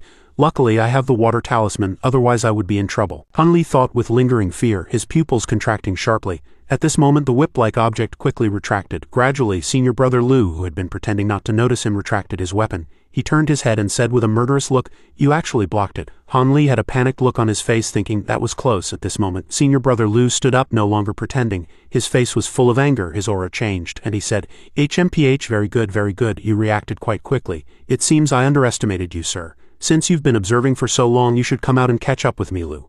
Seeing that he was no longer pretending, Han Li's eyes became sharp and he thought silently. Seeing that he could no longer hide, Han Li decisively chose to walk out and face him, his hand tightly gripping something. Han Li stepped out from behind the rock. When Senior Brother Lu saw Han Li's face, he was a bit surprised. "HMPH," he stared with wide eyes and said sternly, "It's you." Seeing that he recognized him, Han Li widened his eyes, his pupils trembling in disbelief. Han Li stood opposite Senior Brother Lu, thinking to himself, not good, this guy still remembers me. A few scenes flashed through Han Li's mind. In those scenes he was always the one who observed silently, stood behind the crowd, did not participate, and did not compete. Senior Brother Lu's surprise made Han Li's heart suddenly turn cold. In order not to attract attention, I didn't step in to save her, but even so I was recognized in an instant. It seems that Senior Brother Lu, who usually seems arrogant and boorish, is actually a deep and meticulous person. Looking at his true face now, his usual arrogance is just like my humility, a cover for myself. Han Li suddenly felt that this Senior Brother Lu in some ways was the same kind of person as himself. The two looked at each other. The moment Han Li was afraid, Senior Brother Lu seemed to have a similar thought as Han Li at this moment. Both were skilled at scheming and both were ruthless in their attacks. Gradually an intense killing intent emanated from them both, and the atmosphere around them seemed to shift with their states of mind, becoming ominous and oppressive. The change in the atmosphere was now palpable. A white mist appeared around Han Li, and he no longer concealed his aura, revealing it completely. Han Li spread his feet apart and circulated the true chi in his body. A swirling current of air appeared beneath his feet, kicking up the dust on the ground. Senior Brother Lu's hands were already in a defensive posture, ready for battle, while Han Li's hands were relaxed. A glittering object revealed in his palm. It was clear that both had entered a state of high alert. The moment either showed the slightest lapse, they would immediately attack. There was no room for luck, no need for imagination, and the words they had planned were now worthless. The story's end was already written. The two glared fiercely at each other, their eyes glinting with grim determination, both wanting to put the other to death. Their gazes conveyed a single message to each other. Today, between you and me, only one will walk away alive. Han Li threw out a golden ring, the refined steel ring. He then took out a gourd. These items all flew toward the man. On the other side, Han Li shouted, "There's more!" He released a fireball, divine flower fireball art. Seeing this, Senior Brother Lu was enraged. HMPH, he held the green flood dragon flag, which was enveloped in cyan flames, pointed the flag forward and blocked the fireballs and gourd that Han Li had shot. Senior Brother Lu was shocked and thought, I was planning to finish him with a killing move, but I didn't expect him to strike first without any hesitation. Senior Brother Lu brandished a talisman and thought, trying to control my attack, trying to go all out? A pity. With that thought he roared, "You're still too green." He then used the talisman to cast the wind wall art. A wall of wind surrounded a golden ring, causing it to fall to the ground. His other magic tools met the same fate. Han Li broke out in a cold sweat, thinking things were not good. He then formed a hand seal and conjured red flames to counterattack. The flames flew towards Senior Brother Lu, who was hiding behind the wind wall. Seeing this, he said angrily, HMPH, dream on. His eyes then turned red and he began to chant a spell. He roared, split. The wind wall split to the sides, blocking the flames that were coming for him. Han Li was greatly surprised and thought, so powerful. Then Senior Brother Lu shouted, combine. The wind wall immediately returned to its original state. He said, you dare show off such petty tricks. After speaking, he thought, damn it, he beat me to the punch. What a waste of my high-grade talisman. A cold smile appeared on his lips and he continued, Junior brother, although I don't know your name or where you came from tonight. He hadn't finished his sentence. Senior Brother Lu brandished his flag and said loudly, you're dead meat. Han Li looked at the flag waving Senior Brother Lu, worried, and gritted his teeth, thinking, what a tough opponent. He easily neutralized my series of attacks. Although I don't know the specific function of that flag, his counterattack will be no joke. It seems I have to use the talisman treasure. Senior Brother Lu looked at Han Li angrily.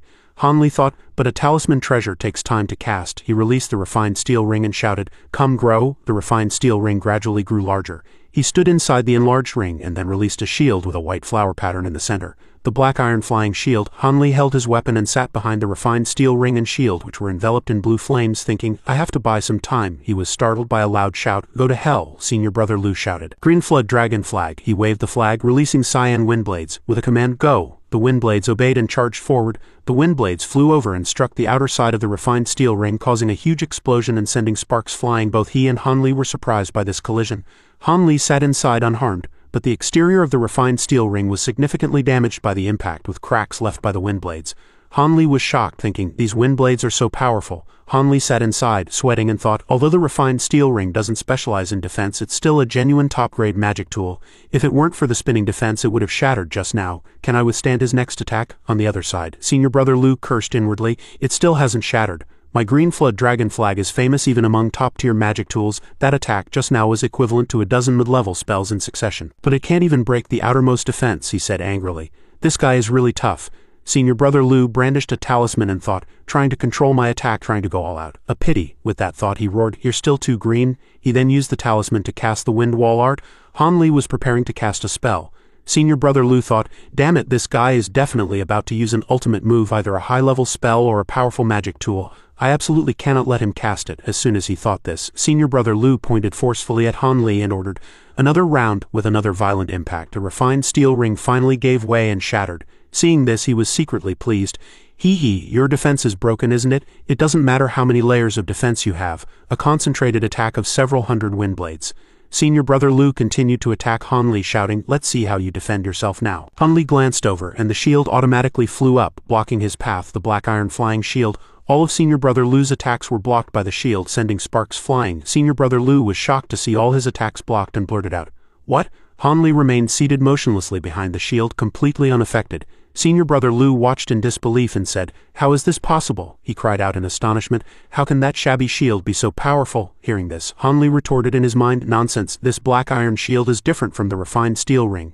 It's a high-grade magic tool that specializes in defense.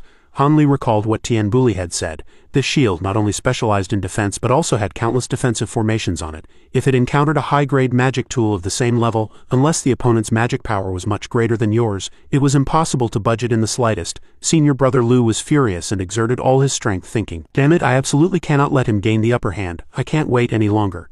Delays breed trouble. I have to finish him in one go, even if it costs me my life. He created a huge beam of light and shot it at Han Li. Seeing this, Han Li immediately showed a look of surprise. Senior Brother Lu roared, ha! A small light appeared in his hand.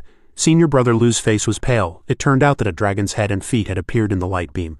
A huge dragon formed, circling in the air, looking in the direction Han Li was sitting. With a command, go! The vicious dragon opened its bloody mouth and immediately flew to strike the shield, but the shield remained unharmed. Han Li sat behind, watching the shield being attacked by the dragon. Senior Brother Lu smiled smugly, thinking, the light of that shield is gradually dimming. It's only a matter of time before it breaks. This is my full strength, plus the power of the Green Flood Dragon Flag. This is no joke. The dragon continued to attack the shield when suddenly a voice sounded, retract. Han Li shot a beam of light toward the shield. Seeing this, Senior Brother Lu thought in surprise, that kid retracted his shield. What can he block with just the water talisman on his body? In that case, I'll just devour him. Suddenly a loud shout was heard. Cyan flames appeared around Han Li as well as a sword-shaped flame. Han Li controlled the sword to fly out and pierce the dragon's body. Senior Brother Lu broke out in a cold sweat and panic and blurted out, what is that? After being pierced by the sword, the dragon became even more ferocious. Wherever the dragon moved, the sword would pierce, making it panic.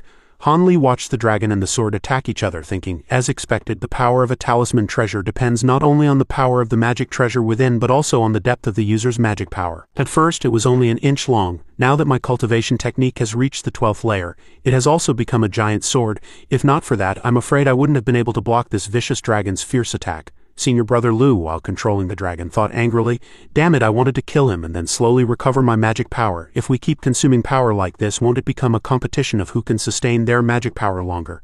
This is too much of a loss. Senior Brother Lu thought, in that case, I'll have to use spirit stones to supplement my magic power. With that thought, he took out a blue stone, an earth-grade defensive attribute spirit stone. Senior Brother Lu looked at Han Li, sweating, and thought with some worry, that kid took out a spirit stone too. He was surprised when he saw Han Li's spirit stone. In Han Li's hand was a spirit stone glowing with a yellow light. Senior Brother Lu roared in his heart, why is it a mid-grade spirit stone? Senior Brother Lu and Han Li were still in the air, controlling the dragon and the sword to attack each other. Senior Brother Lu thought angrily, Isn't that a mid-grade spirit stone that only foundation establishment stage disciples and above have? He's just a chi refining stage disciple, how could he have one? This kid is so rich. This way, my speed of replenishing spiritual energy will be much slower, he comforted himself. Calm down, even so, my magic power is much deeper than his. The longer this goes on, the winner will be me. Suddenly, he was greatly surprised. Ah, what is he doing now? Han Li ordered. Water talisman, retract. Senior brother Lu found it strange and thought, he's not defending anymore. He's not fighting me, isn't he afraid of a surprise attack? Senior brother Lu was distracted and thought, an opportunity has presented itself. I won't be polite. On the other side, Han Li's eyes widened, and he controlled the sword to fly past the dragon at high speed, making the dragon miss. Senior brother Lu gritted his teeth and thought, not good. My wind wall can't block that sword. I'm afraid we'll both die together now. He still tried hard to maintain the posture of controlling the dragon. My bright future. He gritted his teeth, his eyes wide, and pushed forward with all his might. I'm not going to die with you. He let out a ha, and the dragon caught up in time, blocking the sword. He tried his best, making sounds, and thought, that was close, just a moment of distraction, and I immediately gave the opponent an opportunity, but I've consumed too much spiritual energy. In contrast, Han Li was still controlling it with ease. He thought, how could this be?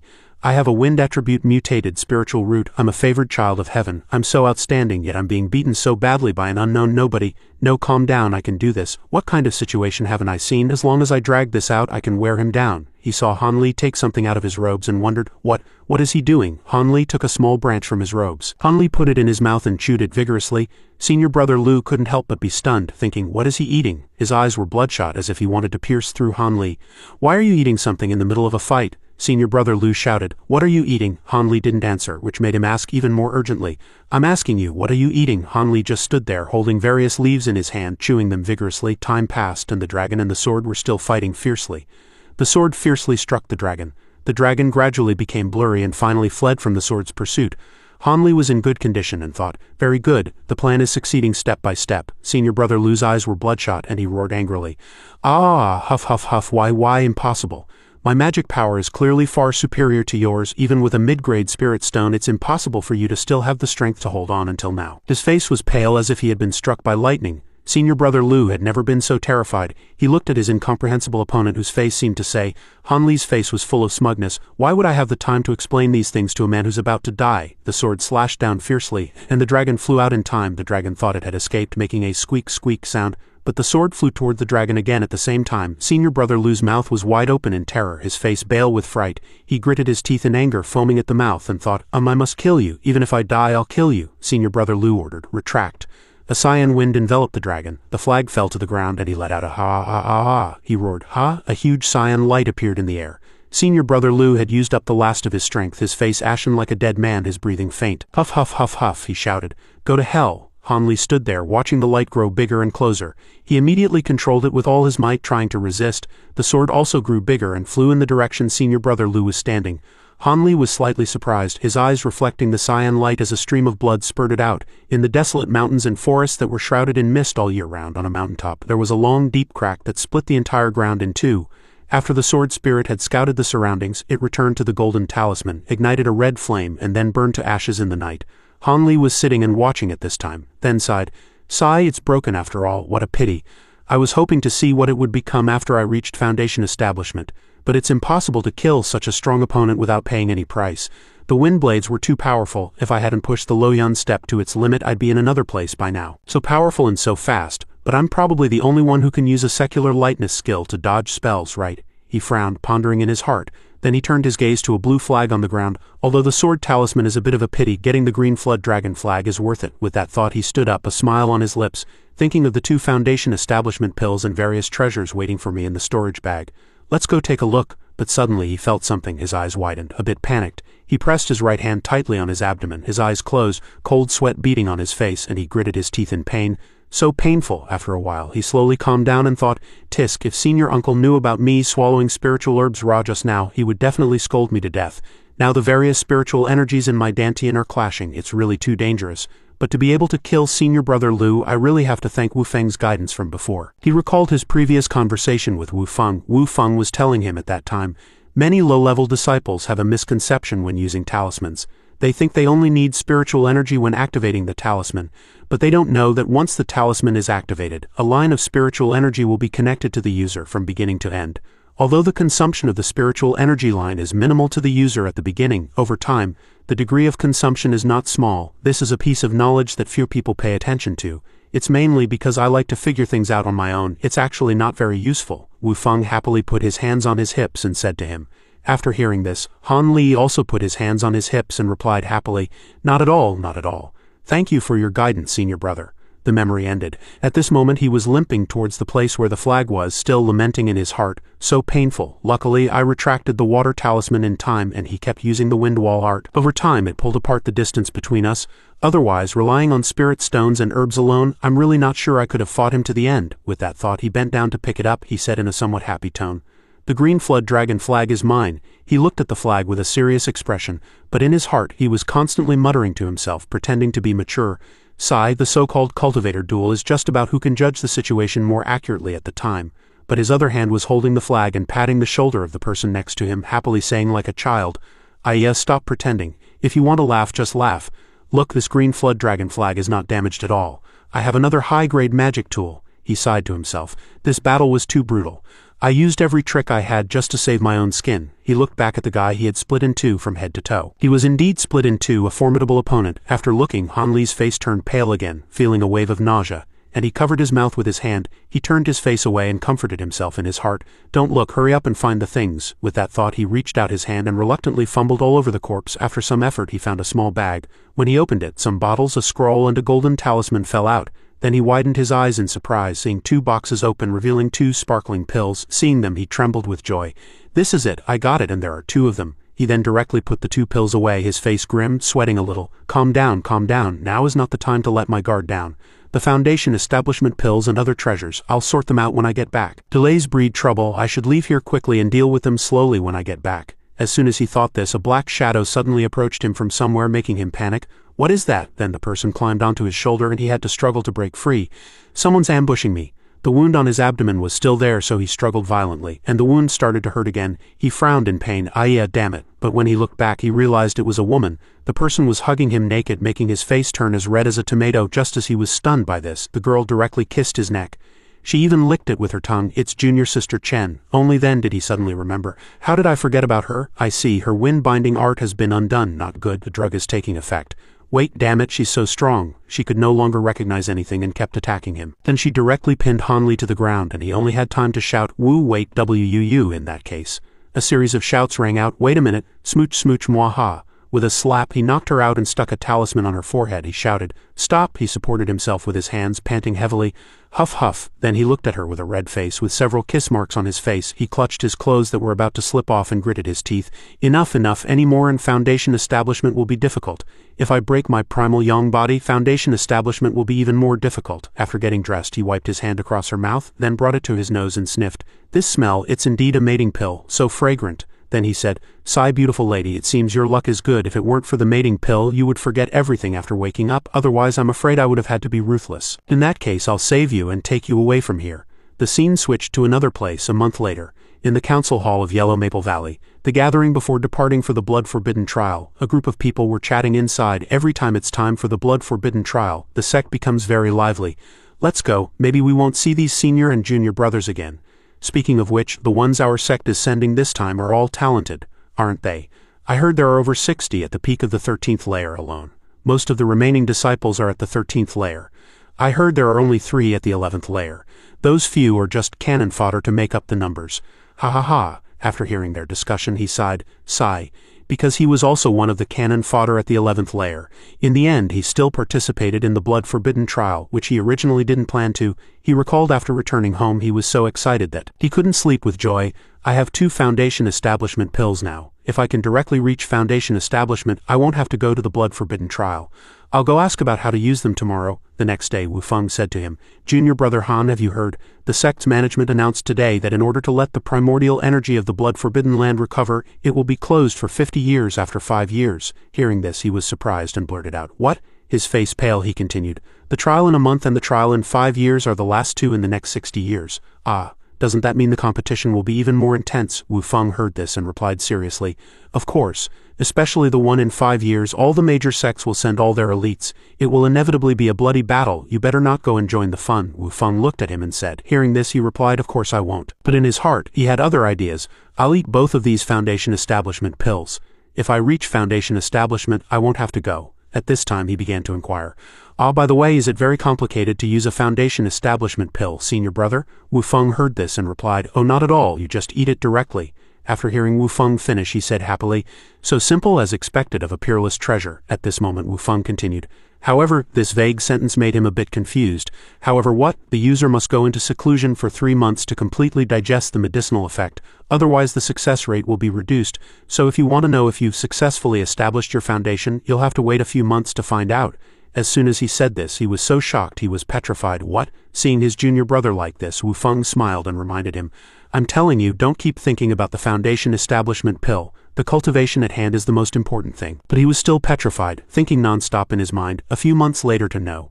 Then isn't it all over? If the Foundation Establishment fails, not only are the pills gone, but I will have also missed this blood-forbidden trial. Going again in 5 years is equivalent to suicide. A scene from 60 years later appeared in his mind. How can I go in 60 years? What's the point of reaching Foundation Establishment then? At that time he was already old and bald, with only a few teeth left, surrounded by all kinds of curses. "Kill him, old man, you dare to snatch spiritual herbs from us," he kept begging for mercy. "Woo-woo, please let me reach Foundation Establishment." Thinking of that scene, he couldn't help but shiver, tightly wrapping himself in the blanket, tossing and turning. He thought, "With my aptitude, I may not be able to successfully establish my foundation. Should I go or not? If I can reach Foundation Establishment, I won't have to go." After hearing Wu Feng's words, all of Han Li's plans were ruined. He hesitated in his room for several days. In the end, he still decided to participate in the trial. To sign up, he was even questioned by Senior Uncle Wang. At that moment, Tian Buk was interrogating someone. "You're the fellow with the Ascension Order. How did you cultivate to the 11th layer? How could you possibly have cultivated to the 11th layer?" Seeing the word inspect, he was momentarily at a loss for words. He gripped his arm tightly and continued, "That's right, a spiritual root is indeed very poor. No change at all. Still that terrible pseudo-spiritual root." Hearing these words, a fire began to burn in his heart. "Senior uncle, you don't have to repeat it so many times, it's so annoying," he replied. "This junior has been cultivating diligently, but to be honest with you, senior uncle, I ate a strange fruit in the mountains when I was a child. I don't know if that has anything to do with this." He put on a serious face and spouted nonsense. Tian Buk listened and said in surprise, "A strange fruit, could it be? The legendary dragon-scale fruit, which can allow one to be reborn and ascend to heaven in a single step. If that's the case, for you to eat such a fruit," his eyes widened, "that is the greatest loss to the cultivation world, a true waste of a heavenly treasure." He turned to look at him, his face full of dissatisfaction. Hearing this, he felt annoyed. So annoying. The memory ended. At this moment he was concentrating on his own palm. In the distance 2 people were chatting. "Have you prepared enough healing medicine? This time is very dangerous." I brought all the medicine from my home." He looked at the medicine bottle in his hand, silently recalling. At this moment Senior Uncle Ma roared, "Bastard, didn't I tell you not to go? Believe it or not, I'll beat you to death right now." Han Li listened to his scolding and replied seriously, "Senior Uncle, I want to go." He listened, furious, and roared, "You!" But seeing his serious expression, he turned away. HMPH, HMPH. Then in a complete reversal of his previous attitude, he threw 2 medicine bottles to him. Looking at the medicine in his hands, he couldn't help but be surprised. "Senior Uncle." He walked out, not forgetting to instruct, 1 bottle for internal use, 1 for external application. He watched his gradually receding back, tightly gripping the 2 bottles of medicine in his hands. He smiled happily. "This old man is still the best to me." A voice came from somewhere, attracting his attention. HMPH. "Ah, look everyone, wow, so beautiful, a beauty is here." He turned his head, and what met his eyes was junior sister Chen walking over. "Is that her?" he thought, looking at her, his face unknowingly turning red. "We haven't seen each other in a few months. How has she become even more beautiful?" He recalled that night, that secluded place where no one should have passed by. Although the poison of the mating pill is not life-threatening, if it's not cured for a long time, one's vitality will be greatly damaged. I've already helped you detoxify. Just consider it a good deed. Wow, how did junior sister Chen become so cold, but she feels even more beautiful? Aren't you going to say a few words to her? Forget it, you go if you dare. I don't want to lose face in front of so many people. Tisk, but she really is too beautiful. Hearing the discussions about her made him very unhappy. Then he quickly walked past her. He looked back at her. Great, she didn't recognize me at all. After he returned from that incident, the news of senior brother Lu's disappearance spread throughout the sect. Those people were very cold, and some even took pleasure in his misfortune, which was inevitable. It was unavoidable for cultivators to encounter accidents, not to mention he didn't have a good relationship with others. But for everyone to be so cold was truly disheartening. These two paths of cultivation, if I hadn't been there, I'm afraid this would have been their fate, right? That night his face slowly turned red. I'm afraid she hates men very much now, right? She feels even more beautiful. Lost in thought, suddenly Tien Buk spoke. All right. The sect master's teachings were over. As soon as he finished speaking, he was stunned, too shocked to pretend. He turned back in surprise. My God, when did that happen? He turned his head blankly to look around. Teachings, when? What did he say? The teams are already lined up. What did I miss? At this moment, Zhang Lingdao said, line up to receive spirit stones and magic tools. As he was speaking, Tien Buk roared, quiet, Ancestor Li is here. In the distance, a group of figures was walking over. Ancestor Li walked in with a serious expression. Seeing him, Zhang Lingdao greeted him. Ancestor Li, you've arrived. It's your turn to lead the team again this year. Thank you for your hard work. Our Yellow Maple Valley is fortunate to have you. Please take a look, Ancestor. The person spoke. The three people who came with Ancestor Li also stood out one after another. He watched them from a distance, a bit speechless, thinking, wow, Sect Master Zhang is really a sweet talker. The other deacons also looked envious, as if it was a great honor to just habitually call him senior uncle. Then he frowned. No wonder I heard this Ancestor Li is one of the few core formation stage seniors. If it weren't for this trip to the Forbidden Land, I'm afraid I wouldn't even have the qualification to meet him. Tien Buk introduced the people around to Ancestor Li. Please inspect them, senior uncle. These are the disciples participating in the trial this time. When those disciples participating in the trial saw Ancestor Li's gaze, they were so scared they broke out in a cold sweat and didn't dare to look at him directly, feeling as if they were being seen through. Is this a core formation stage, Ancestor? Please give a few words of instruction, senior uncle, Tien Buk said happily. Ancestor Li also replied, As for those disciples, they were already very nervous. Hearing Tien Buk's words, they became even more nervous. Contrary to their fear, Ancestor Li simply ordered, depart. This surprised them. That's it. Seeing the disciples stunned for a few seconds, Tien Buk roared, what are you still standing there for? Hurry up and follow. Hearing this, they hurriedly ran after Ancestor Li. Tien Buk said, you must be respectful when following the Ancestor. Because the Forbidden Land is in Jian Prefecture, our Yellow Maple Valley is considered half a host, so we must arrive first. They replied, yes, yes. At this moment, two disciples suddenly shouted in surprise, oh, look, what's that? It's so big. A huge animal figure appeared, causing everyone to discuss among themselves. It's a demonic beast. It was a white demonic beast with a body like a snake and its tail wrapped around a pillar. Seeing it, he couldn't help but be surprised. This is the power of a core formation stage cultivator. To be able to control such a demonic beast so casually is truly unbelievable. Ancestor Li gently stroked the demonic beast's head, petting it lightly. The demonic beast obediently let him do so. He said, this silver-armored flood dragon's speed is much faster than your flying tools. It will only take 2 days to get there. After speaking, he commanded, let's go. After climbing onto the demonic beast, it flew continuously, accompanied by the screams of the crowd. Wow, wow, hearing them shout like that, Zhang Lingdao became angry and yelled, you brats, it's your honor to be able to ride the ancestor's demonic beast so useless. Who made him angry? On a desolate mountain in the north of Jian Prefecture. It was already late at night. They lit a fire for light. Ancestor Li instructed, you must prepare well today. Once you enter the Forbidden Land, it's over. The other sects will arrive tomorrow, so you can make your own arrangements today. As for him, he was currently sitting cross-legged in meditation with his eyes closed when a voice suddenly came from somewhere. Is that Junior Brother Han? I would like to discuss tomorrow's matter in the Forbidden Land. It's a matter of life and death. I wonder if we could have a chat? These words made him open his eyes. Han Li thought, what's going on? I've deliberately hidden in a corner, yet someone still found me. Tisk, I feel like this is nothing good. After thinking, he turned back in annoyance. I am Shang Jili, the man introduced, and next to him was another junior brother of his. Seeing them, Han Li only felt a headache. He looked at them without saying a word. My God, so it's these two, aren't they the cannon fodder? Shang Jili spoke at this moment, persuading. I wonder what strategy junior brother Han has for tomorrow's journey. The three of us are the weakest. Why don't we think of a plan together? How about it? Hearing his enticing words, he thought, this guy looks very cunning. He must be trying to pull me into his group. But that way, not only will the number of herbs discovered be reduced, but I will also be used as cannon fodder by others. This uncle must be trying to fish in troubled waters. I'm not joining this kind of ghost alliance. Seeing him not speaking, he continued, I have an idea that can definitely let everyone get through this journey safely. I wonder if junior brother would like to hear it? Before Han Li could answer, the young man next to him said, I would. Just as the two were very excited, he raised his hand and said, there's no need. This made Shang Jili stunned. Huh? Then he tactfully asked them to leave. I'm sorry, I've never acted with others. This time was just an intended exception. If senior brother wants to team up with others, please go find other senior brothers. His words stunned him. Then he turned and left angrily. All right then. Then he peeked out his head and saw the two continuing to entice others. This senior brother, I have an idea. Would you like to hear it? I would, he watched, speechless. Oh my God, an old man and a young boy, what's going on? Suddenly a voice attracted his attention. So fragrant.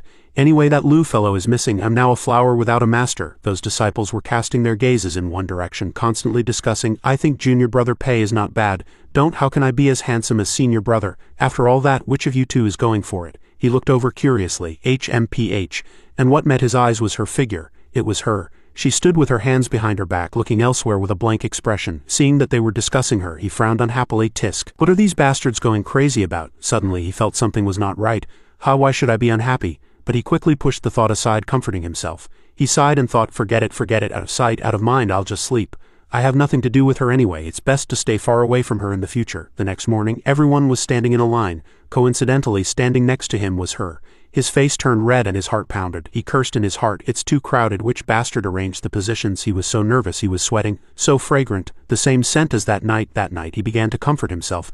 Tisk, she's just a little prettier. Standing close is standing close, what's the big deal? Tisk, our hands touched. Hanli, get a grip, suddenly someone shouted. Wow, look. After speaking, the person pointed to the front. It's the people from the Clear Void sect. In front of them, people from other sects were walking over. Ancestor Li and the disciples went to greet the various sects, and a senior uncle spoke. The people from the other sects are here, pull yourselves together.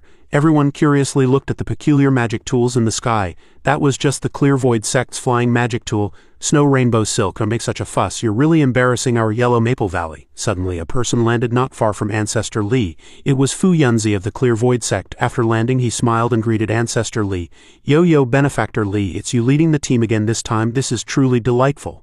And Ancestor Li said with some anger, Fu Yunzi, it's you again. As soon as he finished speaking, the two began to bicker. HMPH, what, you stinky Taoist can come, and I, Li, cannot? How could that be? It seems brother Li still remembers our last match. It was all your cunning tricks that cheated my essence away. Great hero Li is still thinking about that bit of essence. Besides, you win some, you lose some. If you have to blame someone, blame yourself for being less skilled. What did you say? How about we have another match? The disciples of Yellow Maple Valley looked on helplessly, thinking, so they're friends. To ease the tense atmosphere, Fu Yunzi smiled and said, Benefactor Li, don't be angry. This time this humble Taoist has brought another treasure that can make up for your loss last time. Hearing this, not only did Ancestor Li not calm down, but he became even angrier, scolding him, do you think I'll fall for your tricks like the last 2 times? I'm not betting with you. Seeing that he didn't believe him, Fu Yunzi spread his hand, revealing an inner core, and said, no way, you don't want this either? Ancestor Li immediately reached out to take it, saying, this is the inner core of a bloodline flood dragon. Impossible. The bloodline flood dragon is very difficult to catch, let alone preserving its inner core. It must be fake. To prove the inner core was not fake, the two made a deal. A monk does not lie. How could this be fake? This thing is of extraordinary significance to the benefactor's silver-armored flood dragon. Are you betting or not?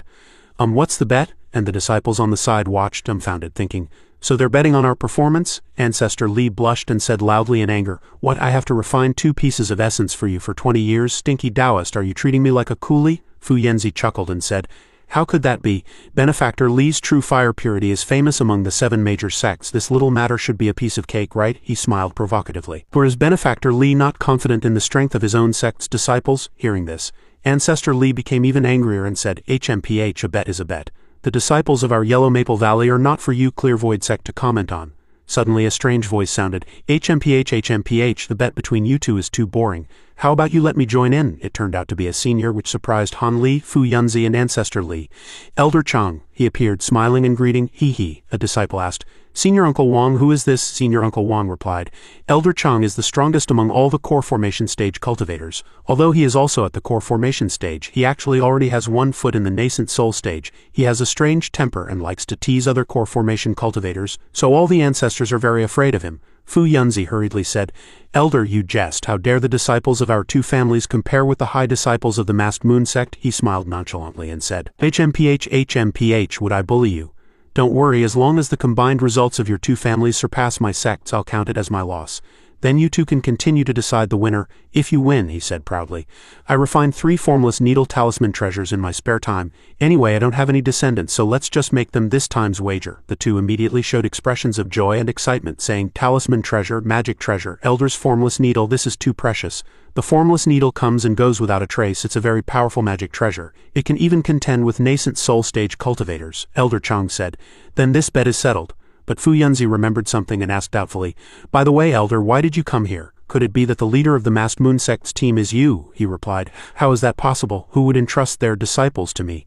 I just came to see if the other sects have any impressive new disciples. Looking at the group of disciples standing beside him, he said with disdain, HMPH, not a single one looks decent, all ordinary goods, nothing outstanding. Elder Chang said clearly, actually, if there were really disciples with outstanding aptitude, they would have been treated like treasures by you, right?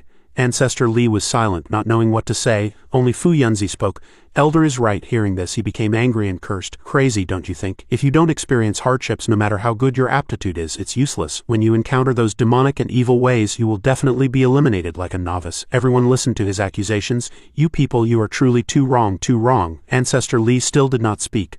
Only Fu Yunzi said humbly, yes, what Elder says is all correct. Benefactor Li, don't forget our bet. Time passed and the other sects all arrived. The Clear Void sect had already begun a full mobilization. The people of the Clear Void sect cheered, wow wow, go Clear Void sect. Clear Void sect is number one. Bring glory to the Clear Void sect. Ancestor Li was not to be outdone and solemnly instructed his disciples. I know you must feel that betting on your lives is disrespectful to you, but I, Li, have never made excuses. I will tell you very clearly, this is the true face of the cultivation world. The disciples listened to his words in surprise.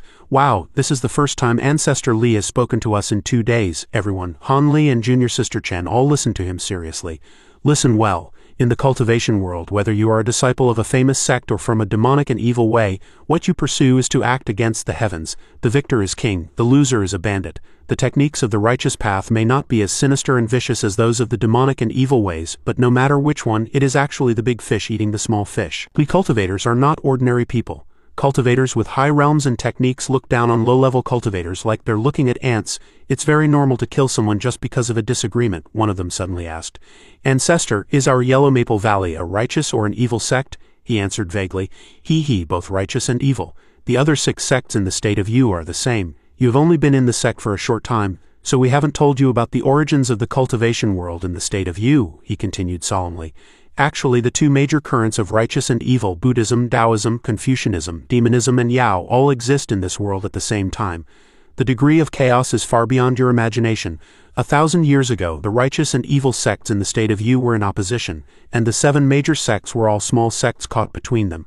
But later, the righteous and evil sides had a very tragic great war and their strength was greatly damaged. Our 7 major sects took the opportunity to join forces and eliminate them, and drove them out of the state of Yu, so the techniques you learn have both righteous and evil elements. We established our sect like this. The cultivation world is actually very dark, bloody, specializing in killing people for treasure and even wiping out clans and sects. Sigh with these words, I don't know how many of you will be able to survive a few days later and truly comprehend them. Ancestor Li regained his spirits and said, alright, let's get down to business. This bet is very important to me, and the disciples who help me win will be heavily rewarded, and the disciple with the greatest contribution I will take as my disciple after they reach foundation establishment. Everyone thought in surprise. What, you can become a disciple of a core formation stage ancestor? What does that mean? Seeing Junior Sister Chen's flushed and excited face, Han Li next to her also thought helplessly, she's too excited, it's no wonder, she doesn't have a foundation establishment pill anymore, so she must fight for it. Han Li said righteously, that selfish guy. Wasn't her foundation establishment pill taken by you? And Han Li's true nature also spouted nonsense. I took senior brother Lu's foundation establishment pill. Everyone was excited and thrilled by those promises. Wow wow oh, go Yellow Maple Valley. Yellow Maple Valley is number 1. Hoo. Seeing this scene, Han Li sighed on the side. Sigh, why are these people so excited? For me, as long as I get the main herbs and keep my life, the results have nothing to do with me. As for some core formation stage master, whoever wants to be his disciple can go ahead, I don't care. At the same time, a boat flying in the sky appeared, and everyone looked up at the same time. Look, it's the Heavenly Moon Divine Arc. The people from the Masked Moon sect are here. As the Green Jade treasure boat landed, the people from the Masked Moon sect also arrived. There were both men and women on the boat with happy expressions, talking and laughing. Those charming female disciples made the Taoists below watch with fascination. As expected of the Masked Moon sect, which advocates the art of dual cultivation, everyone likes to see beauties. Wow oh, a man and a woman from the Masked Moon sect also spoke about the scene. What are you looking at? Seeing them infatuated with those beautiful girls, Han Li thought, Tisk, this is not good. The female disciples of the Masked Moon sect are so beautiful the other sects will lose by a third before the fighting even begins, right? Not long after, the other sects also appeared, one after another. Among them, the most eye-catching were the Giant Sword sect and the Spirit Beast Mountain. A total of 4 more sects appeared. Saber Transformation Dock, Heavenly Imperial Fortress, Giant Sword sect, and Spirit Beast Mountain. In the crowd, Han Li recognized a person. That's Han Yunji. She also discovered Han Li. He suddenly remembered, and she thought, isn't that the woman who bought my Jinju brush at Tainan Valley last time? She became a disciple of Spirit Beast Mountain. The two looked at each other and smiled. You succeeded too. That's great. Suddenly, a person who came with her became angry after discovering Han Li. HMPH. He put on a fierce look to scare him, which surprised him. What, he saw me? Han Li was not to be outdone and put on a provocative look which made him furious. Naya. Seeing that person watching her like a guard, Han Li felt sorry for her. Being watched so closely by such a guy, it seems that girl is not having a good time. Forget it. I don't want to make the girl suffer anymore. Otherwise I could anger him to death before even entering the Forbidden Land. The 7 major sects were all assembled, and everyone cheered together. All the sects are here, let's go. The desolate mountains at the border of the state of Yu and the state of Yuanwu. Everyone asked doubtfully. We're here, is this the Forbidden Land? Looking at the surrounding earth and stones, everyone couldn't help but sigh. No way, isn't this just a pile of dirt? This doesn't look like a place that can produce the spiritual treasures of heaven and earth, a person commanded. Everyone shut up. There was someone asking a man with a long scar on his face to use his divine power to create a stone sword made of mud. The people present all cried out in surprise. Wah, transforming mud into stone, so amazing. He threw the stone sword to a place and the sword hit something and shattered into pieces. There was a blue light around it. Everyone and Han Li were very surprised. Wow, what's that? Countless wind blades whistled, forming a wall impenetrable to wind and rain, covering the entire sky, endless, not knowing where it extended to. Everyone was dumbfounded, not knowing which ancient cultivator with great divine power could have set up such a powerful formation. The mountain-protecting formation of Yellow Maple Valley was like a child's toy compared to it. After that, every 2 hours, the master from the giant sword sect would use his sword to break the formation. Testing the strength of the Forbidden Land, the disciples were already scared out of their wits. Listening to the instructions, they rested on the spot. As the time was not yet right, when the sword finally passed through the formation, the entrance to the Forbidden Land was opened. The man with the scar shouted that the time had come. And Ancestor Li immediately responded. Ancestor Li used his divine power, something appearing from his hand. Everyone go. Don't waste this heaven-sent opportunity. As for Fu Yunzi, he spat a beam of light from his mouth, and inside it was a sword. The 7 major sects gathered together, using their divine power to open the Forbidden Land. Looking at the precious magic treasures, the disciples were secretly impressed. Wah, those are the ancestors' magic treasures. The 7 magic treasures connected to the wind wall. Although their power was astonishing, it was very draining. It took a long time to push back the wind wall bit by bit. After 3 or 4 hours of intense effort, the way to the Forbidden Land was finally opened. One of them said, "Look, it's open." Fu Yunzi immediately turned back and said, "Quick, we can't hold it for long." Everyone replied, yes, let's go, this way. Han Li also followed the crowd and flew into the Forbidden Land. This time it had truly begun. Looking at the dark entrance to the Forbidden Land, he thought, ahead is the Forbidden Land. Once inside, everyone will immediately become sworn enemies. Even fellow disciples from the same sect cannot be trusted. Han Li made up his mind, I must survive. I must get the main ingredients for the Foundation Establishment Pill, Blood Forbidden Trial. Here I come. Inside the Forbidden Land it was desolate. The ground was decaying, the lake water was murky, and a strange smell assaulted the nostrils, unconsciously instilling fear in people. The deeper one went, the closer they got to the center of the Forbidden Land, all of it shrouded in a layer of unknown mist. Day or night, the sky of the Forbidden Land was the most dangerous place, where ferocious demonic beasts roamed freely. Han Li appeared in the Forbidden Land but used the invisibility art, making his body blurry. He nervously looked around. It was just as the information had described. Upon entering, one would be randomly teleported to a certain location in the Forbidden Land. My position should be on the edge of the Forbidden Land. Good, at least I wasn't teleported to a place of certain death. There shouldn't be anyone else around. The best place nearest to me should be the Black Dragon Pool on the way to the center of the Forbidden Land. The cold smoke grass there can be exchanged for sect rewards, and there are only low-level demonic beasts, the ice toads, nearby. Han Li walked cautiously, carefully maintaining the invisibility art along the way. Encountering low-level demonic beasts now is better than encountering other people. He walked on and soon reached the Black Dragon Pool, a lake in this dangerous forest. A person appeared by the lake, cautiously walking towards the cold smoke grass, but he discovered someone was there. The man became alert and shouted, "Come out, I see you. No need to hide anymore." After seeing no one appear, the man paced around and said, "If you're still playing tricks, I won't be polite. Come on out, you pathetic thing." No one made a sound. The man sat down defensively, looking left and right, thinking to himself, "It seems there's really no one." Suddenly a sound came from that direction.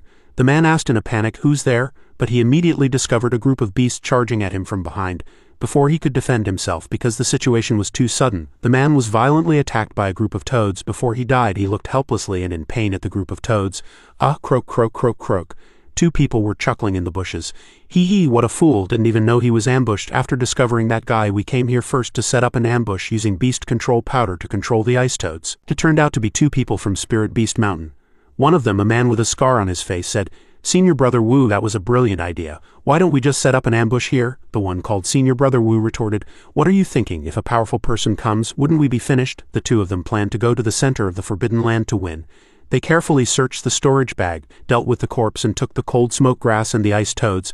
"Let's go quickly. This damn place is too remote. It's better for us to go to the center of the Forbidden Land and fish in troubled waters." From a place where he wasn't discovered, Han Li watched the two walk away, sighing to himself and casting the chi concealment art. "That was close.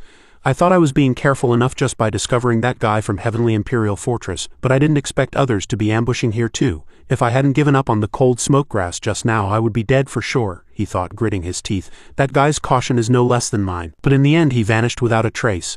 I don't know if this trip to the Forbidden Land was the right decision. It seems if I take 2 foundation establishment pills, I might successfully establish my foundation. I wouldn't have had to come here to take this risk at all. If I die, Han Li's mind was in turmoil, hesitating, not daring to move forward. If I just hide here, maybe I can survive until the end. Dark currents were still surging in various parts of the Forbidden Land while time here seemed to have frozen. An hour later, Han Li finally set off for the center of the Forbidden Land. The two people from before were plotting their scheme. HMPH, release the 5-colored swan. If anyone passes by here, Han Li's choice allowed him to escape disaster. Han Li was wary of Spirit Beast Mountain's methods, so he chose to take a detour. It was also because of this suspicion that Han Li escaped disaster. Time gradually passed, and killings occurred one after another throughout the Forbidden Land. But Han Li chose to overcome his fear and continue forward into the forest at the foot of the mountain. Even so, he couldn't escape the threat of life and death. Han Li came to a place with 2 corpses. He looked at his fellow sect member and thought, a fellow disciple from Yellow Maple Valley. Looking at the other person lying there, dead with his eyes open, this is someone from the Giant Sword sect. He ignored that person, stepped over him, and looked around very vigilantly. The senior brother seemed to be at a disadvantage, and used a sneak attack at the last moment. The weapon must be that roll of transparent thread. His opponent was also very powerful. Even after his head was cut off, he could still use his last breath to stab the other to death. "Sigh, fellow disciple, I mourn for you. Rest in peace." He sat down and searched, fumbling for the storage bag. "Your storage bag, I will definitely put it to good use for you. Later I will use that guy's storage bag to avenge you."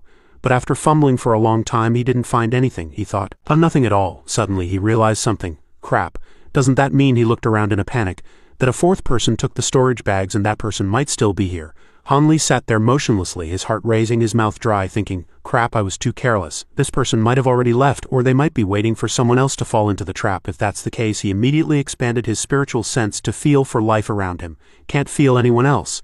It seems the other person also used the chi concealment art. Time was passing, but he was still sitting there thinking, if there really is someone, they must have felt my spiritual sense and they must know that I've discovered them. Since that's the case, they probably won't make a move rashly. Could it be that I'm just scaring myself? Then he stood up, observed the surrounding forest, and finally left the place quickly. And in the distance, the figure of a young girl was approaching. She watched Han Li's retreating figure, secretly evaluating his abilities. HMPH, bold and meticulous, not bad, but his magic power is a bit weak and his aptitude is a big problem, no potential. If he can make it out of here, he might be a genius worth cultivating. She watched him leave, muttering to herself, this escaping movement technique is also a secular lightness skill, and it's not weak. How interesting. Forget it, I'll let him go this time. Then she promised that if she saw him again he wouldn't escape so easily, and then left using her divine power. Kid, the next time I see you, you won't escape so easily. This is the central area of the Forbidden Land. The further one goes, the more ferocious demonic beasts and ancient restrictions will appear, along with spiritual herbs of heaven and earth. Their power is very strong, comparable to disciples at the peak of foundation establishment. Moreover, even if disciples from the various sects wanted to kill the demonic beasts, they would be eliminated by various restrictions. The demonic beasts here are nourished by the spiritual energy of heaven and earth. They coexist with the spiritual herbs and can't be all killed, so everyone has always hesitated just outside the center of the Forbidden Land. The closer to the center of the Forbidden Land, the more frequent the deaths. More and more disciples from various sects gathered, organizing large-scale duels outside, all just to prevent the other side from entering the Forbidden Land and snatching the spiritual herbs. While disciples from other sects were fighting each other to the death under a certain sky, Han Li was walking forward cautiously but encountered the greatest crisis since entering the trial. Han Li encountered someone from Heavenly Imperial Fortress. He was blocking his path. He thought, damn it, how did I get discovered? I didn't expect that after being so careful I was still ambushed by others. Watching him stand there with his arms crossed smugly, he thought, and I'm even being attacked from both front and back. This guy is from Heavenly Imperial Fortress. His power is at the peak of the 13th layer. And he looked at him, looking very proud. HMPH, surrounded and ambushed by 2 people, he thought with difficulty. The one behind is from Spirit Beast Mountain. And even if he's from Heavenly Imperial Fortress, why would he be working with someone from Spirit Beast Mountain? The person from Spirit Beast Mountain spoke first. Junior brother Yan, don't make a move. It turned out to be the person he had met outside earlier. Why did it have to be him, a Spirit Beast Mountain disciple? 13th layer cultivation. He smiled viciously and said, I have a grudge against him. I want to tear him apart myself, the person from Heavenly Imperial Fortress instructed. As you wish, but be careful. Don't almost die like last time. If you're finished, there'll be no one to drink with me, he replied. Don't worry, last time was just an accident. To deal with this rookie, I only need to use half my strength. And Han Li listened to these two chat, thinking grimly. So these two are friends, but for them to be able to teleport to the same place. That's too lucky, so unfair. Han Li didn't know that by using a high-grade spirit fusion talisman, there was more than a 50% chance of being teleported to the same place in the Forbidden Land. Although the cost was not small, once successful, their combined strength would be greatly enhanced. These two had no intention of finding spiritual herbs for their sect, but instead wanted to team up to kill and plunder in the blood-forbidden trial. Han Li cautiously stepped back to avoid being at a disadvantage. First, I can't be attacked from both sides. It seems I have to use the Heavenly Thunder Bead. I'll take care of one first. After thinking, he immediately took out the Heavenly Thunder Bead. And him, the person from Spirit Beast Mountain, also walked forward, taking down a storage bag and smiling. Hee, and he thought cautiously. Wearing a straw hat, this will be tricky, right? Got it. He smiled smugly. Kid, outside the Forbidden Land you dared to provoke me and even flirt with that slut. Now pay for it with your life, and he denied flirting. I didn't, he said in surprise. What? He answered coldly and indifferently. I remember I just made a face at that slut. He tried hard to hold back his anger and roared. What did you say? He was very angry and rushed over quickly. Smelly kid, Han Li shouted. I'll kill you. And the other person smiled contemptuously. Kid, you're dead for sure. Suddenly, Han Li threw the Heavenly Thunder Bead at him, making him very surprised. What? What Han Li threw at him was the Earth Prison Art. He painfully, aha, this rookie actually has a high-grade Earth Prison Art talisman. Seeing that the magic tool he used was effective, he thought happily. Success. Next, he immediately flew towards the other person. Seeing this, he warned, oh, good. Junior brother Yan, be careful. The other person also saw him rushing towards him in a panic. Why is he coming for me? Oh damn it, what kind of movement technique is this? His movement was very fast, making him panic, too fast, but it doesn't matter, he's still 8 or 9 jong away from me. I'll mark him first, then kill him. Just then, Han Li waved his hand. He asked in confusion, what does he mean by waving? While he was still confused, his head had already been cut off by Han Li. The person trapped in the Earth Prison Art saw his junior brother die and roared loudly. Ah, junior brother Yan, that guy's head fell off, blood splattering everywhere, and he stood there coldly saying farewell. That sharp gaze was very terrifying. The harvest from the cliff is quite good. Looking at the golden thread in his hand, he secretly gave thanks. This thread only requires a little spiritual energy to control. It's both flexible and sharp. Senior brother, thank you. There's still one more to kill. He looked at him coldly. All right, one left. He was trying hard to break the Earth Prison Art, roaring as he did, bastard, when I get out I'll kill you. But the Earth Prison Art didn't crack at all. He was still angrily trying to break it. I will pull out your bones one by one and then chop you, you bastard, into several pieces. And Han Li stood in one place watching him grimly. The Earth Prison Art won't last long. I can't wait for him to get out before fighting. By then, even if I win, I'll be killed by others because I've exhausted my spiritual energy. He took out the golden brick talisman thinking, I'll finish him off cleanly. And he was still trying to break the Earth Prison Art. Break for me, harder, go. But the Earth Prison Art still didn't budge, making him furious. How can this be? Damn it! Suddenly a golden light flashed, catching his attention. Seeing this magic treasure, he was very surprised, mixed with panic. A talisman treasure? The moment the golden light cover of this talisman treasure shone down, the guy in the straw hat's face turned pale. Just as his panicked face was looking at the talisman treasure beside him, Han Li's face also turned pale from the talisman treasure. Hey, what the hell is this? Because the talisman treasure was continuously absorbing his magic power. What's wrong with this thing? It's frantically absorbing my magic power. I'm done for. I was tricked by the 10,000 treasures pavilion. What kind of treasured talisman is this? It's clearly a bloodsucker, a deadly one. No, this is not good. If this continues, I'll be drained dry. Just then, the talisman treasure stopped absorbing his magic power. How it stopped? It sucked a third of my magic power and then stopped. He looked at the talisman treasure in the sky, thinking, did I regain control? After regaining control of the talisman treasure, he immediately seized the moment. Can't miss this opportunity. Go. The talisman treasure flew towards his location, making him scared but helpless. Just as it got close to him, the talisman treasure suddenly grew larger and burned him to death with its extremely strong light. Han Li said coldly, die, he shouted in pain. Then blood spurted from his body, splattering everywhere. In another place, a person from Saber Transformation Dock was cut down. Another person, also a disciple of Saber Transformation Dock named Shower, was fearfully on the ground. I won't fight you anymore, please spare me, the attacker asked coldly. Will you end it yourself or should I do it? This person looked very strong. He said in a low voice, if you end it yourself I can leave you with a whole corpse. Shower cried his eyes out, gritting his teeth and saying, You? Unwilling to accept his defeat, he flew up and cast a spell. Then you go to hell, that person said fiercely. Stupid. Then Shower was immediately cut in half by him, blood splattering everywhere, a very terrifying sight. Elsewhere another battle was taking place. Two people from the masked moon sect were fighting each other. The girl begged for mercy in a sorry state. "Senior brother, please spare your little sister. I am willing to serve you for a night," just as she finished. She was immediately killed by a fellow disciple. "Ah," he said contemptuously. "Slut, you think you can bewitch me, Tianya, with such a vulgar display." There were battles and many corpses all over the Forbidden Land, corpses of low-level beasts. Everyone fled in a sorry state, panicked on the first day in the Forbidden Land. As the first night was about to fall, the entire Forbidden Land welcomed the first climax of slaughter in the trial. Powerful figures appeared one after another, beginning the operation to clear out the weak. There were three types of disciples participating in the trial.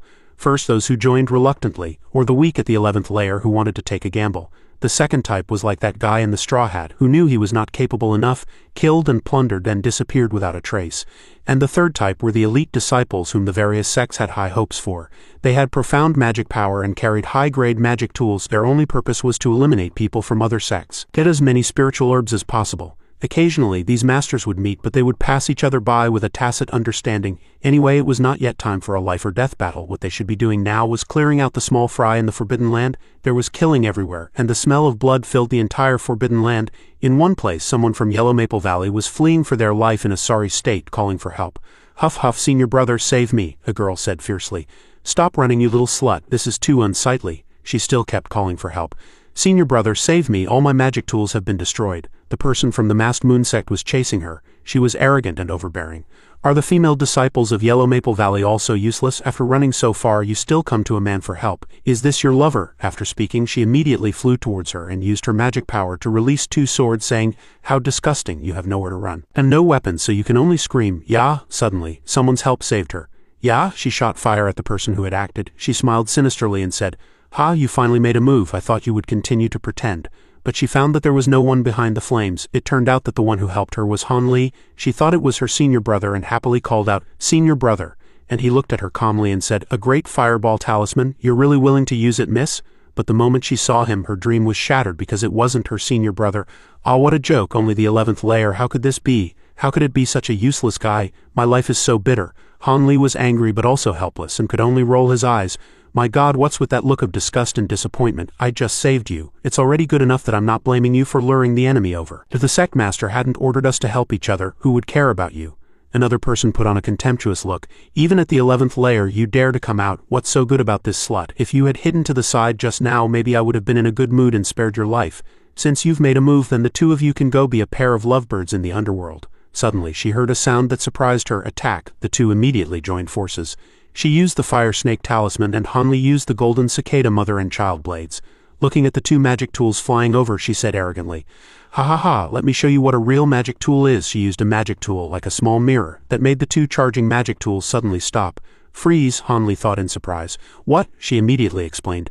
"Junior brother, don't worry. Her magic tool can only fix one place at a time and only for half an hour each time," he said. "That's easy to deal with," but she added in a panic, "However, she is a descendant of an elder from the masked moon sect and has many strange magic tools." He thought angrily, "Can't you just say it all at once? How can you tell people not to worry like this?" He suddenly regretted helping. Tisk, so she's a girl with many treasures.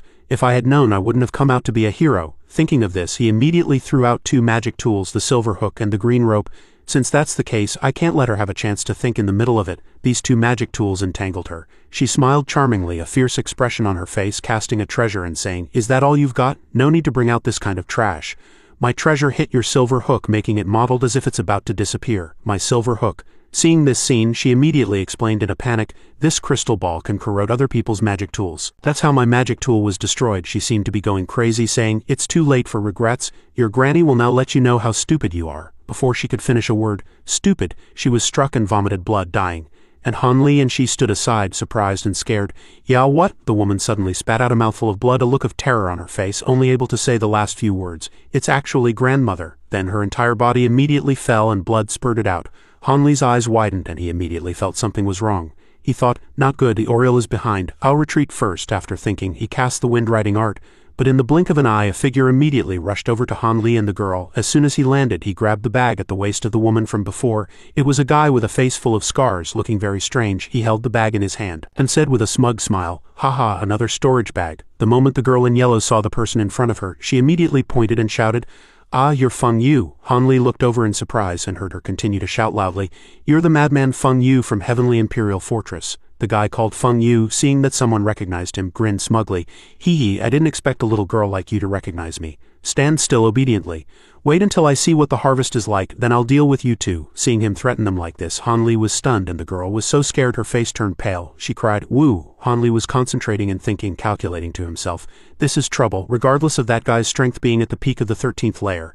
Just that small knife is a talisman treasure. He was talking about the small knife that was glinting even while lying still. Feng Yu stood in the corner busy checking his harvest, smiling smugly and saying, "These women really have a lot of stuff, what a haul." Han Li sighed inwardly. What bad luck. The woman just now was already hard to deal with and now this guy is even tougher. Did I use up all my luck on the first day? Suddenly Feng Yu noticed something, turned his head sharply, saw two glittering blue and red jade stones on the ground and immediately shouted, "Good stuff. Come here," he shouted and wanted to take the two jade stones for himself. Just as the jade stones were about to be in his hand with a whoosh, the jade stones exploded. Feng Yu was also startled by the sudden explosion. He shouted angrily, "Who did that?" The girl in yellow held her head in panic, shouting in her heart at Han Li. "Why did you provoke him?" Feng Yu was enraged and roared, "How do you want to die? Do you want me to slice you up alive or roast you with fire?" Han Li chuckled and struck a handsome pose, and said with a faint smile, "I want you to die." After hearing this, he was stunned and asked in surprise, "What?" Why was Feng Yu surprised? It should be said that whenever his name was mentioned, everyone would panic, be afraid, and shout angrily, "It's Feng Yu! Feng Yu again, damn it, that guy Feng Yu is slaughtering cultivators. Why is no one dealing with this demon? Run kid, be careful." The people of Heavenly Imperial Fortress refused to call him out, and whenever this happened, he would just grin arrogantly. "Don't worry, I won't touch those with backing. Trying to control me? Dream on. You bunch of trash. I, Feng Yu, will kill whoever I want, and whoever I want to die will die." Recalling those scenes and now hearing Han Li confidently challenge him, Feng Yu was furious, his eyes bloodshot, and he thought irritably, "It's always been me, Feng Yu, who says others will die. This kid actually wants me to die." After sizing him up again, Feng Yu thought, "He's only at the 11th layer, a piece of trash at the 11th layer says he wants to kill me, Feng Yu." He suddenly showed a creepy smile and said in a low voice, "Hee hee hee, interesting, interesting." After speaking, he immediately struck, shouting with a ferocious face, "The game of torturing you to death today will surely be very interesting." One strike went straight for Han Li's head. With a loud clang, Feng Yu's attack hit something. His small knife was blocked. The sound of the impact was very harsh, and he was a little surprised that this trash actually had a high-grade defensive magic tool. And Han Li, who had blocked that move with his shield, also had a grim face and was thinking, "It seems my guess was right. Since this shield can withstand the green flood dragon flag for a moment, this talisman treasure is a bit stronger, but it should also be able to block it for a while." He took out a golden light brick talisman treasure, and immediately decided to use it to finish him off later. At this moment there was movement over there. The two immediately turned their heads and saw the girl running away in a panic. Feng Yu immediately shouted, "Bitch, where are you running?" After being discovered, she became even more panicked and immediately started crying. Han Li cursed inwardly, "Idiot." In an instant, Feng Yu had appeared in front of her, his eyes showing a dangerous glint. With a swoosh he struck her lower abdomen. He retracted his blood-stained hand and laughed perversely. "Hee hee hee hee." The girl was killed by him in one move and fell heavily to the ground. Feng Yu licked his fingers, grinned wickedly, and said to Han Li, "HMPH, HMPH, HMPH, only you are left." He smugly said a few more words. "HMPH, HMPH, as expected, these pieces of trash are all the same. They must be scared out of their wits. People are like this once they panic. They can't use any of their abilities." Han Li remained motionless. Through his observation just now his face was grim, and he thought, "This is trouble. With this guy's speed, a golden light brick can't hit him at all." Han Li concentrated and thought, "How strange, this guy's speed. Could he also be a martial artist from the secular world? It can't be such a coincidence, right?"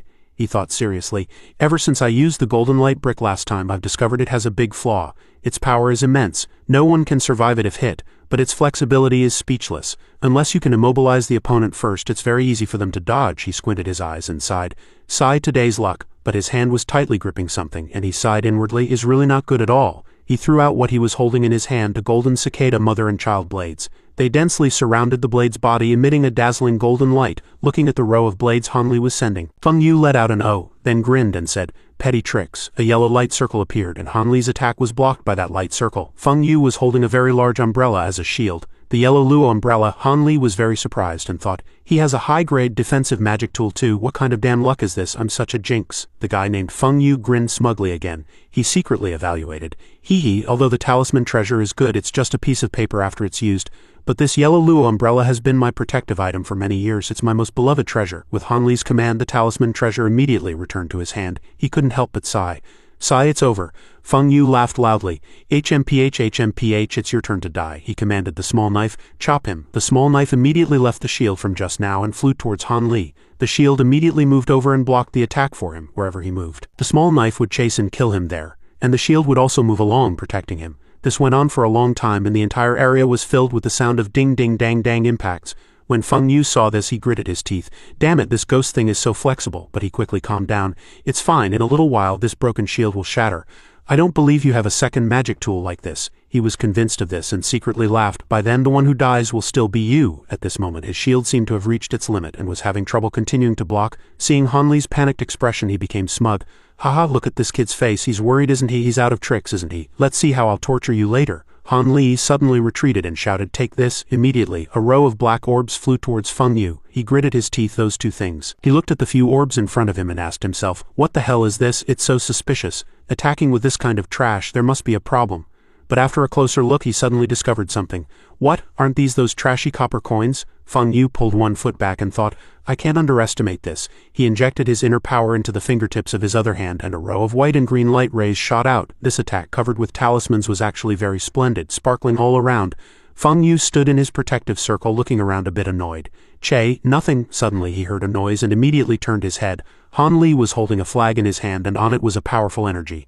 The green flood dragon flag. Feng Yu saw the flag in his hand and muttered in his heart, oh, so he was waiting for me here. This is his ultimate move. The power of this flag must be considerable. He also immediately understood that the copper coins just now were just a distraction, and he thought, idiot, you don't think I'll fall for it, do you? With the yellow Luo umbrella I don't have to worry at all. And watching Han Li holding the flag and gesturing in a proper manner, Feng Yu suddenly had a realization. I get it. This guy is also a disciple of a famous sect. Look, he has so many high-grade magic tools, he must be trying to defeat me with this flag, he continued to calculate. And he saw me kill that little girl with a background. If I let him go, he'll tell those elders and I'll be finished. Offending 2 famous sect disciples at once, I'm dead for sure. As long as I kill him, no one will know. After thinking for a while, Feng Yu made up his mind he absolutely could not let him leave here alive. He shouted, Kid, let me show you your grandpa's real high-grade magic tool. Han Li didn't say a word, just focused on making his move. He glared at him, and seeing it was the same move again, Feng Yu said with a cold smile, Ahahaha, you want to attack me with just a few copper coins? You overestimate yourself, let alone hitting me. He hadn't finished speaking when he suddenly noticed something strange about Han Li's attack this time, and he thoughtfully asked himself, why is this one so small, and it's green? With a swoosh, a dazzling green light flashed before his eyes. After the green light exploded, the surroundings immediately became a mess, and the entire space seemed to be left with only one color. Still in the same posture, Feng Yu stood motionless, his expression frozen in the shock from just now. A gust of wind blew by, and his entire body dissipated like a pile of ashes with the wind. Han Li watched quietly, and after confirming his victory, he collapsed to the ground, sighing in relief. Phew, I finally succeeded. That was too dangerous. Sigh, what a pity about my heavenly thunder bead. Forget it, it's a good thing I have his and that girl's storage bags to replenish my losses. Suddenly he thought of something in a panic. How, that's not right. Han Li looked at Feng Yu, who had already turned to ashes with only a pair of shoes left intact. A vast emptiness. He secretly shouted, where's the storage bag? He tried hard to look around, but still didn't see anything. He thought in a panic, how could there be nothing? There's really nothing, no way. Could it be that their storage bags and the treasures in their storage bags, Han Li couldn't believe his guess, were all destroyed by the heavenly thunder bead? They were truly blasted to ashes. He stood there stunned. Han Li gritted his teeth in anger. What kind of damn luck is this? I used up my life-saving treasure in just 2 days and got nothing in return. What should I do next? The more he thought, the angrier he became, and he shouted in anger, I'm so mad. Then he shot a fireball art at the remaining pair of shoes to vent his anger. The flames burned fiercely, but the pair of shoes still lay there unscathed. Han Li frowned. It's still not burned. The quality of this pair of broken shoes is quite good, just as annoying as that. Feng Yu. After muttering a few words, he turned and walked away again, sighing regretfully. What a loss, what a loss. Then he comforted himself. Forget it, it's already good enough to have survived crazy.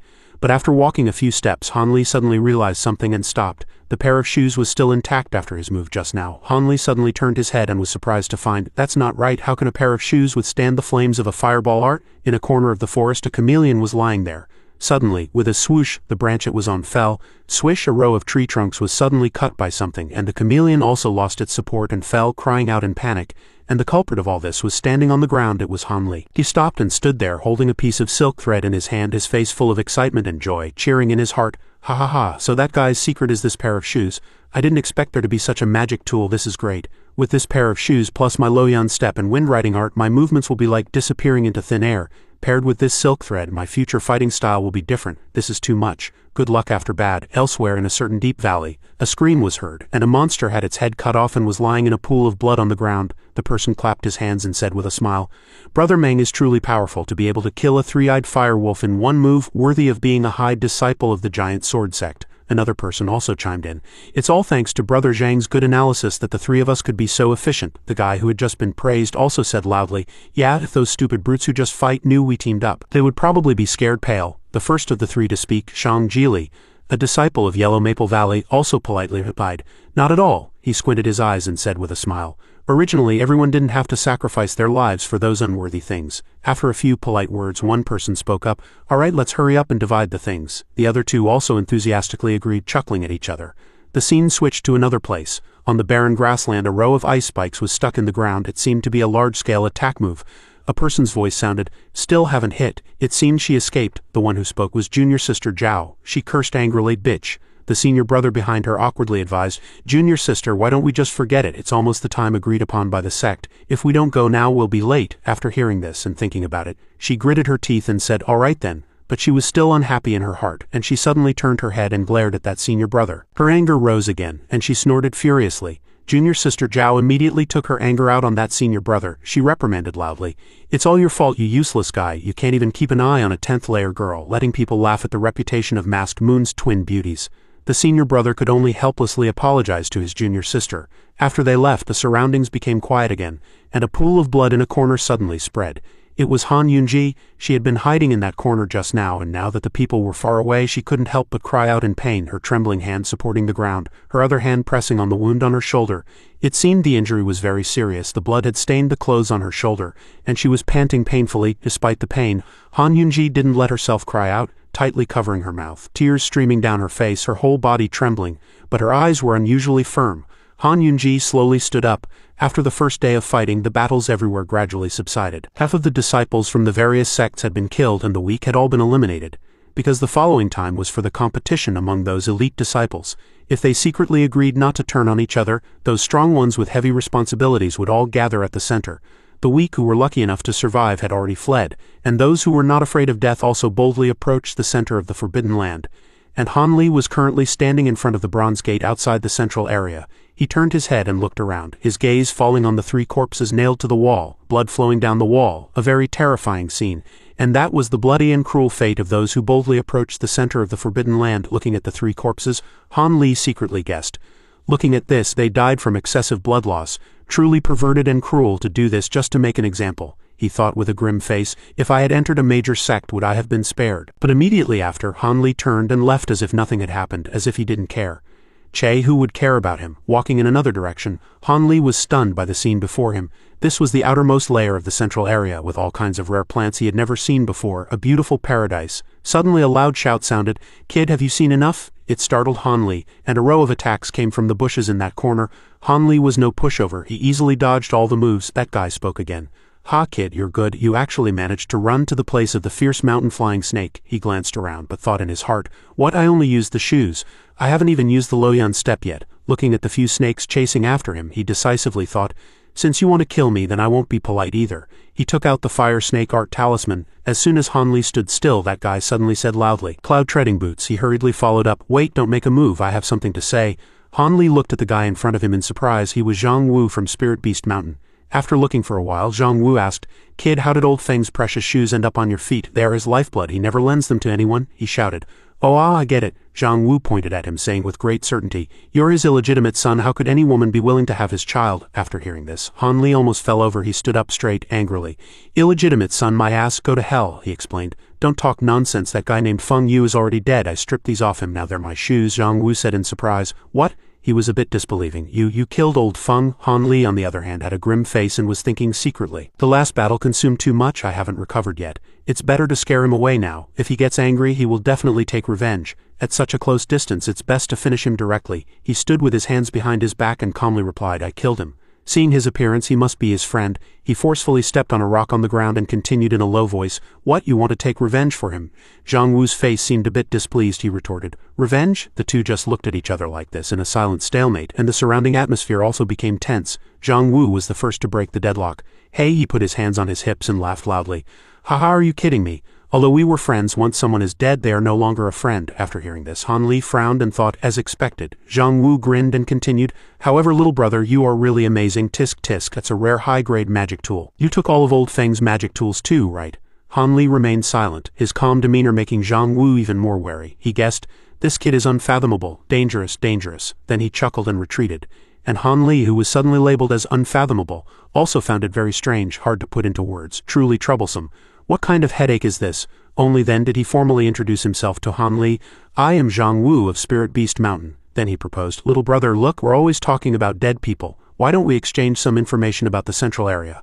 Han Li was a little surprised and smiled lightly. He grinned and said, all right then. Just like that, the two looked at each other with sharp eyes, each with their own ulterior motives, exchanging information for benefits.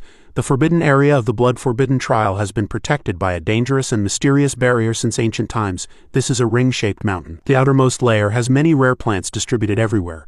There are still very few people gathering herbs there. The second layer is shrouded in a thick fog all year round, making it difficult to walk, and the highest and most central tower, which is almost the residence of the mysterious master, is isolated by a powerful restriction. For disciples like Han Li, to be able to gather spiritual herbs on the second layer and return safely is a blessing from Buddha. A long time ago, a cultivator from the masked moon sect refined the Moon Sun Treasure Pearl, a magic treasure that can shoot out a strange light that counters the fog.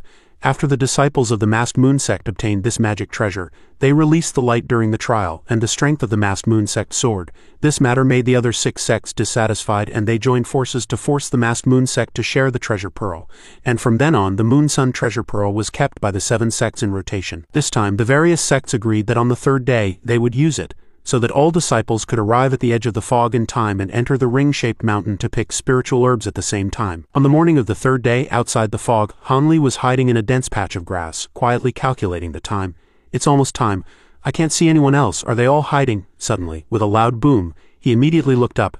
A deafening sound, a huge ball of light exploded in the sky, bringing a magnificent rain of light. They flew down, and as soon as the white balls of light fell into the fog, they immediately made the nearby thick fog roll like a flood dragon. The fog in the entire area became like an avalanche, roaring astonishingly, the whole patch of fog constantly rolling like a giant trapped beast. For the first time in his life, Han Li saw such a shocking high-grade magic treasure. And then that towering mountain range was revealed. A few figures appeared on the grass one after another, and more people appeared. When Han Li saw this, he thought, HMPH, so there are so many people hiding here. He had a grim face for a moment, then quickly decided, let's go. The most intense battle has begun, let's go. With a swoosh, his figure disappeared. Outside the Forbidden Land there was a black vortex surrounded by blue light. Fu Yunzi spoke, the Moon Sun Treasure Pearl should have been used by now, right? Ancestor Li replied lightly. The disciples of the masked moon sect this time are all young people, very strange. Fu Yunzi sighed and said, Sai, I don't know how it's going. The two looked at each other and said in a low voice, yeah, but look at Fairy Nisheng. She looks very relaxed. Could it be they have some ultimate move? After saying a few words, they both became nervous in their hearts. How strange. Elsewhere, in a cave in the central area, a gentle voice sounded. Is that long-toothed one in the pool below? The person behind immediately replied hurriedly, yes, senior sister. And this senior sister was none other than Nangangwan. A few other disciples then sincerely followed up, reporting to senior sister the high-level demonic beast inside the azure water crocodile. During the last few herb-gathering trips, a disciple of our sect died here. Fortunately, another disciple recorded this matter. Nangangwan replied lightly. She instructed. I will lure it out later. You guys use the newly practiced Mo-Yang traction art. The killing power of a foundation establishment disciple is considerable. With your combined efforts, it shouldn't be a problem to kill this demonic beast. Then we will enter this demonic beast nest. We'll sweep clean all the spiritual herbs that no one dared to go down and pick before. The disciples quickly replied in unison, yes. Nangangwan took off her veil and blew out a small ring of fire. The ring of fire quickly grew larger, burning fiercely, looking very powerful. Looking at this amazing ring of fire, the disciples exclaimed in admiration, wow, it has such a great deterrent effect even before it's used, as expected of a real magic treasure.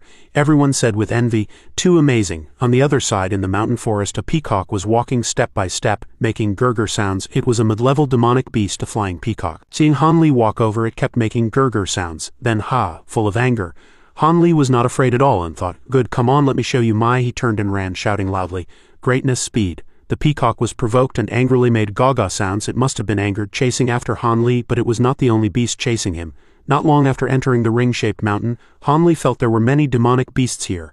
After a few battles, Han Li realized that if he continued to fight like this, his spiritual power would be completely insufficient.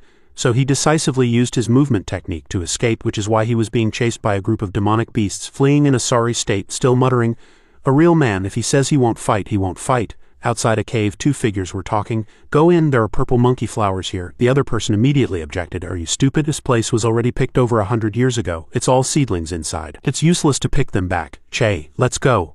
Time gradually passed, and another figure appeared in front of the cave just now. It was Han Li. He looked at the cave in front of him and thought, I've arrived. The purple monkey flowers are inside. He held a glowing stone in his hand and walked into the cave, silently thinking, I came this time because I need seedlings that others don't need. What I have to do is avoid conflict, collect the seedlings as soon as possible, and then use this little thing to ripen them after I get out. I heard from Senior Uncle Ma that these seedlings can only live for 1 or 2 years after leaving the Forbidden Land, which is enough time for me to ripen it several times. There was light coming from the front, and he softly exclaimed, Green light, there it is. An expression of excitement and happiness couldn't help but appear on his face, smiling, thinking, Come on, my little flower. Just as he peeked in, and before he could see the flower he wanted, the first thing that met his eyes was a huge, coiled demonic beast.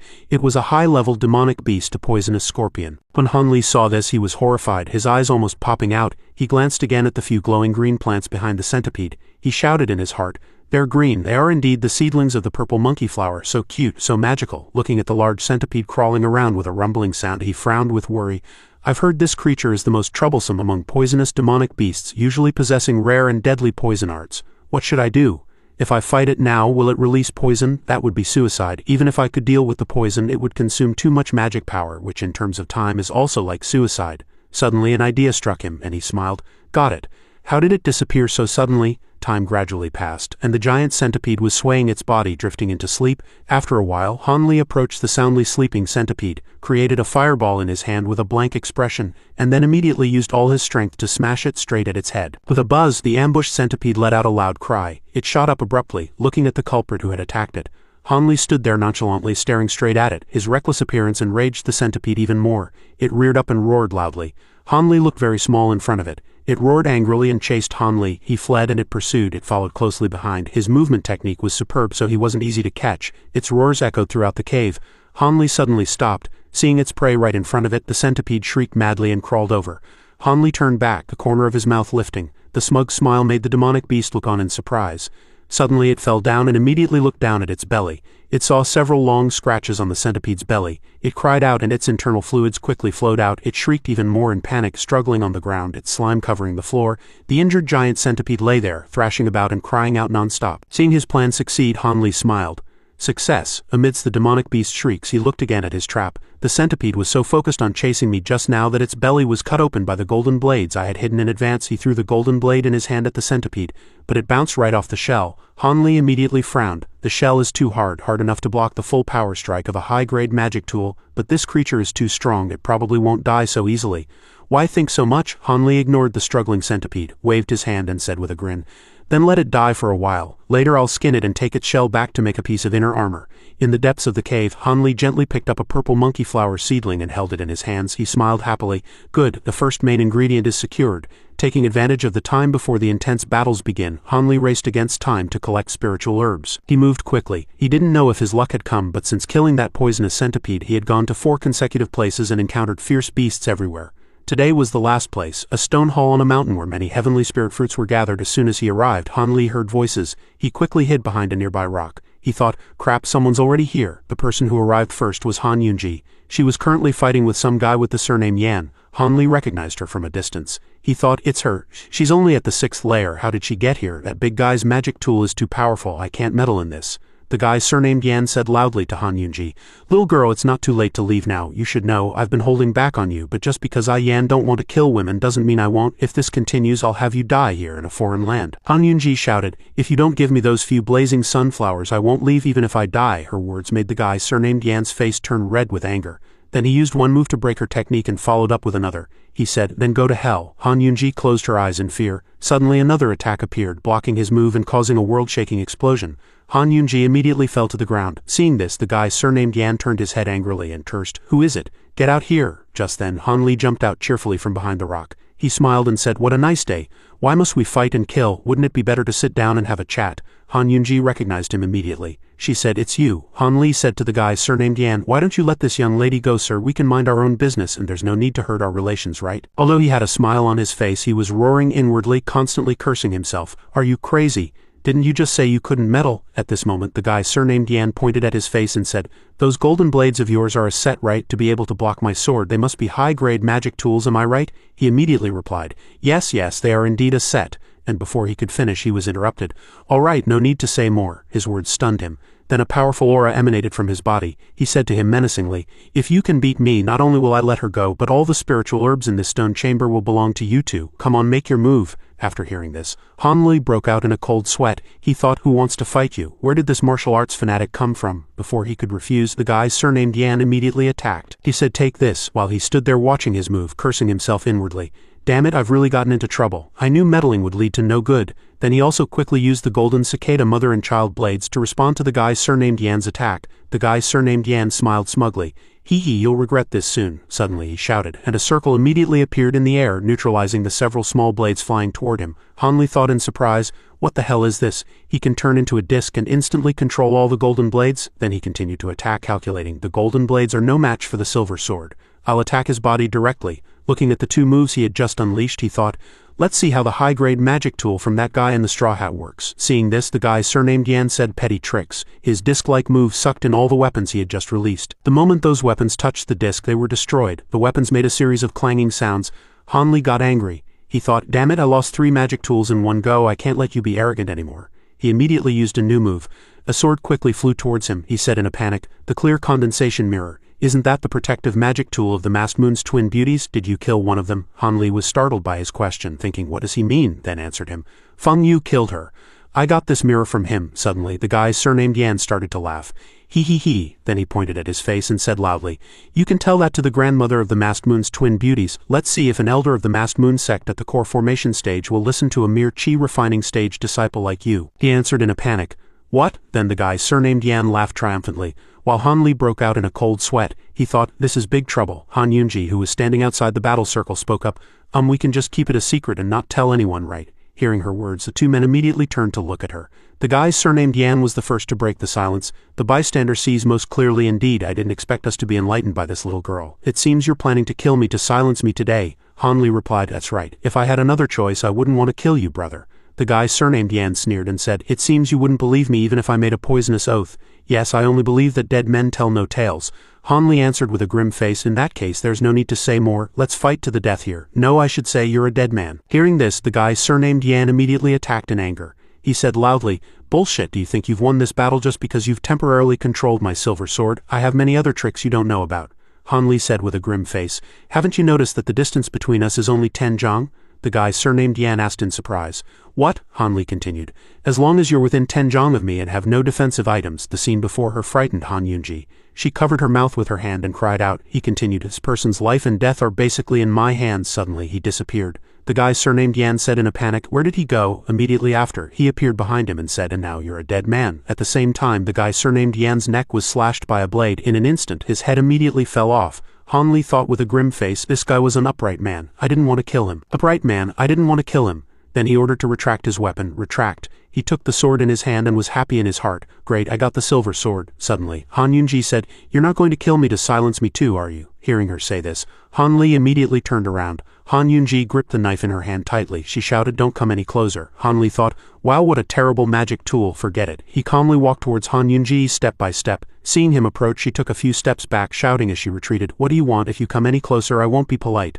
Han Li covered the smile at the corner of his mouth with his hand and asked, "Is this how you treat your savior, miss?" Han Yunji asked in surprise. "Saw savior," Han Li said at a loss. "You really have a short memory. If I hadn't saved you from his sword just now, why would I need to do this dirty work of silencing someone?" At this, Han Yunji was both shy and ashamed, her face flushing red. She let out an "ah." She lowered her head.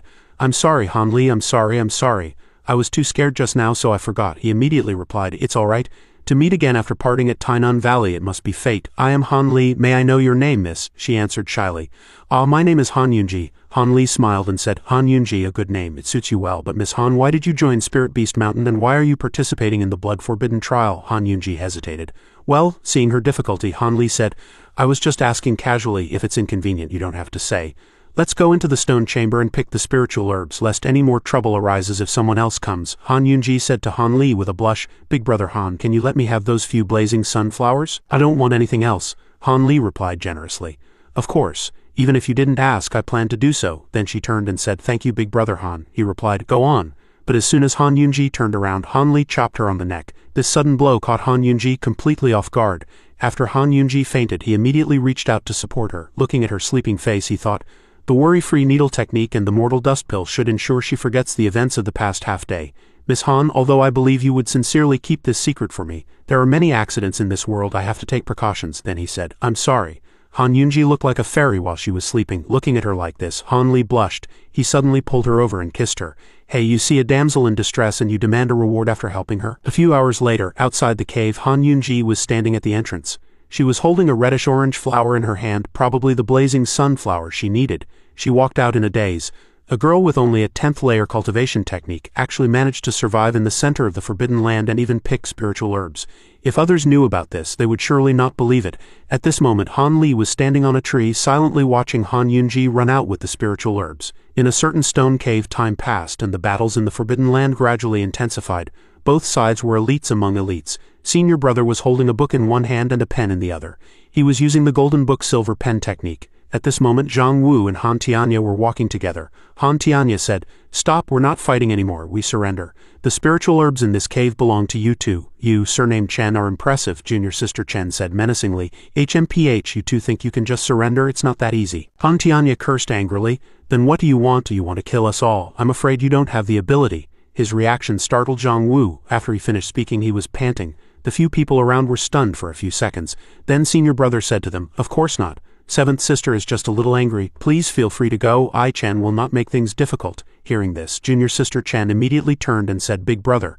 Hearing this, Han Tianya changed his attitude with astonishing speed. He said shyly, Brother Chen is indeed the eldest young master of the Chen family. His temperament is unlike a certain little girl. Then I'll take my leave." Seeing his attitude change like this, Zhang Wu looked at him, surprised and confused without saying a word. A moment later, junior sister Chen began to reproach, "Senior brother, big brother, why didn't you kill them? We could have finished them with just a little more effort." Then, senior brother said to her with a grim face, "Han Tianya and Zhang Wu's backgrounds are not comparable to ours, but they are also from famous families and cannot be underestimated. If we can't kill them, we will make enemies." Then he turned and said, "Seventh sister, I've noticed that since that time you've become a bit agitated, always wanting to take someone's life over everything." His words made her extremely ashamed.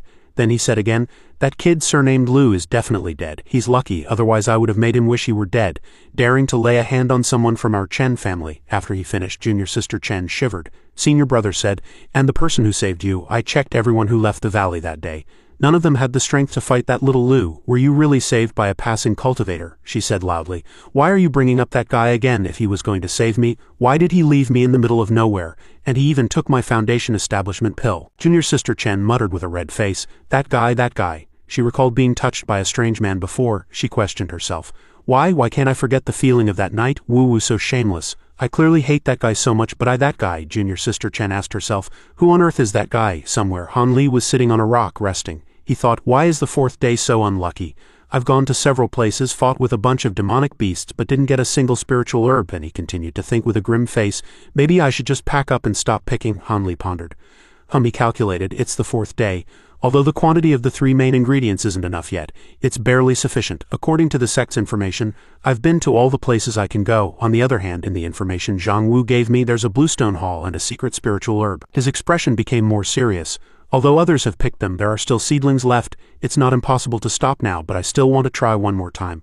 What if I run into trouble? Too hesitant. Then he thought, I should go. If things go wrong, I'll just run immediately. After thinking, he moved quickly. Somewhere on the ring-shaped mountain, Han Li was standing on a high cliff. He looked at the building in the distance, calculating to himself. This bluestone hall is too strange. The building is so large, yet it only has one small door, and I keep feeling like there's light moving on the hall. Could it be that someone has placed a restriction spell? He immediately used a small move to test it. As soon as his golden blade flew over, it was repelled. He thought, there really is a restriction. It seems this is no ordinary place, and there are no footprints on the ground. Since it's such a good place, why didn't Wu Zhang come himself? Suddenly someone spoke. This way. Han Li turned his head abruptly. He thought, how strange, I should leave here quickly. What? Nangong Wan and a group of people walked over. She spoke, this is the place. She said, it seems there's someone in this hall. Someone answered her. Someone, no one. Then she used a spiritual sense probing technique. The moment it reached the door it was nullified. Nangang Wan was immediately surprised. She said, "The restriction is so powerful, even my spiritual sense can't get through. It's truly powerful. The treasure trove here will surely not disappoint us. Enter the hall." The remaining few people said, "All right." Inside the stone hall, a small passage opened up on the floor. Several streams of air were being sucked into the passage. Han Li was already inside this stone hall. He walked down the stairs thinking as he went, "Damn it, why am I so unlucky today? Why did a group of people suddenly show up? I've consumed too much magic power these 2 days, I can't run far. If they discover me, I'm dead. There's nowhere else to go, so I have to go down the tunnel." He looked at the path ahead and said, "But the situation here isn't great either.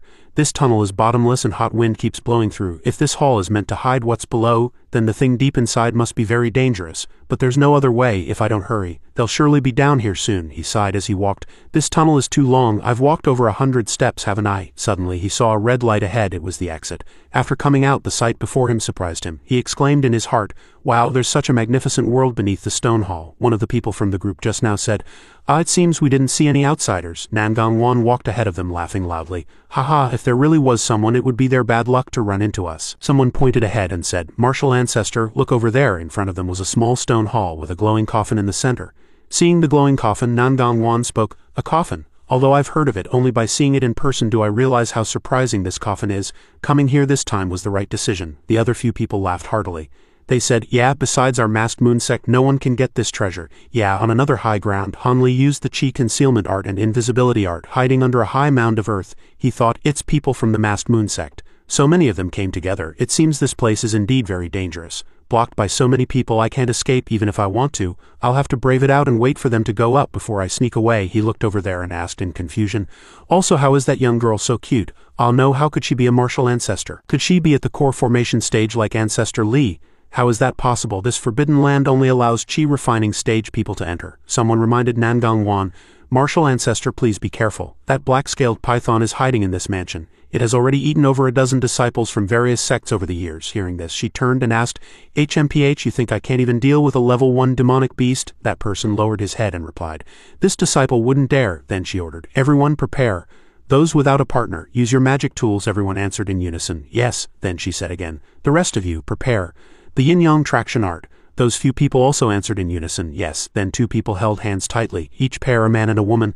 The woman's side emitted a blue stream of air while the man's emitted a red stream of air. Han Li stood in a corner watching all this. He thought, is this the trump card of the masked moon sect disciples this time? So powerful. Nangang Wan used the vermilion bird ring technique. Several streams of red power, looking like fire, surrounded her. Hiding behind the rock, he immediately saw the red ring getting bigger and bigger. He asked himself, "What is that? How did it become as big as a room? This aura, this power. If you told me it wasn't a magic treasure, I wouldn't believe you even if you beat me to death. If it is a magic treasure, then that young girl is indeed." The ring flew higher and higher, and the crowd exclaimed, "Wow, hey, so high." Nangang Wan was surprised. She asked in her heart, could the information be wrong? How could a black-scaled python have such a powerful aura? The woman frowned, looking unhappily at the black thing below, then thought, "Who cares? I'll deal with this first." Then she stretched out her hand, and a yellow light shot out from it. Waves of light attacked the monster below. Suddenly, the dark black monster gradually surfaced. Splash! It violently spat out a strange liquid upwards. At this moment, a deep purple beam of light and a yellow beam of light were in a standoff. The 2 forces collided, causing a huge explosion that shook everything. At this moment, the black water was counterattacking her attack, forming a dazzling light. Suddenly, the woman cried out in surprise. "What?" Her face was filled with surprise, and then she continued, "Not good. This isn't a black-scaled python." Suddenly, the black thing was appearing more and more clearly from under the water. It roared angrily and fiercely. The monster's head slowly rose. Its body was pitch black, extremely large and long, covered in a layer of sharp scales, looking very terrifying. It had a pair of blood-red eyes and was baring its teeth at everyone. The female martial ancestor of the masked moon sect then said, "This is a black flood dragon." A disciple below said with a confused look, "A flood dragon? It looks more like a big python." Hearing him say that, the female disciple next to him also agreed. "Yeah." While everyone was discussing, the monster suddenly spat a stream of black liquid from its mouth, shooting towards the group of people standing below. Seeing this, the female martial ancestor stared with a serious expression and said loudly, "Beast, you're courting death." After speaking, she reacted quickly and rushed to the front, using the vermilion bird ring to block the black flood dragon's attack. Her technique formed a golden ring, blocking the stream of black liquid in front. Then the female martial ancestor softly chanted an incantation. Retract, speed, hook, bind, lock. Her power made the surrounding space turn fiery red. As soon as she finished speaking, the golden ring seemed to grow stronger. It moved towards the bearing black flood dragon opposite it. The black flood dragon roared in pain as the magic ring tightened around its neck. Seeing this, she said, "Everyone, use the yin-yang traction art and attack with all your might." Hearing the command, the disciples behind her immediately responded in unison. The disciples cast their spells at the black flood dragon one after another, saying smugly, "Let me show you the power of our yin-yang traction art." Several beams of interweaving green and red light struck the black flood dragon simultaneously. It struggled frantically, but to no avail, as its neck was firmly trapped by the magic ring. The black flood dragon struggled desperately, stirring up a thick mist around it. It bared its teeth and roared a few more times. Seeing the mist grow thicker, the disciples said worriedly, "Martial ancestor, the mist is blocking our attacks." While casting a spell at the black flood dragon, she said firmly, "Keep attacking. The black flood dragon's black cloud body protection won't last long." Hearing their martial ancestor's words, everyone immediately responded in unison. They continued to attack the struggling black flood dragon. On the other side, Han Li was hiding behind a large rock not far away. He thought to himself, "This scene is magnificent, with both magic treasures and a group of cultivators attacking together. I've never seen anything like this." He looked at the group taking turns attacking the black flood dragon and thought again, "To think I'd encounter such a powerful demonic beast. My God, I would surely die if I ran into either of these two sides. I'd better stay hidden. I'll find a chance to slip away after they're done fighting." As he was watching, Han Li was startled by the black flood dragon's shrill cry. One of the disciples suddenly said, "Wow, a hole has been blasted in the black flood dragon. It's injured. Haha, its black cloud body protection is broken." At this moment, the monster's neck was struck and a hole was blasted open, fresh blood gushing out. Hearing her fellow disciple, a female disciple next to her replied smugly, "The black flood dragon is nothing special after all." Han Li watched intently, judging. "It seems the masked moon sect is a cut above. Just take your treasures and go. Hurry up and leave." He was hoping this battle would end quickly. As he was thinking, a sharp light suddenly flashed in the black flood dragon's eyes. It let out a piercing shriek as if unleashing some kind of power from within its body. Seeing this, the female martial ancestor looked at the black flood dragon in astonishment. The people beside her all covered their ears, unable to bear the monster's terrifying piercing sound. Han Li thought with displeasure, "On my ears." The black flood dragon struggled even more violently, feeling even stronger than before. Its roars grew louder and louder. It seemed to be struggling to split its body in two. Seeing that the situation was not good, she looked at the disciples and said, "This is bad, I can barely hold it. Keep attacking." The disciples were startled and shouted while casting their spells, "Hit it quickly. My God, why won't it die? Hit it, hit it, hit it." The more fiercely they attacked, the louder the black flood dragon shrieked and the more frantically it struggled. The battle between the black flood dragon and the masked moon sect once again reached a fever pitch. Suddenly, the black flood dragon broke free from the magic ring. Seeing this, everyone cried out in disbelief. "Ah, martial ancestor, it's gone." She looked in surprise at the thing that had just flashed past her. Everyone started discussing, "It shed its skin, it shed its skin." The black flood dragon had escaped, leaving only her two magic rings covered in slime. Hearing the words "shed its skin," someone asked a question. "It can do that? What was that black thing?" While looking around, she thought to herself, "It escaped by shedding its skin, but that will damage its vital energy. Why would it do this? Could it be? No way. If so, this is bad." As if realizing something, her eyes lit up suddenly. One of the disciples pointed behind them and said hurriedly, "Martial ancestor, look, it's over there." Hearing this, she immediately turned around. From behind the mist, a pair of red eyes was flying towards where the group was standing. Everyone stared in astonishment at the approaching creature. A sharp ice spike emerged from the mist. A huge monster rushed out, its eyes blood red, baring its teeth at them. Everyone was instantly stunned. It was the black flood dragon, but its appearance had changed. This time it was a white flood dragon, its entire body covered in ice-like spikes. The transformed flood dragon stared at the group with blood-red eyes. It grinned and laughed menacingly. Everyone stared in astonishment at the monster flying slowly towards them. Seemingly sensing the danger, the female martial ancestor said to all the disciples, "Everyone retreat immediately. The black flood dragon has evolved to the second level. Its strength is comparable to a mid-foundation establishment stage cultivator. We are no match for it even all together." Hearing her say this, a male disciple spoke up, "But we already injured it just now. Maybe we can win if we push a little harder." After he spoke, a female disciple next to him said, "Yeah, what a pity." The black flood dragon's blood-red eyes stared at the group as if looking at its prey. Suddenly, the black flood dragon flew towards the group. One of the disciples shouted, "Be careful!" The monster suddenly opened its mouth and spat out a purple liquid which seemed to be its venom. The black flood dragon spat waves of venom forward. Seeing the critical situation, the female martial ancestor said to the disciples, "Dodge quickly, don't try to block it." Hearing her, the group responded in unison. As she spoke, she reached out and cast a spell and a golden ring appeared.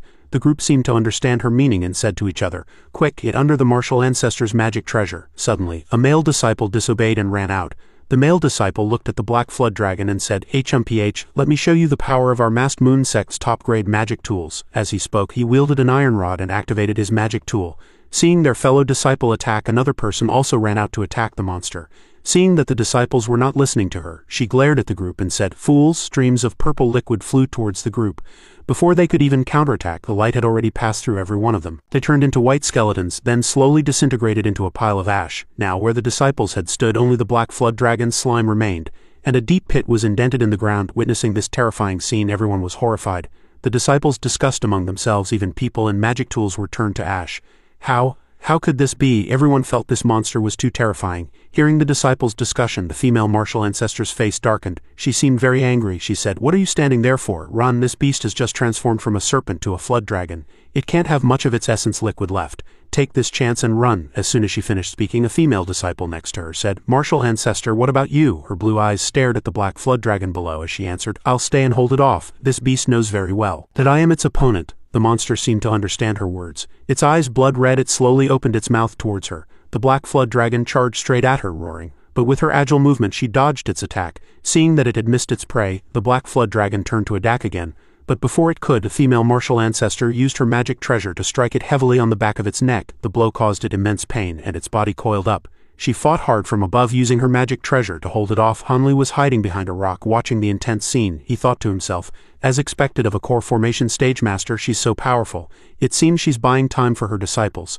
Hanli frowned and thought again. When she runs away later, the black flood dragon should return to its pool. I'll find a chance to slip away then. He acted as if it was no big deal, but deep down he was secretly regretting his decision. So what madness is this? Why did I come here for no reason? I must be crazy.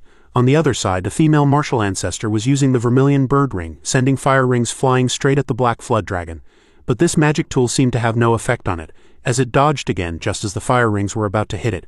Seeing this, she continued to attack it with her magic tool, thinking to herself, HMPH, just a small serpent that has just advanced to the second level, and it dares to be so rampant in front of me. If I had recovered my original magic power, I would have captured you long ago to guard the entrance to my cave residence. Suddenly, the black flood dragon opened its mouth and chased straight after her. Seemingly having achieved her goal, she said, "Good, it's time."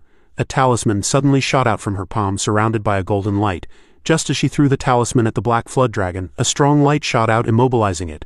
Now, the monster's entire body was tightly bound by the female martial ancestor's magic treasure. It struggled desperately, but to no avail, and could only wail, "Woo." Seeing the black flood dragon trapped by her magic tool, her eyes lit up with pride, and she snorted. Hanli saw this and thought in surprise, a good move. Afterwards, the female martial ancestor hurriedly flew towards a cave not far away. Seeing this, Hanli watched her retreating figure and thought, "Right, hurry and leave. Only after you're gone can I escape." Just as she stepped onto the first step, a sound seemed to come from inside the cave. She trembled and thought, what was that sound? A blue light suddenly spread everywhere inside the cave. Seeing the scene before her, the female martial ancestor was stunned, then said, "This is the small 5 elements reversal restriction." Suddenly, the wall next to her cracked open, revealing a blue light from within. She had no time to react and only managed to cry out, "Yella!" She immediately collapsed to the ground, staring blankly at what had appeared before her. Her face darkened, as if she couldn't believe what was happening. Hanli watched this turn of events and thought, the 120 steps leading underground were blocked in an instant. This sudden change instantly shattered the young martial ancestor's confidence. Seeing her frozen in place at a loss, he thought again, actually at this moment, everyone present has had their confidence reduced to ashes. Hanli's face was grim. He put his hands behind his head and thought with suspicion, "Damn it, who did this?" The black flood dragon was struggling to break free from the magic treasure. It roared a few times. Suddenly, its blood-red eyes looked towards the female martial ancestor, and it let out a muffled cry. She watched the struggling monster before her with unease. Suddenly, with a violent struggle, the black flood dragon broke all the magic tools binding it. Her face darkened. She had no time to react and thought, crap. At this moment, in the stone hall on the surface, the ground was shaking violently and a huge crack appeared below. All the disciples were in a panic, hurriedly saying, what's going on? Suddenly, one of the male disciples seemed to say reproachfully, "Junior Sister Zhao, what did you do?" Just as he finished, another person added, "Are you trying to get the martial ancestor killed?" Hearing her fellow disciples' questions, the female disciple's face darkened and she stammered,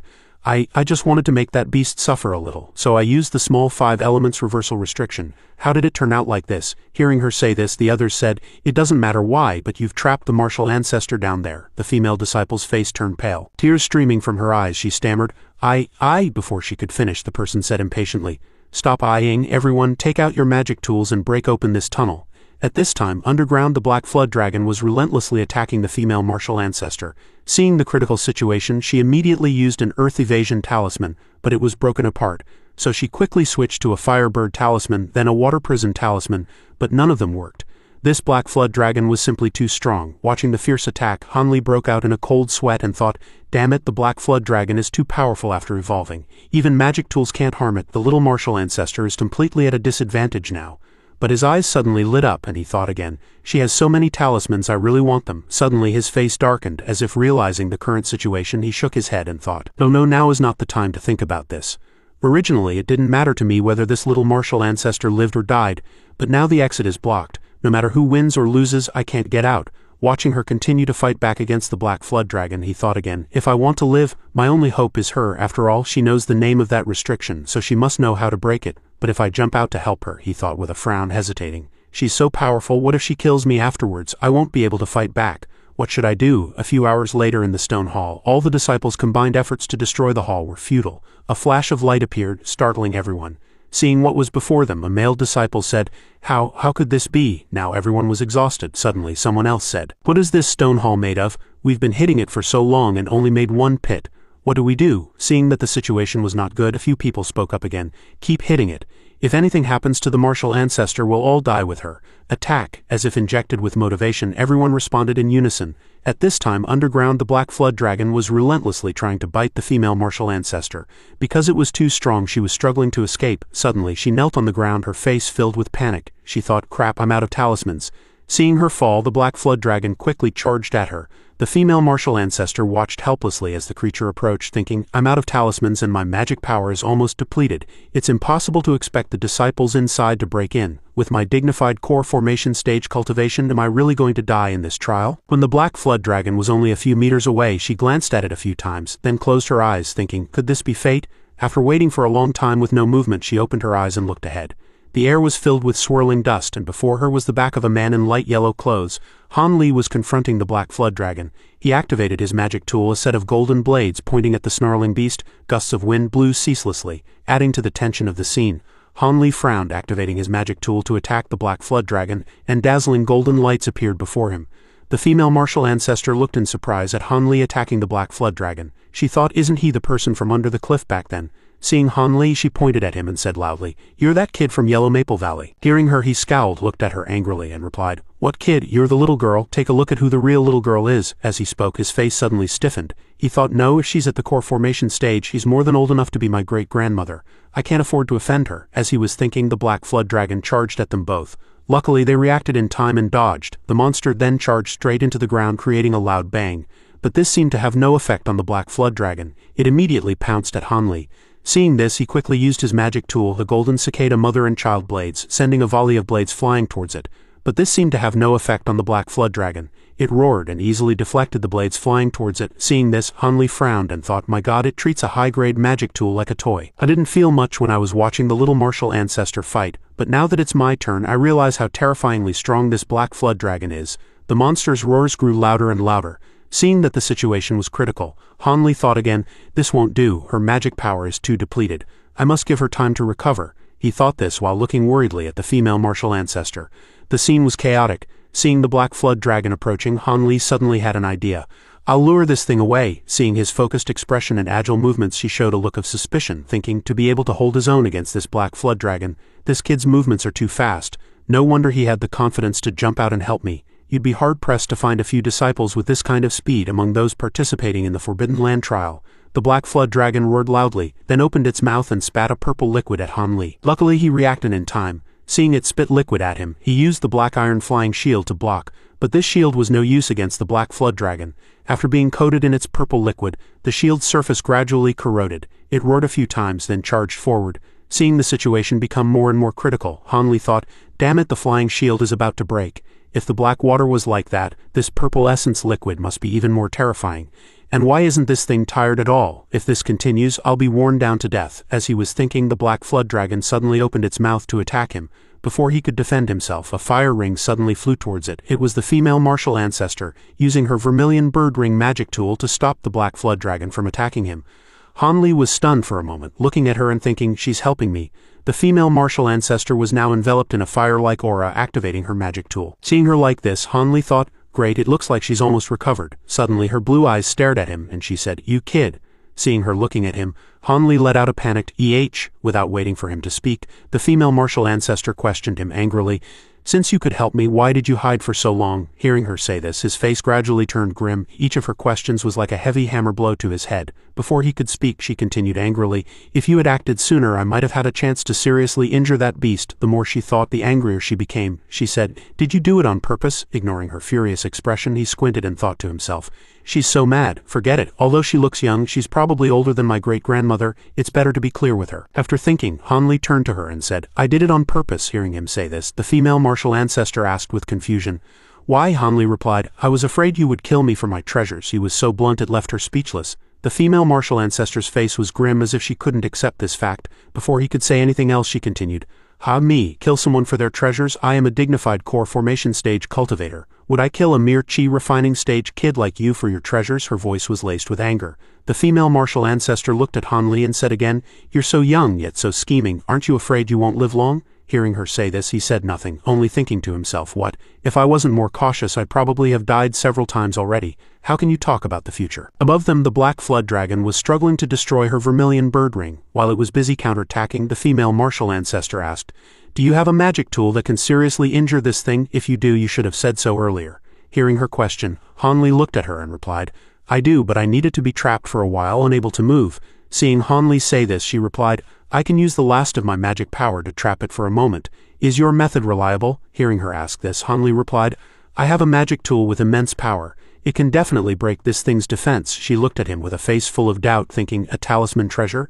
A kid from Yellow Maple Valley actually has something so rare.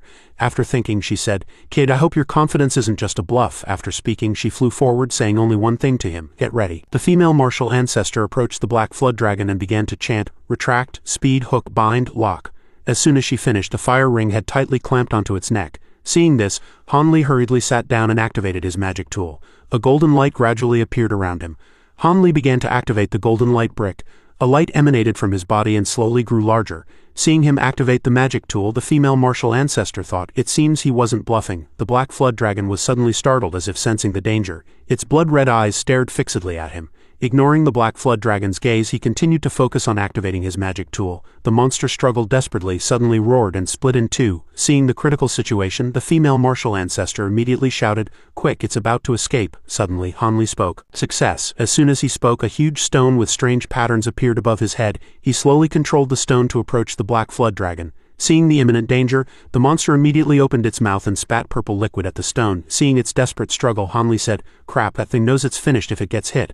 It's fighting for its life. Feeling that the situation was not optimistic, the female martial ancestor thought to herself, Tisk, this can't go on. This is it. She looked at the glittering yellow jade stone in her hand and thought again, what a pity. After thinking, she said, Go. Then she threw the jade stone at the black flood dragon. Because it was busy spitting liquid at the stone, the black flood dragon didn't notice. A beam of light shot out from the jade stone, piercing straight into its neck, making it cry out in pain. Seeing the opportunity, she shouted, Now? Han Li's face was full of anticipation. Staring intently at the black flood dragon, he said, Here it comes. Before the black flood dragon could react, the giant stone above its head smashed down on it. A spray of blood splattered everywhere. It seemed the battle was finally over. The scene was bloody. Half of the monster's head had been smashed in. Seeing that the monster was powerless to fight back, the woman said happily, Success. The monster fell from the air, a series of crack sounds echoing as its bones broke. It spat out a large mouthful of blood, startling Han Li and the woman into hastily retreating. The woman took out a bottle-like object, and a beam of light shone on the monster. Han Li watched, completely bewildered. After the light hit the monster, the ferocious creature struggled violently, letting out croak-croak sounds. After collecting the monster's primordial spirit into the glass bottle, the woman was overjoyed, while Han Li thought, seeing her panting like that, she must be happy this time. Although I don't know what a primordial spirit is for, judging by her expression, it must be something very valuable. The woman turned to Han Li and said, All right, I've collected the primordial spirit. The body of this ink flood dragon is yours. After all, we killed it together. Hearing her say this, Han Li finally noticed and looked down. The monster's corpse was huge and tough, truly formidable. Han Li looked at it and thought, Damn it, she says it's for me, but this thing's hide can't even be scratched by a high-grade magic tool. Isn't she obviously trying to make a fool of me?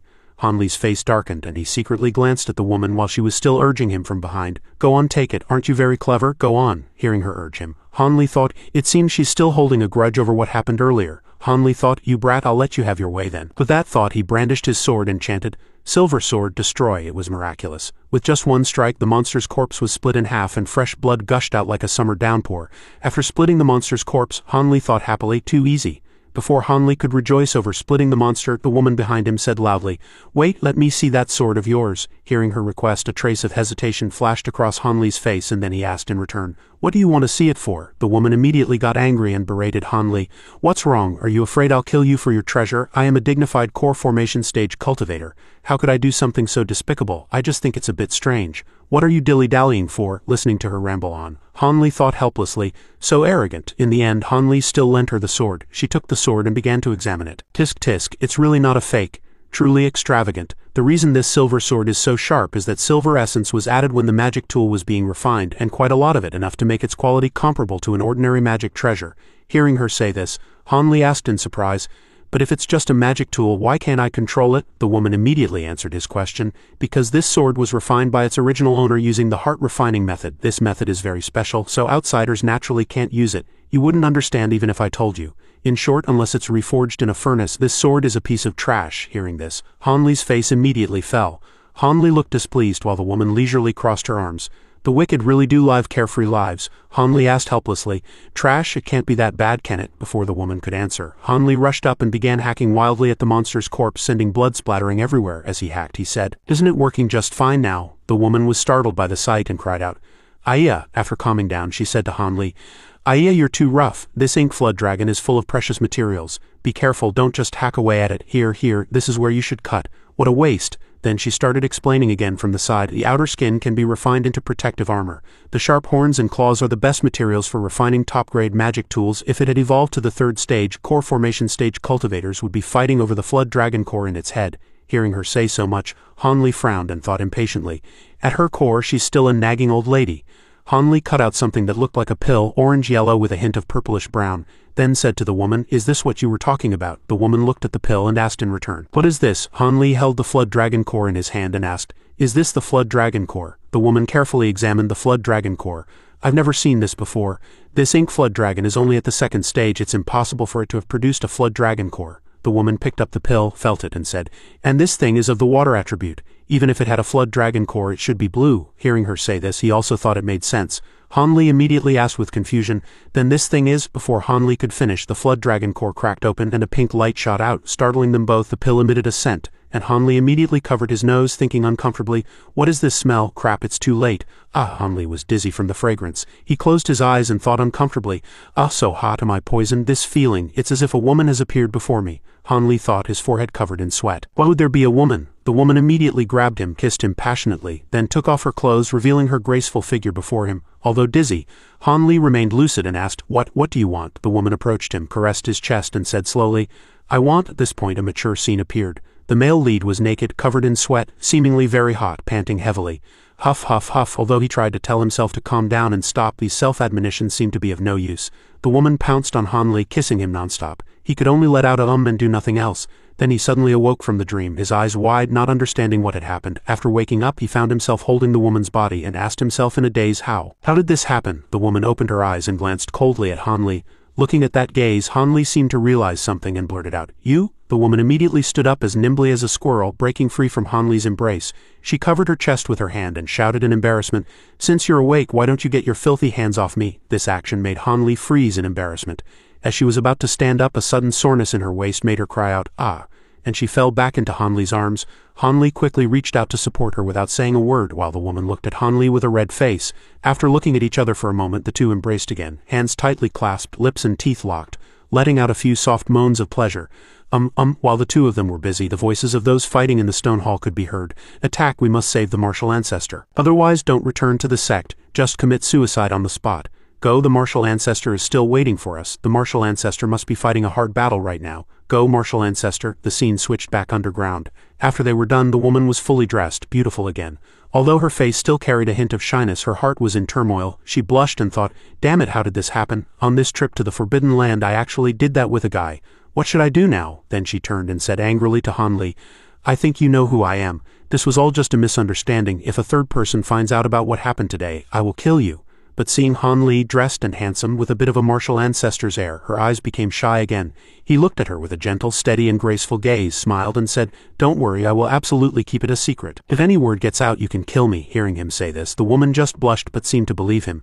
Seeing Han Li's serious face, she also turned away, blushing, and said with annoyance, "HMPH as long as you know." Although Han Li appeared this way on the surface, he was also troubled in his heart. "I'm troubled too, okay? I was planning to keep my primal young body for foundation establishment, and now this happened. And she's not even my type, but now with a cold beauty core formation stage cultivator. Sigh, what should I do next? But then his eyes became wary again, and he thought, but it seems she has no intention of harming me, although we've already, but if she attacks me before he could finish that thought he blushed and stammered, so awkward. Then he said to the woman, can you tell me what's going on with that pearl? The woman turned her face away and said with a blush, that was the ink flood dragon's lust sac. I didn't expect this beast to be a rare male. The sac is full of aphrodisiac substances, which explode immediately upon contact with a female. After she finished explaining, Hanli stammered and blushed again, asking, then why do you look different from before? Before he could finish, the woman added with a bit of annoyance, I cultivate a unique technique, the plain maiden reincarnation art, which allows me to retain my youthful appearance, but it reincarnates once every 10 years, and I naturally revert to my childhood appearance. Now that my technique has been partially broken, I will grow up a little. After hearing her explanation, Hanli was shocked. Crap, have we already passed the 5-day limit? The woman said with a dark face. Not really, we've probably only been unconscious for 5 or 6 hours, but if we want to get out we have to prepare first. I'm taking that yellow coffin. You don't have a problem with that, do you? Hanli thought with a dark face. HMPH, ridiculous. But he then sighed helplessly, thinking, how could I have a problem with that? And the woman had already put away the box. She turned to Hanli and pointed at the spiritual herbs. Hanli noticed and let out a hum. The woman said, I have no use for them. If you like them, feel free to pick them. Looking at the glowing spiritual herbs before him, Hanli's eyes lit up and he thought to himself, it's enough, this trip wasn't in vain after all. He shed tears of satisfaction. On the afternoon of the 5th day, the masters from the various sects joined forces again to open the passage, and the remaining disciples walked out one after another. Many disciples who had been highly anticipated unfortunately did not survive. And the returning elites were all exhausted and injured. An hour later, someone shouted, someone else is coming out. The person who came out this time was our male lead. Hanli stood majestically, with an extraordinary aura, his body clean and spotless. Suddenly the man with the scar on his face spoke. HMPH, a disciple from Yellow Maple Valley, is still alive? Someone at the 11th layer can come out? The person next to him added, it's a disciple from Yellow Maple Valley again. Ancestor Li stood by, his expression unchanged. Hanli walked forward, bowed respectfully and said, Disciple Hanli has returned and pays his respects to the ancestor.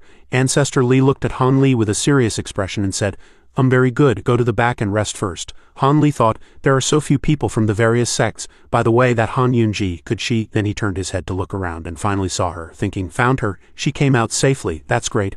Hanli saw junior sister Chen, the daughter of the Chen family's head, and thought, she also came out safely. As expected of a disciple from the Chen family, she is indeed capable. At the same time, he quietly sat down behind junior sister Chen. The surrounding disciples of Yellow Maple Valley were discussing among themselves, evaluating. Look, 5 disciples from Yellow Maple Valley came out. That 11th layer guy came out too. HMPH, what's so great about that? Look at him, so clean, he must have found a place to hide for 5 days and just came out. What a cowardly piece of trash. Time passed. And in less than a quarter of an hour, the passage closed. Many people from the masked moon sect had not yet come out. Elder Chang and Fairy Nisheng finally began to worry. And the drama of the masked moon sect was a great show for the other sects. Hanli thought, strange, why hasn't she come out yet? We clearly escaped from the underground swamp together. At that time, one person used the golden light brick, and one person used the vermilion bird ring, breaking through the passage from underground. As he spoke, he recalled the scene of the two fighting side by side. Thinking of the woman's face, Hanli blushed again, and thought, every time my magic power was running low, she secretly transferred her magic power to me. Then Hanli recalled the scene of them helping each other. Hanli said, look, we're at the surface. A few more times and we can get out, the woman said with a dark face. When the passage opens later, you go first. I'll leave right after. If the other disciples see you, you won't be able to leave. At this time, seeing the woman about to turn and leave, Hanli asked softly, can you tell me your name? The woman blushed and answered quietly, saying the name Nangang Wan. As Hanli recalled the scene of his departure, he thought, because she kept transferring magic power to me, when I left the cave, my magic power had already reached the peak of the 13th layer. I dealt with a few people on the way and managed to reach the exit in time. As for the things I got, they were all useless junk. After thinking, Hanli suddenly became worried. No way, how come she hasn't come out yet? Did she run into some trouble later? In Hanli's mind, 2 little Hanli were fighting. This little Hanli said, forget it, what are you worried about? It's not like you know her well. The other little Hanli replied, nonsense, who could be more intimate with her than you? A door suddenly opened in the sky again, and the crowd was in an uproar. Look, it's the people from the masked moon sect.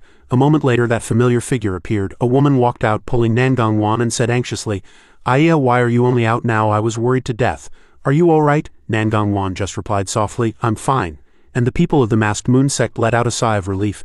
Phew, Hanli saw Nangang Wan's safe figure and thought, it seems she's fine, that's great. Then looking at Nangong Wen's beautiful face, he suddenly thought with embarrassment, "Sigh, I'm so pathetic, she didn't even look at me." Suddenly, Ancestor Li said, "Why is Fairy Nishang so close to her? Could she be her direct disciple?" Fu Yunzi next to him said, "She's out, what a pity." Ancestor Li asked in surprise, "What did you say?" Fu Yunzi said with a dark face, "Ah, nothing." At the last minute when the Iron Gate was closing, the host said, "All right, the Forbidden Land trial is over. It seems all the disciples are out." But suddenly someone fell from the gate crying, "Aiya!" Startling the host who was speaking, he turned to look at the person who had just fallen from the gate. It was an old man. The old man scratched his head and said, "Hee, disciple Shang Jili." Han Li thought, "This old man is only at the 10th layer, how did he survive? There must be something fishy." He didn't notice that he himself had just reached the 11th layer. Elder Chang stood up and said loudly, "All right, stop dawdling, hurry up and tally the results for me.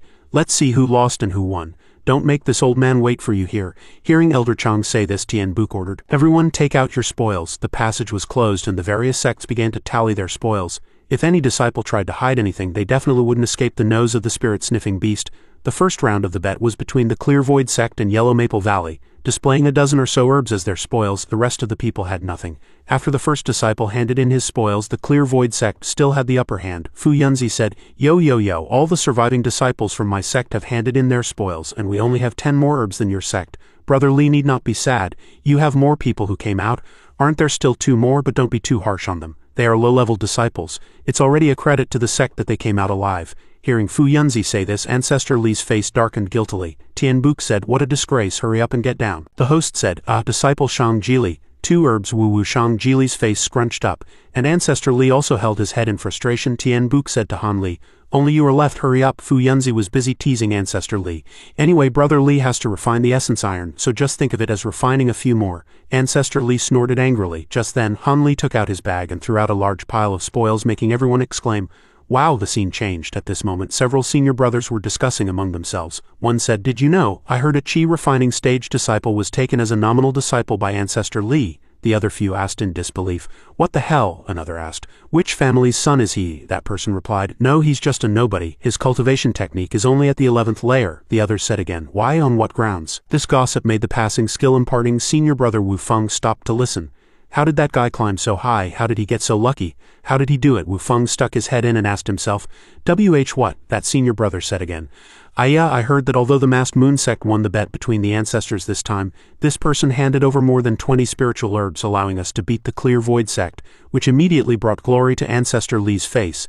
The ancestor was so happy that he took him as a nominal disciple. The few disbelieving people said, "More than 20, he's too amazing." What? I heard he saw high-level cultivators from other sects kill each other and just picked up the spoils. What a stroke of luck. Damn it, who is this guy? The Han Li they imagined was a strange-looking crazy guy who walked around singing. Hello. Then they said again, "I heard his name is Han Li." As soon as he heard this name, senior brother Wu Feng was shocked. What? In the herb garden, senior Uncle Ma stared with wide eyes looking terrifyingly at Han Li and said, "Impossible, you're not dead. Not only are you not dead, you even got more than 20 spiritual herbs." Han Li looked at Senior Uncle Ma's expression, which looked like he wanted to eat him, and didn't know what to say, so he could only laugh dryly. "Hey, I was just lucky." Ancestor Li smiled proudly and said, "Han Li, you have rendered a great service to the sect this time. Although I lost the bet, I still have to reward you heavily. I plan to take you as my nominal disciple." Han Li couldn't believe his ears and thought in surprise.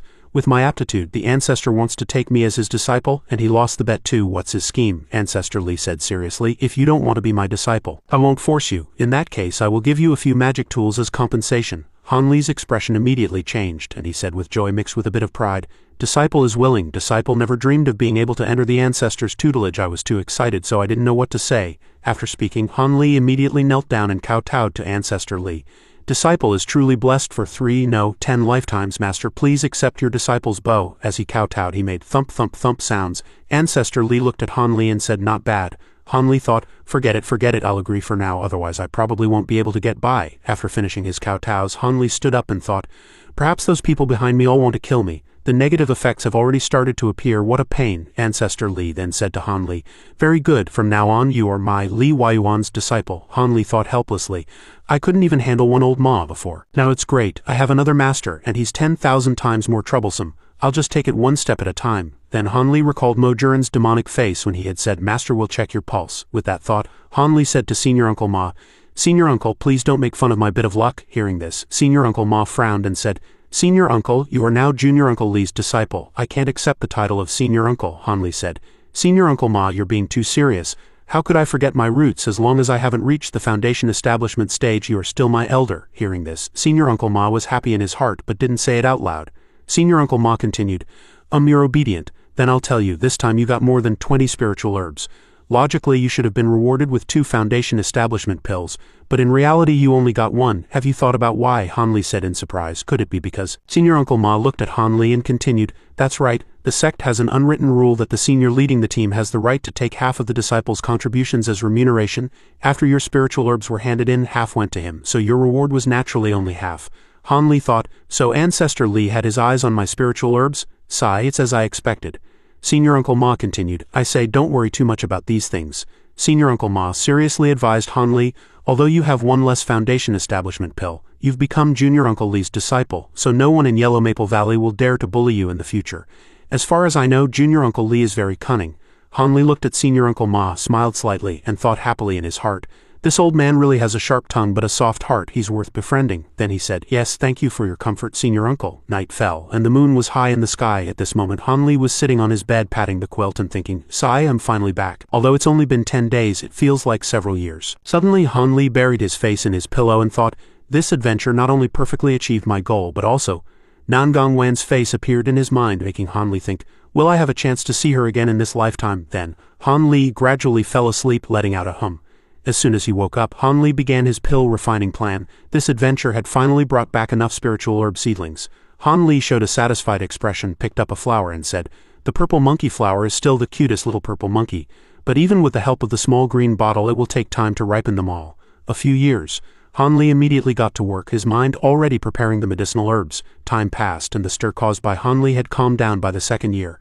As for junior sister Chen, it was heard that after using a foundation establishment pill, she finally successfully reached foundation establishment, and the eldest young master of the Chen family failed at foundation establishment, gave up the path of immortality, and returned home to manage the family's affairs. As for Ancestor Li, besides sending someone to deliver a copy of the Qingyuan sword art that he had personally transcribed, there was no other news than that Martial Uncle Yi suddenly sent someone to return the items he had withheld before, and even gave him some extra. This let Han Li experience the benefits of having a strong backer. 3 more years passed in the small secluded herb garden, until, "Yo, young friend, Han is here to study again today?" Old Shu of Lilu Hall said with a cheerful smile. The person called young friend Han replied, "I'm not studying today." A moment later, Han Li was standing in a familiar place, the earth fire room. Han Li walked in and saw that old fellow still sitting there, snoring in his sleep. Snore, snore. Han Li thought, 3 years have passed and this guy is still guarding this place. I remember the first time I came to ask about the earth fire. He even said that trash like me wanted to learn pill refining like others. At this moment, Han Li picked up a bell from the side, placed it by his ear, and without hesitation, shook the bell forcefully, waking the man up instantly. He asked angrily, "What's going on? Who are you? What do you want?" Han Li replied calmly, "I am a disciple of Ancestor Li Huayuan, and I'd like to borrow the earth fire." Hearing this, the man cursed. "You, Ancestor Li, would accept someone like you as a disciple? You must be lying." Then he placed a book in front of him and said, "Here, my master personally signed this." Seeing it, the man immediately snatched it and said, This is indeed Ancestor Li's handwriting, but you're only at the qi refining stage, and you want to use the earth fire." His eyes looked at him with incomparable eagerness, truly promising. "Junior brother, rest assured, I, your senior brother, will arrange everything perfectly for you. I guarantee your satisfaction. The person Ancestor Li has taken a liking to is indeed extraordinary. Between the earth fire rooms, the passage and this room are all built with black stone, which can withstand the high temperatures of earth fire. The black stone material was brought back by the ancestors from the far western countries, a very troublesome task. Ancestor Li's man is truly good." After Han Li took out the azure essence sword art, the ugly man immediately arranged the best earth fire room number 19 for Han Li. Afterwards, Han Li extravagantly took out a mid-grade spirit stone, pushing the ugly man's joy to its peak. This continued for 6 months. The ugly man held his head and wailed, thinking worriedly, why isn't he out yet? Could he have died inside, in stone room number 19? Han Li was currently refining his magic power. He struck a beast's face with a decisive move, making the beast angrily spit out a beam of light. Light beams shot out from the mouths of all the beasts, striking straight into the golden pill furnace. A moment later, Han Li thought with concentration, "It's done." The pill furnace opened and a pill surrounded by a green light shot out. Han Li immediately took the pill and said, "It's done. All the materials are used up now." He smiled faintly, then turned his head.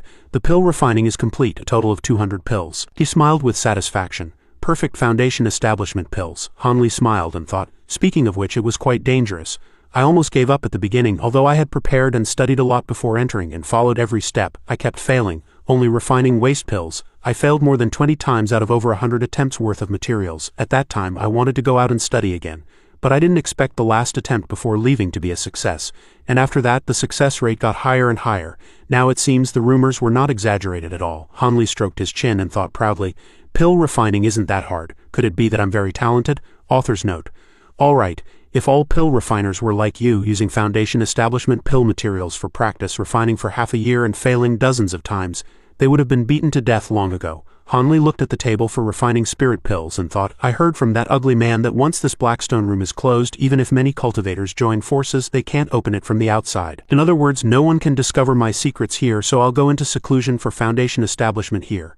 After thinking, Hanli put a foundation establishment pill into his mouth while thinking, I should eat the foundation establishment pill I got before first. Afterwards, Hanli began to assume a cultivation posture, but after a while he was already covered in sweat thinking, the medicinal effect is too strong. Then his body erupted. The spirit pill exploded inside him, making Hanli cry out, so hot, there's a blazing fire burning in my dantian, but my limbs are bone-chillingly cold, it's so uncomfortable. Hanli frowned, closed his eyes and cried out in his heart, could it be that I'm about to reach foundation establishment? Suddenly that feeling in Hanli's body disappeared, leaving him surprised and confused. He grunted and looked around and thought, the feeling just now is gone, is that it? Hanli's eyes widened, but suddenly a sharp pain struck him, making him shout, woo, he thought. It feels like many sharp knives are stabbing my dantian. Damn it, why did no one tell me that eating a foundation establishment pill would be so painful? Suddenly, Hanli's body changed, erupting with a golden light that made Hanli cry out, woo, so itchy. Afterwards Hanli rolled on the ground, crying out in unbearable pain. Hanli thought, I'm so itchy all over, am I going to die? I really want to just smash my head against the wall and die. What is going on? Hanli kept scratching the ground with his fingertips, constantly letting out painful cries, woo After the time it takes to eat a meal, Hanli finally woke up. He let out a wuu, then slammed his hand against the wall. He struggled to his feet and said with a puzzled expression, this is… Hanli looked at his sticky, cracked hands and thought with confusion, so sticky, and the smell is so strange. It seems this is the process of marrow cleansing and body tempering. My body feels very comfortable, but I haven't reached foundation establishment yet. My body is now filled with the medicinal power of the foundation establishment pill. No wonder others have to meditate for 3 months after taking a foundation establishment pill to absorb the residual medicinal power. Otherwise, it would be a pity if the medicinal power dissipated. Hanli struggled to sit up straight and thought, but I don't have that kind of time. I'll just slowly absorb this medicinal power. Then suddenly, Hanli's face seemed to light up with an idea, and he smiled smugly, thinking, anyway, I have foundation establishment pills to eat. The foundation establishment pill, also known as the ascension pill, is a legendary and precious pill. Because its ingredients are rare and its refining process is not easy, the 7 major sects can only refine 1 furnace every 10 years by joining forces. Therefore cultivators fight to the death, even sacrificing their lives just to compete for it. This is why the bloody blood forbidden trial and the intense ascension conference exist. All are bloody slaughters born from the fight for it. An elder once said that our family's ancestor was fortunate enough to obtain an ascension pill. For such a sacred item, if a cultivator is lucky enough to obtain one. At this moment, Hanli was panting heavily, his whole body trembling as he looked at his slime-covered hands. He was sweating profusely, and thought, the pain seems to be lighter than the first time. My body has expelled waste substances again. But I still haven't reached foundation establishment. If the cultivators of the world knew about a guy with such poor aptitude eating pill after pill without reaching foundation establishment, they would surely be so jealous and angry they'd tear me to pieces. As Hanli thought this, he trembled and knelt before the box of foundation establishment pills. For the 3rd pill, Hanli ate it while crying out in pain. His face was now pale, so exhausted that he didn't dare to swallow the foundation establishment pill immediately after picking it up. He thought, I've already eaten 3 foundation establishment pills, but I still haven't reached foundation establishment. My aptitude is truly trash. Participating in the blood forbidden trial was the right decision. Whatever I'll keep eating, I'll definitely reach foundation establishment. In the end, I finally understood, no matter what kind of pill it is. He thought this while forcefully putting the foundation establishment pill into his mouth, comforting himself. You'll have to eat it like you're eating a meal. By the 4th pill this time, Hanli had forcefully put the foundation establishment pill into his mouth thinking, maybe this one will help me reach foundation establishment. But by the 5th pill, Hanli also thought, I feel like I'm close. But by the 6th pill, Hanli still thought, I can reach foundation establishment, and forcefully pushed the foundation establishment pill down his throat. But by the 7th pill he was still thinking foundation establishment, but this time Hanli's face had turned dark, and he no longer had the strength to swallow the foundation establishment pill. So much so that when he picked up the 8th foundation establishment pill he didn't know what to do. Hanli looked intently at the 8th foundation establishment pill and thought, this is already the 8th one. Should I eat it or not? I can feel that the medicinal power in my body is almost saturated. I don't know if something will go wrong after eating this one, but I feel like I'm very close to foundation establishment, he said to himself. Han Li, you're such a coward. But then his will was doused and Han Li thought, but I don't know if there have been any cases of people dying from an overdose of foundation establishment pills. There shouldn't be, right? If I eat it, will I explode? This time, Han Li forcefully threw the 8th foundation establishment pill into his mouth, thinking, forget it, whatever, I'll eat it. After eating the 8th foundation establishment pill, he awaited its reaction expectantly. But this time the reaction of the 8th foundation establishment pill seemed different from the others. A blue light appeared, then exploded in his body, making him cry out even more painfully than the previous times. His body began to erupt like a volcano. After a while, Han Li could no longer stand and fell down.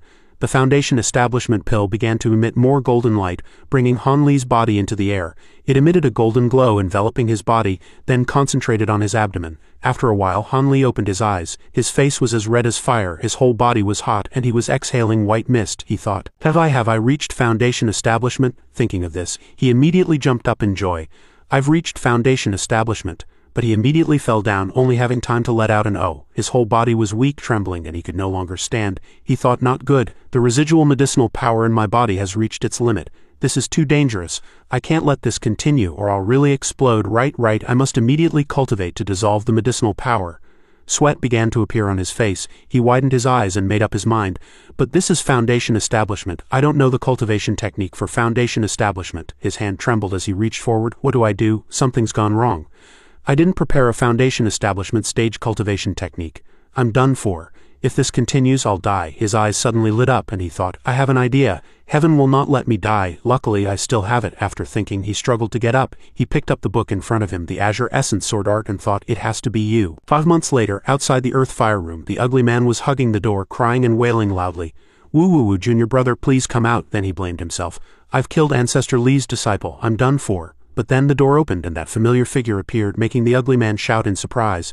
Hey, he saw the person and said angrily, what are you doing? Why are you only coming out now? But after seeing Han Li, the ugly man thought, this aura, this power. The ugly man was covered in sweat and stammered, your cultivation technique, how could it be? Han Li asked calmly. What's wrong? The ugly man immediately knelt down and shouted in surprise. You've reached foundation establishment? After Han Li left the Earth Fire Room, the ugly man said happily, Senior Uncle is mighty. Go, Senior Uncle, please take care, Senior Uncle. And when he met other disciples on the road, they also said, Greetings, Senior Uncle, please take care, Senior Uncle. It was the same in the council hall. The disciples also said, Greetings, Senior Uncle. Is there anything this junior can help you with? In the Keelan Pavilion, a girl said happily, Senior Uncle, which spirit beast would you like to rent?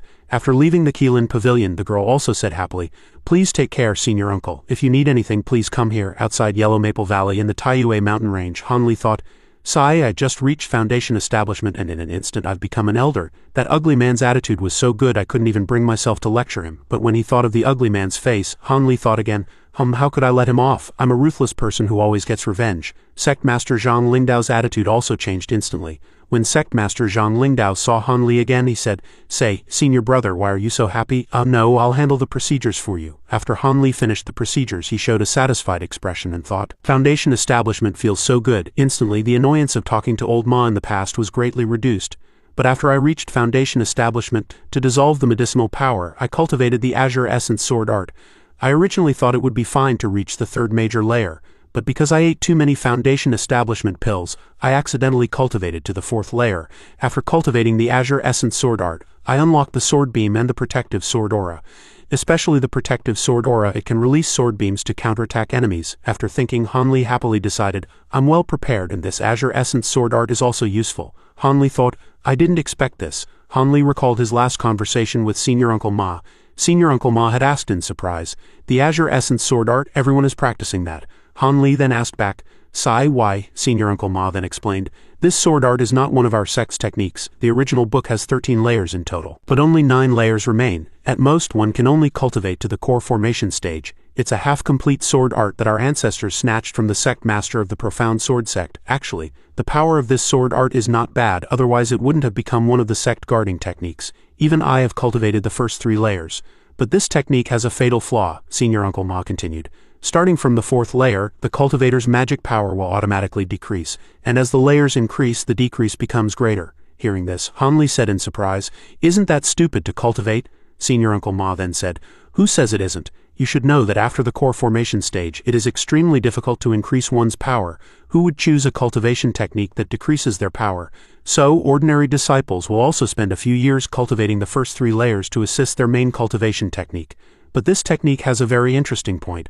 Although cultivation is a bit slow, it has a particularly profound effect on the Dantian. When one cultivates to the 6th layer, their magic power will be 1/3 greater than cultivators of the same level. And this amount of power is exactly the amount that was initially lost. Seeing Han Li's pale and devastated face, Senior Uncle Ma said angrily, "HMPH, don't tell me you've cultivated this technique.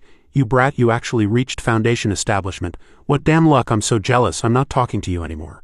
Han Li thought in despair. 8 foundation establishment pills. The medicinal power of 8 foundation establishment pills was all used on this trash technique.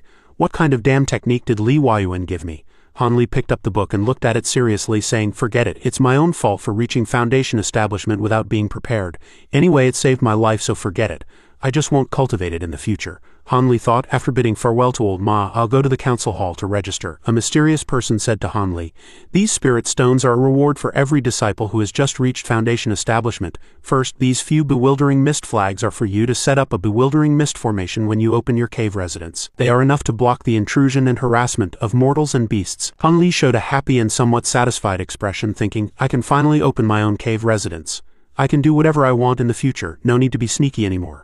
Opening a cave residence, most importantly. Suddenly, Han Li held up a first-level mid-grade spirit beast, a double-pupiled mouse, and thought, "This cute thing." Its mouth was stuffed with pears. Han Li watched and exclaimed, "So cute." He poked its ear area with his finger. It squeaked. "Gigi," Han Li said with fascination. "Should I raise one? Should I? As he spoke, Han Li rubbed his cheek against the double-pupiled mouse's body. Afterwards, Han Li decided to go and open a cave residence. The spiritual energy of heaven and earth is distributed everywhere. Each place has a dense distribution which can easily form spiritual veins. The place on the spiritual vein with the most concentrated spiritual energy is the spiritual eye. After thousands or even hundreds of thousands of years, the spiritual eye will form things like a spiritual eye tree or a spiritual eye spring. These things drive cultivators mad and are also monopolized by the major sects. Only core formation stage ancestors can possess such things. Even the sect master is not fated to have one. The disciples dare not hope for it either. They are already very satisfied as long as their cave residence is near a spiritual vein, so their cave residences are all concentrated in the areas with the densest and best spiritual energy. The northwest outskirts of the Taiyue mountain range, the spiritual energy here is not good, and almost no cultivators pass by. 200 li to the west is the desert of Kaijo City, on the border of the state of Yuanwu. As soon as Han Li arrived, he said loudly, "We're here. I don't like crowded places, so let's do it here. The rest is up to you." Hearing this, the double-pupiled mouse immediately regained its spirit. A few days later, before them, the double-pupiled mouse sniffed this place and then that place. Han Li said, "Looks like you've found a good place, let's get to it." Immediately, the double-pupiled mouse transformed. Its teeth grew long, and its claws also grew to a meter long. It went straight ahead directly into the rock wall, and a bright light flashed. After Han Li finished watching, the double-pupiled mouse took a surprised step back and thought, "So fast, I'll follow it." Han Li had nothing to use, so he could only brandish the silver radiance sword, then immediately followed the double-pupiled mouse. A strong wind blew up surrounding Han Li. An hour later, on a certain mountaintop, the ground exploded, sending chunks of earth flying everywhere. Han Li had to cover his face with his hand and coughed a few times. Then he looked up and said in surprise, "Ah, why is this spiritual energy so dense?" In front of Han Li was a space filled with a mysterious and profound green spiritual energy. Han Li looked at the water surface and said, This, because he was speechless, he thought. The spiritual energy in this spring has accumulated for many years. Although I don't want to exaggerate, this spring is too beautiful." The double-pupiled mouse was happily swimming in the lake water. Han Li watched and thought, "But this is a genuine spring of the spiritual eye, there's absolutely no mistake. In this place with poor spiritual energy, I actually found a spiritual eye item that only a core formation stage ancestor can possess. This is too great, this will be my cultivation chamber." The Heavenly Star sect of the state of Yuanwu, its formation arts are renowned in the cultivation world. Nearby is the market of the Heavenly Star sect on the border of Yuanwu and Yu, standing side by side with the Yellow Maple Valley market to the west. Unlike Yellow Maple Valley, the market of the Heavenly Star sect is more magnificent. Near the no-fly zone one can see towering pavilions like radial buildings. Although the Heavenly Star Pavilion is famous, only truly skilled cultivators can go there. Passing through the Heavenly Star Pavilion, they go directly to this dilapidated small hut. because this is the renowned most valuable secret trading place of the Heavenly Star Sect market, the 100 Treasures secret meeting. This desolate underground place is full of hidden masters, yet it is magnificent. Before the auction started, more than 10 people were already waiting here, and more than half of them were cultivators who had reached Foundation establishment. They were all wearing masks, clearly not wanting others to know their identities. The person wearing a ghost mask said, "Welcome, fellow Taoists of the cultivation world, to our shop. The trade fair will now begin. The rules remain the same. Bid with spirit stones, and if you don't have enough, you can exchange treasures for them. Next, please bid for the top-grade magic tool and cloud sword. Starting price is 200 spirit stones." Someone bid 220. Another bid 260, and someone bid 300. The person wearing a clown mask said, "I bid 400. Although the better treasures are at the end, it's first come, first served. At least one can't leave empty-handed." It seems this trade fair is also filled with a contest of strategy and wisdom. After that, the second item brought out was the top-grade red Luo Heavenly Furnace, a favorite of weapon refiners, with a starting price of 400 spirit stones. This furnace has been passed down from the hands of a weapon refining master. Many top-grade magic tools like the illusory ink sword, the green flood dragon flag, and the ink flame pearl were refined by it.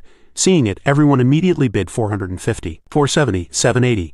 Someone shouted, "I bid 500, as expected of the famous secret trade fair." Next were more than 20 various treasures. After that, this trade fair at the Heavenly Star Sect had not yet seen any formation flags or formation plates. For the third item, the host said, "A pair of mechanical beast puppets, high-grade magic tools, original price only 100 spirit stones. Their strength is comparable to a 9th layer chi refining stage cultivator, absolutely loyal and not afraid of death." Most people didn't dare to buy such a pair of puppets. But a person in a green cloak and a black mask shouted, "I bid 900 spirit stones plus 1 iron essence." The person wearing a ghost mask said, "1 top-grade iron essence worth spirit stones plus 900 spirit stones. 2,900 spirit stones sold for 2,900 spirit stones." This was very surprising. Iron essence is something that only core formation stage cultivators can refine. This guest's identity and the use of these puppets sparked endless speculation from others. After the deal was made, the eyes of the person wearing the ghost mask lit up and he said, "Next is the last truly good item." The person took out a box. Inside was a spiritual herb and then shouted loudly, "A top-grade spiritual herb. 1,000-year-old yellow essence Ganoderma. This is a top-grade item rarely seen in 100 years, starting at 50 spirit stones." Someone had already bid 1,000 spirit stones and another bid 1,500 spirit stones. The person then competed. "I'll add a magic tool." The person wearing the ghost mask said, "Everyone please slowly bid with your treasures and spirit stones. Each person says 1. Someone said, "I'll use this." Someone else competed. "Ah." That person said, 7 treasures umbrella." That person said, "I'll trade it for a jade lightning." Everyone was in a mess. "Ah." The person wearing a tiger mask stood up and said in the loudest voice, "I'll trade a set of 5 elements reversal restriction magic tools for this spiritual herb." Everyone was so shocked they couldn't believe their ears, saying, the person wearing the ghost mask said, "Did I hear that right? The 5 elements reversal restriction formation, known as the ultimate restriction among restriction formations." The person wearing a green mask broke out in a cold sweat and said, "Besides its coverage area and its inability to actively kill enemies, its bewildering and protective properties are in no way inferior to the great protective formations of the major sects." The person wearing a red clown mask broke out in a cold sweat and continued, "And this one is even in a tool form. That's too exaggerated." The person wearing the ghost mask broke out in a sweat and tentatively asked, "Does your excellency have the formation-laying magic tools for the 5 elements reversal formation?" The person wearing a tiger mask scratched his head and said, "Oh, I knew, but it's not completely successful yet. It only has 1/10 of its power, but I can guarantee that I will perfect it within a few years to reach its original power." Hee. Hearing this, everyone laughed. "Ah, what? So it's a fake, still a semi-finished product in testing?" The person wearing the ghost mask then cursed angrily. "Are you kidding? How can this auction have an effect a few years later? I'll let you go since you're young. If you bid like this next time, don't blame our shop for being impolite." After speaking, the person wearing the ghost mask continued to ask, "Who wants it?" Everyone shouted chaotically, "Me." The person wearing the tiger mask was covered in sweat, turned around and sighed. "Sigh, after the time it takes for a cup of tea." The person wearing the ghost mask said, "This auction is now over. Everyone can choose to trade freely or leave." Several masked people walked over to the person wearing the tiger mask and said one after another, "Sell me that set of tools, sell them to me. Are you a formation master? Help us design a great formation." The person wearing the tiger mask was startled and shouted, Hey. The person wearing a tiger mask said helplessly, returning empty-handed, "It seems this trade fair is also a contest of strategy and wisdom." He said, "No, I'm not a formation master, and this set of tools is for trading for a 1,000-year-old spiritual herb. I won't trade it. I urgently need a 1,000-year-old spiritual herb to save a life." Hearing the tiger mask's words, the others turned and cursed. "HMPH, where in the world would you find so many 1,000-year-old spiritual herbs? If you want to hog it all, just keep it for yourself." The tiger mask person heard this and said angrily, "Hey!" Suddenly, a mysterious person behind the tiger mask spoke, "Excuse me. the tiger mask person said. If you don't have a 1,000-year-old spiritual herb, don't bother me. My formation master friend urgently needs the spiritual herb to save his life. I don't have time to design a formation for you now, the person said again. What if I have a 1,000-year-old spiritual herb, but I don't want to find a formation master to set up a formation? Hearing this, the tiger mask person said in surprise. Ah, this person's eyes were filled with killing intent, and the mysterious person immediately raised his hand to set up a soundproof barrier. The tiger mask person said at a loss, Senior, do you really have a spiritual herb? It must be over 1,000 years old. A 700- or 800-year-old herb won't do. The mysterious person said, Not only do I have one, but it's even bigger than the one they were selling. And it's freshly picked. Hearing this, the tiger mask person's mouth almost watered, and he said, Wow. Then the mysterious person took out a box. Inside the box was indeed a 1,000-year-old spiritual herb. Seeing it, the tiger mask person broke out in a sweat and shouted, It really is a 1,000-year-old spiritual herb, the tiger mask person roared. And it's even better than the one just now, and it's fresh. What's going on? Hearing the tiger mask person's words, Han Li thought angrily in his heart. So noisy. The one just now was the one I sold. These treacherous merchants, I feel like I've been ripped off again. It was actually sold for so much. The tiger mask person was still marveling. Oh wow, oh. The scene switched to two masked people gossiping outside the circle. They looked inside Han Li's circle and asked, What are they talking about? The person in the red robe said he couldn't hear clearly. Inside the circle, the tiger mask person said happily, Senior, I agree to the trade. Hearing this, Han Li said, You may agree, but I don't. You want to trade my spiritual herb with just this incomplete formation of yours. Hearing Han Li's words, the tiger mask person's face turned red, and he said embarrassedly, well, I really don't have anything else of value on me. Hearing this, Han Li thought, Since he's begging me, of course I have to squeeze him some more, see what other good things he has. The tiger mask person immediately came to his senses and said, I wonder if Senior is interested in weapon refining? Han Li asked back, What do you mean? Are you planning to teach me weapon refining? The tiger mask person immediately replied, Senior has guessed correctly. The art of weapon refining is the only thing I have that is presentable. Han Li said, Who doesn't know about the art of weapon refining? Your Excellency thinks too highly of yourself. The tiger mask person immediately put on a mysterious look and said, To be honest, my ancestor was a weapon refining elder of the divine armament sect. His skills were already at their peak. My skills were passed down from my ancestor. It's definitely a secret in the cultivation world. Han Li thought to himself, What the hell is this real? Han Li calculated in his heart. This divine armament sect is not from the heavenly star sect. It's one of the three major orthodox sects of the state of Yuanwu, as famous as the Myriad Wonders Temple.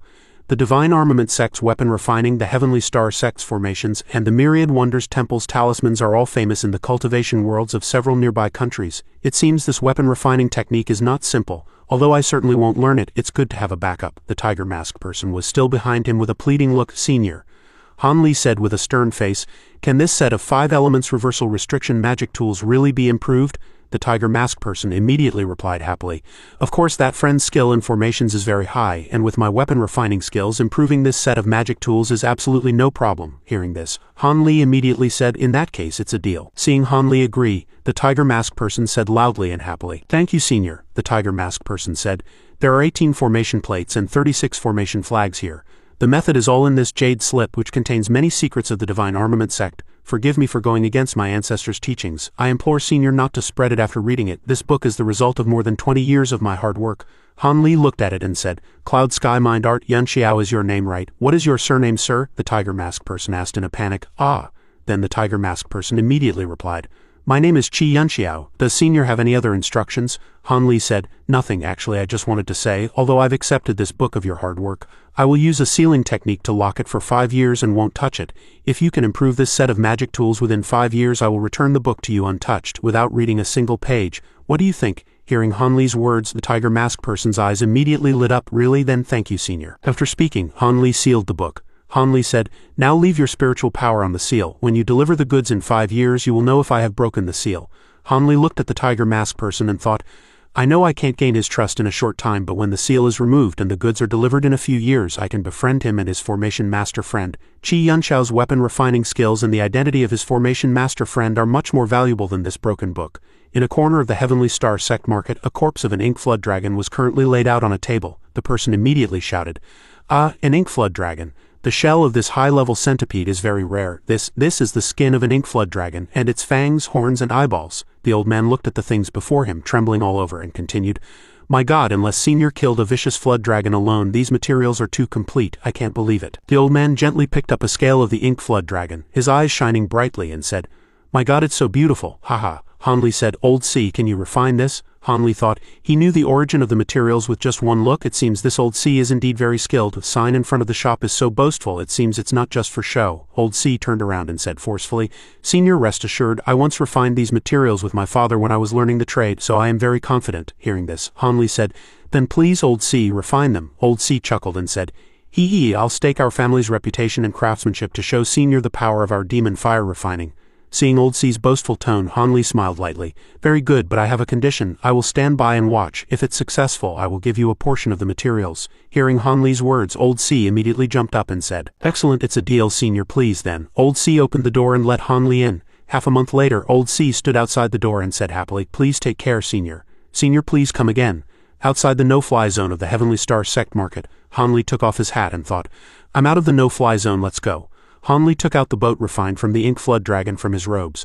The boat immediately grew larger. This was the divine wind boat, which could help Han Li fly into the sky. As Han Li flew, he thought, the divine wind boat refined from the flood dragon's flag and the ink flood dragon's tail is indeed powerful. Although it can't carry people and has no defense, it's already a rare magic tool.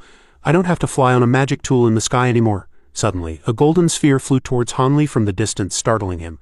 Luckily, he cleverly dodged the sphere but immediately thought in a panic, "Someone's ambushing me." At this time, Han Li had already grabbed 2 azure fire mantles. The azure fire mantle is a magic tool refined from the ink flood dragon's eyes, with a special invisibility effect, and with the addition of the ink flood dragon's damn liquid, contact with an enemy will cause dizziness and headaches, slowly poisoning them without them knowing. Han Li thought angrily, "Bastard, who's ambushing me?" Ahead, several ghosts were shooting golden bullets. Everyone was trying their best to block. Someone said, "Damn it, why are there so many? Damn it, go to hell." Han Li looked and thought, "It's not an ambush, someone is fighting and it's a large-scale puppet battle." Han Li looked around and thought, "Aren't these the puppet beasts sold at the auction before? Wasn't that light the one that hurt me just now? I could take out 2 of these puppets with my own bow. There are so many, there must be over 100 puppets. And there are close combat puppets, they don't seem easy to deal with." But after looking at the people who were fighting, Han Li thought again, "But these few cultivators are not simple either. It seems that 30 or 40 puppets have already been destroyed, but they are still coming out of the bamboo forest. If this continues, this group of cultivators will definitely lose." The few cultivators who were fighting shouted, "Get lost, bastard, you ran first again, these damn things still won't stop, I'm not playing anymore." Suddenly, a huge beam of light shot straight at the ground, creating a large hole, startling everyone. They widened their eyes in surprise and thought, "What?" Han Li thought, "Why is the speed of light so slow? It won't be easy for them to run, it feels very dangerous here. But if I can learn more about the secrets of the puppet beasts, that would be great. Right, there's a cloud over there, I'll be safe if I hide in it." After thinking, Han Li immediately drilled into the cloud. The cultivators below were talking to each other. "Do you really want to kill us all? I'm a descendant of the state of Yuanwu. Aren't you afraid of offending the entire cultivation world of the state of Yuanwu?" "That's right, anyway, I've already killed one. Wouldn't it be over if I killed them all? We have no ill will towards you." "Peefed, no ill will? Why were you following me then?" Han Li peeked from the cloud, and seeing that conversation he thought, this voice, it seems to be that green-robed person who bought the puppet beasts." The person roared, "Anyway, this guy is going to kill us to silence us. Everyone, let's fight him." Everyone agreed. "All right." The person outside said, "HMPH, fight me? Are you qualified? You can't even beat these few puppets of mine, and you talk about fighting." Suddenly, the puppet roared, its eyes emitting a blue light, surprising everyone. "Crap, what the hell is this? Was that light just now shot out by this thing? Damn it." Then its mouth opened, condensing into a golden sphere. Another beam of light shot out from the puppet's mouth, hitting the cultivator's protective shield. The leader said, "Everyone, let's work together, we can definitely hold it." The beam of light began to dissipate from the puppet's mouth. Han Li sat in the sky and watched, thinking worriedly, "Luckily this giant beast has no energy after attacking." A cultivator said to everyone, "Don't be afraid, that big guy has no energy." The person in the green robe and mask said disdainfully, "HMPH, fools." Then he opened it and threw a yellow stone into the puppet's system. The puppet immediately recovered its energy and began to accumulate bullets to continue shooting. Han Li sat on the cloud and thought, "No way is he pelting people with mid-grade spirit stones, what a spendthrift." Seeing that the monster had recovered, the few cultivators said in unison, "Forget it, run." But before they could run far, they were hit by the light from the monster's mouth and cried out in pain. Seeing this, Han Li thought with worry, "The destructive power is terrifying." After the battle, there was no one left at the scene. The person in the black robe and mask spoke, "I have something to do today, you're lucky." Han Li sat on top and watched, puzzled, thinking, "He's not chasing, does this guy have a backup plan? When this guy leaves, I'll sneak away." But before he could carry out his plan, a voice sounded, "Your Excellency has watched the show for so long, isn't it time to reap the benefits of a third party? It's time to make a move." Hearing this, Han Li thought, "I've been discovered, crap, I wonder if the speed of the profound Tao divine wind can dodge this giant beast's attack. What should I do? Should I run?" Before Han Li could finish thinking, a laugh came from underground. He. All the puppets of the person in the green robe entered a combat state. Seeing this, Han Li thought, there's a third person.